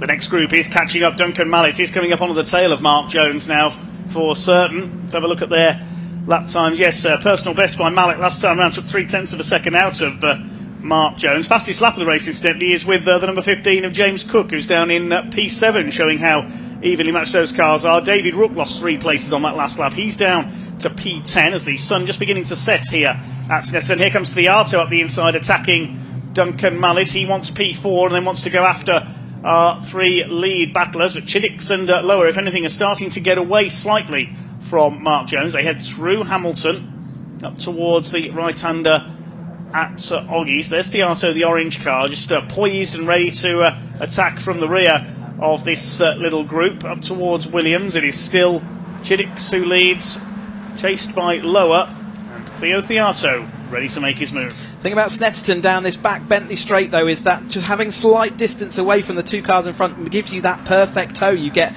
an absolute run-up. It's almost like Theo Theato was too close to Mallet as he was going onto that straight. It means that when you pull out, it just immediately slows you down tight. Duncan Mallet looking down the inside. There's not a lot of room there. Was on Rog Patke, was that Mark Jones, sorry, in that third place. Theo Theato still shoving his nose wherever he can to be an annoyance to that. But like you say, the front two, in all this shenanigans, does seem like they're pulling away just slightly. As Cook closing up as well, he's got ahead of Rog Patke, who's slowly but surely slipping back in this field. He started P2, he's now down to P7. He'll be frustrated because he was leading when the red flag came out at the first start after half a lap. Charlie Lower leads as they go into the centre straight once again. 4.5 minutes of this race to go for the Mission Motorsport Caterham 270R Championship. Over the line, Chiddix will go to the outside and will try and draft his way into the lead. He does so. Chiddix takes up the lead once again. He just had the lead at the line by a few thousandths of a second. There's Theato. He's got past Duncan Mallet now, so up into P4 as they go into Riches, and now chasing after Mark Jones. There's Cook behind them, then Patke, Rook, and behind him Gareth Lucas. Peter Mott, despite getting involved in that start line pile-up, rounds out the top 10. Yeah, amazing to see that car still circulating well. Duncan Mallet round the outside of Cook this time then in the number 15 car. But there goes Chiddix. Got a little bit of a gap back to Lower this time. And then Mark Jones still holding on to that third place, doggedly holding on, but he's been under attack. He's it keeps ebbing and flowing, doesn't it, with this lead group, and certainly with the third and fourth and fifth cars as the battles happen. Theo Theato's shoved it down the inside somewhere of Duncan Mallet, and he's now having to look at the rear of the Macat as they head into Agostina this time through. Yes, there is the Macat, the big cat of Theato, trying to chase down Mark Jones. Single file now as they head through Hamilton. Freddie Chiddix with the lead, looking to add to his win tally. He had 2 wins at Alton Park, 1 at Zandvoort, 1 at Thruxton, 1 at Crofton, a hat-trick at Silverstone earlier in the season. They come down into the right-hander at Williams, into the Bentley straight, ready to snake their way along there again. There's the number 96 car with a wing missing. That's Peter Mott after his earlier misdemeanours. They weave one way, then the other. It's almost as if they put cones out for them to do a slalom down there, isn't it, the way they come down the Bentley straight into Brundle. No manoeuvres made this time. Theo Theato with a bit of clear air, ready now to attack Mark Jones and try and close that gap down on the top 3. Keep an eye on that clock. I think it's going to be we're on the penultimate lap, probably going to be into last lap territory the next time through. Such is the toe that's happening. Obviously, when you weave down a long straight like that, you're making the track a lot longer than it needs to be, but the toe is sufficient that actually it makes it more worthwhile to do that, to try and shake the toe. But everyone's wise to it and therefore weaving down the straight. Obviously, as soon as someone pulls out or is alongside, you must stop that weaving. Otherwise, you will be deemed to have come to cause that contact. But yes, we are going to come on to the last lap then with 2 minutes left, or 2 minutes 9 left on the clock, and they're the fastest lap so far, 2:12. So, who is going to make the best of this last lap then? Chiddix is in the prime seats, really, isn't it, in second place? But does that mean he's going to go past before that last corner? And are they going to be brave enough once again to leave it until the last corner before trying to tow themselves over the line? Watch Theato, he's just on the fastest lap, 2:11.854, and Jones was on 2:11.8 that time through as well. Here comes Mark Jones, he's attacking Freddie Chiddix. Charlie Lower retook the lead down the straight. Is Chiddix playing the waiting game to try and slipstream his way back into the lead? We saw this in race 1 earlier in the weekend, and in race 2 as well, before it all came apart on the final lap for certain drivers. Here comes Theato. He's fought the rear guard in this one from the very back of this 18-car grid. Of course, only 16 took the restart after the start line. Charlie Lower from Freddie Chiddix then out towards the back of the circuit once again. Theato is poised and ready to attack Mark Jones, number 2, has driven one of the best races I've ever seen from that number 2 car. And he's being challenged as well by Duncan Mallet. Any one of 5 drivers could still win this. Lower, Chiddix hasn't got a choice as to what to do. He has to go because he's got full pressure. It's not like he can make a decision to hold back. If he holds back, he'll get swallowed by that pack of 4 cars just behind him in his rearview mirror. So he has to go. He's left a little bit of a gap. Looks like he's going to make the move at the end of this Bentley straight then. And it's also Theo Theato going to make a move on the driver in front of him as well. So is Chiddix going to be alongside as they go in? Yes, he is. He's going to have to go around the long way round though. Can he make the outside line work? Mark Jones looking down the inside. In fact, I think Lower is still going to maintain it. He's locked up as he goes through. He keeps under control. Theato side by side. He's got a lot of speed. Is he going to get it all off? He just about manages to. It is Charlie Lower as he comes through then into the final part of his lap. Chiddix is on his tail though. Is he going to have enough to get him over the line? Here we go then. This is going to be another grandstand finish from the 270R category, side by side with Theato. Just about managed to secure P3. I don't think he's going to be quite close enough to the two championship protagonists to challenge them here. We'll wait and see though. Charlie Lower from Freddie Chiddix. Has Lower done enough? Chiddix will try and get up alongside him on the run to the line. The checkered flag is inside, but it's a long drag towards. This is going to seem like hours for the drivers. They head up towards the checkered flag. Charlie Lower just hangs on to take the win. Chiddix in second, Theato third from the back. Mark Jones takes fourth, and it's Mallet fifth, Cook sixth, Rog Patke in seventh, David Rook is eighth, Gareth Lucas ninth, Peter Mott in 10th. 4.5 seconds covers the top 10 over the line. 11th is the number 20 of James Empson. 12th is Jonathan Ramsey. 13th Joe Priday. Giles Perry 14th. 15th Louise Deason. And the 16th and final finisher is going to be Alan Bateman. Of course, we lost Matt Larby and Mark Kendall in that start line shunt. So yeah, Freddie Chiddix took the first 270. Lower took both the first one and the third one. So that's two race wins for Charlie Lower this weekend. Chiddix was second in our first race and second today. So he has lost some of that championship lead. We are going to go down to the absolute wire at Donington. This is going to be a real great run into the season. Charlie Lower the winner by 0.137 of a second. Chiddix just didn't quite have enough coming out of the final corner. Theato, brilliant run through from P18 to P3 and the fastest lap as well. Mark Jones, great run from him, leading the race early on, finishes in fourth. Duncan Mallet in fifth. James Cook in sixth. Rog Patke in seventh. Then David Rook, Gareth Lucas and Peter Mott rounding out the top 10 ahead of Empson, Ramsey, Priday and Perry. And the other finishers, Deason and Bateman. We lost Matt Larby and Mark Kendall at the start. What do you say about that then? I mean, it's going to be exciting to see them all racing at Donington. There's absolutely going to be nothing between them. They only came in here with very few points, 5 points on normal score, 4 points on drop scores. So by the time we get to Donington, those points are going to be virtually even. So great stuff to see them here. A few highlights then of that race. The first start, Larby didn't get off the line, and Mark Kendall unsighted very nearly as he also clips Peter Mott there further back, and he was able to continue actually after what was substantial impact into that pit wall there, concrete, and Larby and Mark Kendall unable to continue. Matt Larby had broken rear suspension as the marshals then. Red flag, all restarted. In fact, this is a replay of that same start, isn't it? Yeah, with Theato having to take to the grass in avoidance there, so that's why we lost a couple of wings from cars as well as they restarted through. And like you say, Rog Patke at that point was in the lead, but he didn't know all the stuff that had gone on behind him, so yeah, like you say, he would have been a bit disappointed at that point.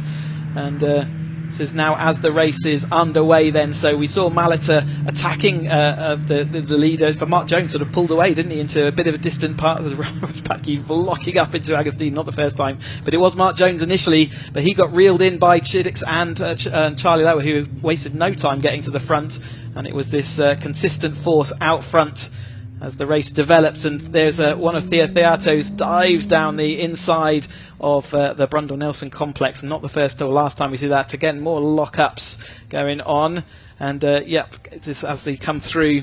Theato in that third place right now, but he would see himself demoted, and there is that win by Charlie Lower over the line, just holding on from Chiddix. I can see the cars are arriving towards Sam then, so let's go down to Sam in Parc Fermé and hear from our drivers.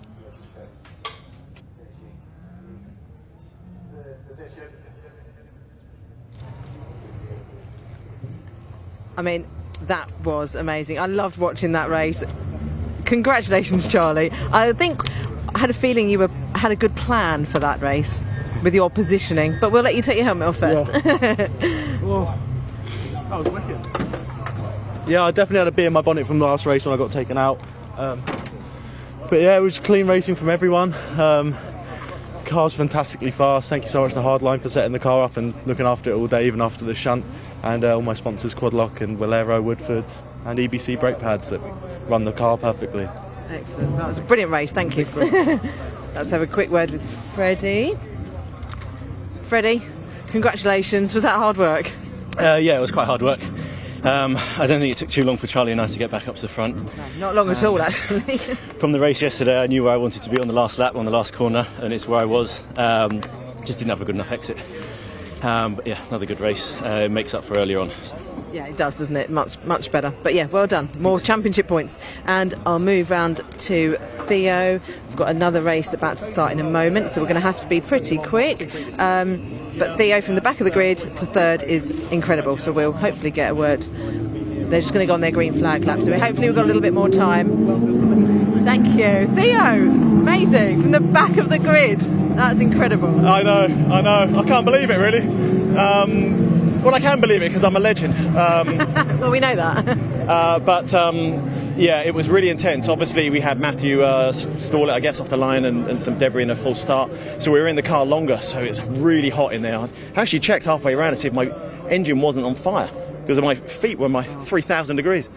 But weaving my way through and making some really bold moves. And actually, on the last corner, where I sadly and justifiably got a penalty for knocking Charlie off, I made the same move again but made it stick and managed to sneak into third from Jonesy. So I'm glad I made it work, and I'm glad I wasn't put off by my own self-doubt. So no, it's very good to watch. Well done. Thank you very much. Right, okay, we're going to hand back to the commentary box because we've got the Avon Tyres Caterham 7 UK cars out on track.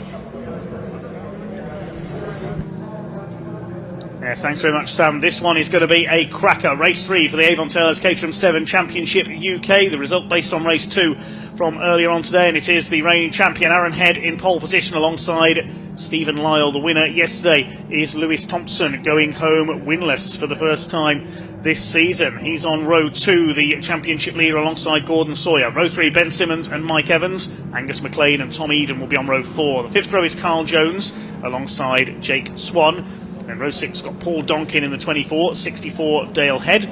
Row 7, Chris Fraser, the number 8, repaired after a crash yesterday, and Tim Dickens, number 44, had an off in race 2 earlier on. Ollie Smith and Finlay Cooper on the penultimate row, and 22, Gary Curtis rounds out the field. This is going to be an absolute cracker because Lewis Thompson is going to be ever more determined. Is he going to go home winless for the first time this season? I wouldn't put the money on that happening. He's going to be hungry, isn't he? Top flight of British Caterham Motorsport.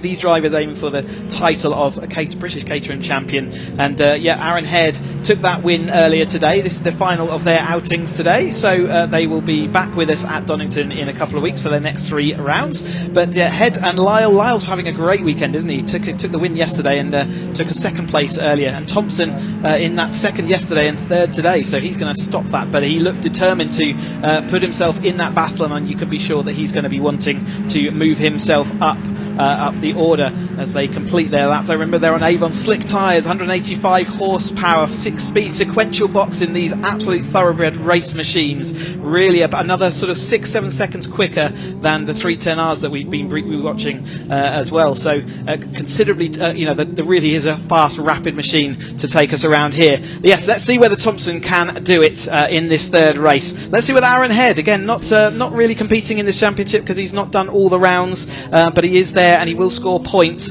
Stephen Lyle and wants to continue the great results he's been having up there, coming in and pulling into 2nd place on the grid.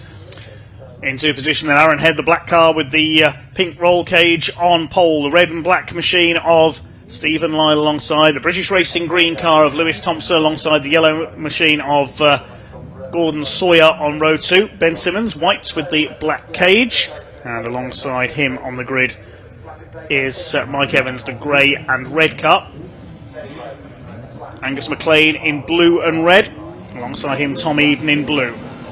Revs beginning to rise then, the red light's about to come on. 20 minutes for the Avon Tyres Caterham 7 UK Championship gets underway now. Super starts by our pole sitter Aaron Head. Good start by Gordon Sawyer as well. He's been sharp off the line all weekend. Who's going to take the lead? Trying to come through is Stephen Lyle. Aaron Head trying to defend his lead on the outside. Gordon Sawyer slots into 3rd place, or tries to, but Lewis Thompson is there on the inside. They head out towards the hairpin for the first time. They're all away okay. It is Aaron Head who leads the way. Lyle into 2nd place, side by side for 3rd. Gordon Sawyer made a decent getaway, but it comes to nothing. He stays in 4th position. They're all through okay. There's Gary Curtis at the back of the field along with Chris Fraser in the number 8 machine, down towards Palmer for the first time, and already Aaron Head has established a few lengths lead over his rivals. Lewis Thompson going for 2nd place on the inside of Stephen Lyle. A frantic battle developing already in the midfield. It's Aaron Head who leads the way, chased by Stephen Lyle in second, the first four just beginning to break away very slightly. Yeah, absolutely great start from Aaron Head. Stephen Lyle got a bit of a bogged start, but in the second phase of that, so he seemed to manage to block everyone else. Donkin running out wide there in the background, but he looks like he's just slotting in behind Tim Dickens and Angus McLean. There's Angus McLean in the blue car, Tim Dickens in the grey, and then we've got Donkin in the red there. Angus McLean in the blue, in the red, and Donkin are aiming for the amateur championship, so they're the rivals. There is Gary Curtis. They're just following along this field at the moment as the snake continues. Stephen Lyle, though, heading to the inside. Looks like Lewis Thompson's going to try and make it 3 wide. He's got nowhere to use that momentum. Lyle blocked him off on the inside there. Is Lyle going to take the lead then into Brundle and Nelson this time through? Head has to sit into that second place. They're getting used to giving up those positions. There's nothing really they can do about it. They can only cost themselves time. Gordon Sawyer looking behind Thompson, still hungry for that. They've let 4 of them pulled away in the last race, didn't they? So he'll be looking to see whether he can do that again. You can see a little gap behind Simmons to back down Jake Swan again. Jake Swan seemed to struggle in qualifying and is also struggling a little bit in the early part of this race as it gets really close. Mike Evans, who we saw having a tricky first race after a great qualifying, he dropped back, but in this third race he seems to have got it all back under control in the RS Motorsport car, and he's in that 5th place. It's across the line, 5th. Tommy Eden going well too. He's up there in 6th position. He's gained a couple of spots off the grid. Ben Simmons has lost 2 spaces. He's down to P7. Angus McLean lost 4 spots off the start as well. He's dropped all the way down to P11. As here come the leaders. Trying to go for the outside is Gordon Sawyer, maybe trying to get the line away for the left-hander at Palmer. He doesn't quite do so to Lewis Thompson. There's Evans, Eden and Simmons closing it behind. A 7-car pack for the lead of this race, with Aaron Head leading it at the moment. Won't retain his championship this year with only a couple of rounds contested. Here comes Lewis Thompson having a look on the inside at Agostini, trying to take Stephen Lyle for that 2nd place, but the 43 car holds him out. Gordon Sawyer looking on from 4th place. It's not often you see a number 1 on a Caterham, because you can only wear the number 1 if you are the current champion in that class, and then all the other classes, most of the drivers move up year on year, so it's only really in this 420R class that you would tend to see that number 1, and Head is proudly displaying it this year over the top of Lyle at the moment. Gordon Sawyer still looking to see whether he can get around Thompson. He went to the outside, as we said, of Wilson, and that's more of a defensive move to make sure there's nowhere really for Mike Evans to come along underneath and make that move. So you will use that outside line there if you know that you can defend. As we're coming down then, Head does lead nearly all the way down the straight, and it's Thompson round the outside. Is he going to be able to make a move? No, he's going to have to sit back into that 2nd place, but again positions his car so Lyle's got nowhere to go, bunches everyone up a little bit again, with Sawyer there behind as well. So Sawyer, and then Evans is going to be thirsty to see whether he can make a bit of a move forward this time through. He's dropped back in the other 2 races, and like you say, Tom Eden doing great in the amateur championship there, so he currently leads that against Simmons, McLean and Donkin down in 4th place. Let's see whether he can fight back in that amateur class.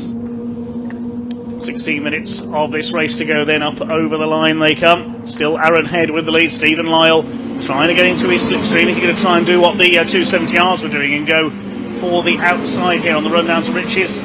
Lewis Thompson is there on the outside, and he goes through up into the lead. Gordon Sawyer was trying to do the same thing. There's Ben Simmons hanging on in that 6th position. Tommy Eden dropped back. We saw him kick up some dust coming out of the bomb hole, so that's dropped him back a little. It's 4 square for the lead. Aaron Head back up the inside on the brakes. He takes the lead back again from Lewis Thompson. Great driving by Aaron Head, the reigning champion. Now here comes Sawyer into the battle as well in the yellow number 71. Can he take Stephen Lyle for 3rd place? Not quite. They go line astern again, still allowing Evans to close up in the number 93 car. Mike Evans and Ben Simmons closing up as well. Aaron Head on the inside, still defending from Lewis Thompson. Stephen Lyle tries to get up the inside as well as they go through the left-hander at Agostini. Cuts back in behind Lewis Thompson in that 2nd place. Can be really difficult to jump into this championship. There's certainly the top flight. These Caterham drivers have been driving Caterhams for years and years and years in this official motorsport offered, and people like Aaron Head especially have been around for what seems like forever, and they know everything there is to know. So Simmons inserting himself in this battle is great to see that he's come along into the main championship and put it there. It shows what equal machinery and some racecraft and skill can do for you. Dickens there fighting with Dale Head, that's Aaron's brother, as they come down the Bentley straight then, all tucking to the inside this time. Aaron Head tries tries for the outside line, a bit of a jink, and Gordon Sawyer had to get, I think, on the brakes a bit early there to avoid Aaron Head. Both teammates at DPR Motorsport, and they want to make contact, but it is Thompson out front and Gordon Sawyer having to protect from behind, and Mike Evans chopping across the nose of the number 14 of Simmons there. Mike Evans just got married just before this race weekend. He's having this weekend, he's doing his honeymoon between this and Donington, and then he'll be out again at Donington, so it's almost like it was planned that way, right? Here they come then to complete another lap, and it's still Lewis Thompson who has the lead after that move on Aaron Head. They've been swapping places all the way through this weekend, really, not just this race for the Avon Tyres Caterham 7 UK Championship. Head down the outside, here comes Lyle having a brief look on the inside. There's not room to go through past Thompson and Head. Head has the lead back again. It's Thompson who led at the line. Up in the fourth now, he's Ben Simmons. He's going well. He's just taken Gordon Sawyer to try and chase after these three at the front. A little bit slow into the hairpin though. That's allowed the first three to get clear. Ben Simmons with experience in other Caterham classes, but it's the first time I've seen him in the 420R in the 7 UK Championship. He did make the Super Pole session for the top 6 in qualifying yesterday, which was an impressive debut. Simmons next in the order. Behind him it is now Mike Evans. Yeah, Evans overtook Sawyer as well, so Sawyer's gone back a couple of places on that last lap. We've seen him in 4th place for nearly the entirety of race 2 this morning, and for the first part of this race, 12-13 minutes still to go though, and it is Gordon Sawyer now behind Mike Evans and having to defend heavily from Eden there as well, isn't he, in that blue car there. Eden, we're not used to seeing him in a bright yellow machinery, but he's taken on, I think, Luke Stevens' old car, so he's bought a new car for him, and it's in the blue livery as they come down the Bentley Straight then. So, was Thompson last time we saw and they went over the line, but Aaron Head currently leads as they head down there. Lyle looking to the inside. We're going to go 3 wide for the first time. Lyle down the inside, does manage to protect it. It is going to be Thompson in second, and Head does lose out then as he was in the lead when we first saw them. Lyle just drifting a little bit wide there, but it is their front three now, like you say, pulling a tiny little gap over the following cars. And not many places in British Motorsport you can make a double overtake like that. Very impressive indeed from Stephen Lyle, but instantly Lewis Thompson back on the inside in the number 79. He's going to retake the lead coming out of Coram. That's a rare overtaking place as well. Up the inside through there. You certainly couldn't go 3 wide through that section of Snetterton. Aaron Head is down to 3rd place. He's trying to fight back up the outside down the home straight. We've got just under 12 minutes of the race to go. 3 of them absolutely together, separated by just over 1/10 of a second as they cross the line. Thompson, Lyle and Head was the order as they crossed the line. So Thompson led briefly, and now he's back to 3rd again as Aaron Head sweeps around the outside and takes it up. All this is drawing Ben Simmons up onto the back of them, side by side for second. Lyle back on the inside, retakes Lewis Thompson. Head back into the lead now as it's all change again in the last couple of corners. Evans and Sawyer hanging on in 5th and 6th behind this little group. It's one of the reasons we don't see a move there at the exit of Coram and through into Murray's very often, because often it just costs you more time than it gains you. We saw him in 1st place at that point. He's 3rd place by the time we get to this lap. However, he did cross the line in front just by 3/300ths of a second, so kind of worked, didn't it? If it was the last lap, it would have been a genius move, but it wasn't, so he finds himself back in 3rd place at the moment. But Simmons there looking and hounding him as they go round, and Evans and Sawyer, they're nose to tail, so Evans and Sawyer are fighting each other, and so Sawyer's also looking at where Swan is, and you can see that Jake Swan is back in 9th place in class, and that's quite a long way back. That's 12th in the actual race. So again, Swan struggling this weekend to get the speed out of his car. But as we see the rest of the cars from through, there's Donkin in 3rd place in his championship, but now ahead of Angus McLean. So Donkin's done what he needs to do to keep him ahead of McLean in the point scoring, so he can potentially take that amateur championship as we head to Donington. In the great slipstreaming switch this time, Stephen Lyle has retaken the lead from Lewis Thompson. Ben Simmons is right up on the tail of Aaron Head now. 5th behind him it is Mike Evans in the number 93, then Gordon Sawyer and Tom Eden. Any one of these 7, I reckon, could win this race. We're only just coming up to half distance in the Avon Tyres Caterham 7 UK race 3 of the weekend. Ben Simmons is having a go at the number 1 of Aaron Head. That's a brave move in Caterham racing of this stature as they come over the line. Fantastic racing here as Thompson does come over the line in the lead then, but Lyle side by side and everyone else fanning out behind them after a stressful and incident-packed Portimao, where there's fantastic racing but also some incidents. It's great to see them all getting on here and fighting down into the Wilson hairpin this time through. Aaron Head right round the outside and even managed to get back to the apex as the rest of the field scattered as they didn't really know what to do. But Aaron Head was so late on the brakes then over the top of Thompson, he was even able to make the apex. That has drawn them absolutely clear of Lyle, who had to take a bit of avoiding action there from Thompson, and you can see behind where they were all fanning out. Mike Evans gone right out onto the dust then. It looked like he'd maybe lost steering or something, or maybe there was a fluid or issue, because that car was at a funny angle to be taking to the grass and then not being able to recover back. We'll keep an eye on whether he's got a problem, but it is Tom Eden that's firmly ensconced at the rear of this lead pack then, and Simmons just ahead of him. Head, Lyle and Thompson lead, well, they led as they went across the line, but it's now Lyle and yeah, we're looking to see whether Mike Evans, can we see him as he come through? I think he's in there somewhere. We'll pick that up shortly, as you say, as they head out of Williams. It is Aaron Head who has the lead at the moment. Lewis Thompson in second. Already they're weaving to try and break the toe. As soon as they hit the straights, one way, then the other, then the other. Here comes Thompson. You can see the red car there waving out ahead of him, the red cage of Aaron Head. Up the inside is Thompson, who retakes the lead. Lyle dropping back just a little bit into third place. This is the clutches of Ben Simmons, Gordon Sawyer, and in sixth position behind them, that looks like Mike Evans has dropped away. 99, yes it is. I was trying to work out that was Eden or Evans. I think Evans was still in front of that group, but he was, but he's dropped all the way from this lead pack straight into the clutches. So there's definitely something up with his car. Real shame for Mike Evans there, as he's probably going to come back to the pit lane if that's not something he's understanding or can feel. But the way the car tracked onto the gravel and then there was no steering action to try and pull it back on makes me think there's maybe a steering issue or something going on there. Anyway, Aaron Head takes that lead once more over Lewis Thompson. They are pulling away from Stephen Lyle after that move by Aaron Head into the Wilson chicane 1 lap ago. Lyle had to deal with everyone behind who was sort of out-braking themselves, and it did give them that little gap. And is it enough to protect? It doesn't look like it. Lyle is still within scope of that toe as they head out here into the second, or the complexy part of the track in the middle of the circuit. It's the left-hander at Palmer's, then up towards Agostini. Lewis Thompson is starting to close the gap. The gap was only 0.023 of a second last time through. Thompson's got the fastest lap of the race so far. He's not going to make a move at Agostini, I don't think. Lyle ensconced in third place now, then a small gap, very small, back to Ben Simmons. He's closing in very slightly along with Tom Eden on that fifth position, held by Gordon Sawyer.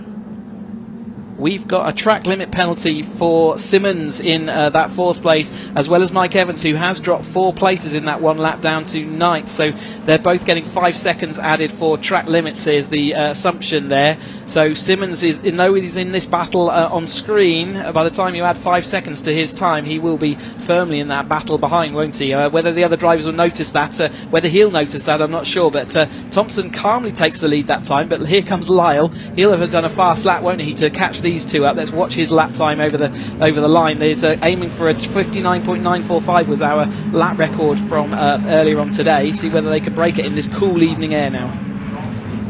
6 minutes of the race to go. A very tense affair. Not quite as much passing as we saw earlier on, but still very, very close indeed from the Avon Tyres Caterham 7 UK Championship. And Lewis Thompson looking for his first win of this Snetterton weekend. Aaron Head is out to stop him.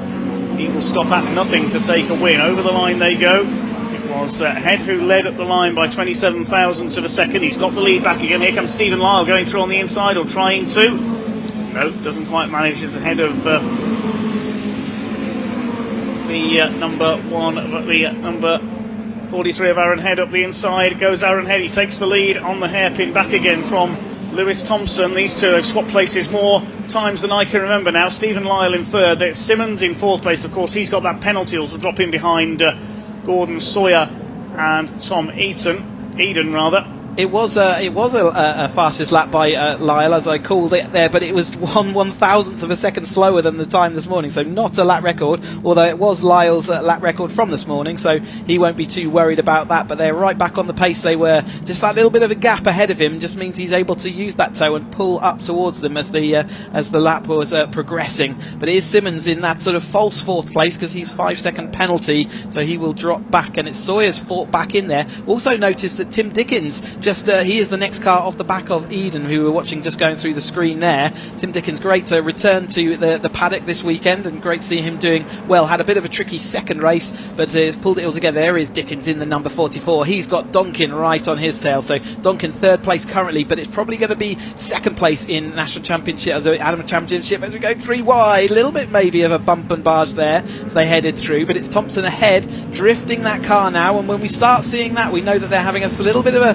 more grip drop away from these Avon slick tyres. They get one new tyre allocation, one new set of Avon slicks for each race weekend they do, so they tend to run them all through the weekend, and as they get to the final race, they do start giving up their ultimate grip and performance. And one of the signs of that is where Lewis Thompson drifts that car around in the DW Motorsport car ahead of DPR Motorsport there. Aaron Head followed by Matt Blythe in that following, and Simmons there as well, close attention.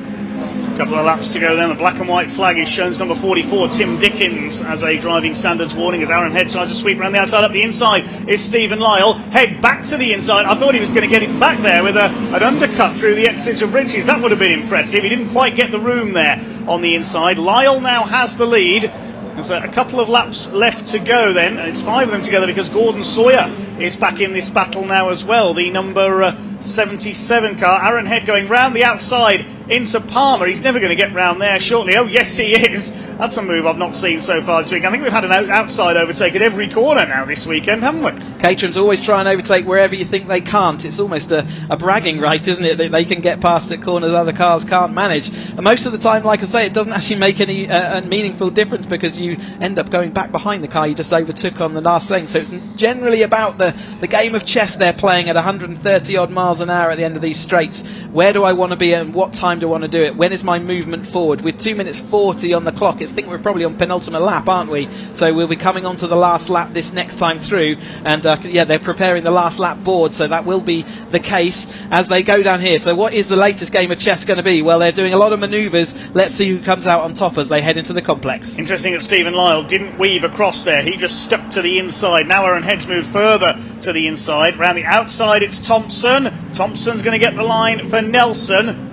Yes, he's got it done. Oh, a bit of a lock up there, or is that some... No, that's just some powder being thrown up. I thought Gordon Sawyer had locked up his tyres there. He's gone up into 4th ahead of Ben Simmons, but Simmons, of course, will have that penalty, which will drop him back. The first 3 have escaped slightly there from the pairing of Sawyer and Simmons. So it's between these 3. 1 more lap to go. Thompson from Head. 3rd place, it is Stephen Lyle. This is going to be incredibly close between these 3. I'd love to see a 3 wide finish between them. It had to be a sort of Lyle had to get right out and back on the brakes again as they went through Nelson on the right-hander, and Gordon Sawyer just got caught out a little bit. He went out wide, and that's the speedy drive from earlier on where we had all those radiators exploding everywhere into that corner. So he just kicked up some of that dust, didn't he? But Head did hang on there ahead of Thompson and Lyle. So these are absolute fast trio as they head then into this final lap. Again, the thought process will be all about where do I want to be. Head knows he's out front, but is that where he wants to be? We'll see whether he capitulates down the Bentley straight. But Lyle and Sawyer are going to make things complicated. Simmons, we know, is involved as far as time goes, but he is involved as far as his car's in there in the physical world, isn't he? Even though with the timing will drop him back. Head, though, defends down, or rather maybe Thompson just gave him the position he wants to go through, and he thinks he's backing himself for the run up to the line then. Here they come then out of Agostini for the last time. Can Aaron Head hang on for a 2nd win of the weekend, a 4th win of his part season, or will Lewis Thompson pick up his 1st win of the weekend? He's taken 9 wins so far in the season. What has happened there? We've had... looked like Head backed away from it, or maybe just got missed gear. Whilst it's a sequential gearbox, it can be that you mispull it and it doesn't actually click in. Yeah, so I wonder whether that's happened. That's delayed Lyle as well, because Gordon Sawyer got past both of them into 2nd place. They were coming through Hamilton and Oggies, and Aaron Head's trying to fight back. Lyle's up there as well. They're going to try and go either side of Gordon Sawyer. Aaron Head cuts in. There's contact. Head's gone across the grass. This is going to be interesting. Look out! He's somehow got it back on. He's got the lead. He's going to have to cede, surely, because that's an unfair advantage. Yes, he lets Lewis Thompson back through. Oh, that could have been a Code Brown moment, to say the least there. And Aaron Head is still there. He's in P2 as they come up to the line. We'll have to wait to see where he was when he went off. It was contact with Lyle that sent him off that grass, so you can definitely argue that it was the contact that pushed him there. But as we come into the run the line, looks like Thompson may have got enough done. Yes, Lewis Thompson is going to take a win at every race weekend so far in 2023. Thompson does it ahead of Head, Lyle, Sawyer and Simmons. Sixth home is Tom Eden. Paul Donkin will be classified in 7th because Ben Simmons, the penalty drops him down to 8th place. And Jake Swan will be next through in the 66 car. Dale Head rounds out the top 10. I keep going to say Daniel Head, I do apologise, he's a motorcycle racer. Angus McLean is 11th, Chris Fraser is 12th, and Finlay Cooper 13th ahead of Ollie Smith. Penalty for Mike Evans drops into 15th. 16th goes to number 11 of Carl Jones, and Gary Curtis the final finisher. So that could have been disastrous on that last lap there. They just about managed to hold it together.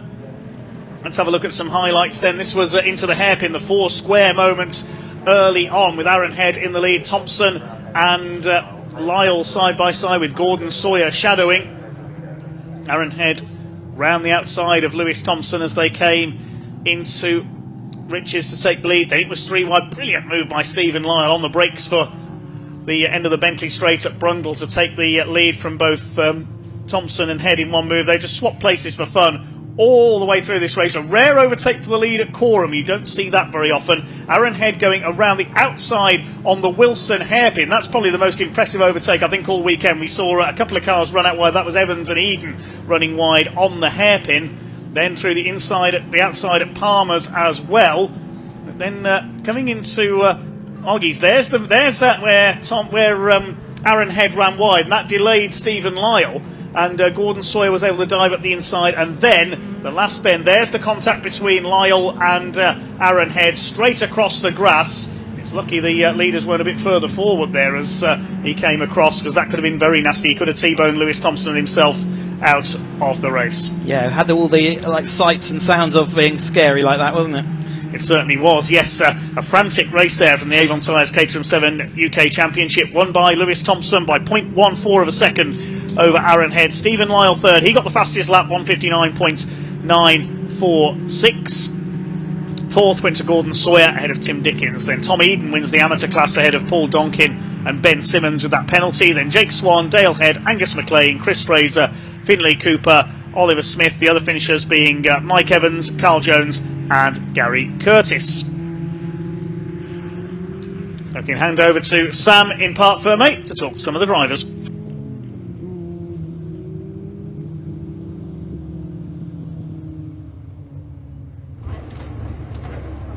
That last lap was a little bit hairy, wasn't it? I wasn't sure who was going to cross the line in first place, but goodness, that was great. Lewis will be very, very pleased. His first win of the weekend, so he'll be more points for him.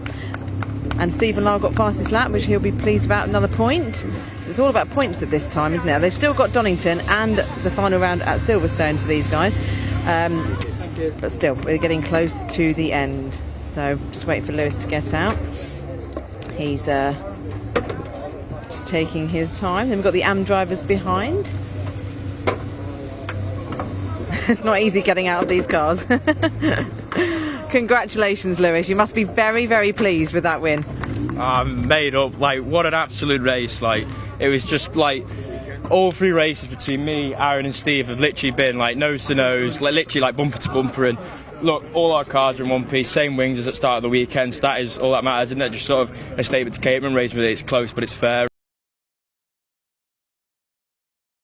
Aaron was doing, he was trying to let me past, and I just thought, why not? I'll try my luck, and it all just sort of chaos behind me, and luckily I just held on. And then going around Corham into the last car, I just knew I just had enough. And with Aaron second and cutting the last under the bridge chicane, I thought even if he gets me, I think it's going to get overturned. But yeah, thanks so much to everyone. It's brilliant. I'm really happy. Excellent. Well done. Thank you. Well, let's have a quick word with Aaron.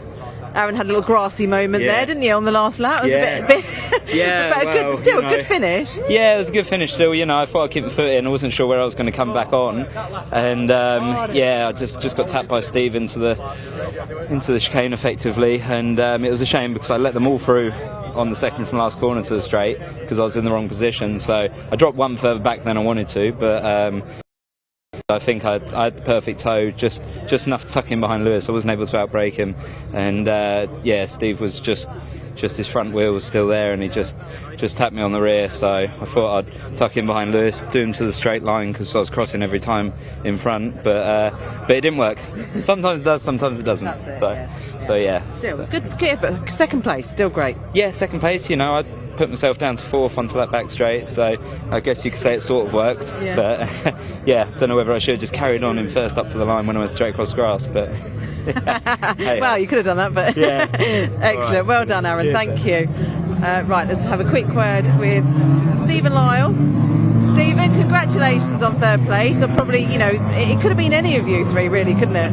I was literally just saying it could have been anybody of I reckon, the top 6. Every time I looked behind me, they didn't have to worry. They were together on their own. Every time I looked up, there was a different colour car. And I thought, I don't know who's going to be coming next. But yeah, it made it hard work. I got a few whacks, and I got a whack into the hairpin, had to catch up again. And then I went wide, had to catch up again. By which point, I think I was tired. It's quite exhausting, though, isn't it? But you got fastest lap as well. Oh, well, that's to be honest, I thought we would. I was catching, as I was catching the pack back up, I thought I would, but I was dragging my teammate along. And I thought, I don't know whether he's caught me this lap or not. So I thought he might have got fastest lap, but hey, another point helps. Yeah, and a great drive from Ben as well for his first outing in these cars this weekend. To be honest, he's been mega all weekend. I mean, we were talking to his dad, and his dad was playing it down, saying a top 10 would be a good result. I said, on his first day when he jumped in the car, I said, you're going to be in the top 5. No, he's done ever so well. And it's nice to actually look behind you and see him. I thought, he's probably not going to do the lunges that anybody else is going to do. Yeah, you're a bit safe, aren't you? Safer. Ish. Safer. Excellent. Well done, Stephen. Right, that's it. We've got the minis on track now, so I'll hand back to Chris and Dave.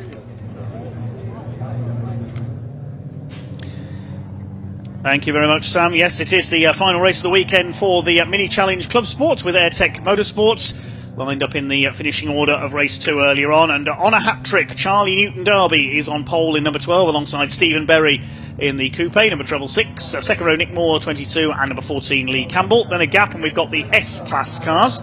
Steve Webb at the front of them in the S56 Class Pace setup. Alex Westerby, winner of Class S53 earlier on alongside him. Then Ross Alexander and Rory Melia. Behind them, number 44 Charlie Heatley and 17 Yonat Karari. Then we've got 190 Alan Lee and number 10 Charlie Collins. 66 Sammy Bowler starts alongside 27 Emma Dawson. Number 5 Freddie Hewitt is next on the grid. Freddie's had a bit of a struggle across the course of this weekend. Behind them we should have had 58 Matthew Hibbard and 411 Zach Blackwell. I can tell you those two will not be starting. They had engine trouble earlier in the weekend. Cooper class completes the grid for this one, headed up by Andy Langley and Neil Clark, and Daniel Truman and Freya Belk round out the grid in their Mini Coopers. This will be a 15-minute race. One more Caterham race to come afterwards, the Mottle 310Rs. They're on their green flag lap at the moment. The Minis, we've seen great duels between Charlie Newton-Darby and Stephen Berry over the course this weekend. Newton-Darby snatching the win in a photo finish in race 1. Race 2, a little bit more clear-cut earlier on. It's a shame we haven't got Zach Blackwell and Matthew Hibbard out there. They were definite contenders in the S classes. So mechanical problems have accounted for them. Steve Webb probably the favourite, along with Ross Alexander for honours in the S classes. Coming up to the grid now then, the black car of Charlie Newton-Darby will be on pole. It's the Dayglow yellow and white Mini Coupe of Steve Berry alongside the black and yellow car of Nick Moore and the blue and white of Lee Campbell next in the order. Slightly different grid setup being used. We'd normally see the open class cars fighting their way past the S class machines.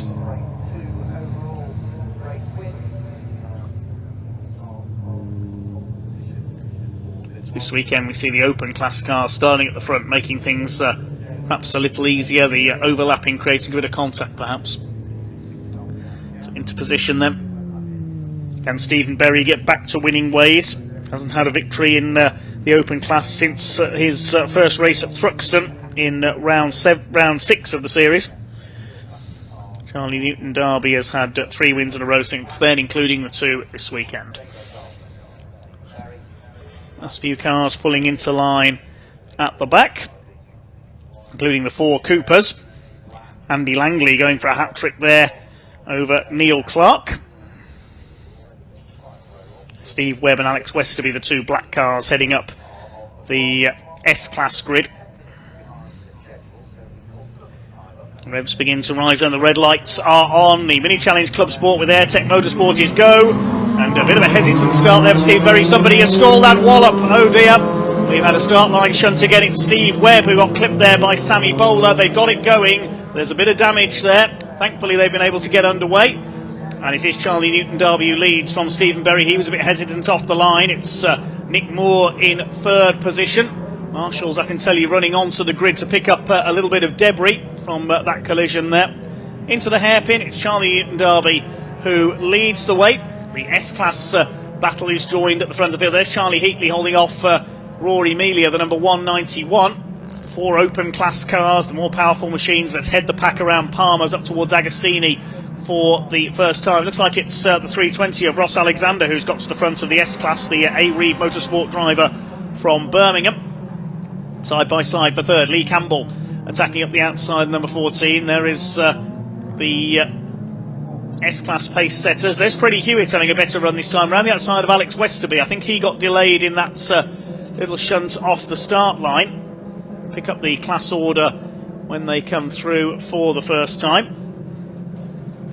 They start to sort themselves out. It might be Yannick Carrare who's gone to the front of the S-Class actually, or pick up at the end of the first lap. Let's see who comes through in the lead. Yes, it is number 17 car ahead of Alexander. Two blue cars there. Almost three wide behind Alan Lee, lunging up the inside. There's Alex Westerby. Somebody's run wide onto the gravel. It might be the same car that ran wide at the exit of Hamilton as well. The first two have gone clear once again, leaving Moore and Campbell to battle for third place. It is Charlie Newton-Darby who has got the early lead of this one. Yannick Carrare leads the S56 category, I think he is. Yes, S53 will pick up the leader shortly. It may well be Charlie Heatley, the number 44. Freddie Hewitt, a much better run this time. He's charging to the back. Well, I mentioned Charlie Heatley. He's slowing down. He's got a problem, I think. There is the number 44 car, so Charlie Heatley, it looks like, is in trouble. So he won't be leading the S53 class. I think that might be Alex Westerby who's fought his way back into the lead after that problem at the start. Well, the two open class leaders have gone clear. Newton-Darby ahead of Berry as they conclude the first lap. Third place, it is Nick Moore ahead of Lee Campbell. Up the inside, Berry had a look there, didn't manage to get through on the inside. Lee Campbell all over the back of Nick Moore in the battle for third place. Yannick Carrare leads class S56. The S53 class is being led by Charlie Collins, the mint green liveried number 10 machine. He's in 8th place overall, so he's gained 4 places off the grid. Freddie Hewitt has made up 6 places on that first lap. He could be a contender for S-Class honours here. Had car problems earlier on in the weekend. Indeed, failed to start race 1 yesterday. There's a bit of bodywork flapping there. Look, the wheel arch on, I think that's Carrare's car.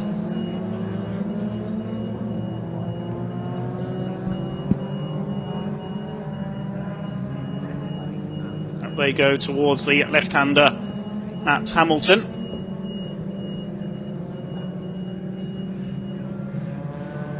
There's Freddie Hewitt, the grey car. He's got ahead of Collins now into P8 overall. There's a change for the lead of the S56 class. Ross Alexander, I think, yes, has got ahead of Yannick Carrare.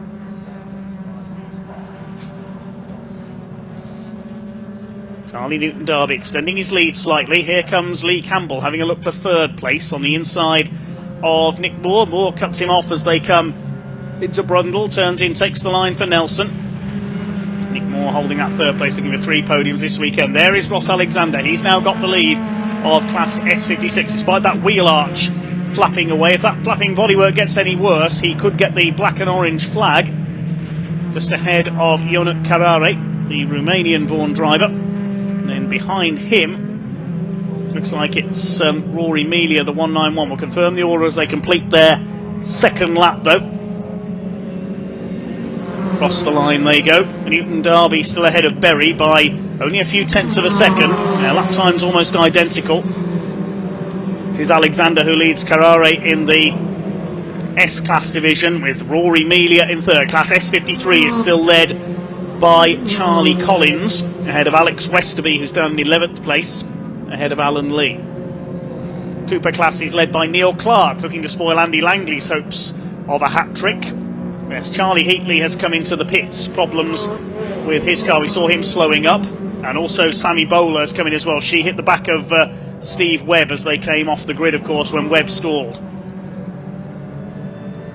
It's Newton Darby who leads. He's done a 2:13.951. Side by side for third between Campbell and the 22 of Moore. Moore at the inside retakes that third place. And the S-Class leaders in behind as Campbell dodges across there, trying to go around the outside of Hamilton. I don't think that's going to work. Right on the edge as they come through there. There is Alexander still leading the S-Class. Freddie Hewitt's on a charge. He's on the tail of Rory Melia, now going for third in Class S56. Mini Cooper SR56 cars. Alex Westerby running wide there. He's got Steve Webb up behind him. Alex Westerby leading second in Class S53, battling with Charlie Collins there. Very close as they came off Hamilton's there. We'll try and look back and see if there's been a change for the S53 class lead, because Westerby was right up with Charlie Collins. Nick Moore defending from Lee Campbell for that third place overall in the open class. Behind them, Ross Alexander still leads Class S56.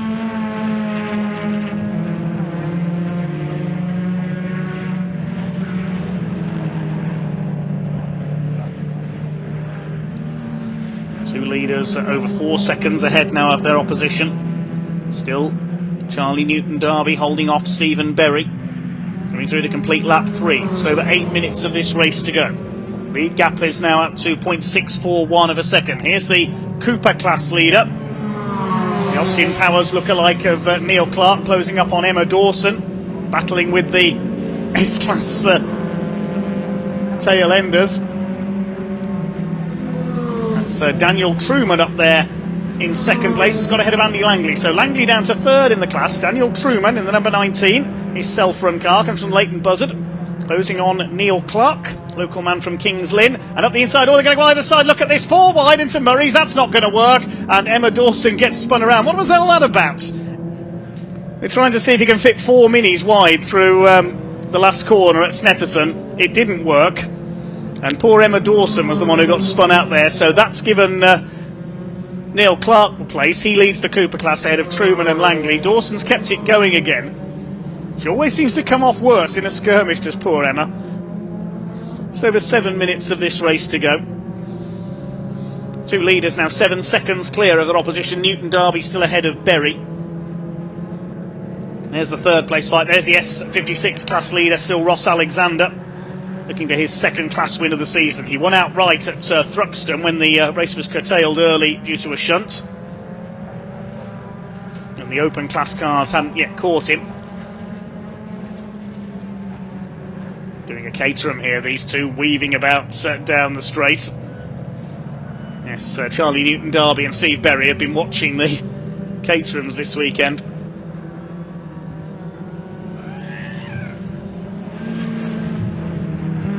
Through the bomb hole. There's a couple of mini lengths separating the two of them. Steve Berry has a look up the inside. Can he get alongside at Coram? I don't think so. No, he won't get through there. Nor at Murray's, I wouldn't think. He's right on the tail of Charlie Newton Darby now, though. He could get past here. He could slipstream in with a bit of luck down the straight. There's about 3 more laps to go.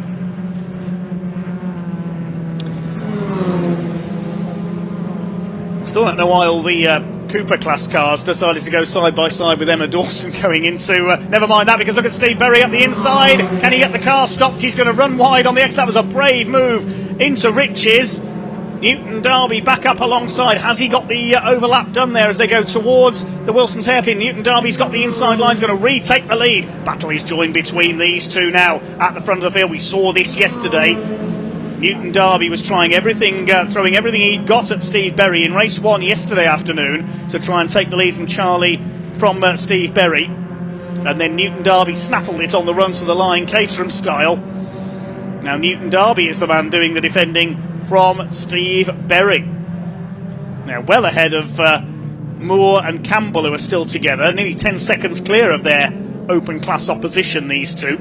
Fifth position is still Ross Alexander. He leads Ionut Carrare by half a second in the S class, S56. Freddie Hewitt is third in that division. He's got ahead of Rory Mealy. And it's Alex Westerby. He leads class S53. He's got ahead of Charlie Collins. Charlie Heatley is rejoining from the pits, I can tell you, just by my commentary box. 44 car having come in for some remedial work. Here's the battle for third. Nick Moore is trying to close the door on Lee Campbell. Still the wheel arch hanging off the 320 car there of Ross Alexander, the A-Reeve Motorsport car. And they're closing on this open class pairing, so he could have a four-way battle for third. It could be five, because look who's closing up behind them. I think that's Freddie Hewitt in the number 5, who started towards the back of the S class. Still holding that third place is Nick Moore, ahead of the 14 of Lee Campbell. 4 minutes to go. Been a cracking weekend for the Mini Challenge Clubsport with Airtech Motorsport, supported by Garmin and Absolute Alignment. And now look at Steve Berry. He's trying to align himself with the slipstream of Charlie Newton Derby. 2 laps to go this time. Across the stripe they go. What's the gap? 0.27 of a second. As they cross the line, is Berry going to lunge for the inside again? No, thinks better of it this time. Maybe he's going to try and bamboozle him and attack into the hairpin instead, when he's not expecting it. Closes up, closes up. Is he going to have a look? No, he's not. Might get close enough. Moore and Campbell still third and fourth. And up the inside, Daniel Truman has taken the lead there at Brundle of the Cooper class from Neil Clark. Now, Daniel Truman, if he can hang on in front, it'll only be his second class win of the season. He had a win at Thruxton. Neil Clark in the Union Flag, the Austin Powers car. He's going to try and fight back.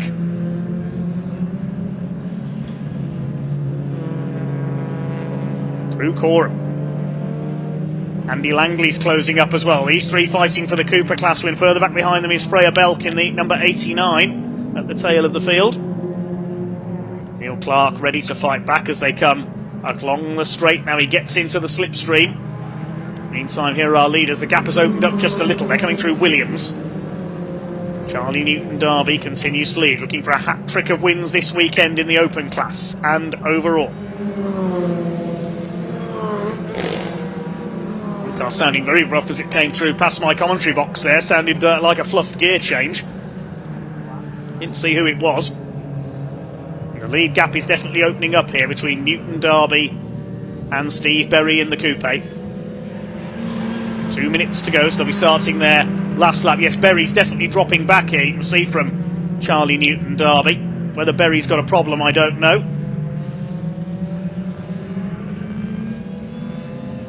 The S class is still being led by Ross Alexander. Class S53 by Alex Westerby. Can Stephen Berry close back up again down the straight? 1 lap to go this time. Over the line they go. Let's have a look at the lap times. Well, they hadn't backed off. It was just Newton Derby pushing on, because he's done a new fastest lap of the race, 2:12.427. Berry did a personal best, 2:13.261. So it was just a case of Newton Derby upping his pace a little. There's Alex Westerby. He still leads the S class, S53 class rather, having got past Collins, Emma Dawson and Charlie Heatley, the other cars in that category.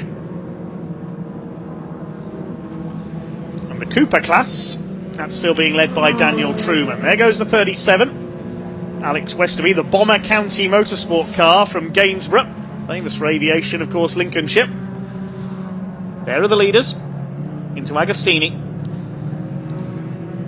Can Berry close back up again? He's trying in that unique Mini Coupe. The only one of its kind racing in the UK.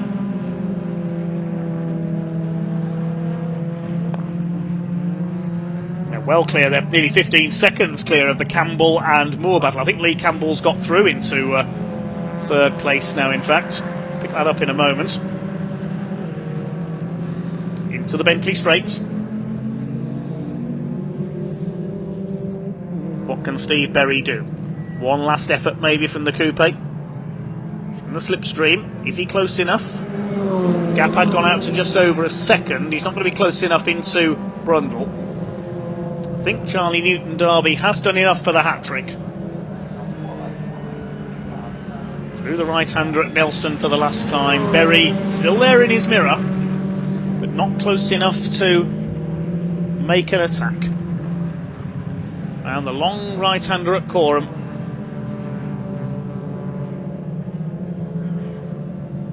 Berry closes up just a little bit. He could get into the slipstream here. He throws everything he's got at Charlie Newton-Darby. He's got into the slipstream, but Newton-Darby puts his foot down. I think he's just about going to hang on. Stephen Berry will try and get alongside. He's not going to do it. Charlie Newton-Darby takes the hat-trick by 0.34 of a second, and Berry, full credit to him, he gets the fastest lap on the final lap of the race, 2:12.331. Here's the battle for third. Nick Moore's got back ahead of Lee Campbell, and Ross Alexander, the S56 class leader, on their tails. Good little fight amongst this lot. Nick Moore will take the podium, repassing Lee Campbell. Ross Alexander wins Class S56 ahead of Freddie Hewitt. Good effort to come through the field. And Yannick Carrare is third. Class S53 is won by Alex Westerby. 2-3-1, Steve Webb struggling to recover from that stall on the grid. He will come home fifth in class in 10th overall. Behind him is Charlie Collins, second in S53. Alan Lee, number 190, is behind him. What about the Cooper class? There they are. They're coming down the Bentley straight now. And it is number 19, Daniel Truman, but here comes Neil Clark. He's going to the outside in the Austin Powers lookalike.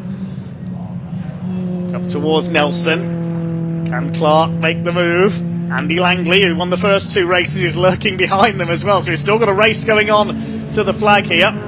Clark took a string of wins in the early part of the season. He had all three at Cadwell. He had a win at Mallory Park as well.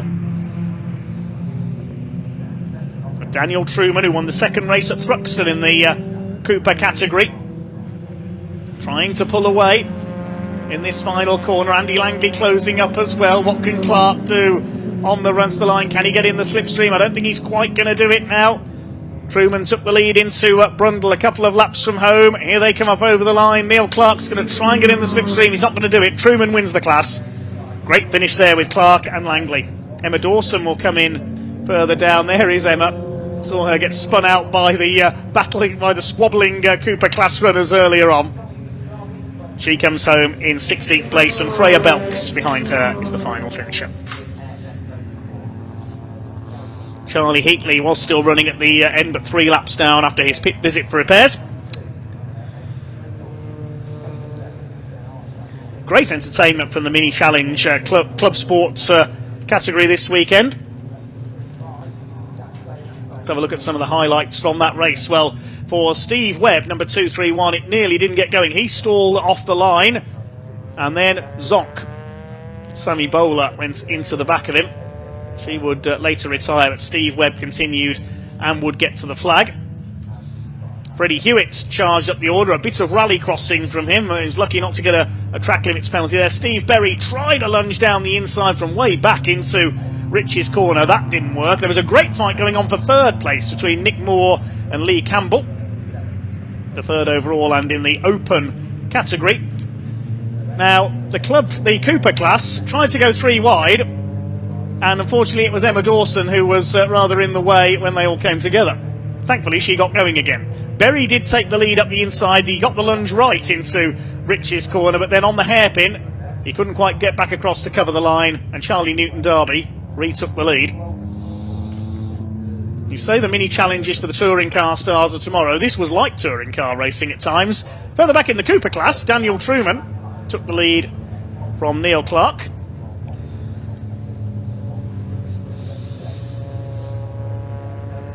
Cars heading back into Park Fermé. We'll hear from them with Ewan shortly, but here's the result. Charlie Newton-Darby completes the hat-trick ahead of Steve Berry by 0.348 of a second. Berry getting the fastest lap. Nick Moore in third place ahead of Lee Campbell. In fifth place, Ross Alexander wins Class S56 ahead of the hard-charging Freddie Hewitt, Yannick Carrare and Rory Melia. Alex Westerby wins Class S53. Steve Webb behind him then Charlie Collins, Alan Lee, the Cooper class winner Daniel Truman, ahead of Neil Clark, then Andy Langley, Emma Dawson and Freya Belk. Charlie Heatley finishing 3 laps down after a pit stop, and we lost Sammy Bowler in that start line collision. Let's head down to Ewan in Parc Ferme.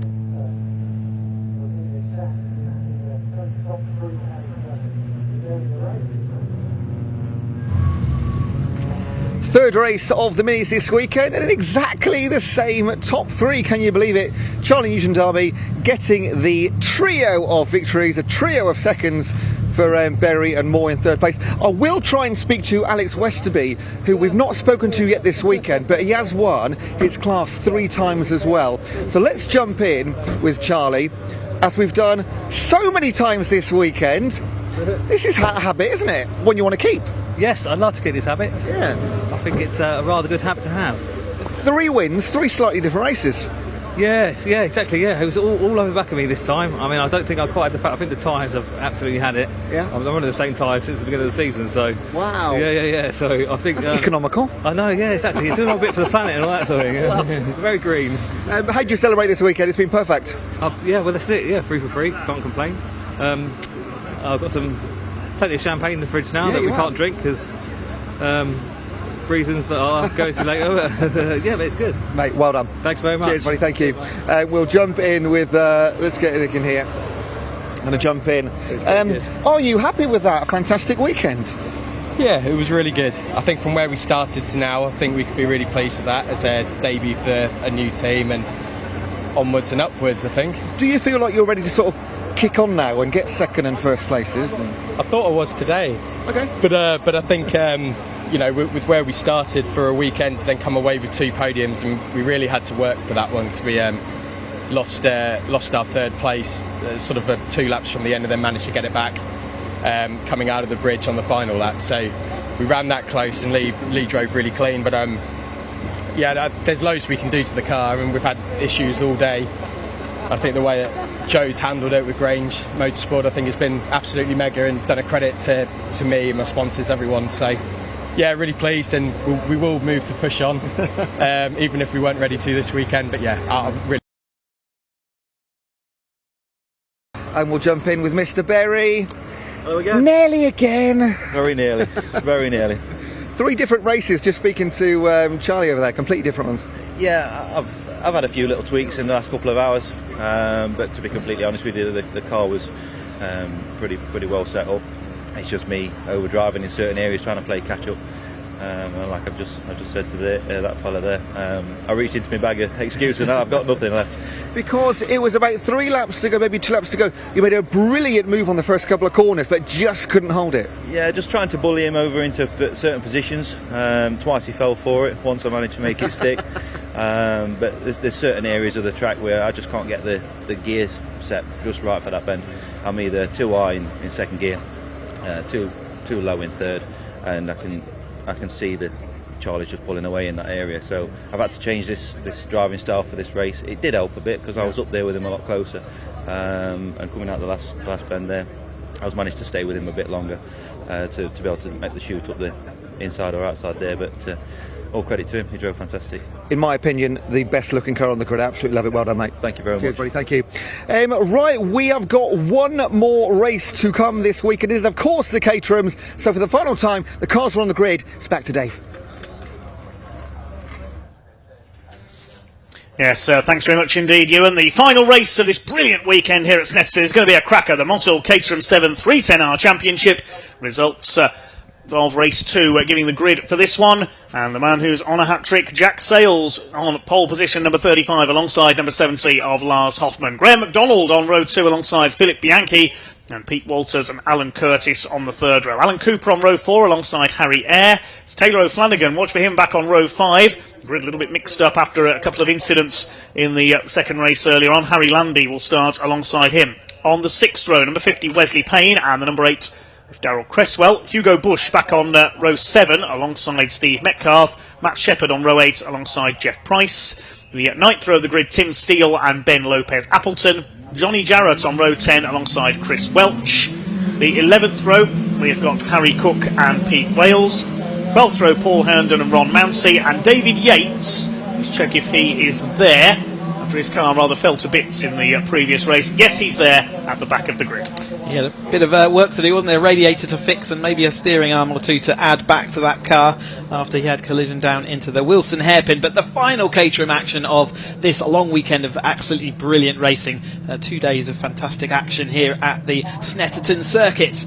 And yeah, come to a crescendo here. As you say, Jack Sayles looking to see whether he can make it 3 from 3 here at Snetterton and really start to solidify that championship lead. He is now 15 points clear in the overall championship and 9 points when you take into account drop scores. So he's headed in the right direction, and the best way of adding more points to that lead is to win the race, where you have a 2-point gap. But Lars Hoffmann is there or thereabouts again, isn't he? Has been all weekend. He's fought his way from a fairly disappointing qualifying all the way up to the lead of the race, and all times, and yeah, having got third, and he was second this morning in this morning's race. So absolutely brilliant to see that, and yeah, lots of nice three-tower action out on track, and they have given us some of the best racing this weekend. As you said, some people to watch out for coming back through the field. Let's see whether Alan Cooper, who was there or thereabouts in that top 3, just lost out to 4th place, see whether he can get to the podium before the end of this race. But yeah, Philip Bianchi, Pete Walters and Alan Curtis all sort of moved up late on in that race. There's been people there with lots to get on with and lots to get done as we move into this. But only 2 weeks until our final round at Donington. This is going to be crucial, but none of them can win it here. It will go down to the wire at Donington. Jack Sayles there weaving to get his tyres cleaned down this long Bentley straight, and Hoffman still with him. They've got quite a gap between the two of them. I think they were trying to get some heat in their tyres, and they've left a 3rd place at Graham McDonald, Bianchi sort of in their trail as they head down here towards us. But exciting times then. Who's going to come out on top? No one can win the championship here, but points are going to be ever so crucial at this late stage in the championship. They certainly are, yes. The grid a little bit mixed up after a couple of drivers had moments earlier on. We saw Hugo Bush have a spin. We lost David Yates with some damage. Taylor O'Flanagan ran wide going through Riches with a lap to go in race 2. Here's a yellow machine a little further down the grid than we normally see. Great to see Graham McDonald, the Scotsman, on the podium earlier on as well. Philip Bianchi with an excellent 4th place, the man from Malta. Maltese motorsports dominated by drag racing. Success of Duncan Mikalev in drag bike racing in particular, leading to the rise in the sport's popularity. They are looking to have a round of the European Drag Racing Championship on the island of Malta in years to come if it's viable. Maybe we'll see Caterham's racing there someday as well. Look out then for the yellow car of Taylor O'Flanagan midway through the pack, about 9th or 10th, isn't he, starting? He's 3rd place in this championship and needs to solidify that. He's been coming really good in the late part of this championship, and he'll want to see the maximum points, so he's got a long way to come through. Hugo Bush, as you've already mentioned, starting deep in the field after contact late on in that race, and he will have to do some fight back from the mid-pack, but he's certainly got the speed in that car to do it. He's been involved in the lead battle in both races so far, so the 2 cars there to watch out for. Hugo Bush is a grey car. In fact, you can see him back left with a bright pink roll cage just disappearing behind there. He goes bright pink roll cage just by that yellow waving flag, so watch out for him. But he's got a lot of cars in front of him, hasn't he? But out front it's Jack Sayles alongside Hoffmann, our 2 championship rivals, and they're on the front row of the grid for the 3rd of 3 20-minute races for the Caterham 7 310R Championship. Jack Sayles, the white car with the green cage, the Mottol colours, the red and white of Lars Hoffmann. The lime green car, number 19, Graham McDonald, on the 2nd row with Philip Bianchi in red, white and black alongside him, waiting for the lights to go out. The revs are up, and here we go. Super starts by Lars Hoffmann. Good getaway by Graham McDonald. Not the best for our pole sitter as well. Everybody off the grid cleanly this time. It's Hoffmann who will lead the way. Jack Sayles has been rather swamped, so it's Graham McDonald trying to get through on the inside. He's got into 2nd place. Sayles is down to 3rd. It's like Pete Walters up into 4th position in the black, number 88. Taylor O'Flanagan has had a bad start as well. He's a long way back down the order. He's caught a glimpse of the yellow car there. Hoffmann leads through the hairpin. A couple of lockups in the midfield. 1 or 2 cars running out wide. And there is O'Flanagan. He's almost to the back of the field. David Yates up with him there. He absolutely bogged down off the line and just never got going. Whether he had too much wheel spin or whether he was in 2nd or even maybe a 3rd gear start. You can accidentally put it into 3rd gear when you meant to put it into 1st gear, and that maybe look what it is. He just never got up and running. He was lucky not to be collected. However, it's Hoffmann who made that best start. Graham McDonald is also renowned for his starts, and he's pushed himself up into that 2nd place. And it's Jack Sayles, Pete Walters, and then Harry Cook there in the running as well. The setting sun just beginning to set here at Snetterton might cause a few visibility issues, especially on the centre straights, I would think, in this race. They're heading right into the sun there, down into Rich's corner, heading through Oggies at the moment. There's been some contact there. That might be O'Flanagan, actually, with a bit of bodywork flapping as the leaders head out of Williams and onto the Bentley straights. No, it's not. It's the 53 of Tim Steele with the bodywork flapping there. The other yellow car, the brake lights hanging loose as well. As here we go, the concertina starts once again. Who's got the lead as they head into Brundle, being squeezed big time on the inside there. It's a bit tricky to see the colours in the setting, so I think it's McDonald that may have got the lead there in the green, number 19. Hoffman is in second. That was Sales getting squeezed to the inside. And Pete Walters, the reigning champion, is in behind.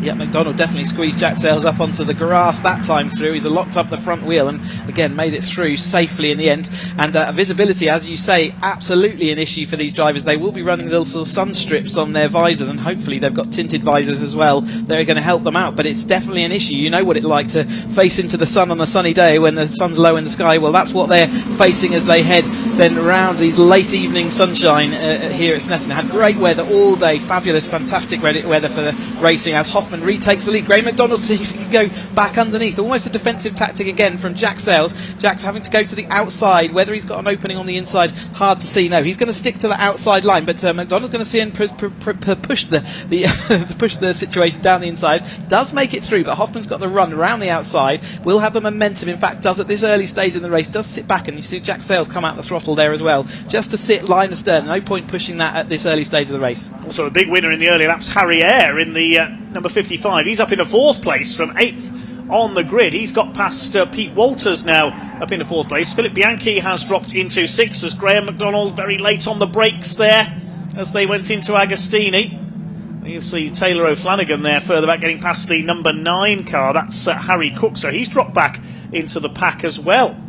He must have had a moment on the first lap because he was right down towards the tail of the field at one point. He had that stoppage he got the black and orange flag, didn't he, in the earlier race? That's why he was so far down the grid. Of course, he had to remove his loose nose cone. Hoffman's got the lead then ahead of McDonald, just holding him off there as they came through the infield loop. There's the number 43 car. That's Alan Curtis, the silver machine.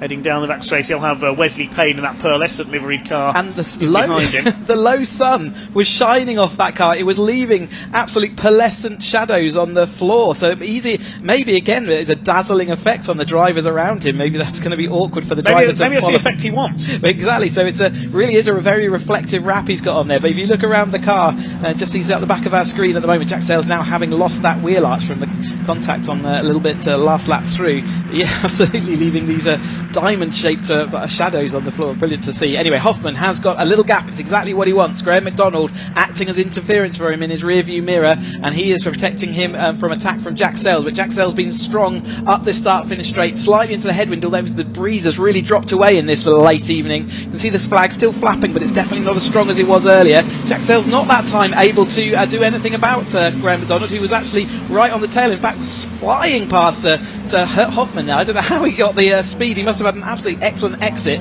but Walters is coming to fight for the battle as well. Like say, Harry Eyre right up there with them, everyone. I'm a bit misidentified. That's number 64, Paul Herndine. Yeah, so he's off the back and on the infield, so I wonder where that is and whether they can get the race going. That's the McDonald car with the TN Accountancy car following along with Jack Sales. Remember, these two, the Hoffman and Jack Sales, are fighting for the championship. Graham McDonald has been, though, an often-time visitor to the podium, but drifting out wide there as one of his strikes for track limits is struck off already early in this race. Hoffman retaking the lead there at the hairpin from Graham McDonald as they head through Agostini. Sales up there in 3rd place. Still side by side for 4th. Walters and Harry Eyre battling it out. The best we've seen Harry run this weekend, the Londoner, as they come through Hamilton.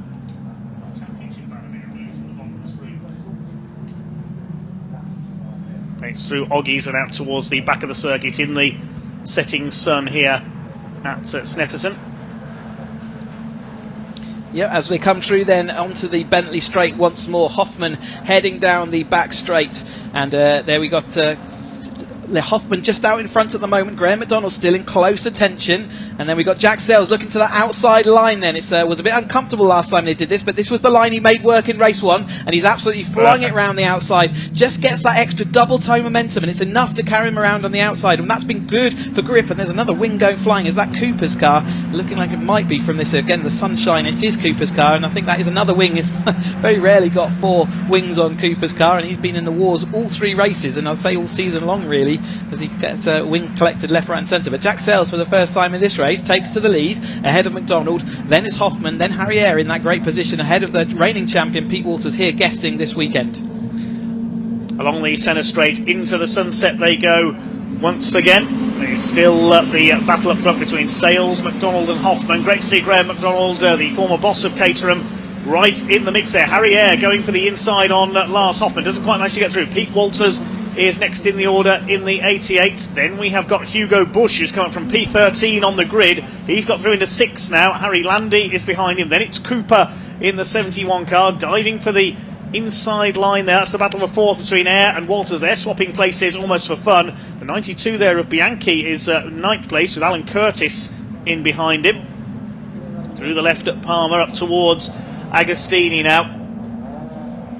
Jack Sales still has the lead in the 35, looking for a hat-trick this weekend to extend his championship lead over Lars Hoffman. Hoffman in 3rd place. Graham McDonald, the best weekend he's had so far this season. He's only 9th in the points table, and here comes Taylor O'Flanagan. We haven't forgotten about him either. He was P13 at the end of the previous lap. He's certainly higher than that now. Great move down into Agostini, absolutely perfect on the brakes, hooked it all together and made that move over the top of, I'm not sure who that was, maybe it was Curtis down there, but Harry Eyre still firmly ensconced in this battle. Cooper looking to see whether he can get that podium that he's just missed out on earlier on in the first race yesterday, and following along behind in line astern, all the others, it's still in one relatively big train. It's not broken up like we saw earlier. Jack Sales, as soon as he's got out front though, does look to be dominant. Look at that gap he's got even down the Bentley straight. So as soon as that white car gets out in front, it does seem to get a little bit of an advantage, and he's clearly got the line dialed in as well. He's flying off the front. Graham McDonald and Lars Hoffman having to fight each other as someone else out wide there this time. Who's that? This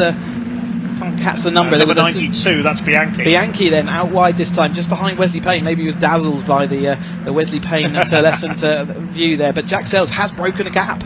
So we've got Lars Hoffman for Germany, we've got Philip Bianchi for Malta, we've got Ben Lopez Appleton, who I think is part Spanish, certainly an international championship, the Motul Caterham 310R Championship. Heading down the straight now, just over 11 minutes to go, and Jack Sales has broken away. It's 3 wide almost for 2nd place. Hugo Bush is in there. He's got 13th on the grid. He could get 2nd place here with a bit of luck into Riches, who's late on the brakes. He does get 2nd place. Oh, brilliant from Bush. Fighting back around the outside is Lars Hoffman. Graham McDonald tucks in behind them. Now battle is really joined for that 2nd place. Cooper's come through into 5th place as well. Where's he come from? Getting ahead of Walters. He's getting 3 places on that last lap. Bush drifts it through the hairpin, and he's up into 2nd position. Well, Hugo Bush certainly making up the places like there's no tomorrow. Brilliant to pull through. I said watch out for him. I also said to watch out for Taylor O'Flanagan, but then that gave him a bad start, didn't it? But Hugo Bush making really good early progress, and Jack Sales will be looking in his mirrors and giggling as he sees them all battling each other, fighting, as he can then see whether he can get away, as he's lost 2 wings on the left-hand side of his car, and also there's plenty of wings going missing throughout the course of this race weekend. But there's Cooper with his right rear one missing, and Taylor O'Flanagan's not too far back behind the battle that we're watching here on our screen. So he's the yellow car that you can see in that chase group, as Walters just puts a tyre onto the grass. There is that yellow Taylor O'Flanagan car in the middle of that pack. There he is. And we also got the other yellow car of Matt Shepherd. He's not figured as much as we thought he might after qualifying, has he? But still doing a great job. There's Bianchi on the tail of Tim Payne. Behind them, that's Ben Lopez Appleton. Behind them, it's David Yates. He's made up to P15 from the back of the grid. Sales is clearing off into the sunset here. The battle of the 2nd is between Hoffman and Bush. They're side by side on the run into Brundle. Bush holds the place. Hoffman has a look as they go into Nelson. He may not get up the inside there. You've got to be wary of the curbs.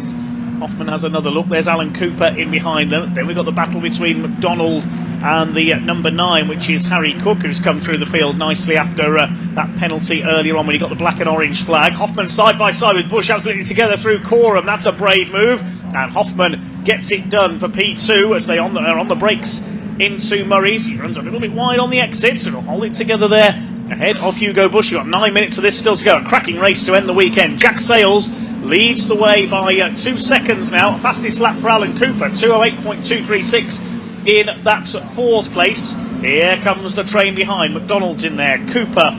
Cook rather in the number 9. Walters, Landy, O'Flanagan and Harry Ayres been relegated down to 10th. Great for Landy as well to be right back up there and maintaining his gap. We've been seeing him there or thereabouts at all times, as side by side for Curtis there as they head down into the chicane. Curtis and Yates going at it as they go into the Wilson chicane. Cooper again in the battle, but can he hold on? That's been his biggest problem this year, is just getting caught up in incidents or being manoeuvred out the way just late on. But like say, Cook, who we identified earlier has been quite deep in the field, has fought back, but Jack Sales has got a 2-second gap, which is still not enough to get rid of that toe. If these following drivers work together, and it does look like for a couple of corners now they haven't been attacking each other like they were a little bit back, you will see that 2-second gap disappear in the last 8 minutes of this race. But Jack Sales will be wishing and hoping that they are going to keep fighting each other, as he's got that little bit of a safety margin right now, but he can only breathe for a few laps, and he'll be certainly still looking at his mirrors as we see Landy, and there's Taylor O'Flanagan now ahead of Landy. Harry Ayres is dropping back into the clutches of the pearlescent Wes Payne there, and he's still being followed, I think, by one of the who's that he's with Payne, Bianchi and Yates, isn't it, following along behind them. Yes, David Yates now up into P40. He's got ahead of Ben Lopez. Appleton, there is the number 5 car. Here come your leaders down the Bentley straight under the bridge. It's Sales still in the clear, moving up the inside there. Who's this having a look? That's Cooper, I think, having a look at the number 70 of Hoffman for 3rd place. Bush established now in 2nd position. It's McDonald up behind them, and Harry Cook, number 9, will be not far away either in this group. Pete Walters has dropped away a little into 7th place, so Flanagan, the yellow car, on the back of this little group. Is that Cook, the number 9, up with Cooper now? Yes, with the red wheels, indeed it is. He's in P5. He's got ahead of Graham McDonald now, and he's going for Alan Cooper. Could Harry Cook finish on the podium here? He had a win earlier this season at Silverstone. This has been a brilliant drive through the field by Harry Cook. Here comes Hoffman back round the outside of Bush. They're side by side over the line. Fastest lap for Harry Cook, 2:07.592. That's a superb lap for the number 9. He breezes past Alan Cooper and up into P4. Still not the new lap record though, which was taken by Taylor O'Flanagan at 2:07.047, so it's a little bit of time to get back before they're into their lap record territory once more. Cook was so tantalisingly close to another victory at Thruxton. He came out the chicane in the lead, but then got collected and they ended up in the barrier, so a really frustrating way for him to end Thruxton, but he was right up there with the battle, and he has manoeuvred himself right back to the battle here. Showing good pace in that car. That gap of 2 seconds out to the leader came down to 1.68 as they went across the line, but the battling now starts again. Hoffman denying Hugo Bush. He saw him starting to move to the inside, and he just manoeuvred his car even more in the braking zone there to say, no, you're not coming through this time, and that does mean that they're battling again. Will that gap go out to 2 seconds once more? But it shows that 2 seconds is not enough to shake the toe. Cooper's just gone round the outside of Harry Cook, coming off Agostini and into Hamilton. That's another move I've never seen before. You can pass anywhere here at Snetterton and Caterham. There's Harry Ayres a little bit further back. There's the 80 of Matt Shepherd as well. Where is he? He's P15 behind Lopez Appleton at the moment. There's Taylor O'Flanagan fighting it out with Harry Landy in the green number 21 machine. Here come the leaders. The lead gap slowly starting to come down now to Jack Sales out in front, possibly. We'll see what it is at the end of this lap. We have got 5.5 minutes to go. 3 wide almost for that 2nd place. Hugo Bush cuts in to defend from Lars Hoffman. There's Alan Cooper in behind, having got back ahead of Harry Cook. Next, it's Graham McDonald. There's a small gap back to the next group, which I think is headed up by Harry Landy. It possibly is Pete Walters in there as well. Or have we lost Pete Walters? I can't see him on the timing screen. Yes, he's dropped all the way down to P23, so I don't know what's happened there to the 88. No, we didn't catch that. Heard from Simon Lambert that Herndeen looks like he's just broken down flat out, that either an engine cut-off or an engine issue, though Herndeen won't take any more part of this, but he's been moved out of harm's way. Jack Sales, let's see the gap as he comes across the line this time. Is it coming down or is it going out? It's coming down very slightly, 1.5 seconds as they cross the line. Hugo Bush trying to defend from Lars Hoffman, Cooper and Cook. These 4 going after the race leader. They've got to work together to try and catch Jack Sales. It'll be Hoffman who wants to mug him for the race lead and close that gap a little in the championship. And Hugo Bush still side by side with Hoffman. The last thing they want is to start fighting each other, and that'll allow Jack Sales to re-establish his 2-second lead of a couple of laps ago. There's Cooper, there's Cook, and they're being reeled in as well by Graham McDonald in the number 9 turn. Lasuni 5 for second place, with Jack Sales still out in front. You'll just be seeing, Jack Sales, we're just trying to get all his braking points marks absolutely perfect, but he can still see the relentless pursuit of him in the toe as they drag back. Hugo Bush has definitely had a fast car that's pulled him through the field. Not only that, starting to pull him back across this gap, and everyone else can tell that they are gaining, so they are less inclined to fight. As soon as they see they're heading in the right direction, they are less inclined to fight. McDonald's attack from early on, from the lead of this race, has faded slightly, sits in 6th. He's still firmly involved in this battle. Good to see Jeff Price there back out after losing his nose cone in that last race. Got his new black nose cone. Wes Payne way out wide onto the dust, still sideways as he heads all the way. In fact, he's still sideways. He drifted the whole way round of Williams on the dust on the outside of that track. He kept it all together, kept his foot in. David Yates did manage to get past, but well done that man for holding that. That'll certainly go on YouTube, I'm sure, as the save of the day. Yeah, certainly the save of the season for me so far there from Wes Payne in the pearlescent car, as Alan Cooper makes a move on Hoffman. That's the last thing Lars Hoffman wanted. Alan Cooper up into P3 as they come through the right-hander. That's Nelson. Harry Cook up there as well. There's McDonald. And heading the next group, it is Taylor O'Flanagan up into 7th place after that terrible start. He's back ahead of Harry Landy. Payne is 9th. Alan Curtis rounding out the top 10. So Harry Ayres has been relegated outside the top 10, as has Bianchi, who was going well in the early stages from the second row of the grid. He's all the way down in 13th now as the leaders head over the line once again. 2 minutes 40 left on the clock, so we'll get 2 more laps out of this. Sales leads by 1 second. The gap is coming down. Now we've got a race on our hands. Here come Bush, Hoffman, Cooper, Cook, and a little further back is McDonald. Look in your mirrors, Jack Sales, they're coming for you. The rate of reduction of that lead is also going to increase. So there's many double negatives in there, aren't there? But anyway, the gap's going to come down quicker. We've seen that half a second that last time. I wouldn't be surprised if we see Bush right on the tail of Sales as they head over the line next time through, as they will start their last lap the next time through. Is that right? So it's going to be tight, isn't it? I think that is penultimate lap right now. But Jack Sales will be looking in his mirror, like you say, play that Jaws music, because Hugo Bush is coming. He certainly is, yes, and Jack Sales will need to watch his mirrors here into Agostini. Hoffman under fire from Cooper. They've swapped places a couple of times as well for third in the last couple of laps. McDonald is catching Harry Cook as well after his great run through the field. O'Flanagan heads to the next group. He's got Harry Landy, the Londoner, in number 21 on his tail. There's the green machine. Behind him it is Alan Curtis now up in the 9th place. David Yates into the top 10 from the very back of the grid. Then it's Payne, Harry Ayres. Behind him is Bianchi in P13. Bit of dust kicked up there by Harry Cook. He almost cut to the inside of Williams. And now, can they get into the toe of Jack Sales? Have they caught him? We'll see when they start to fan out at the end of the Bentley Straights. They're not going to just yet. Well, Hoffman and Cooper are. They've done this every lap for the last 3 laps or so. Hoffman holds the place. That gap is definitely coming down to Jack Sales at the head of the field. You can see Hugo Bush has got him in his sights, so Flanagan's got the lead group in his sights as well. A couple of cars just running out a little bit wide there. One of them was the 92 of Bianchi, the other one just behind him was Lopez Appleton, and now Hugo Bush, he's left his pursuers behind, he's caught the leader, Jack Sales. They're coming around to start the final lap this time.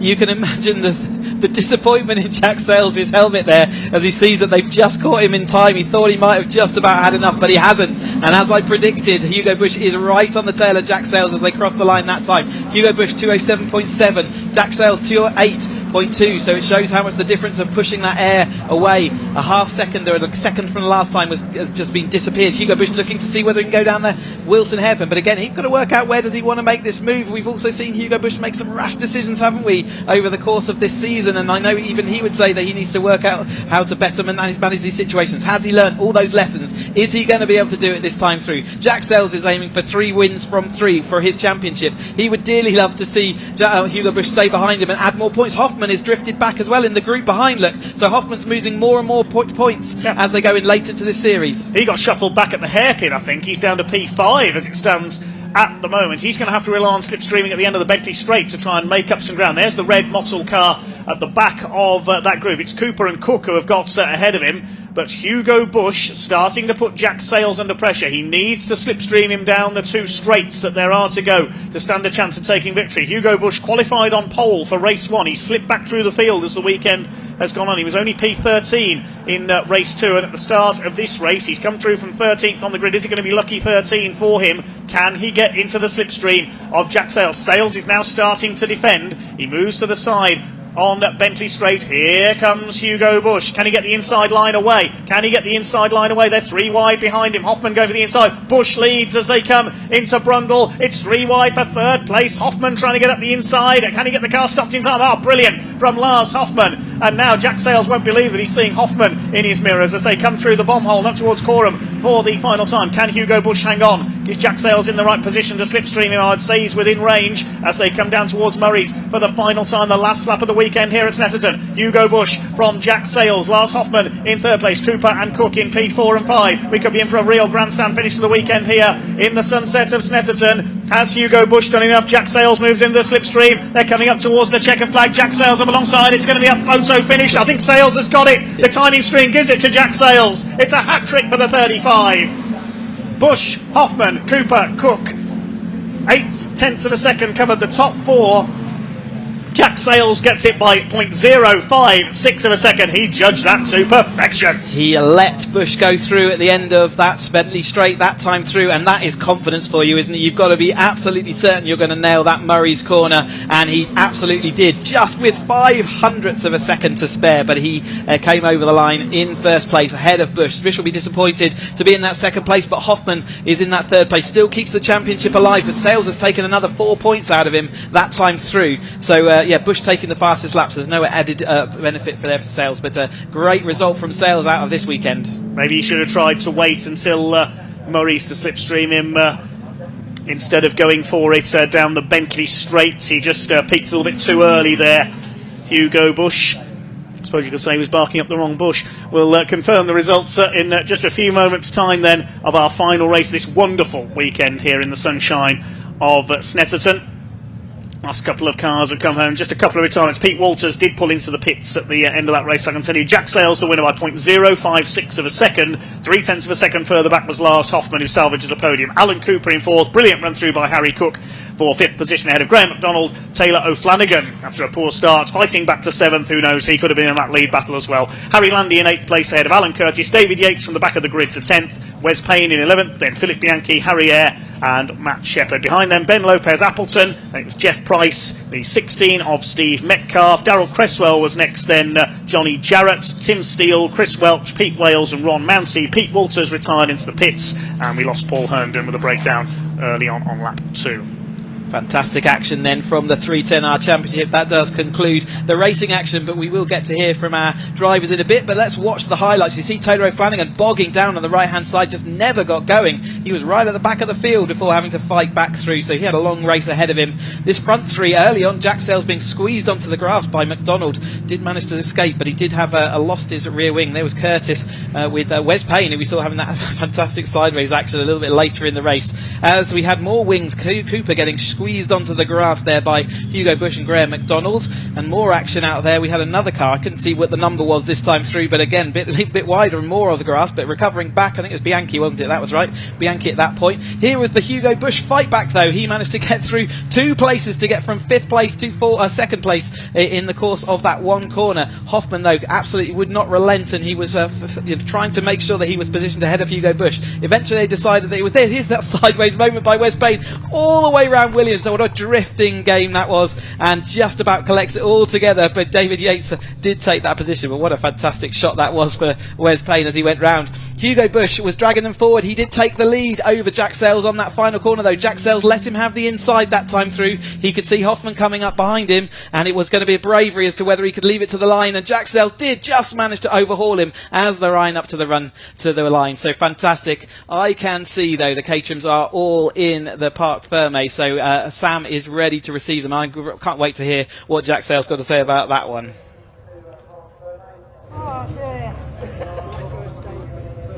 Fantastic race from these guys. I think very close with Hugo, but goodness, Jack will be delighted with this one. Congratulations, Jack. I mean, you were getting hunted down then, weren't you? You had a nice little gap, but then you were getting hunted down by Hugo. Yeah, getting whittled away.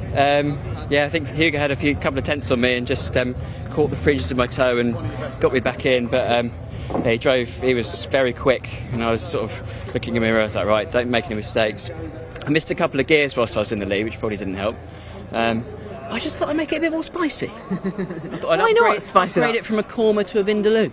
And then Hugo was kind of on me at the end of the first of the last lap, so I thought he'll take me down the back straight, and then I'll just get him to the line. Been quite strong out the last corner all weekend, so I thought as long as I don't mess it up, all will be good. And it worked out well. Thank you. Excellent, well done, Jack. I'll go to Lars. Where's Lars gone? Here he is. Lars, congratulations. Thank you. Another podium, which is just brilliant. Well done, Kurt. Congratulations, great race. How did you find it? A bit too intense at the end, but 3 podiums, so good so far. So hopefully Donington will be a bit better. Well done, congratulations. Right, where is Hugo now? Where's he wandered off to? Here he is. Hugo, can I have a quick word, please? Congratulations, and you got fastest lap, which is excellent. But 13th on the grid though, to second, awesome. Well, I mean that's Caterham racing, isn't it? I think people have come from last at the last round to second, so knew I could do it if I just stayed calm and picked them off one by one, and thought I got him at the end there, but so close. One more lap, another second place by hundredths, but try and get a win at the last one. Well, it will come. Good. Lovely. Well done. Cheers. Congratulations. Right, that is it for today's Caterham racing and all the racing today at Snetterton. So it's a goodbye from me. Thank you for watching, and you'll see us at Donington in 2 weeks' time. But I'll hand back to the commentary guys to say their goodbyes too. Thank you. Well, thank you very much indeed to Sam Parker and to Ewan Dunlop down in Parc Ferme and in the paddock today. And Chris Hutchinson alongside me. Any final words? Yeah, absolutely. Fantastic action here at Donington. Snetterton, sorry. I hope you've all really enjoyed it. I'm getting ahead of myself because we have got Donington that is next up in 2 weeks' time. We are on the 2nd and 3rd of September for the actual racing action, and we'll bring it all live here on BARC TV. But we've also got the Donington is our 50th birthday celebrations, and it all starts on Friday the 1st. We have the drift day. If you want to get involved in that, Sam Parker's out there teaching people how to drift Caterham. Fantastic action there. There are few places remaining on that, so get in quick if you want to do that. We then have the racing action. All the action we brought to you live, followed by on the Monday the 4th of September we have a track day. If you own a Caterham or a Lotus 7, you can get out on track with us, an exclusive track day, and there's also myself giving passenger rides in one of our cup cars. So why not come down to Donington, watch all the action through the weekend, and then stay with us for the track day. It's sure to be a fantastic time. Thanks to everybody who puts together all the meeting and the business end of this. It's fantastic to be a part of, and all the marshals out there giving us what we need to go racing, plus all the organising committees and everyone else. And thanks, Dave, for all your company through the Caterham races. It's been fantastic. Well, thank you very much to Chris Hutchinson, our Caterham expert on commentary this weekend. It's been wonderful to have Chris with us as always, and I can't wait for Donington in 2 weeks' time. All I'll say, Chris, is as it's the Caterham 50th anniversary, make sure to bring some birthday cake. Absolutely. Thanks very much indeed, Chris. And this is now time to end as the sun sets on a wonderful weekend of racing here at Snetterton. Thank you very much indeed for watching, everyone. Thank you very much to everyone here at Snetterton, to all the volunteer marshals in particular. We couldn't go racing without them. Also to all the other officials, the medical staff, the recovery crews. They've been kept busy this weekend. The race control staff, the timekeepers, and everyone else here. Thank you to our camera crews for bringing us the action. They've been out there enjoying the sunshine over the course of this weekend. Thank you to all the drivers for their entertainment, and to their crews in the paddock for keeping the cars running as well, and to everyone else at our TV company, our production staff and everyone else for bringing us the action.